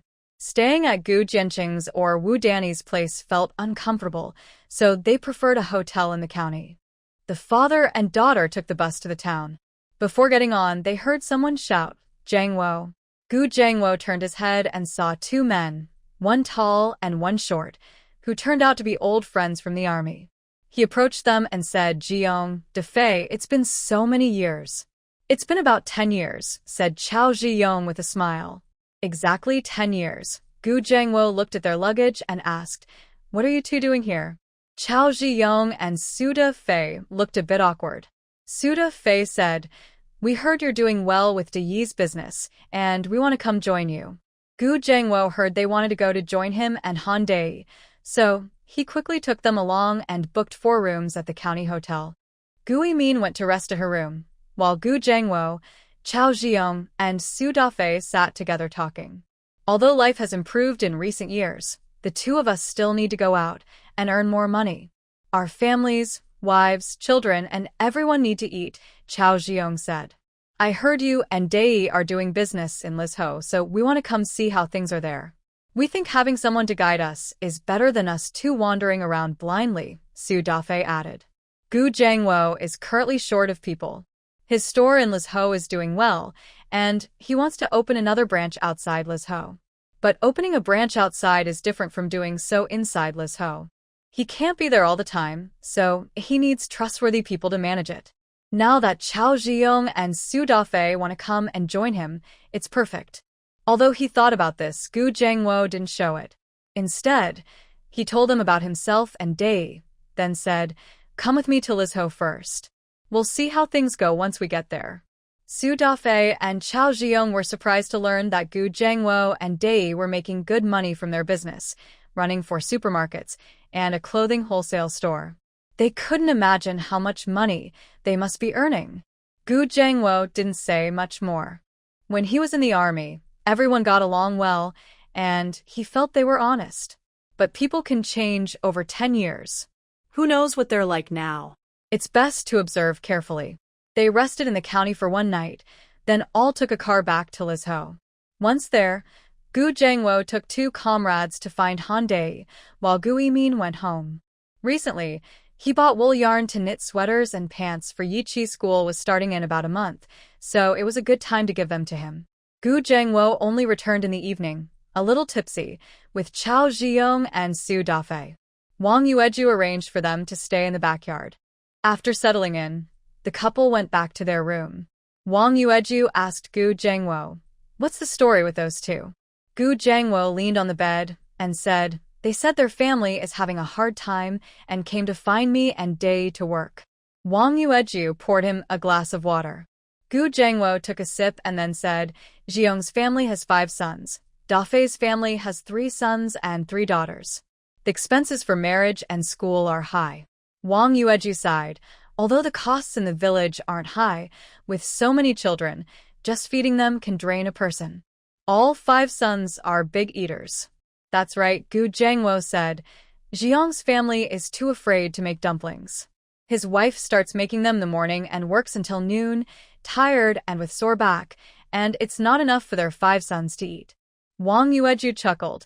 It's better to have a daughter. Gu Jiangwo also smiled. Yes, having a daughter is better. How are things now? Wang Yueju asked. They both work at the supermarket. I'll arrange it for tomorrow. The supermarket really needs staff, Gu Jiangwo said, then sighed. They need people. Maybe I should find someone at the school. No one thinks about working in private companies. The school handles assignments. How can the company grow without enough staff? Now we can only train people slowly ourselves. The next day, Gu Jiangwo arranged for the two to work at the supermarket. Just as he finished, Zhang Zijuan arrived in his car. Seeing him, he greeted cheerfully Uncle Gu. Are you from Kyoto? Gu Jiangwo asked. Yes, my dad missed me, Zhang Zijuan replied. He dared not say he missed Hui in front of his future father-in-law. Gu Jiangwo didn't dwell on that. After a few words, he let him in. At the backyard office, Gu Hui was busy. When she saw him, she stopped her work, her eyes bright, and asked, "Why didn't you say anything before coming?" It's been over a month since they last saw each other. Zhang Zijuan missed her very much. He sat beside her, letting them be close, and said, "I'm not happy." "Why aren't you happy?" Gu Hui asked. Big sister is going to Kyoto to study, and Yichi can often be with his partner now. Gu Hui. She even acted a little spoiled. Do you want me to also take a university exam and go to Kyoto? No, Zhang Zijuan quickly said. Studying at university is too hard. Hui, he held her hand. Let's get married. Gu Hui. He really said it out of the blue. How could he just bring up marriage like that? Do you want to live in an apartment or a house? I'll pack up when I go back, Zhang Zijuan added. Gu Hui no longer cared about feeling shy. She asked, "How old am I?" Zhang Zijuan suddenly looked disappointed. "Even if you're not old enough, we can find a way." The legal marriage age for women is 20, and Gu Erhui is 19. She squeezed his finger gently and softly said, "We need to think long-term about our plans. Not to mention, I'm not of marriage age yet, and with our current situation, we can't marry. Our family shop is in Lizhou, and your company is in Kyoto. If we get married, we still can't be together." Zhang Zijuan leaned back in his chair without speaking. Gu Erhui continued, "Maybe in a year or two, our supermarket can open in Kyoto." Zhang Zijuan's eyes lit up immediately. "Are you serious?" Gu Erhui saw he was excited and smiled. "I do have this plan." "Okay." Zhang Zijuan moved a little closer to Gu Erhui and said, "My dad might be transferred back to Kyoto in the next 2 years. When that happens, he will definitely live in the government compound. We can live with him or apart. I have a house in the residential area. Do you want to live in a building or a courtyard? I'll pack up when I go back. Let's decide that later." "Isn't packing the house quick?" Gu Erhui said softly. "Your company just started, and your career is the most important now." After discussing marriage for a while, Gu Erhui no longer felt shy. Since they were dating, she naturally thought about marriage, but even without considering age, they weren't ready to get married yet. She had been to Kyoto to meet Zhang Zijuan's circle and didn't know what he was like there. Dating was one thing, marriage was another. So, "Shall we watch a movie tonight?" Zhang Zijuan felt hopeful and was no longer jealous of Yi Qi. Besides, Gu Yimin would be in college for 4 years, so who knew when they might get married. "Okay. P.S. Many people say that Xiao Si and Sanjing have too few scenes. Mainly because they are both young. When they grow up, most of the focus will be on them." The movie was Lushan Love, one of the most popular romance films in recent years. Most viewers were couples in a relationship. Gu Erhui and Zhang Zijuan sat in the middle. Gu Erhui watched intently, while Zhang Zijuan kept turning his head to look at her. He thought the heroine in the movie isn't as pretty as Erhui. Right now, the scene on screen showed the main characters playing near a waterfall. The heroine wore a sleeveless, thigh-length, white dress. It was quite daring. "Don't look." The girl next to him turned to her partner and said loudly. The people around looked at her, and she blushed with embarrassment. Gu Erhui turned to look at Zhang Zijuan, who quickly said, "I didn't look." Gu Erhui chuckled softly, "Silly." Zhang Zijuan smiled and whispered close to her ear, "The girl in the movie isn't as pretty as you." Gu Erhui blushed again. "Stop talking nonsense. I'm not joking, really." He reached out and held her small hand tightly, the one she had wanted to hold for a long time. Gu Erhui moved her hand, wanting to pull it out, but there were so many people, and she was worried about being seen. However, Zhang Zijuan held her tightly so she couldn't pull away. "It's dark here. No one can see," Zhang Zijuan whispered close to her ear again. She could smell the faint scent of perfume he gave her. Her heart started racing, and her mind was no longer focused on the movie. When the movie ended, he had to loosen his grip on her hand. The two of them left the cinema and got into the car to go home. Zhang Zijuan kept looking at Gu Erhui's fair face as he drove. Gu Erhui felt shy under his gaze and gave him a playful look, saying, "Drive carefully." Zhang Zijuan's driving was slow, like a turtle, but they still reached the alley where Gu's house was. He stopped the car, turned to look at Gu Erhui sitting in the passenger seat, and softly called out, "Hui Hui." Hearing him call her Hui Hui, her heart almost raced to 180 beats per minute. Looking into his moist, affectionate eyes, Gu Erhui had a sudden thought. She wanted to kiss him. She leaned forward and kissed his eye quickly, then opened the car door and got out, moving as fast as a rabbit. Zhang Zijuan reacted quickly, trying to catch her, but she had already run away. Blushing, he stuck his head out the window and called, "I'll come to the supermarket to find you tomorrow." "Got it," Gu Erhui replied without turning around, and went into the yard. Zhang Zijuan held his chest, feeling his heartbeat pounding inside. He thought that if he didn't control himself, his heart might jump out. "Gu Erhui kissed me." Zhang Zijuan decided not to wash his face for 3 days, to make the kiss last longer. Gu Siqing carried the foot bath water and went out, only to see Gu Erhui returning covered in pink bubbles. She sighed, feeling the sour taste of love. Gu Xiqing's exam results for the transition from first to second year of middle school came out, and she scored nearly full marks in every subject. She started thinking about skipping a grade and moving directly to the third year of high school. She shared this idea with Han Jingping, who quickly said, "Of course, skip. Otherwise, you'll waste so much time." Gu Xiqing also felt that wasting time wasn't good, and this might be her last chance to skip a grade. In high school, even if she was reborn, she knew she might not get into university without working hard. "Okay, I'll skip. I'll tell my parents and then inform the teachers," she decided. When she got home, she told Gu Zhengwo and Wang Yueju about skipping a grade. Wang Yueju asked, "If you skip a grade, can you keep up with the classes?" "I am confident in my 8th grade math skills," said Gu Xijing. Also, before skipping a grade, the teacher would definitely give a test covering 8th grade material. "If I didn't do well, I wouldn't be allowed to skip."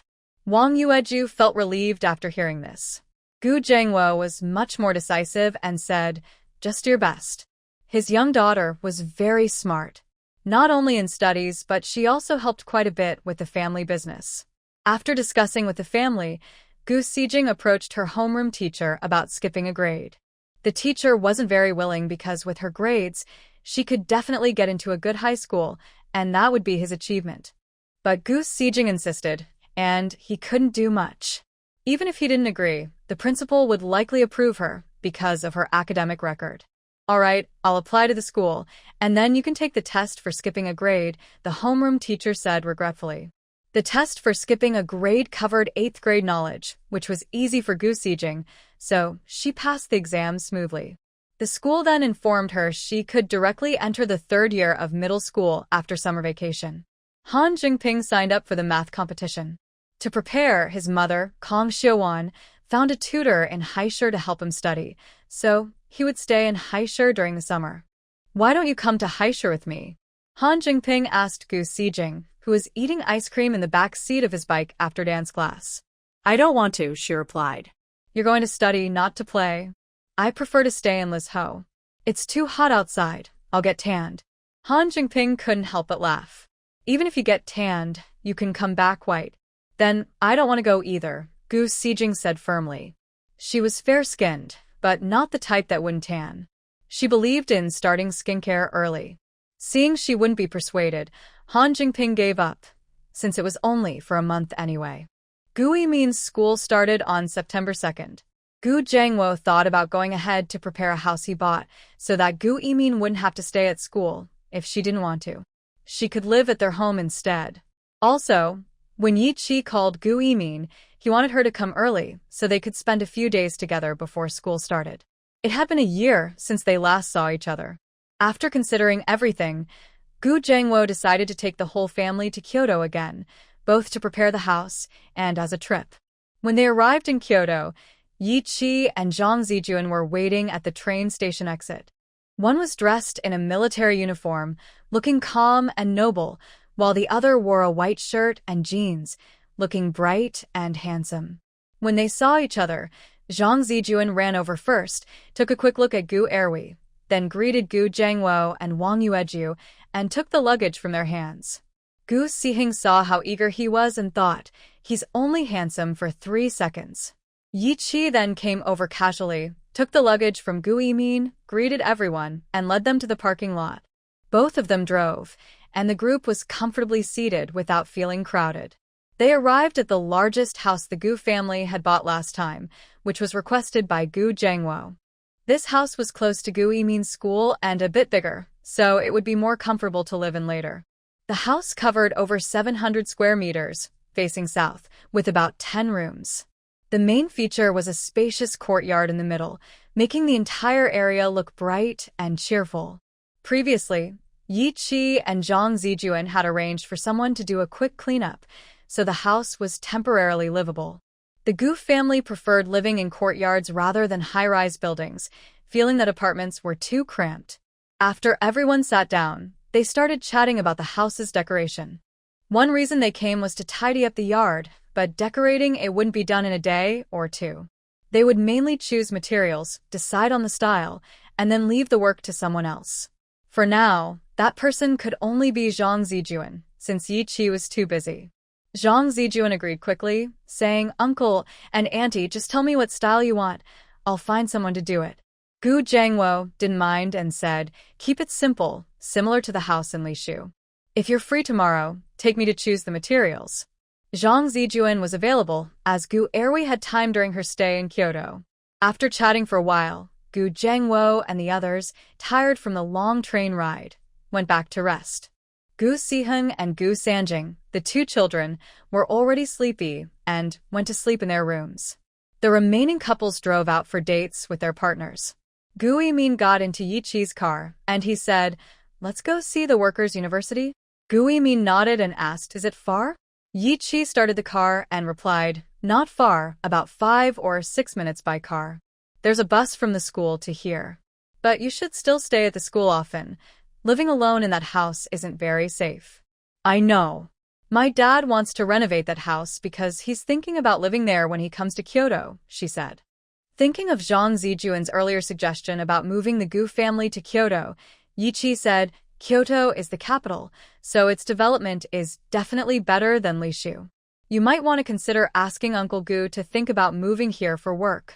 Yi Qi also thought that if he and Zhang Zijuan could think of something, Gu Zhangwo would probably think of it too. Maybe he already had this plan in mind. Sure enough, Gu Yimin said, "My dad has this plan, but it's hard to carry out. If we come to Kyoto, what about the business in Lixian? We don't have suitable people to run it." When talking about this, Gu Yimin became more talkative. She added, "We should recruit students from university. They wouldn't look down on a private company like ours. Or we can train our own people, but since their cultural knowledge isn't high, it will be difficult." Hearing this, Yi Qi thought for a moment and asked, "Can retired soldiers from the army be trained?" Gu Yimin's eyes lit up. "I think that's possible. Soldiers are disciplined and hardworking. If they have a high school diploma, their education level isn't bad either." Yi Qi turned to look at her. Seeing her eyes shining brightly, he smiled and said, "I'll talk to Uncle about it. If he agrees, I can help coordinate." Gu Yimin nodded and asked, "Are many soldiers retiring each year?" Yi Qi responded, "Yes, many soldiers retire every year. The country can't find jobs for everyone. But don't worry, if you need them, I will help find those with strong qualities." Yi Qi knew that the Gu family didn't lack entry-level workers, but needed middle management staff. "Okay, I'll talk to my dad about it." As they spoke, they arrived at the Workers' University. Yi Qi got out of the car first, then circled around to open the other door. The car was a bit high, and Gu Yimin was wearing high heels. Yi Qi reached out his hand to help her get out. Gu Yimin blushed slightly, but still placed her hand in his palm. She felt his big hand tightly holding hers. Suppressing her shyness, she used his strength to step out of the car. Once she was steady, Yi Qi let go of her hand, and they walked side by side. Yi Qi adjusted his steps so he wouldn't walk too fast. The large hand that had held Gu Yimin's just a moment ago was still slightly clasped with hers. The soft, smooth feeling from before lingered in his mind. They strolled through the campus, chatting as they went.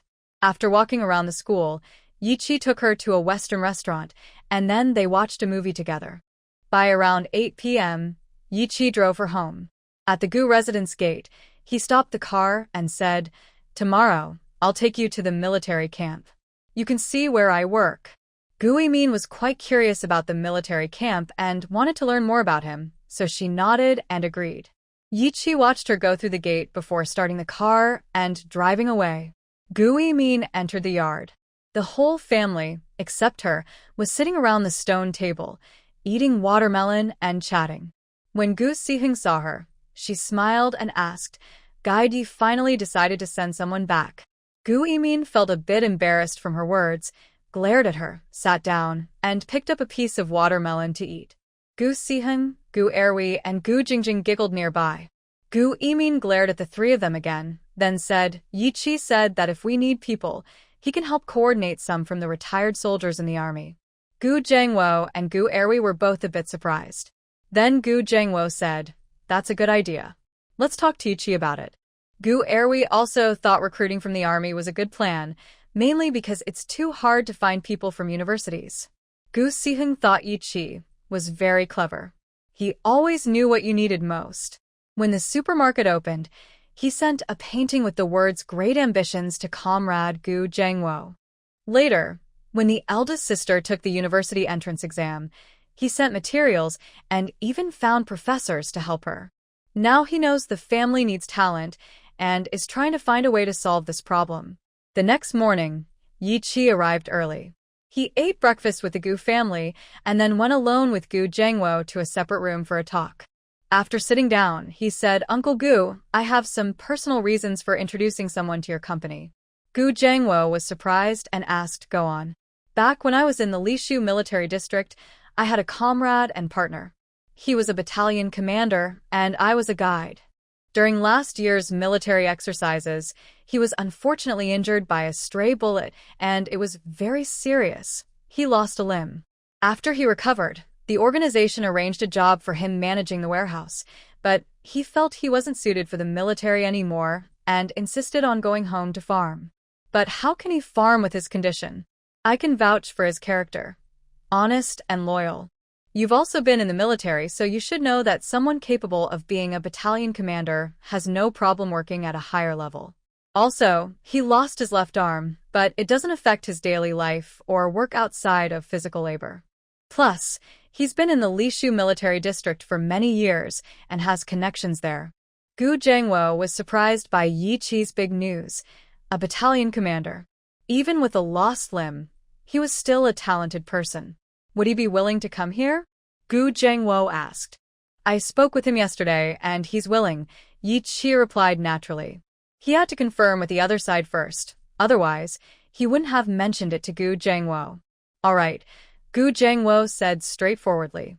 His previous treatment in the military will be the same when he joins the company. Starting salary will be the same as when he first arrives, and it will increase based on performance. After breakfast, Gu Siheng discussed with Wang Yueju, Gu Yimin, Gu Yihui, and Gu Sanjing about how to decorate the yard. At first, Zhang Zijuan came over and joined the discussion. Furniture in this era is very old-fashioned. Gu Siheng thinks it would be better to make it Chinese style, simple and elegant. She shared her idea and Wang Yueju and others agreed. "Pave the yard with green bricks and leave some spots for flowers and trees," Gu Siheng said. Just then, she saw Gu Zhengwo and Yi Qi come out of the house. Gu Zhengwo was smiling, seeming to have a good chat with Yi Qi. Sure enough, Gu Zhengwo patted Yi Qi on the shoulder and said, "Let's have lunch here at noon. We'll have a drink." Yuki. "I don't want a drink. I want to go on a date." When Zhang Zijuan heard Gu Zhengwo say he wanted to have a drink with Yi Qi, his eyes lit up. He said, "I have a few good bottles of wine. I'll go get them." He also asked Gu Zhengwo, "Uncle Gu, do you drink foreign wine?" "I have some too, and it's pretty strong." Oh, now Yi Qi is about to experience what Zhang Zijuan has gone through. This time, he's teaming up with his future father-in-law, sure to get Yi Qi tipsy. Gu Siheng and the others couldn't help but laugh. Yi Qi sensed something was off. He turned around and smiled at Gu Zhengwo, saying, "I want to take Yimin to walk around the workers' university nearby, so she can get familiar with the environment." Gu Zhengwo thought this was important, so he said, "Go ahead after drinking. Hurry up and leave." Zhang Zijuan. Old fox. Yi Qi took Gu Yimin out of the Gu family residence and drove to the military camp. On the way, he asked, "Is there any rule about drinking?" Gu Yimin couldn't help but laugh when she heard his question but held back. She asked, "I don't know." "Why do you ask?" Yi Qi looked at her and smiled without asking further.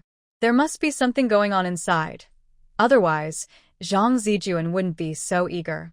But it's probably a minor matter that doesn't need to be investigated. I recommended a comrade to Uncle Gu. Yi Qi explained about his comrade. When Gu Yimin heard it was due to accidental injury during a drill, she felt tense and asked, "As an instructor, do you have to participate in drills?" Yi Qi sensed her worry and felt warm inside. He said, "Of course I do. But cases like his are rare, and my military skills are very good. I won't get hurt. Do you often do drills?" Gu Yimin asked. "This is a military secret. I can't say," Yi Qi replied. Gu Yimin quickly nodded. "I won't ask anymore." This shows how obedient she is.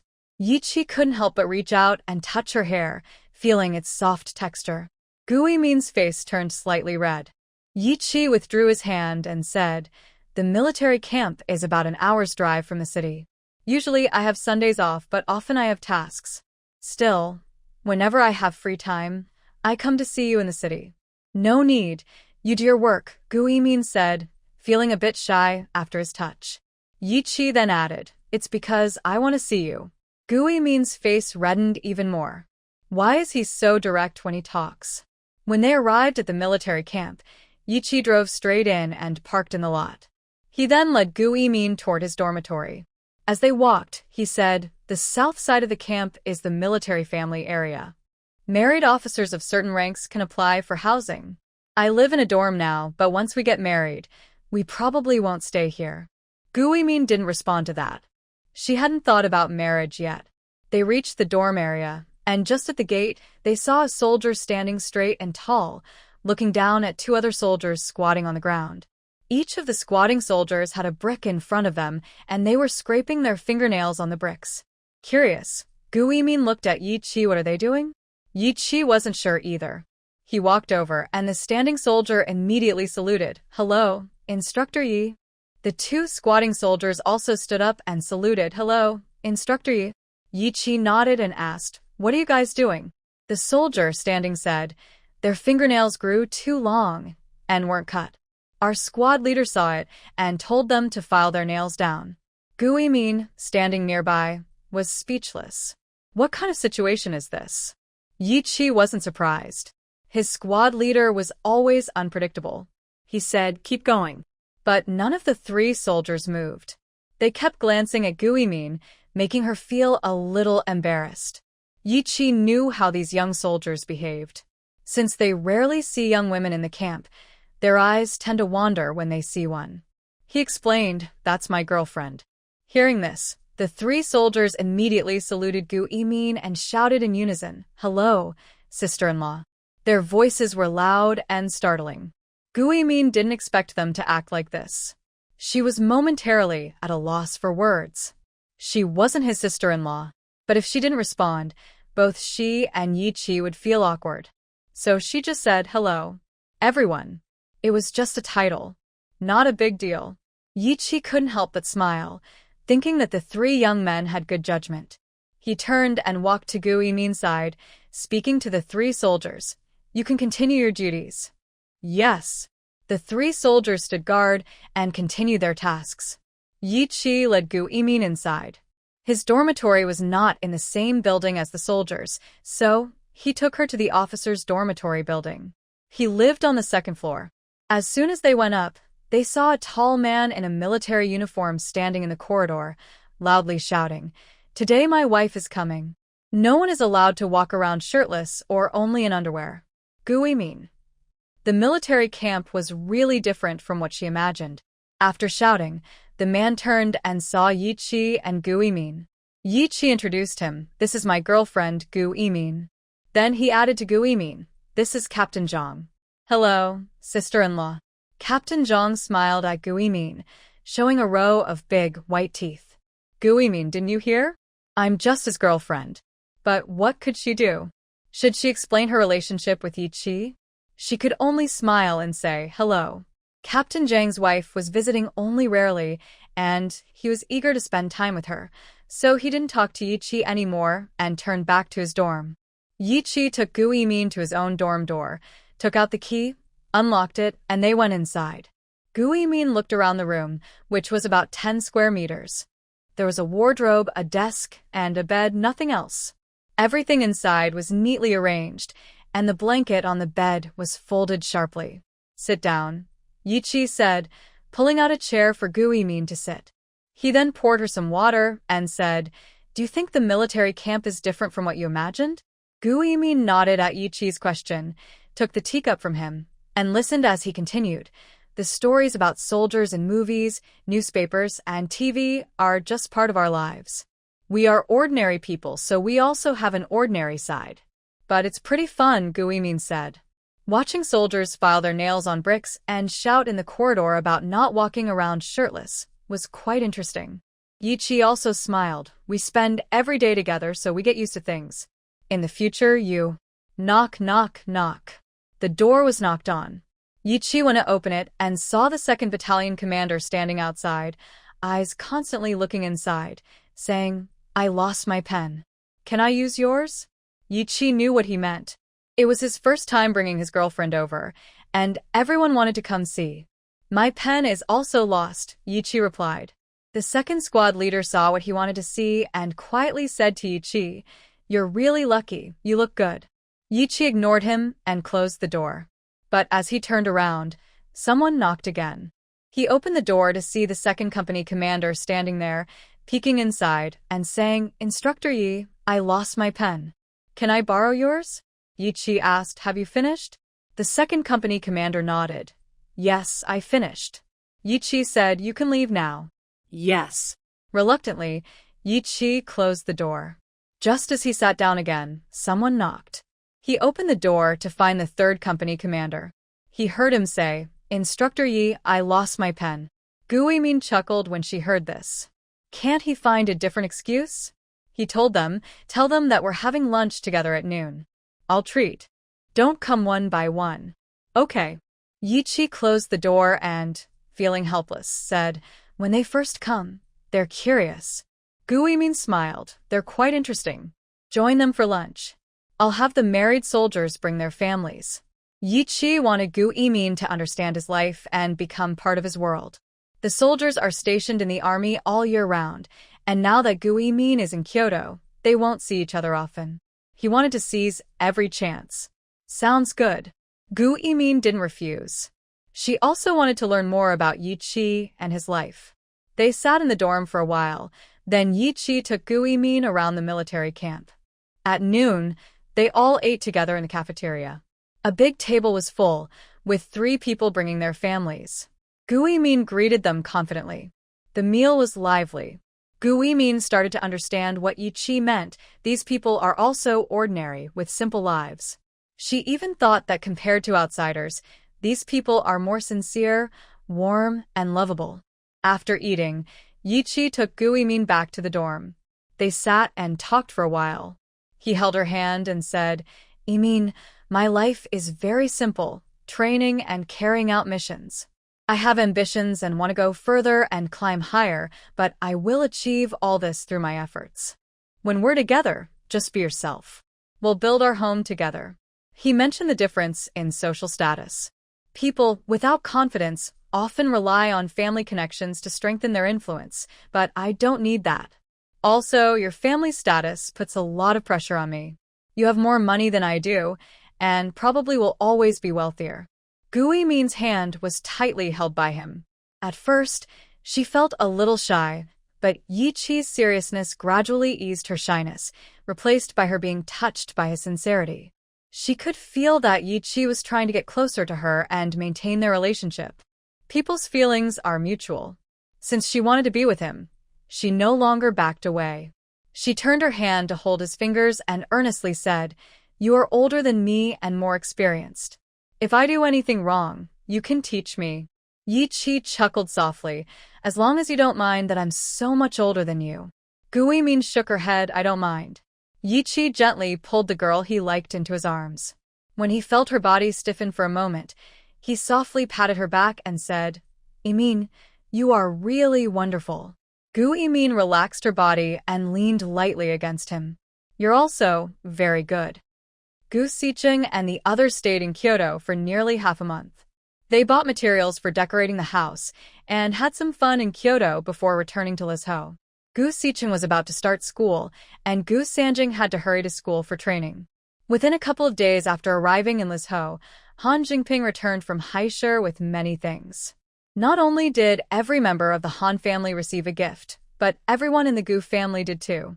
At this moment, Gu Sicheng looked at the pile of gifts on the bed and asked Han Jingping, "How did you buy so many things?" Han Jingping sat on a chair by the desk, looking helpless. "My mom wants to buy you everything she sees. I can't stop her." Actually, he wanted to buy things for Gu Sicheng too, but Kong Xiuan didn't stop him. "Auntie bought so many things for me. How should I return the favor?"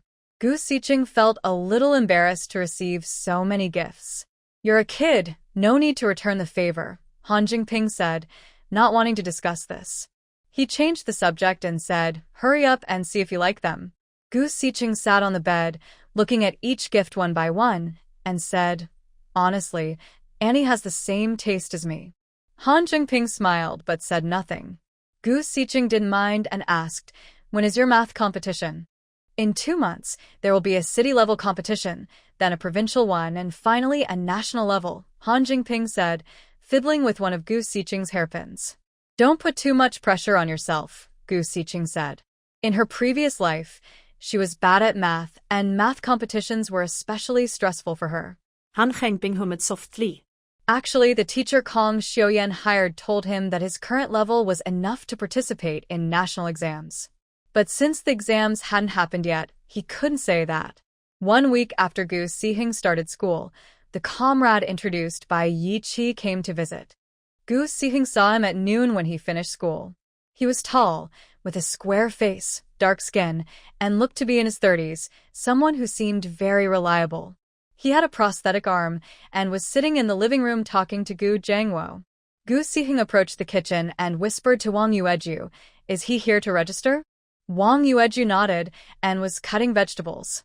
She said, "Your dad means to let him start working tomorrow, to get familiar with the company. If everything goes well, he might start managing things after a while." Gu Sihing silently praised his dad, trusting people without doubt. "He's quite pitiful," Wang Yueju added. "I heard he had a wife before, but she left him after learning about his arm amputation." How could she do that? Yi Qi's comrade is named Gao Xingjun. After talking with Gu Jiangwo, he left the living room. Wang Yueju and Gu Erwi finished preparing the meal, and Gu Xueqiang, who had just come back from work, joined everyone for dinner.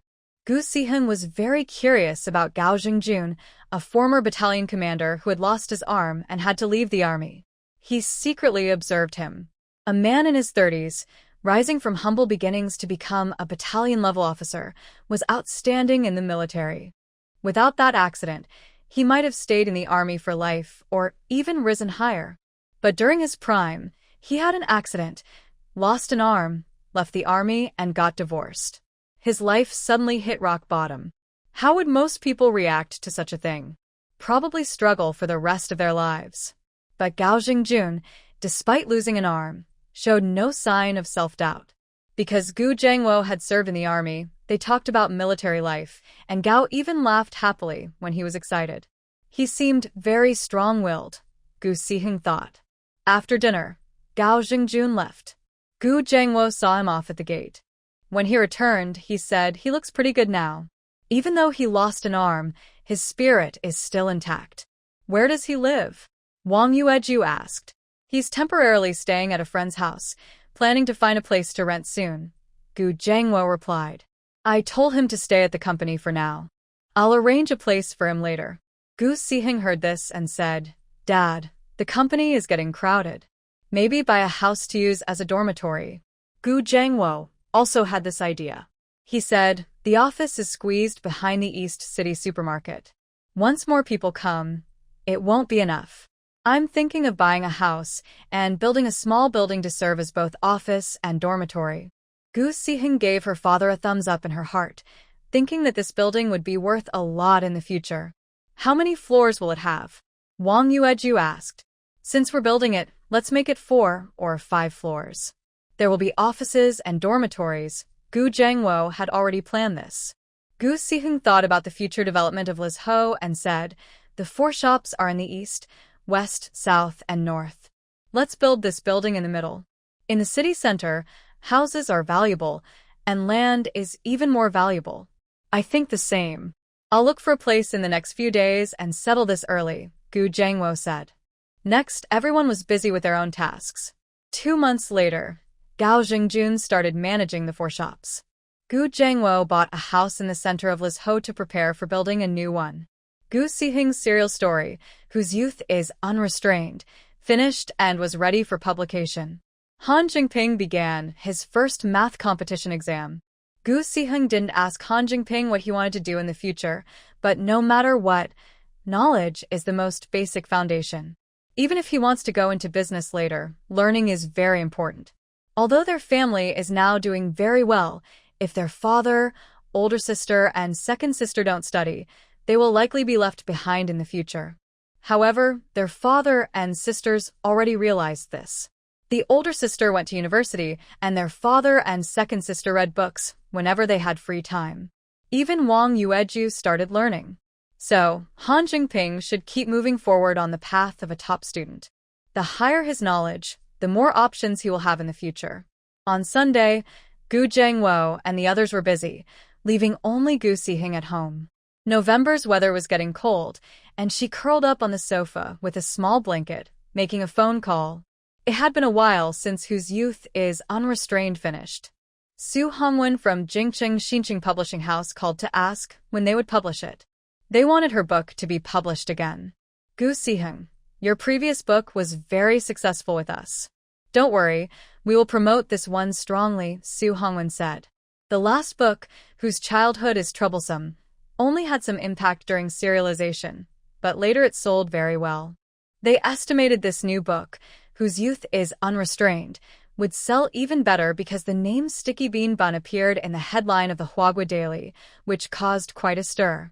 Gu Siheng was considering whether to let Xinqing Publishing House publish it. A publisher in Haishur had contacted her before, wanting to publish her book with good conditions. But since she had already worked with Xinqing Publishing once and was familiar with them, she hesitated. However, she still had a thorn in her heart, Xia Yuan. Will her book continue to be banned by Xia Yuan in Kyoto this time? Compared to the national market, the Kyoto market is just a small part. She doesn't care much about that small amount of money. However, being bullied like this always feels uncomfortable. If my book is published, will it still be unable to enter the Kyoto market? Gu Siheng asked. Hui Hongwen was silent for a while before replying, it's possible. How is Xia Yuan's daughter doing now? Has she published another book? Gu Siheng asked. She had always wondered why she suddenly became someone others disliked so much.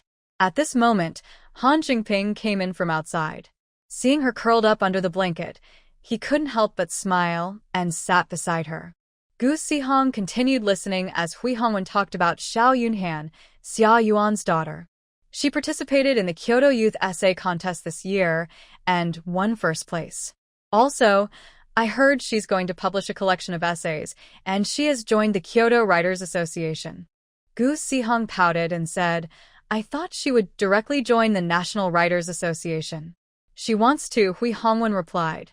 I heard Xia Yuan use some connections, but now the president of the Writers Association, Mr. Yan Shi, has vetoed it. Gu Siheng snorted coldly. She didn't expect Xia Yuan to involve Mr. Yan Shi, a respected figure in the country's literary world, just to get her daughter into the association. But it was somewhat satisfying. Gu Siheng, Hui Hongwen said again, even if you have other publishers publish your new book, it might still not be able to enter the Kyoto market. Hearing this, Gu Siheng felt frustrated. At this moment, Han Jingping leaned close and whispered in her ear, have Xianqing Publishing do it. Let them talk to Xia Yuan and record the conversation. Gu Siheng's eyes lit up. That was a good idea. She told Hui Hongwen, you know how I feel about this. Fine, let them publish the book. But before publishing, you go talk to Xia Yuan about getting the book into the Kyoto market and record the conversation.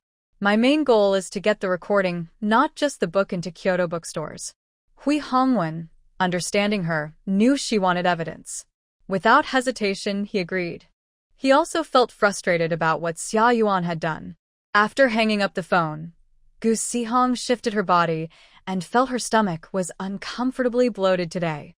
I don't know when I can deal with Xia Yuan, she said. Don't worry, it will happen someday, Han Jingping replied. When Han Jingping said he would someday deal with Xia Yuan, he didn't mean it casually. Currently, they are enduring silently because they are afraid it might affect their family business. But one day, when they become stronger, they will no longer fear the Xia family. He doesn't believe the Xia family can dominate everything. Just wait. The higher they climb, the harder they will fall, Gu Siqing said as she gently touched her uncomfortable stomach. If Xia Yuan was just causing small trouble, it would be okay. But if she wanted her daughter to become more famous, The consequences could be worse. Oh no! Gu Xiqing clutched her stomach and cried out in pain. Han Jingping quickly came over and asked, "What's wrong?" "My stomach hurts," Gu Xiqing said, holding her stomach. It felt like a knife was cutting inside her. Seeing her face turn pale from pain, Han Jingping hurriedly supported her and said, "I'll take you to the hospital." Gu Xiqing nodded. This kind of pain was abnormal. She was sure she was sick, maybe appendicitis. If it was appendicitis, she would need surgery and she couldn't be a pilot anymore. Han Jingping squatted in front of her. Gu Xiqing climbed onto his back and the young man quickly ran outside. When they reached the middle of the yard, Gu Xiqing felt a warm flow coming from below and her stomach pain lessened. It was her first period. Gu Xiqing wanted to die from embarrassment. So awkward. She reached out and patted Han Jingping's shoulder. No. I don't need to go to the hospital anymore. The pain isn't that bad now. She hoped it wasn't serious. Her clothes were thick, so it wouldn't be obvious. How can you not go to the hospital? You looked pale from the pain, Han Jingping said as he kept walking. Gu Xiqing quickly said, I really don't want to go. Please put me down. If it caused trouble for him too, she didn't want to see his face anymore. No way. I'm not going, I won't go. Gu Xiqing struggled to get off his back. Then she saw a patch of red on his blue shirt. She didn't want to see that. Gu Xiqing turned around and ran back to her room. Han Jingping saw the blood on her and was startled. He hurried after her, but she slammed the door shut with a loud bang. Xiaoxi, open the door. You're bleeding and need to go to the hospital, Han Jingping called, knocking on the door. Han Jingping, shut up. Take off your shirt and leave quickly, or I'll cut ties with you, Gu Xiqing shouted from inside. Han Jingping was stunned. Why did Xiaoxi want him to take off his shirt? He took off his shirt and saw a red patch. Thinking of something, his face instantly turned red. He had studied biology and knew what was happening. He hadn't thought about it earlier in his rush. Xiaoxi, I'll go back first. I'll come again later, Han Jingping said, unsure if girls experienced pain during their periods, but from Xiaoxi's expression, it looked very uncomfortable. No, you shouldn't come. I need to rest. If you come, I won't talk to you anymore, Gu Xihong said shyly as she changed clothes in frustration. Han Jingping knew Gu Xihong was probably shy, so he nodded and left. When he heard his footsteps fade away, she quickly wrapped herself in clothes and ran to Gu Erwie's room, where she kept sanitary pads. Han Jingping left the Gu family and went home.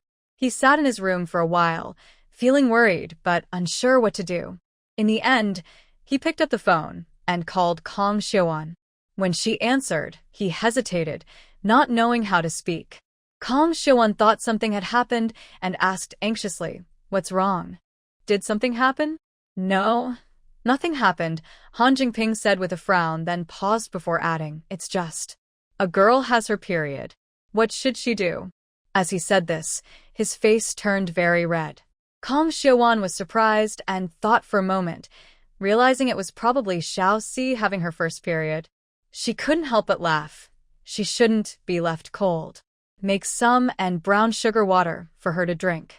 Got it, Han Jingping said nervously, then hung up and took a deep breath before heading to the kitchen. Luckily, no one was home, so he felt shy about making the and brown sugar water for Gu Xihong.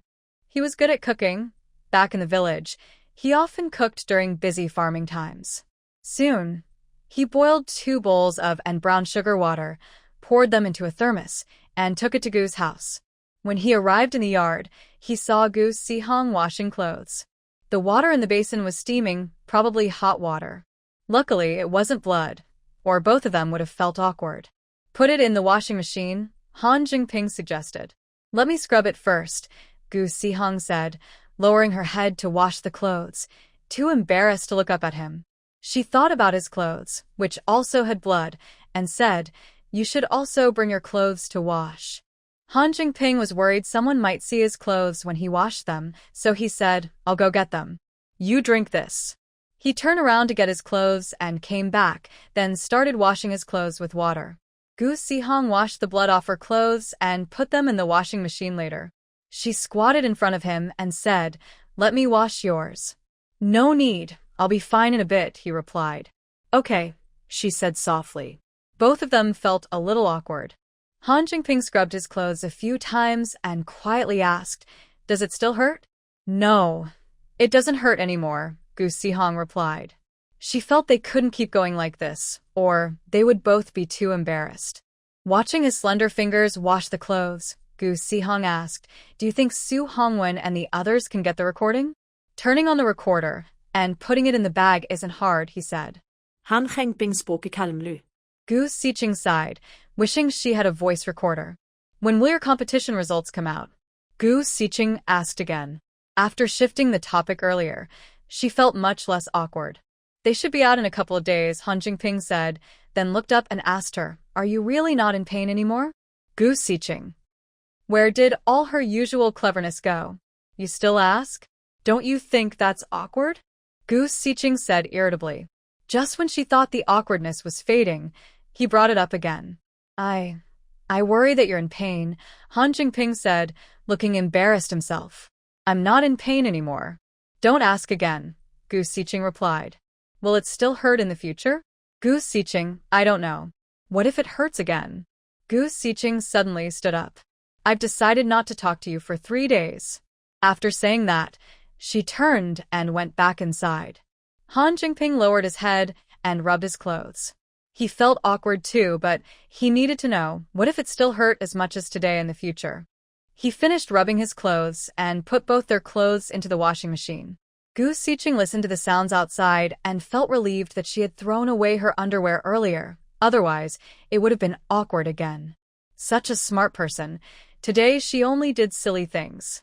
Han Jingping finished washing their clothes and took them out to hang. Gu Siqing saw this from the window and felt a bit embarrassed, so she came out to hang clothes with him.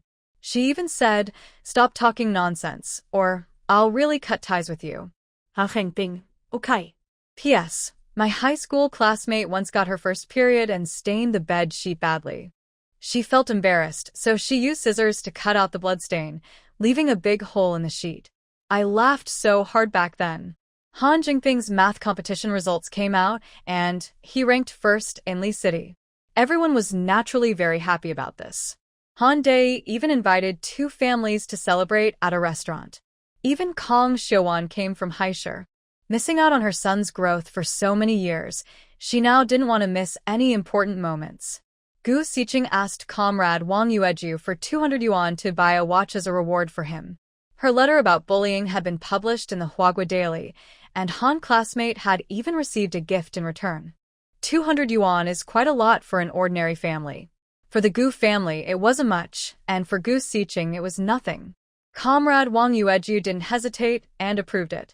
When both families arrived, Gu Siqing and Han Jingping sat together and handed him the watch. A reward. Kong Jingping smiled as he took out his watch and put it on quietly. He whispered, I've been wanting this. The 2 of them leaned in close, whispering to each other. The adults present didn't say much. Everyone understood certain things without words. Even Kong Xiuwan was optimistic about it. Childhood sweethearts, innocent and familiar with each other, knowing each other's hearts, such a good situation. If she had known more about that man back then, she wouldn't be like this now. But she doesn't regret it. After all, she is such an excellent son, doesn't she? The provincial math competition is in a month. When the results come out, it will almost be the new year. If she can get a good score then, this new year will definitely be joyful and lively. Kyoto Shincheng Publishing House has already signed a publishing agreement with Gu Sihong by mail, offering a 10% royalty for the same book. They have already sent the manuscript for typesetting and printing. The most important thing now is to find Xia Yuan and discuss whether Whose Youth is Reckless can be included in Kyoto's library. Of course, the outcome isn't the main point. The recording is. Why does editor Xia, who has a good family background and talent, bother with a young girl? Su Hongwen said to Shui Yuanming in the office while drinking tea, Is she afraid others will overshadow her daughter? But if these things get out, won't it affect her and her daughter's reputation? Shui Yuanming sneered, but few people know about this. Only the Kyoto cultural circle knows. What they want is this uniqueness. With this reputation, they can do many things. What kind of things? Su Hongwen asked. Shui Yuanming crossed his legs. Special admissions to schools, marrying into higher families. The Xia family isn't low in Kyoto, but her daughter's surname is Xiao, not Xia. She's so young to think about marriage? Su Hongwen found it hard to understand. Fame should come early. Building a reputation as a talented woman early on can attract higher status suitors sooner, Shui Yuanming said with disdain. Su Hongwen sighed. The truly talented women are still hiding in the shadows. Shui Yuanming stood up. One day, it will all be exposed. I'll call Xia Yuan now and invite her to dinner tomorrow. He picked up the phone and dialed Xia Yuan's number. Editor Xia, this is Shui Yuanming from Xin Chung Publishing. We've accepted the publication of Sticky Bean Bun, whose youth is reckless, and I'd like to discuss some matters with you. Xia Yuan didn't expect Shui Yuanming to proactively talk about the new book. She thought for a moment and replied, all right, tomorrow it is. Su Yuanming, is it okay to meet at the People's Restaurant at 12:30 tomorrow noon? Xia Yuan, yes, that's fine. It's better for the publisher directly to talk with her, to save her from informing each bookstore one by one later. Su Yuanming hung up and told Su Hongwen, tomorrow, we will go together and put the recorder in your bag. After recording, we'll send it to Gu Siheng, and we won't interfere with anything else. They couldn't control that. The next day, the two arrived at the People's Restaurant at noon, waiting over half an hour until Xia Yuan arrived. Over the past 2 years, Su Yuanming and Su Hongwen had learned a lot about Xia Yuan, knowing she liked to hear praise. They took turns giving her sincere compliments, and Xia Yuan felt very happy being praised. When the food arrived, the three ate and talked. Then Su Yuanming brought up the publication of Whose Youth is Unrestrained. Editor Xia, our publishing house was just established not long ago, a small operation. Beijing is a big market, and we hope Whose Youth is Unrestrained can be on the shelves of bookstores in Beijing. Xia Yuan took a sip of water and smiled. That's not really my business, right? Oh, my dear editor from Xiamen. Su Yuanming respectfully poured some water into her glass.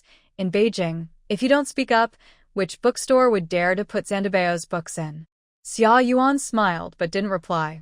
Su Hongwen and Su Yuanming exchanged glances.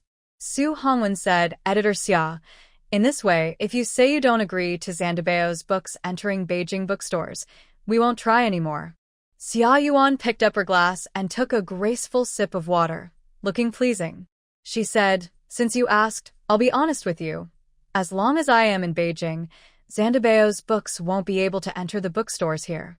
Su Hongwen and Su Yuanming both breathed a sigh of relief, feeling their flattery had paid off. All right, Editor Xia is straightforward. Since you've said that, we won't try to push in the Beijing market anymore, Su Yuanming said. I'm not trying to make things difficult for her, Xia Yuan said confidently. The beginning of Whose Youth is Unrestrained contains some violence, which isn't suitable for teenagers. Yes, yes, yes. Su Hongwen and Su Yuanming felt disgusted but had to pretend otherwise, acting as if they agreed. Your daughter is now in her first year of middle school, right? Su Hongwen saw Xia Yuan nodded and continued, with a talent like your daughter's, I think she shouldn't follow the usual path. She should skip grades. Going to high school early with her talent, she could definitely be recommended to university directly. Summer Yuan listened to his words, paused while drinking water, and then smiled gracefully. That child wants to skip a grade, but I think she should have a normal school life, so I didn't agree. You are too strict with the child, Su Hongwen said. Shui Yuanming replied, it's also because you, summer director, are strict that you have cultivated such an outstanding young genius.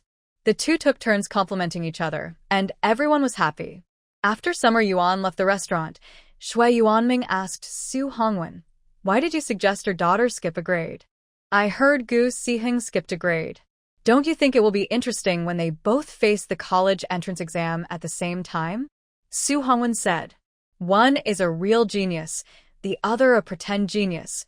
Comparing them highlights the difference. You're really mean, Shui Yuanming said with a smile. Su Hongwen shrugged. The truly mean person isn't me. It's the former summer director, who just left.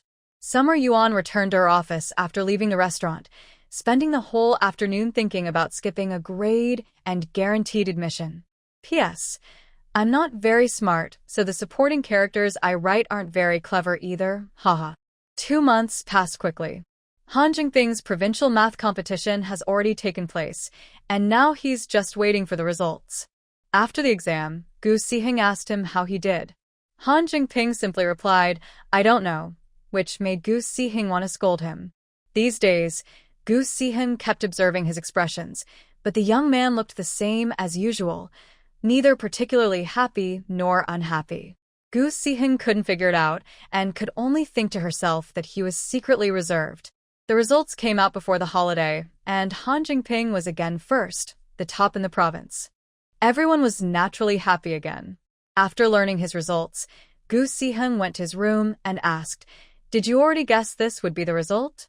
Han Jingping smiled kindly, "Not really." Gu Siheng snorted, "No reward this time. When you get the national first place, then I'll give you a reward. Are you trying to save the prize?" Han Jingping asked with a smile. Gu Siheng said, "Do you lack confidence in yourself?" "That's not it," he replied. While they were talking, Honor Pang came in, looking helpless and aggrieved. "Brother, can you not be so good at exams?" He's had a tough time lately, constantly being scolded by Tian Huiying. "Don't always play around. Look at Xiao Si, who's about your age and in 9th grade, and you're only in 5th. Look at your brother, who's top in the province in math competitions, and you only scored in the 70s. Gu Siheng pulled Honor Pang to sit down, sighed, and said, "Don't take what Annie says to heart." Gu Siqing felt that Tian Huiying was a bit too much.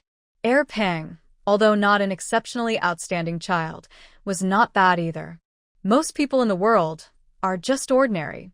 Ordinary people can also find happiness, set simple goals, and achieve success.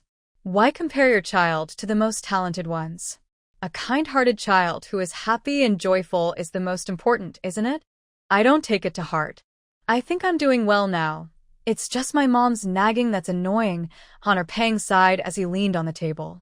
Gu Siqing thought that Honor Pang also had his special qualities. Even at a young age, he knew himself well. He didn't compete or compare, just stayed true to who he was. "All right, I'll tell Dad later and ask him to talk to Mom." Han Jingping patted Honor Pang's back. Honor Pang sighed weakly, and Gu Siqing felt quite sympathetic for him. After returning home, she told Gu Jiangwo about this and said, "Dad, please talk to Uncle Han and ask him not to let Aunt Tian keep nagging at her Pang." Gu Jiangwo also thought Tian Huiying was a bit too much. He couldn't keep pressuring the kids like that. He said, "Okay, I'll talk to Uncle Han later. Pang is a good kid. Don't let her spoil him with her nagging." A few days later, Honor Pang was happily playing around the alley again, probably because of the efforts of him and Uncle Han. Gu Xueqiang's cosmetics agency was doing well, and he earned some money. Before the new year, he bought a house not far from Gu Siqing's home. He discussed with Gu Jiangwo about inviting Gu Jiancheng, his wife, Gu Bin, and Wu Danny to come over for the new year. Mainly because he couldn't keep hiding the business from Gu Jiancheng and Zhang Chuntao forever. They would definitely come looking for him once they found out. So it was better for him to take the initiative and invite them over. Whether they stayed or left later, he would deal with it then. On the 26th day of the lunar month, Gu Jiancheng, his wife, Wu Danny, and Gu Bin arrived in Lisho. Gu Jiangwo and Gu Xueqiang went to the station to pick them up. When they arrived at Gu Xueqiang's new house, Gu Jiangwo asked Wu Danny, "Mom, why don't you stay with me?" Zhang Chuntao immediately said, "That's great. Big brother's house is big and comfortable. Mom, you can enjoy life there." Gu Jiangwo ignored her and looked at Wu Danny, waiting for her answer. Wu Danny glared at Zhang Chuntao and snorted heavily, saying, "According to the old rules, I should stay with my youngest son. Big brother, I'll just stay here. Just give me some money." Gu Jiangwo was surprised. Given his mother's tendency to cause trouble for his wife, this was unusual. He forgot a saying, "The smell of something far away is more fragrant than what's nearby." When Wang Yueju was still in the village, Wu Danny saw her every day. Seeing her have 4 daughters and still be loved by her son made Wu Danny feel uncomfortable and want to cause trouble for her. Later, Wang Yueju moved to Lisho, and Wu Danny only saw her once a year. Instead, Zhang Chuntao often appeared in front of her. Zhang Chuntao was lazy and fond of eating, so she couldn't compare to Wang Yueju. When Wang Yueju was in the village, she would give her good food to others to avoid gossip. But Zhang Chuntao wouldn't do that. She would eat all the good food herself. Compared to her, Wu Danny realized how good Wang Yueju was. Now, Wu Danny thought Zhang Chuntao was bad everywhere. She didn't want Zhang Chuntao to have a good life, so she decided to live with her and watch her. At this moment, Gu Xueqiang said, "Uncle, let my grandma stay with me." He knew that if his grandma went to his uncle's house, she would cause trouble after a few days. She wouldn't cause trouble for him, but she would argue with his mother. So, he thought, let them argue with each other, I'll be free. Gu Zhengwo agreed to give Wu Danny 30 yuan each month, and she moved in with Gu Xueqiang. Gu Xiqing found out and said to Wang Yueju, "I didn't expect my grandma and second aunt to have such a complicated relationship." Wang Yueju snorted. She's just watching over her grandson, preventing Zhang Chuntao from taking things from the Zhang family and also guarding against the Zhang family taking advantage of her grandson. Gu Xing thought there might be some truth to that. Considering her grandma's way of thinking, her mother's family had no one, so she wouldn't take things from her own family or seek benefits. Their family probably didn't give anything to their two grandsons, but they also didn't let outsiders benefit. However, Zhang Chuantao's family had brothers, and if her life improved, they would likely come to take advantage. No matter what, it's best if the old lady doesn't cause trouble at their house. Sigh, I feel sorry for brother Xueqiang to have such a mother. After the new year, Gu Jiancheng and Zhang Chuntao indeed left, and even arranged for Gu Xinbin to go to school. Gu Zhengwo called Gu Jiancheng to his house for a talk. Gu Jiancheng had been afraid of Gu Zhengwo since he was a child because he was often beaten by him. Now that Gu Zhengwo was in business and associated with higher-level people, his demeanor had changed greatly, and Gu Jiancheng was even more afraid of him. When he arrived at Gu Zhengwo's study, he didn't dare sit fully in the chair. Xueqiang is a good boy. He works hard and is resilient. He will have a bright future. Gu Zhengwo poured a glass of water for Gu Jiancheng and sat down. He then said, "Your son is promising, and it shows on your face too, right?" Gu Jiancheng nodded. The villagers knew his eldest son was making money through business and had bought a house in Lizhou. Many people came to praise him. No one dislikes being complimented. You should also know that your family will rely on Xueqiang in the future. You can't help much with the kids, but don't cause trouble for him. Living in Lizhou is fine, but stay out of trouble and don't let your wife cause any either. Can you do that? Gu Zhengwo also felt sorry that Gu Xueqiang was burdened by his family. "Brother, don't worry. I understand. I won't trouble Zhang Chuntao at school," Gu Jiancheng said. Gu Zhengwo nodded. "Good, it's good that you understand." Having said all he needed to, Gu Zhengwo let Gu Jiancheng go home. Everyone has their worries, and Xueqiang being born into such a family was his fate. But on the other hand, if he was tougher, Zhang Chuntao wouldn't influence him. Later, Gu Jiancheng's family was busy and unaware if they caused chaos or not, because everyone was very busy. The buildings in downtown Lizhou were under construction, new stores outside the city were being planned, and Gu Xiheng's new book had already been published. It was now available in major bookstores outside Kyoto. According to Su Hongwen and Shui Yuanming, this book was expected to sell better than the last one. However, Gu Xiheng cared less about sales and more about Han Jingping participating in the national math competition, which would be held in Kyoto. Actually, Gu Xiheng wasn't sure if Han Jingping's car accident in his previous life was caused by humans, possibly related to his biological father's side. But because of this uncertainty, she was always suspicious and worried. Moreover, according to Kang Xiuwan, Han Jingping's biological family was now in Kyoto. What if Han Jingping ran into them? Would he be recognized? If he was recognized, could something bad happen? Sometimes, Gu Xiheng wished her biological father would appear soon so they could sit down and discuss what to do next, easing her worries. Only ignorance breeds fear. After school in the afternoon, Gu Xiheng sat in the back seat of Han Jingping's bike, leaning slightly forward and asking, "Did the teacher mention the trip to Kyoto?" Han Jingping pedaled slowly on his bicycle. When he saw an ice cream stand at the street corner, he stopped and bought her a piece of ice cream. Gu Xiqing peeled off the paper from the ice cream and took a bite, then asked, "Did the teacher say anything about the schedule?" Han Jingping didn't understand why she kept worrying about this, but he honestly replied, "There are 5 of us from our province going to Kyoto for the exam. 3 teachers from the Education Bureau will take us. We'll take the train to Kyoto. The contest is hosted by Qing University. When we arrive, we'll check in at Qing University and stay at the dorms they arranged. Then there will be the exam, and after that, we'll come back. That's it." Gu Xiqing reviewed the plan in her mind and said, "Then don't wander around." Han Jingping chuckled, "If you're worried, you can come with me." "I won't be going with you." Gu Xiqing thought for a moment. "Maybe I should call Brother Jun and ask him to go with you?" Han Jingping sighed. "What exactly are you worried about?" "If I run into him or his family, they can't possibly hurt me." "They can't hurt you, but they might take your life." But Gu Xiqing couldn't say that. "You're about to take your entrance exams. Even though you're a good student, you shouldn't be careless. You must get into first high." Han Jingping was also worried about her mind being preoccupied with other things and neglecting her studies, which could prevent her from getting into the high school he attended. Luzhou No. 1 High School is a key high school in the city, and the competition for the entrance exam is fierce. Gu Xiqing took another bite of her ice cream. "I know. Look, I've already stopped writing novels. My main focus in high school will be studying." She still wanted to become a pilot.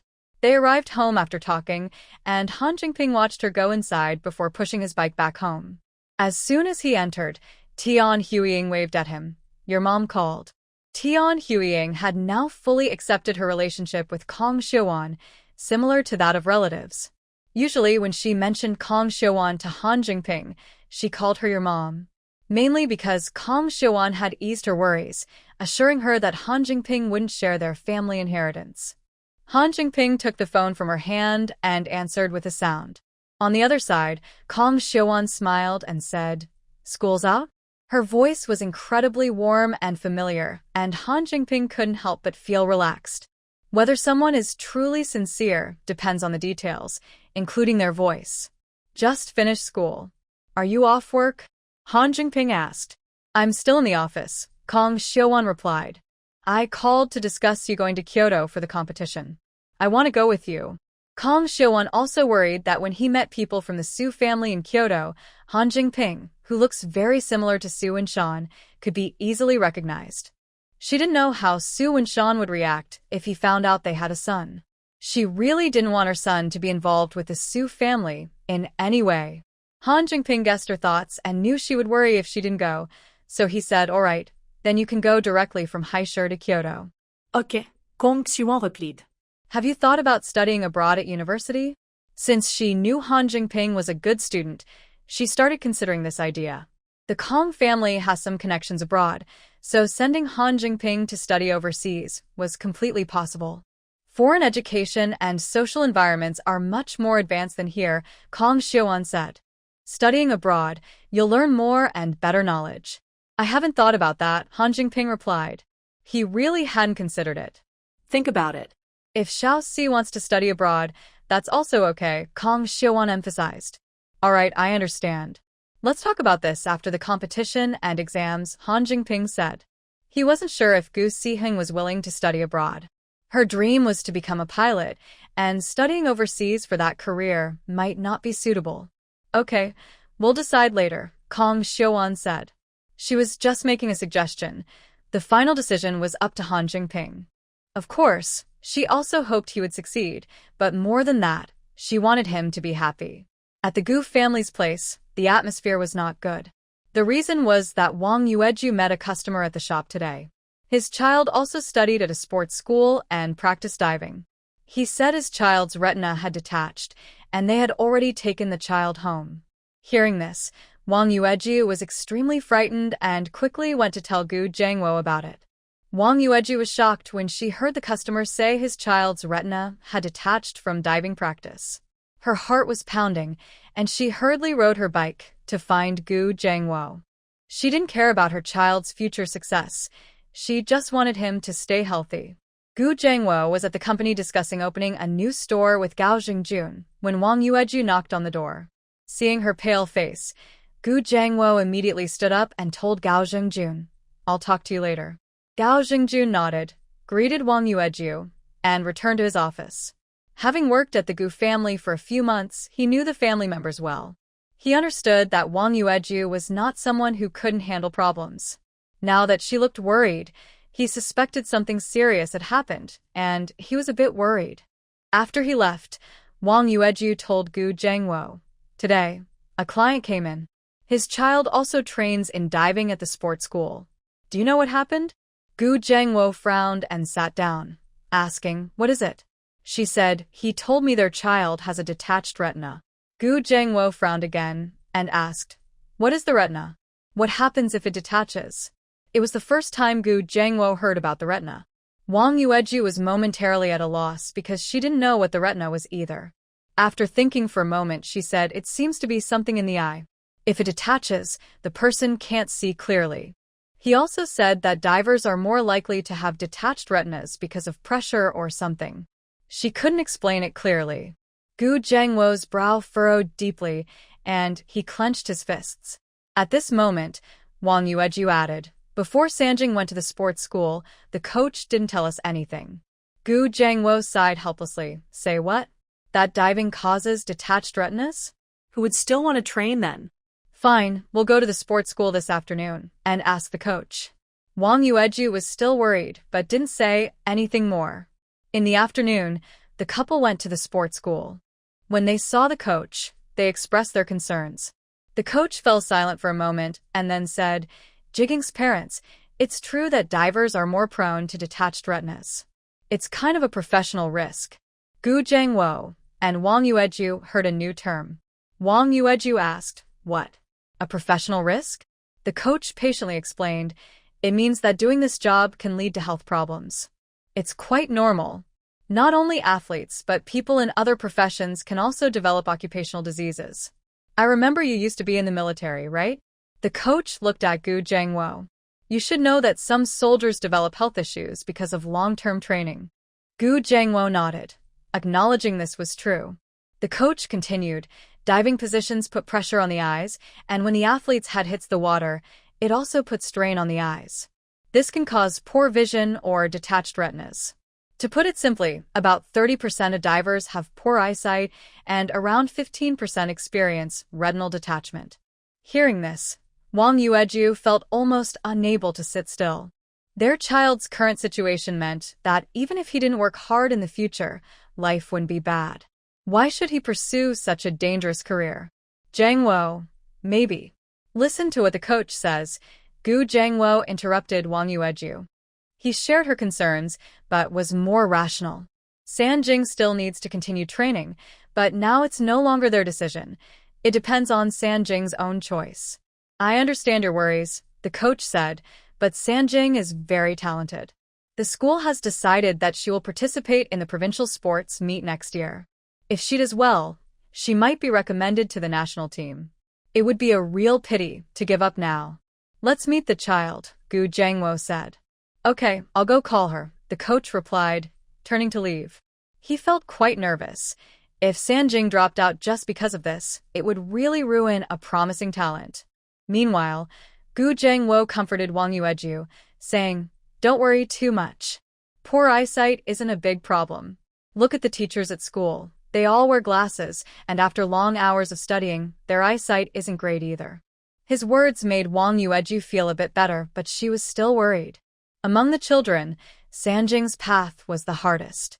Soon, Sanjing came over. When she saw them, she grinned and said, "It's almost Sunday, so no need to bring me food." Wang Yueju. Gu Jiangwo. Among the children, she was the most carefree. Wang Yueju pulled her aside and asked, "Is training hard?" "I got used to it. Not training would feel worse," she replied. "Can you see things clearly now?" Wang Yueju asked. "Yes." Sanjing finally understood why her parents came. She wasn't bothered and said, "It's normal for us to have poor eyesight. I'll just wear glasses when needed." "Is there any retinal detachment?" Wang Yueju asked again. "Yes, but not many." I'm fine, don't worry, Senjing said, still very indifferent. Wang Yueju had nothing more to say, only able to reply, all right, take good care of yourself and your eyes. Sanjing nodded, I know. Gu Zhengwo also offered some encouragement. Then the couple went home. On the way, Wang Yueju wiped away a few tears, feeling helpless. That evening, during dinner, Wang Yueju brought up the matter at the table. Gu Siheng also learned for the first time that divers can have such occupational health issues. But, almost every profession has its health risks. Those who work long hours in offices also suffer from neck problems, right? It's a matter of accepting whatever comes with your choice. A few days later, Wang Yueju's worries gradually eased. Han Jingping was about to go to Kyoto, and Gu Siheng didn't have much to say. Since Kong Xiuan was with him, nothing serious was expected. The most urgent matter for the Gu family now was Gu Siheng's high school entrance exam. At first, Gu Zhengwo and Wang Yueju didn't worry much about Gu Siheng's high school entrance exam. Their little girl was a good student, so they thought there was no need to worry. But as the exam approached, everyone around them started talking about it. They worried their child might not get into a good school, debated last year's cutoff scores, and discussed which high school had a higher graduation rate. This made the couple nervous too, and they began paying more attention to Gu Siheng's exam. Don't put too much pressure on yourself. It's okay if you don't get into a top school, Gu Zhengwo said during dinner. Dad, I think you're more stressed than I am, Gu Siheng replied. Gu Zhengwo. I heard that you can buy extra points, Wang Yueju whispered. It's about 50 yuan per point. Mom, who told you that? Gu Erwi asked. Don't believe everything you hear. Our store's employee's aunt's neighbor's child last year missed the top high school by less than 3 points. They paid 150 yuan and got in, Wang Yueju explained. I don't need to buy points, Gu Siheng said. She had also heard about this, but she didn't need to do it. She was confident she could get into a good school without cheating. P.S. A few years before I took high school entrance exams, buying points was common here.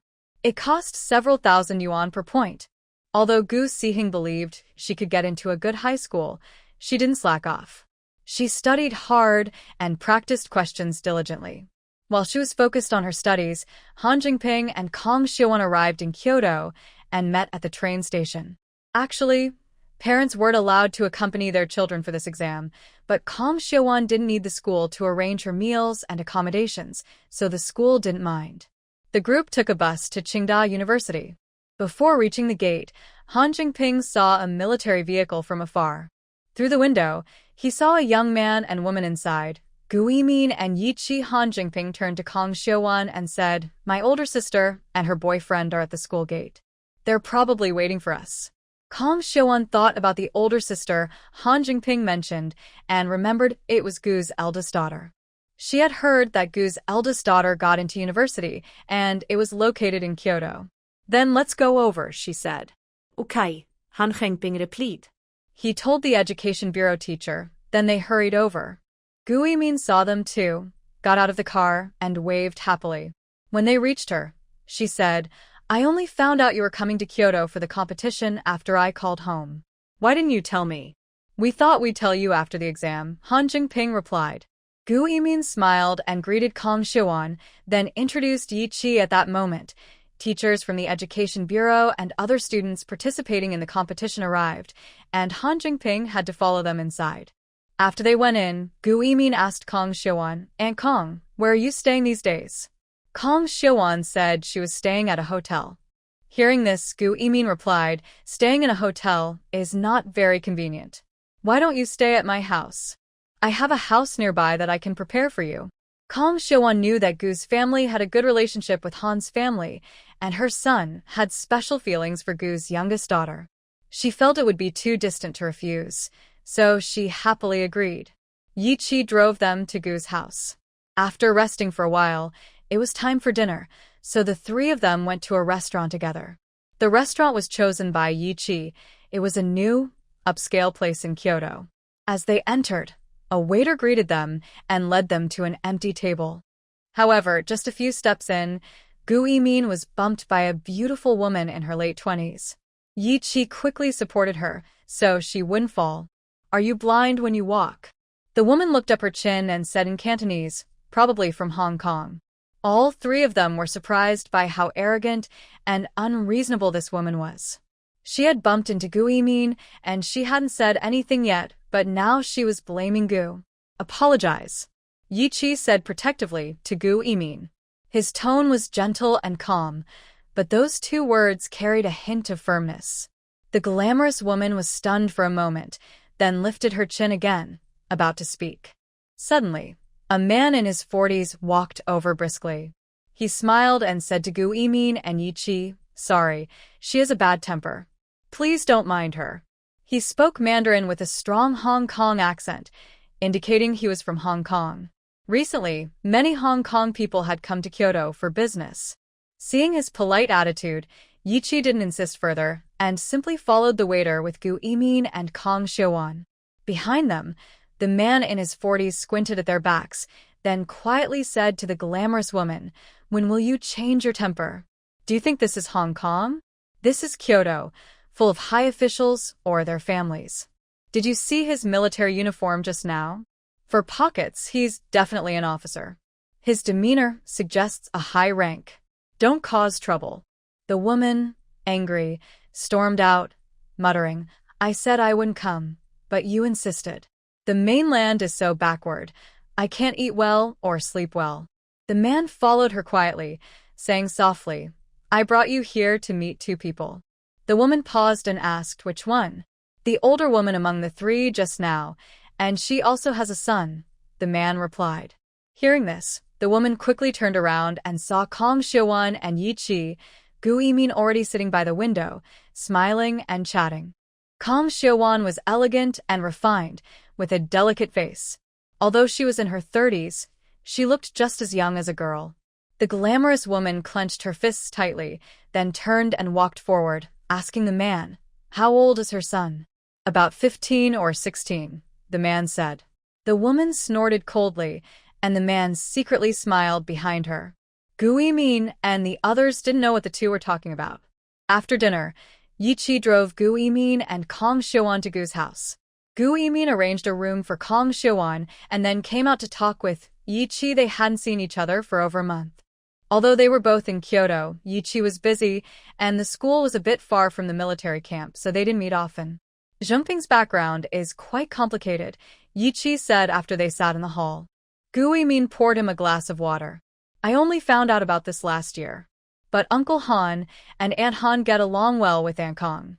Yi Chi was just asking casually. Since he finally saw her, he wouldn't gossip about others' matters. He picked up his teacup and took a sip, then asked, "Should I take my annual leave during your summer vacation, or wait until this winter break?" "Why are you asking me?"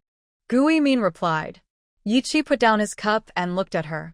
"Of course I'm asking you, because I want to visit and propose marriage." Gu Yimin was drinking water when she choked in surprise. She coughed loudly, and Yi Chi quickly went over to pat her back, smiling as he said, "It's just proposing marriage. Why are you so excited?" Gu Yimin, "I'm not excited, I'm just surprised." "Why suddenly want to propose marriage?" she asked, thinking this should at least wait until she graduates.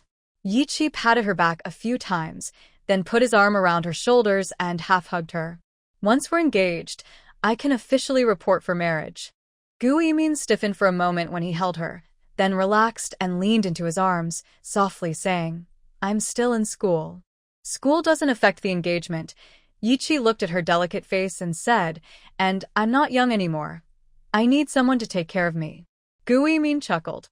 "How could someone be older and still need someone to take care of them? You take good care of yourself. Why would I need to take care of you?" she asked. "Because I need someone to manage my salary and allowances." Yi Chi took out 2 passbooks from his pocket and said, "These are my salary and allowances, and this is my investment profit.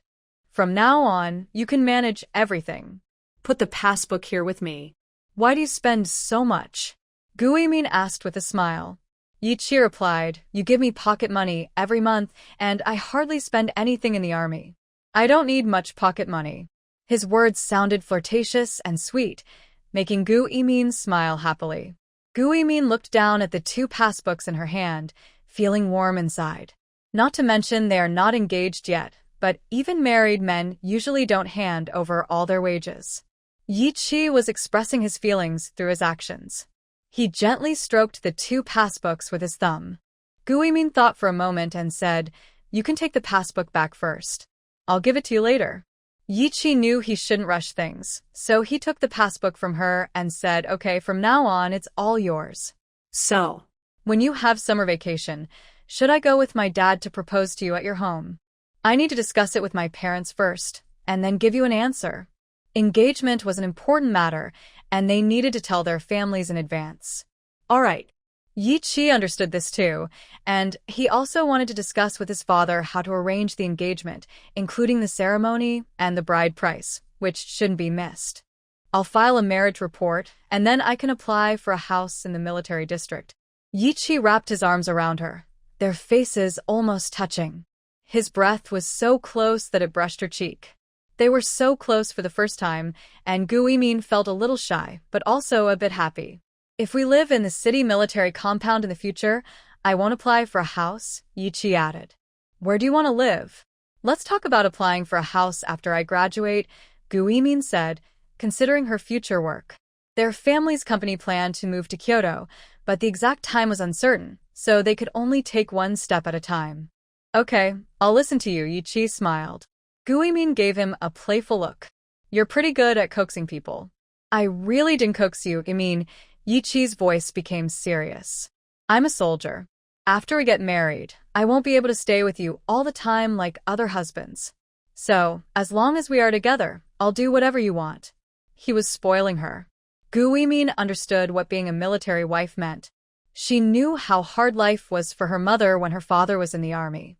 "I know being a military wife isn't easy, but I'm mentally prepared. If I do anything wrong in the future, I can learn." Yi Chi felt very happy when she said that. He tightly hugged her and said, "You have done very well. Really well." They cuddled happily. Yi Chi only left around 10 o'clock and came back early the next day. Since it was finally Sunday, they definitely had a date. Kang Xiaowan naturally wouldn't disturb them, saying she would wander around in Kyoto herself. After Gu Yimin and Yi Chi left, Kang Xiaowan went straight to Qingdai University. Today, Han Jingping had a test. She couldn't go inside, but waiting outside the school gate made her feel better. What she didn't know was that someone nearby had been watching her every move. 3 days later, mother and son took the train back to Lizhou.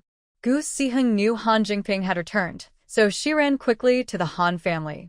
Kang Xiaowan saw the 2 children meet and whisper to each other, and she couldn't help but smile. Gu Siheng followed Han Jingping into his house and quietly asked, "Nothing happened, right?" Han Jingping took a gift from his bag and said softly, "What could happen?" Gu Siheng breathed a sigh of relief. If nothing happened, it meant they hadn't run into trouble.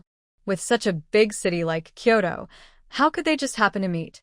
Han Jingping peeled a piece of dried fruit and put it in her mouth, watching her chew with her pink little mouth, looking like a cute squirrel. He smiled and said, "The midterm exams are coming soon. How is your review going?" "It should be fine," Gu Siheng replied vaguely with her mouth full. Han Jingping smiled and peeled another piece of dried fruit, ready to feed her once she finished chewing. "Then, do well on your exams. You don't need to worry about my stuff." Gu Siheng nodded. She knew worrying wouldn't help anyway. "My building is finished.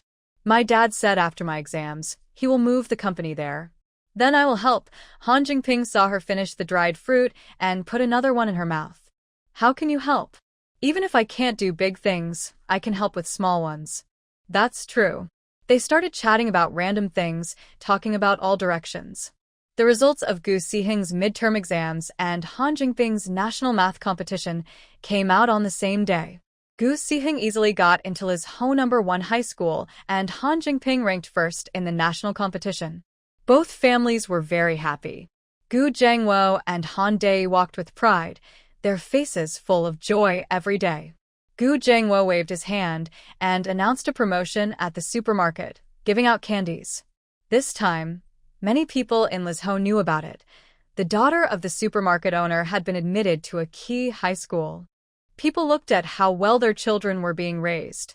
Gu Jiagong's office and dormitory building were completed and decorated. Gu Jiangwo began arranging to move the company there. Some employees had already moved in. Gu Jiangwo's two comrades brought their families. After working at the supermarket for a while, they felt that working outside paid more than farming at home. Chao Zhiyong took his two older, non-school-going sons to Lizhou to work in a private factory. They earned about 30 to 40 yuan a month, similar to workers in state-owned factories. Chao Zhiyong and his sons were very happy. Gu Jiangwo arranged a large room for them, which was a bit crowded but workable. Su Dafei brought his eldest daughter and second son. The daughter worked at Guangming supermarket, and the son worked in the same factory as Chao Zhiyong's sons. Gu Jiangwo arranged 2 rooms for them. Both families were very grateful to Gu Jiangwo and expressed many thanks. Everything was getting on track. Gu Jiangwo, being himself, arranged a big office for himself. He decorated it in a style he thought was elegant, but Gu Siheng thought it looked very flashy. Anyway, as long as he was happy. Things were going smoothly, but no one expected that a few months later, a small to medium-sized incident would occur. Gu Jiangwo and Wang Yueju's marriage would face its first crisis. The situation was this. In November, Guangming supermarket opened 3 branches in a nearby city. Although Gao Jingjun was very capable, opening 3 stores at once and not in Lizhou kept Gu Jiangwo and Gu Erwi very busy. Finally, after finishing their work, they thought they could rest a bit.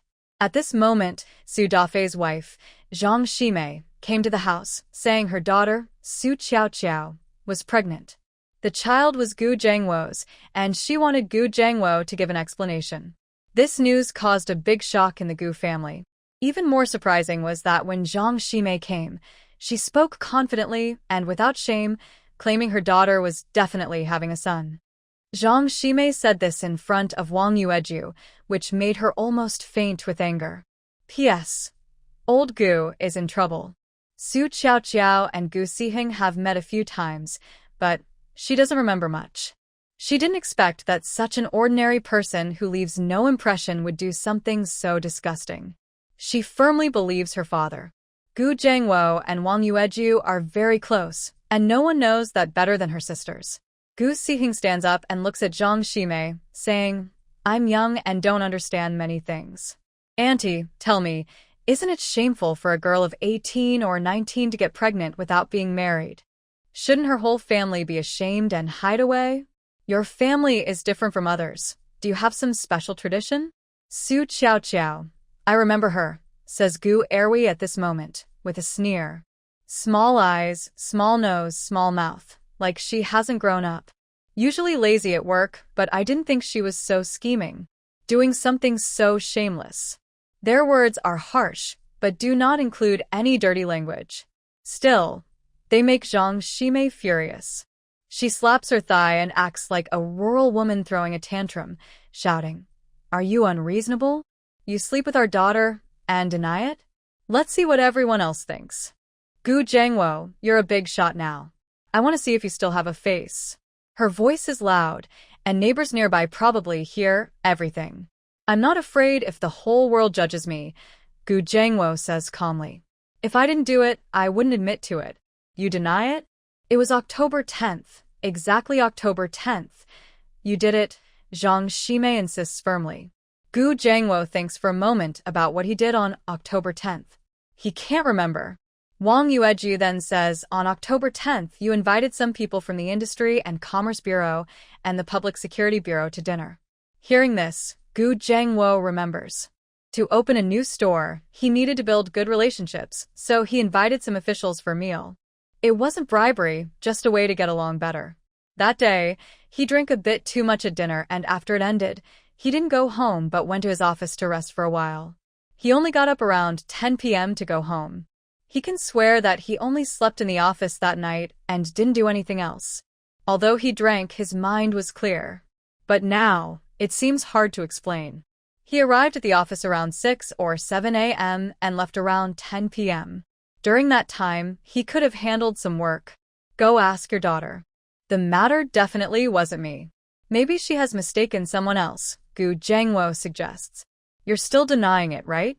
Zhang Shimei jumped down and hummed. All right, tomorrow go to your company, and let the people there judge.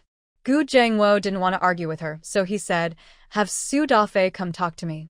Okay, I'll have her father come find you, Zhang Shimei replied. She didn't want to make things worse. First, she was embarrassed, and second, she still hoped to marry her daughter to Gu Jiangwo. She strode away, and Wang Yueju snorted and went back to her room. Gu Jiangwo immediately followed. As he entered, he said, Wife, after all these years, you can't stop trusting me. Wang Yueju was so angry she almost laughed. What do you mean I can't stop trusting you? Why would she cling to you instead of someone else? She must see that I have money, Gu Jiangwo said without thinking. A young girl doing something so shamelessly must be for money. Otherwise, what else could it be? Because he's old? Humph. Do you even realize your advantages? Wang Yueju, having been married to Gu Jiangwo for many years, believed he wouldn't do anything to betray her, but just thinking about this made her feel sick. Gu Jiangwo chuckled and moved closer to his wife. I have self-awareness. She wants to have your child? Wang Yueju pushed him away. Gu Jiangwo leaned forward again. Who says sons are better than my 4 daughters? Now, who doesn't say I can raise children well? Wang Yueju pushed him again. What are you planning to do about it? Gu Jiangwo sat on the edge of the bed. It's not my fault. She's causing trouble with me, but I'm not afraid. I'll wait until Su Dafei comes, then we'll see. Back in the army, Su Dafei seemed to have good character, but after so many years, who knows what he's like now? Under the temptation of money, can he still stay true to his principles? Right now, Su Dafei was sitting on a small stool, smoking with a gloomy face. Zhang Shimei and Su Qiaoqiao sat across from him. Zhang Shimei was explaining what happened at the Gu family's place, while Su Qiaoqiao kept her head down and said nothing. After Zhang Shimei finished, Su Dafei frowned and said, Is there a mistake? Jiangwo isn't that kind of person. How could there be a mistake? Qiaoqiao already said it happened in Gu Jiangwo's office. Zhang Shimei snorted. Don't say he's not that kind of person. He's so rich now, I wonder how many women he's seeing outside. Besides, a young girl was sent right to him. How could he not take advantage? Was it you, Hu Zhidong? Su Dafei looked up angrily at Su Qiaoqiao, feeling utterly humiliated. He had been honest and hardworking all these years, and now he couldn't believe what kind of daughter he had raised. Why are you scolding her? Zhang Shimei said, Gu Jiangwo doesn't have a son. If Qiaoqiao gives him a son, it would be perfect for everyone. She already has a wife. Su Dafei deeply. So what if he has a wife? Having a wife doesn't mean he can't get divorced. Besides, no matter how good-looking her wife is, can she compare to my Qiaoqiao when she's young? Zhang Shimei lowered her voice to persuade Su Dafei. Gu Jiangwo is very rich. He owns many supermarkets and a big building. If Qiaoqiao marries him, their 3 sons will have everything they need. Su Dafei kept silent, head down. Zhang Shimei continued, just imagine, if Gu Jiangwo doesn't want to marry Qiaoqiao and just treats her as a little girl, our son won't have to worry about anything for his whole life. That's embarrassing. Su Dafei covered his face. With money, who would care about those embarrassing things? Zhang Shimei added. Gu Jiangwo said, he wants to talk to you. You should go see him now. When you talk, make sure he agrees to marry Qiaoqiao, okay? Su Dafei looked at Qiaoqiao. Are you sure that person is Gu Jiangwo? Who else would be in his office this late? Qiaoqiao replied. Su Dafei sighed heavily and walked out with heavy steps. After he left, Zhang Shimei smiled and took Qiaoqiao's hand. Don't be afraid. The baby in your belly is Gu Jiangwo's.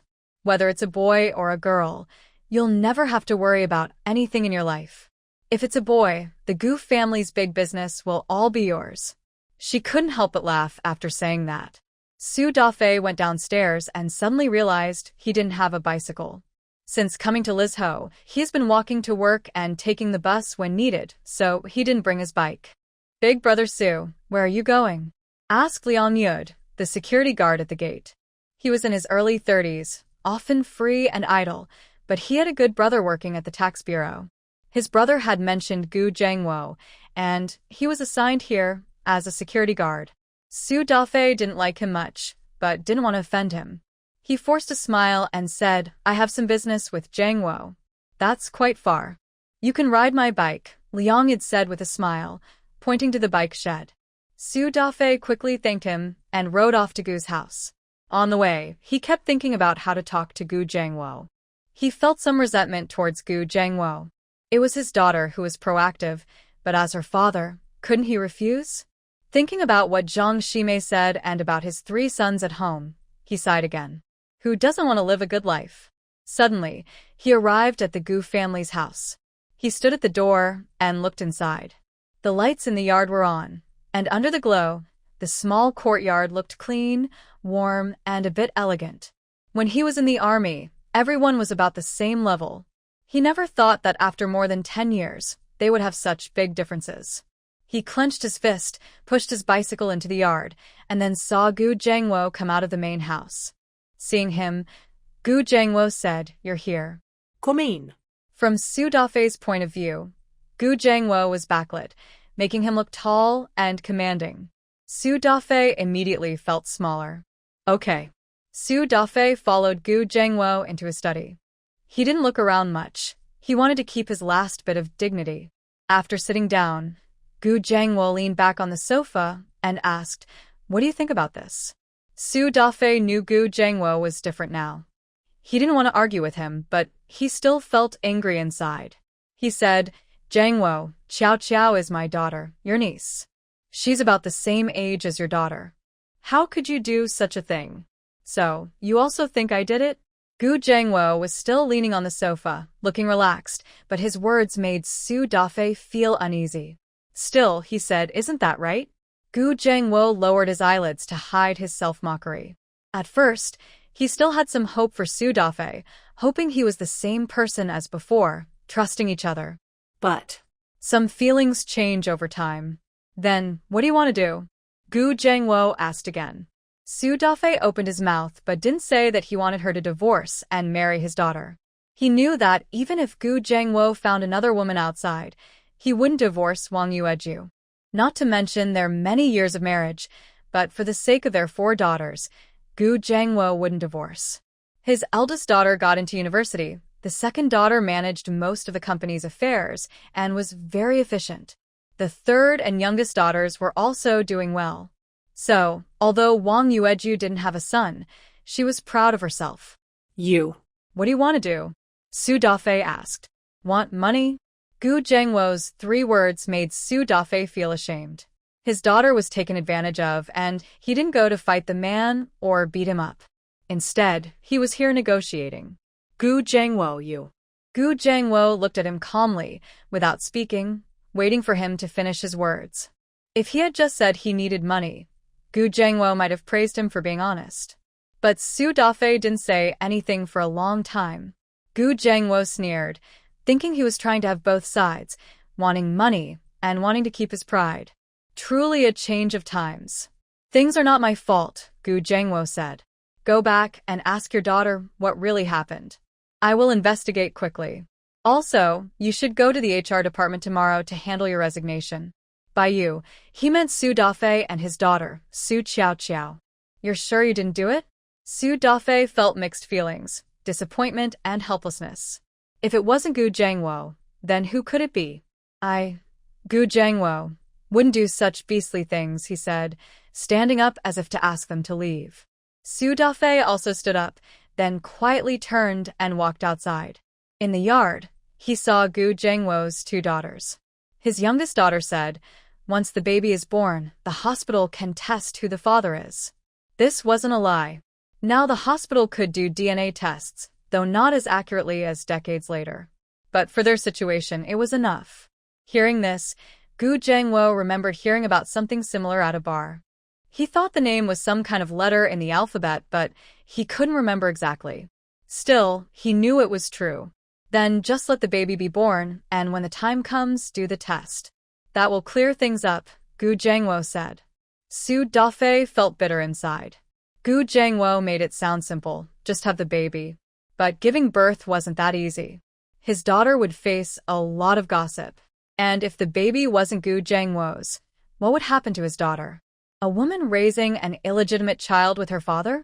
How would she live? From Gu Jiangwo's tone, it seemed likely the baby wasn't his. But whose was it? Who did such a terrible thing? I will go back and ask again, Su Dafei said, quickly riding his bike away. He was over 40, but he never felt so humiliated. Gu Jiangwo saw him leave, waved his hand, and told Gu Erwi and Gu Xiqing to go back to their rooms and rest. He had to hurry to comfort his wife. Su Dafei rode home, entered the house, and immediately asked Su Qiaoqiao, "Tell the truth, whose child is in your belly?" Su Qiaoqiao covered her stomach. "It's Uncle Gu's." "He's not admitting it now," Su Dafei said angrily, sitting on a bench. His eyes burned with anger as he asked again, "Didn't the other person say a word at the time?" No, she replied. Su Qiaoqiao lowered her head and said, that night, she saw that Gu Jiangwo's office was still lit at around 10 o'clock. Thinking her chance had come, she dressed up and then went downstairs to his office. But just as she reached the door, the lights went out. She gathered her courage and pushed the door open, just in time to fall into a strong chest. She shyly called out Uncle Gu, and the man paused for a moment before holding her and sitting her on the sofa. Later, she was very tired. The man put on his clothes and left. She didn't get a clear look at his face. But in Gu Jiangwo's office, who else could it be but him? And she even saw him before going upstairs. Is that person really Gu Jiangwo? Su Dafei shouted angrily at Su Qiaoqiao. He was about to lose his temper. "Why are you shouting so loudly?" Zhang Shimei pushed the door open from outside and spoke to Su Dafei. "Gu Jiangwo denies it." "Ask your daughter." Su Dafei tremblingly pointed at Su Qiaoqiao. "She's not sure if it was Gu Jiangwo that night either." "Does he deny it?" "Is that enough?" Zhang Shimei snorted, throwing the laundry basin onto the ground. She said sharply, "This is all Gu Jiangwo's doing. He denies it, and he even said the hospital can test the baby after it's born," Su Dafei said angrily, pointing at Zhang Shimei. "It's all your fault. If it weren't for your meddling, she wouldn't have done something so shameful." Gu Jiangwo told her to have the baby and get it tested at the hospital to prove his innocence. Did he really say that? Zhang Shimei was stunned. Was Gu Jiangwo just threatening, or could the hospital really test it? She turned to ask Su Qiaoqiao, was the person that night really Gu Jiangwo? Su Qiaoqiao was initially very sure that the baby in her belly was Gu Jiangwo's, but now, after hearing Su Dafei's words about Gu Jiangwo's attitude, she wasn't so certain. Could she have been mistaken? Seeing her silent and confused, Zhang Shimei became anxious. "Just tell me, was that night really Gu Jiangwo?" I don't know anymore. When I went in that night, the lights were off. I never saw that person's face." Su Qiaoqiao started to feel scared. She had always been confident that the person was Gu Jiangwo. When she found out she was pregnant, she was so excited. From then on, she thought she could live a life where money was no problem. But what if this child wasn't Gu Jiangwo's? What should she do then? How can you be so useless? Zhang Shimei came up and slapped Su Qiaoqiao, then gritted her teeth and said, "No, this child must be Gu Jiangwo's. Tomorrow, I will go find Gu Jiangwo's mother. That old lady has been hoping every day that Gu Jiangwo would have a son. Stop bothering. Aren't you already ashamed enough?" Su Dafei called helplessly, but Zhang Shimei didn't listen. The next day, she really went to find Wu Danny. When she saw Wu Danny, she first said many nice words, making Wu Danny smile happily. Then she told her about Gu Jiangwo and Su Qiaoqiao. Of course, she said Gu Jiangwo liked her daughter and slept with her, and now her daughter was pregnant. It was probably a boy, but Gu Jiangwo didn't admit it. After she finished, Wu Danny's mind was only left with a few words. Probably a boy. She patted her thigh and said to Zhang Shimei, "I know about this. The grandson belongs to our Gu family, and we definitely won't let him suffer." Hearing this, Zhang Shimei was happy and said with a smile, "Auntie, you are reasonable and know how to care for your grandson. Jiangwo probably also cares about his wife." Wu Danny snorted. "She can't have a son, and she still doesn't want others to have one? Don't worry, once the child is born, I will give him to her. If she doesn't want to raise him, she still has to. Zhang Shimei thought differently. Auntie, it's better for the child to stay with his biological mother, Zhang Shimei said with a fake smile. What do you mean? Do you want my grandson to be a wild child? Don't even think about it, Wu Danny said firmly, now more confident because her son and grandson had money. Don't worry, the child will be handed over to Zhang Wo's wife. If she dares to mistreat him, I'll deal with her. Zhang Shimei was speechless. Go back now. I'm going to find the older brother, Wu Danny said as she headed out, calling to Gu Zhangwo's room. Second brother, stop sleeping. Quickly take me to find your big brother. Gu Zhangwo, inside, responded groggily, then came out with his hair all messy. Seeing this, Zhang Shimei could only go back first. There were other things to deal with later. Gu Zhangwo scratched his head and pushed his bike, asking, Why do you want to find my older brother? Wu Danny looked around and quietly told him about Su Qiaoqiao being pregnant with Gu Zhangwo's child. Gu Zhangwo was stunned for a long time, unable to find his voice. But later, he thought about it and found it normal. Men with money often do this, right? Someone in the village won some money playing mahjong and then went to sleep with a young widow. Mom, no matter what, my older brother did wrong. When you see his wife, you must speak nicely, Gu Zhangwo said. I know, I don't need you to tell me. Wu Danny sat on the back of the bicycle and said, Besides not being able to have boys, I can't find much fault with Wang Yueju. Plus, she's different now. Yimin got into university and Erwi manages the company. Xiaoxi also scored well and will be a university student in the future. Jing might even become a champion someday. She's more confident now. After saying this, she let out a heavy sigh. You're right, Gu Jianqing said as he pedaled the bike. From now on, don't keep saying that the eldest sister-in-law can't have boys. Her 4 daughters are just as useful. Can daughters really carry on the family line? Gu Jianqing fell silent, unable to understand this old lady. When they arrived, Gu Zhangwo and others were having lunch. Seeing the two of them, Wang Yueju and Gu Erwi got up to prepare bowls and chopsticks. They didn't refuse and sat down to eat together. After a few bites, Wu Danny looked at Wang Yueju and said, I already know about it. Although Jiangua did wrong, the child is from our Gu family. Once born, we'll raise him for you, just like your own son. From now on, you'll also have a son. The table fell silent. Then Gu Zhangwo suddenly stood up, pulled Wu Danny outside, and said softly, My mother, are you trying to get me killed? How could I want you dead? I'm just doing this for your own good, letting your wife bring the outside child home to raise. Stop talking about it, okay? Gu Zhangwo quickly pulled Wu Danny into the study, closed the door, and whispered, Who told you that child is mine? Not yours? Wu Danny looked at him suspiciously. Could it be that your wife doesn't want you to have him? In Wu Danny's eyes, her eldest son was just a man afraid of his wife. If he's not mine, then I know whether I did it or not, Gu Zhangwo said, feeling like this old mother was about to ruin him. Just after calming his wife down, his mother came to cause trouble again. Really not yours? Wu Danny asked again.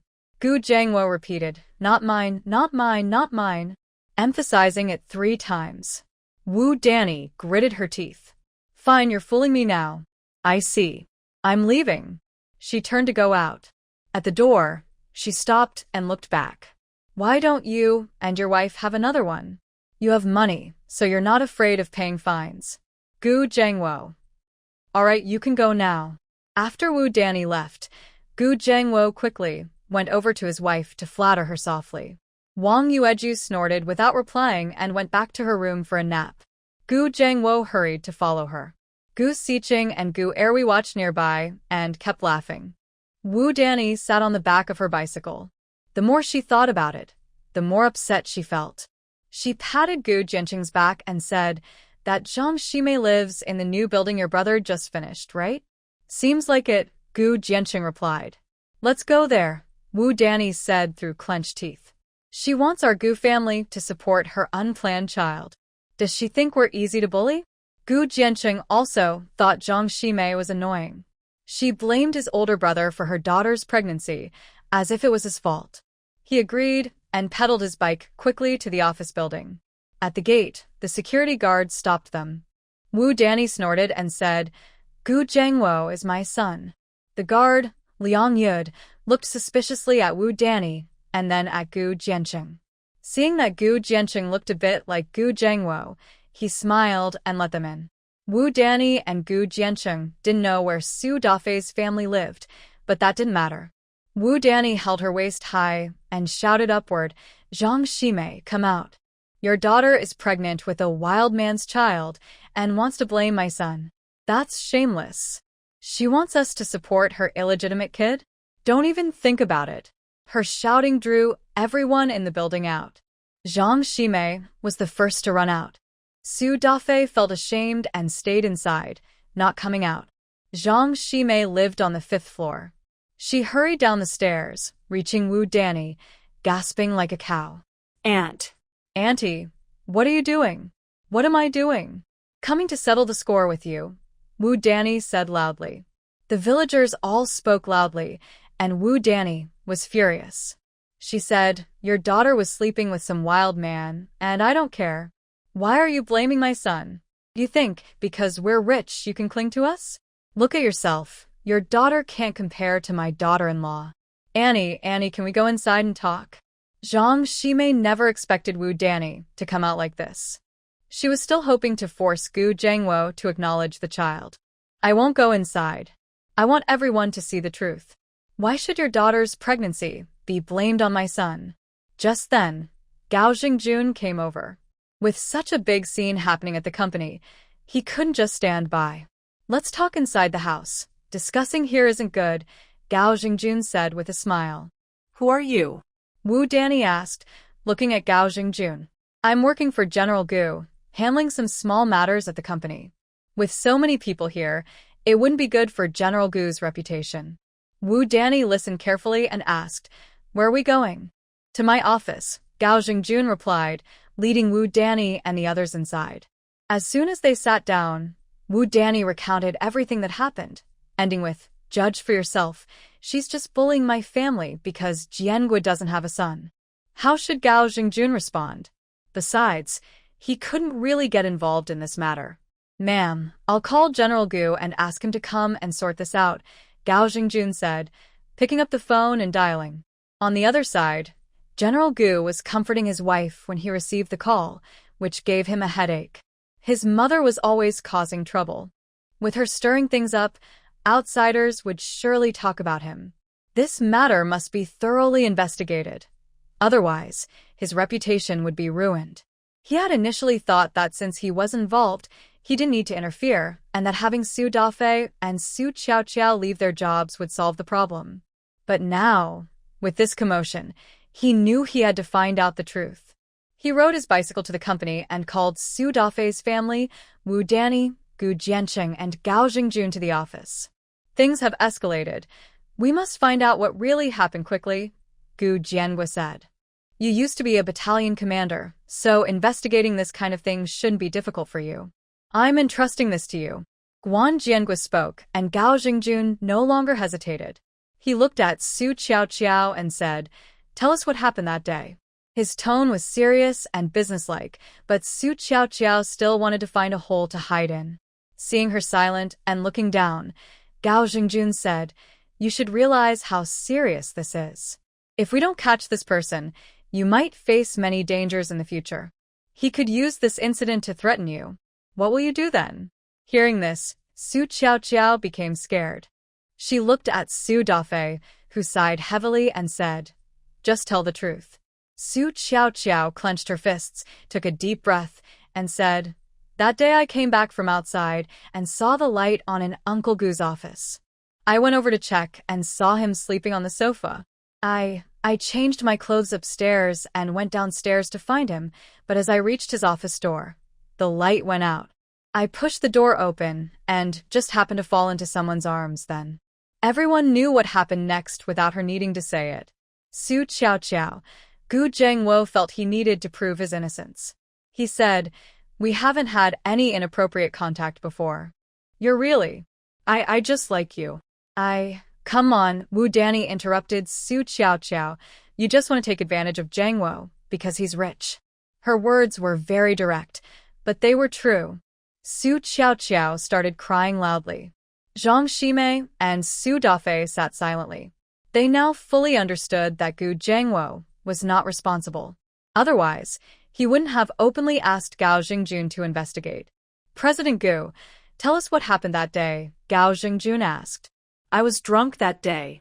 I lay in my office and slept for a while. When I woke up, I went straight home. I don't know anything else, Gu Zhangwo replied. Did you turn off the lights when you left? Gao Xingjun asked. Gu Zhangwo thought for a moment. I forgot. I was drowsy at the time. We have a guard watching the door all the time. If someone could get into your office and do such things, they must be someone familiar. Otherwise, the security at the door wouldn't ignore it. Call the security over to ask, Gao Xingjun said. As soon as he finished speaking, Gu Zhangwo went out to call the security. He also wanted to know who had committed this dishonest act. The company had 4 security guards. Soon, they were all called over. Gao Xingjun looked at them and asked, October 10th, who is on night duty? I am, Liang Yid replied, glancing at Su Qiaoqiao. Why didn't you tell me you were pregnant? If you're not pregnant, you probably can't get into my house. But if you are, maybe it could help.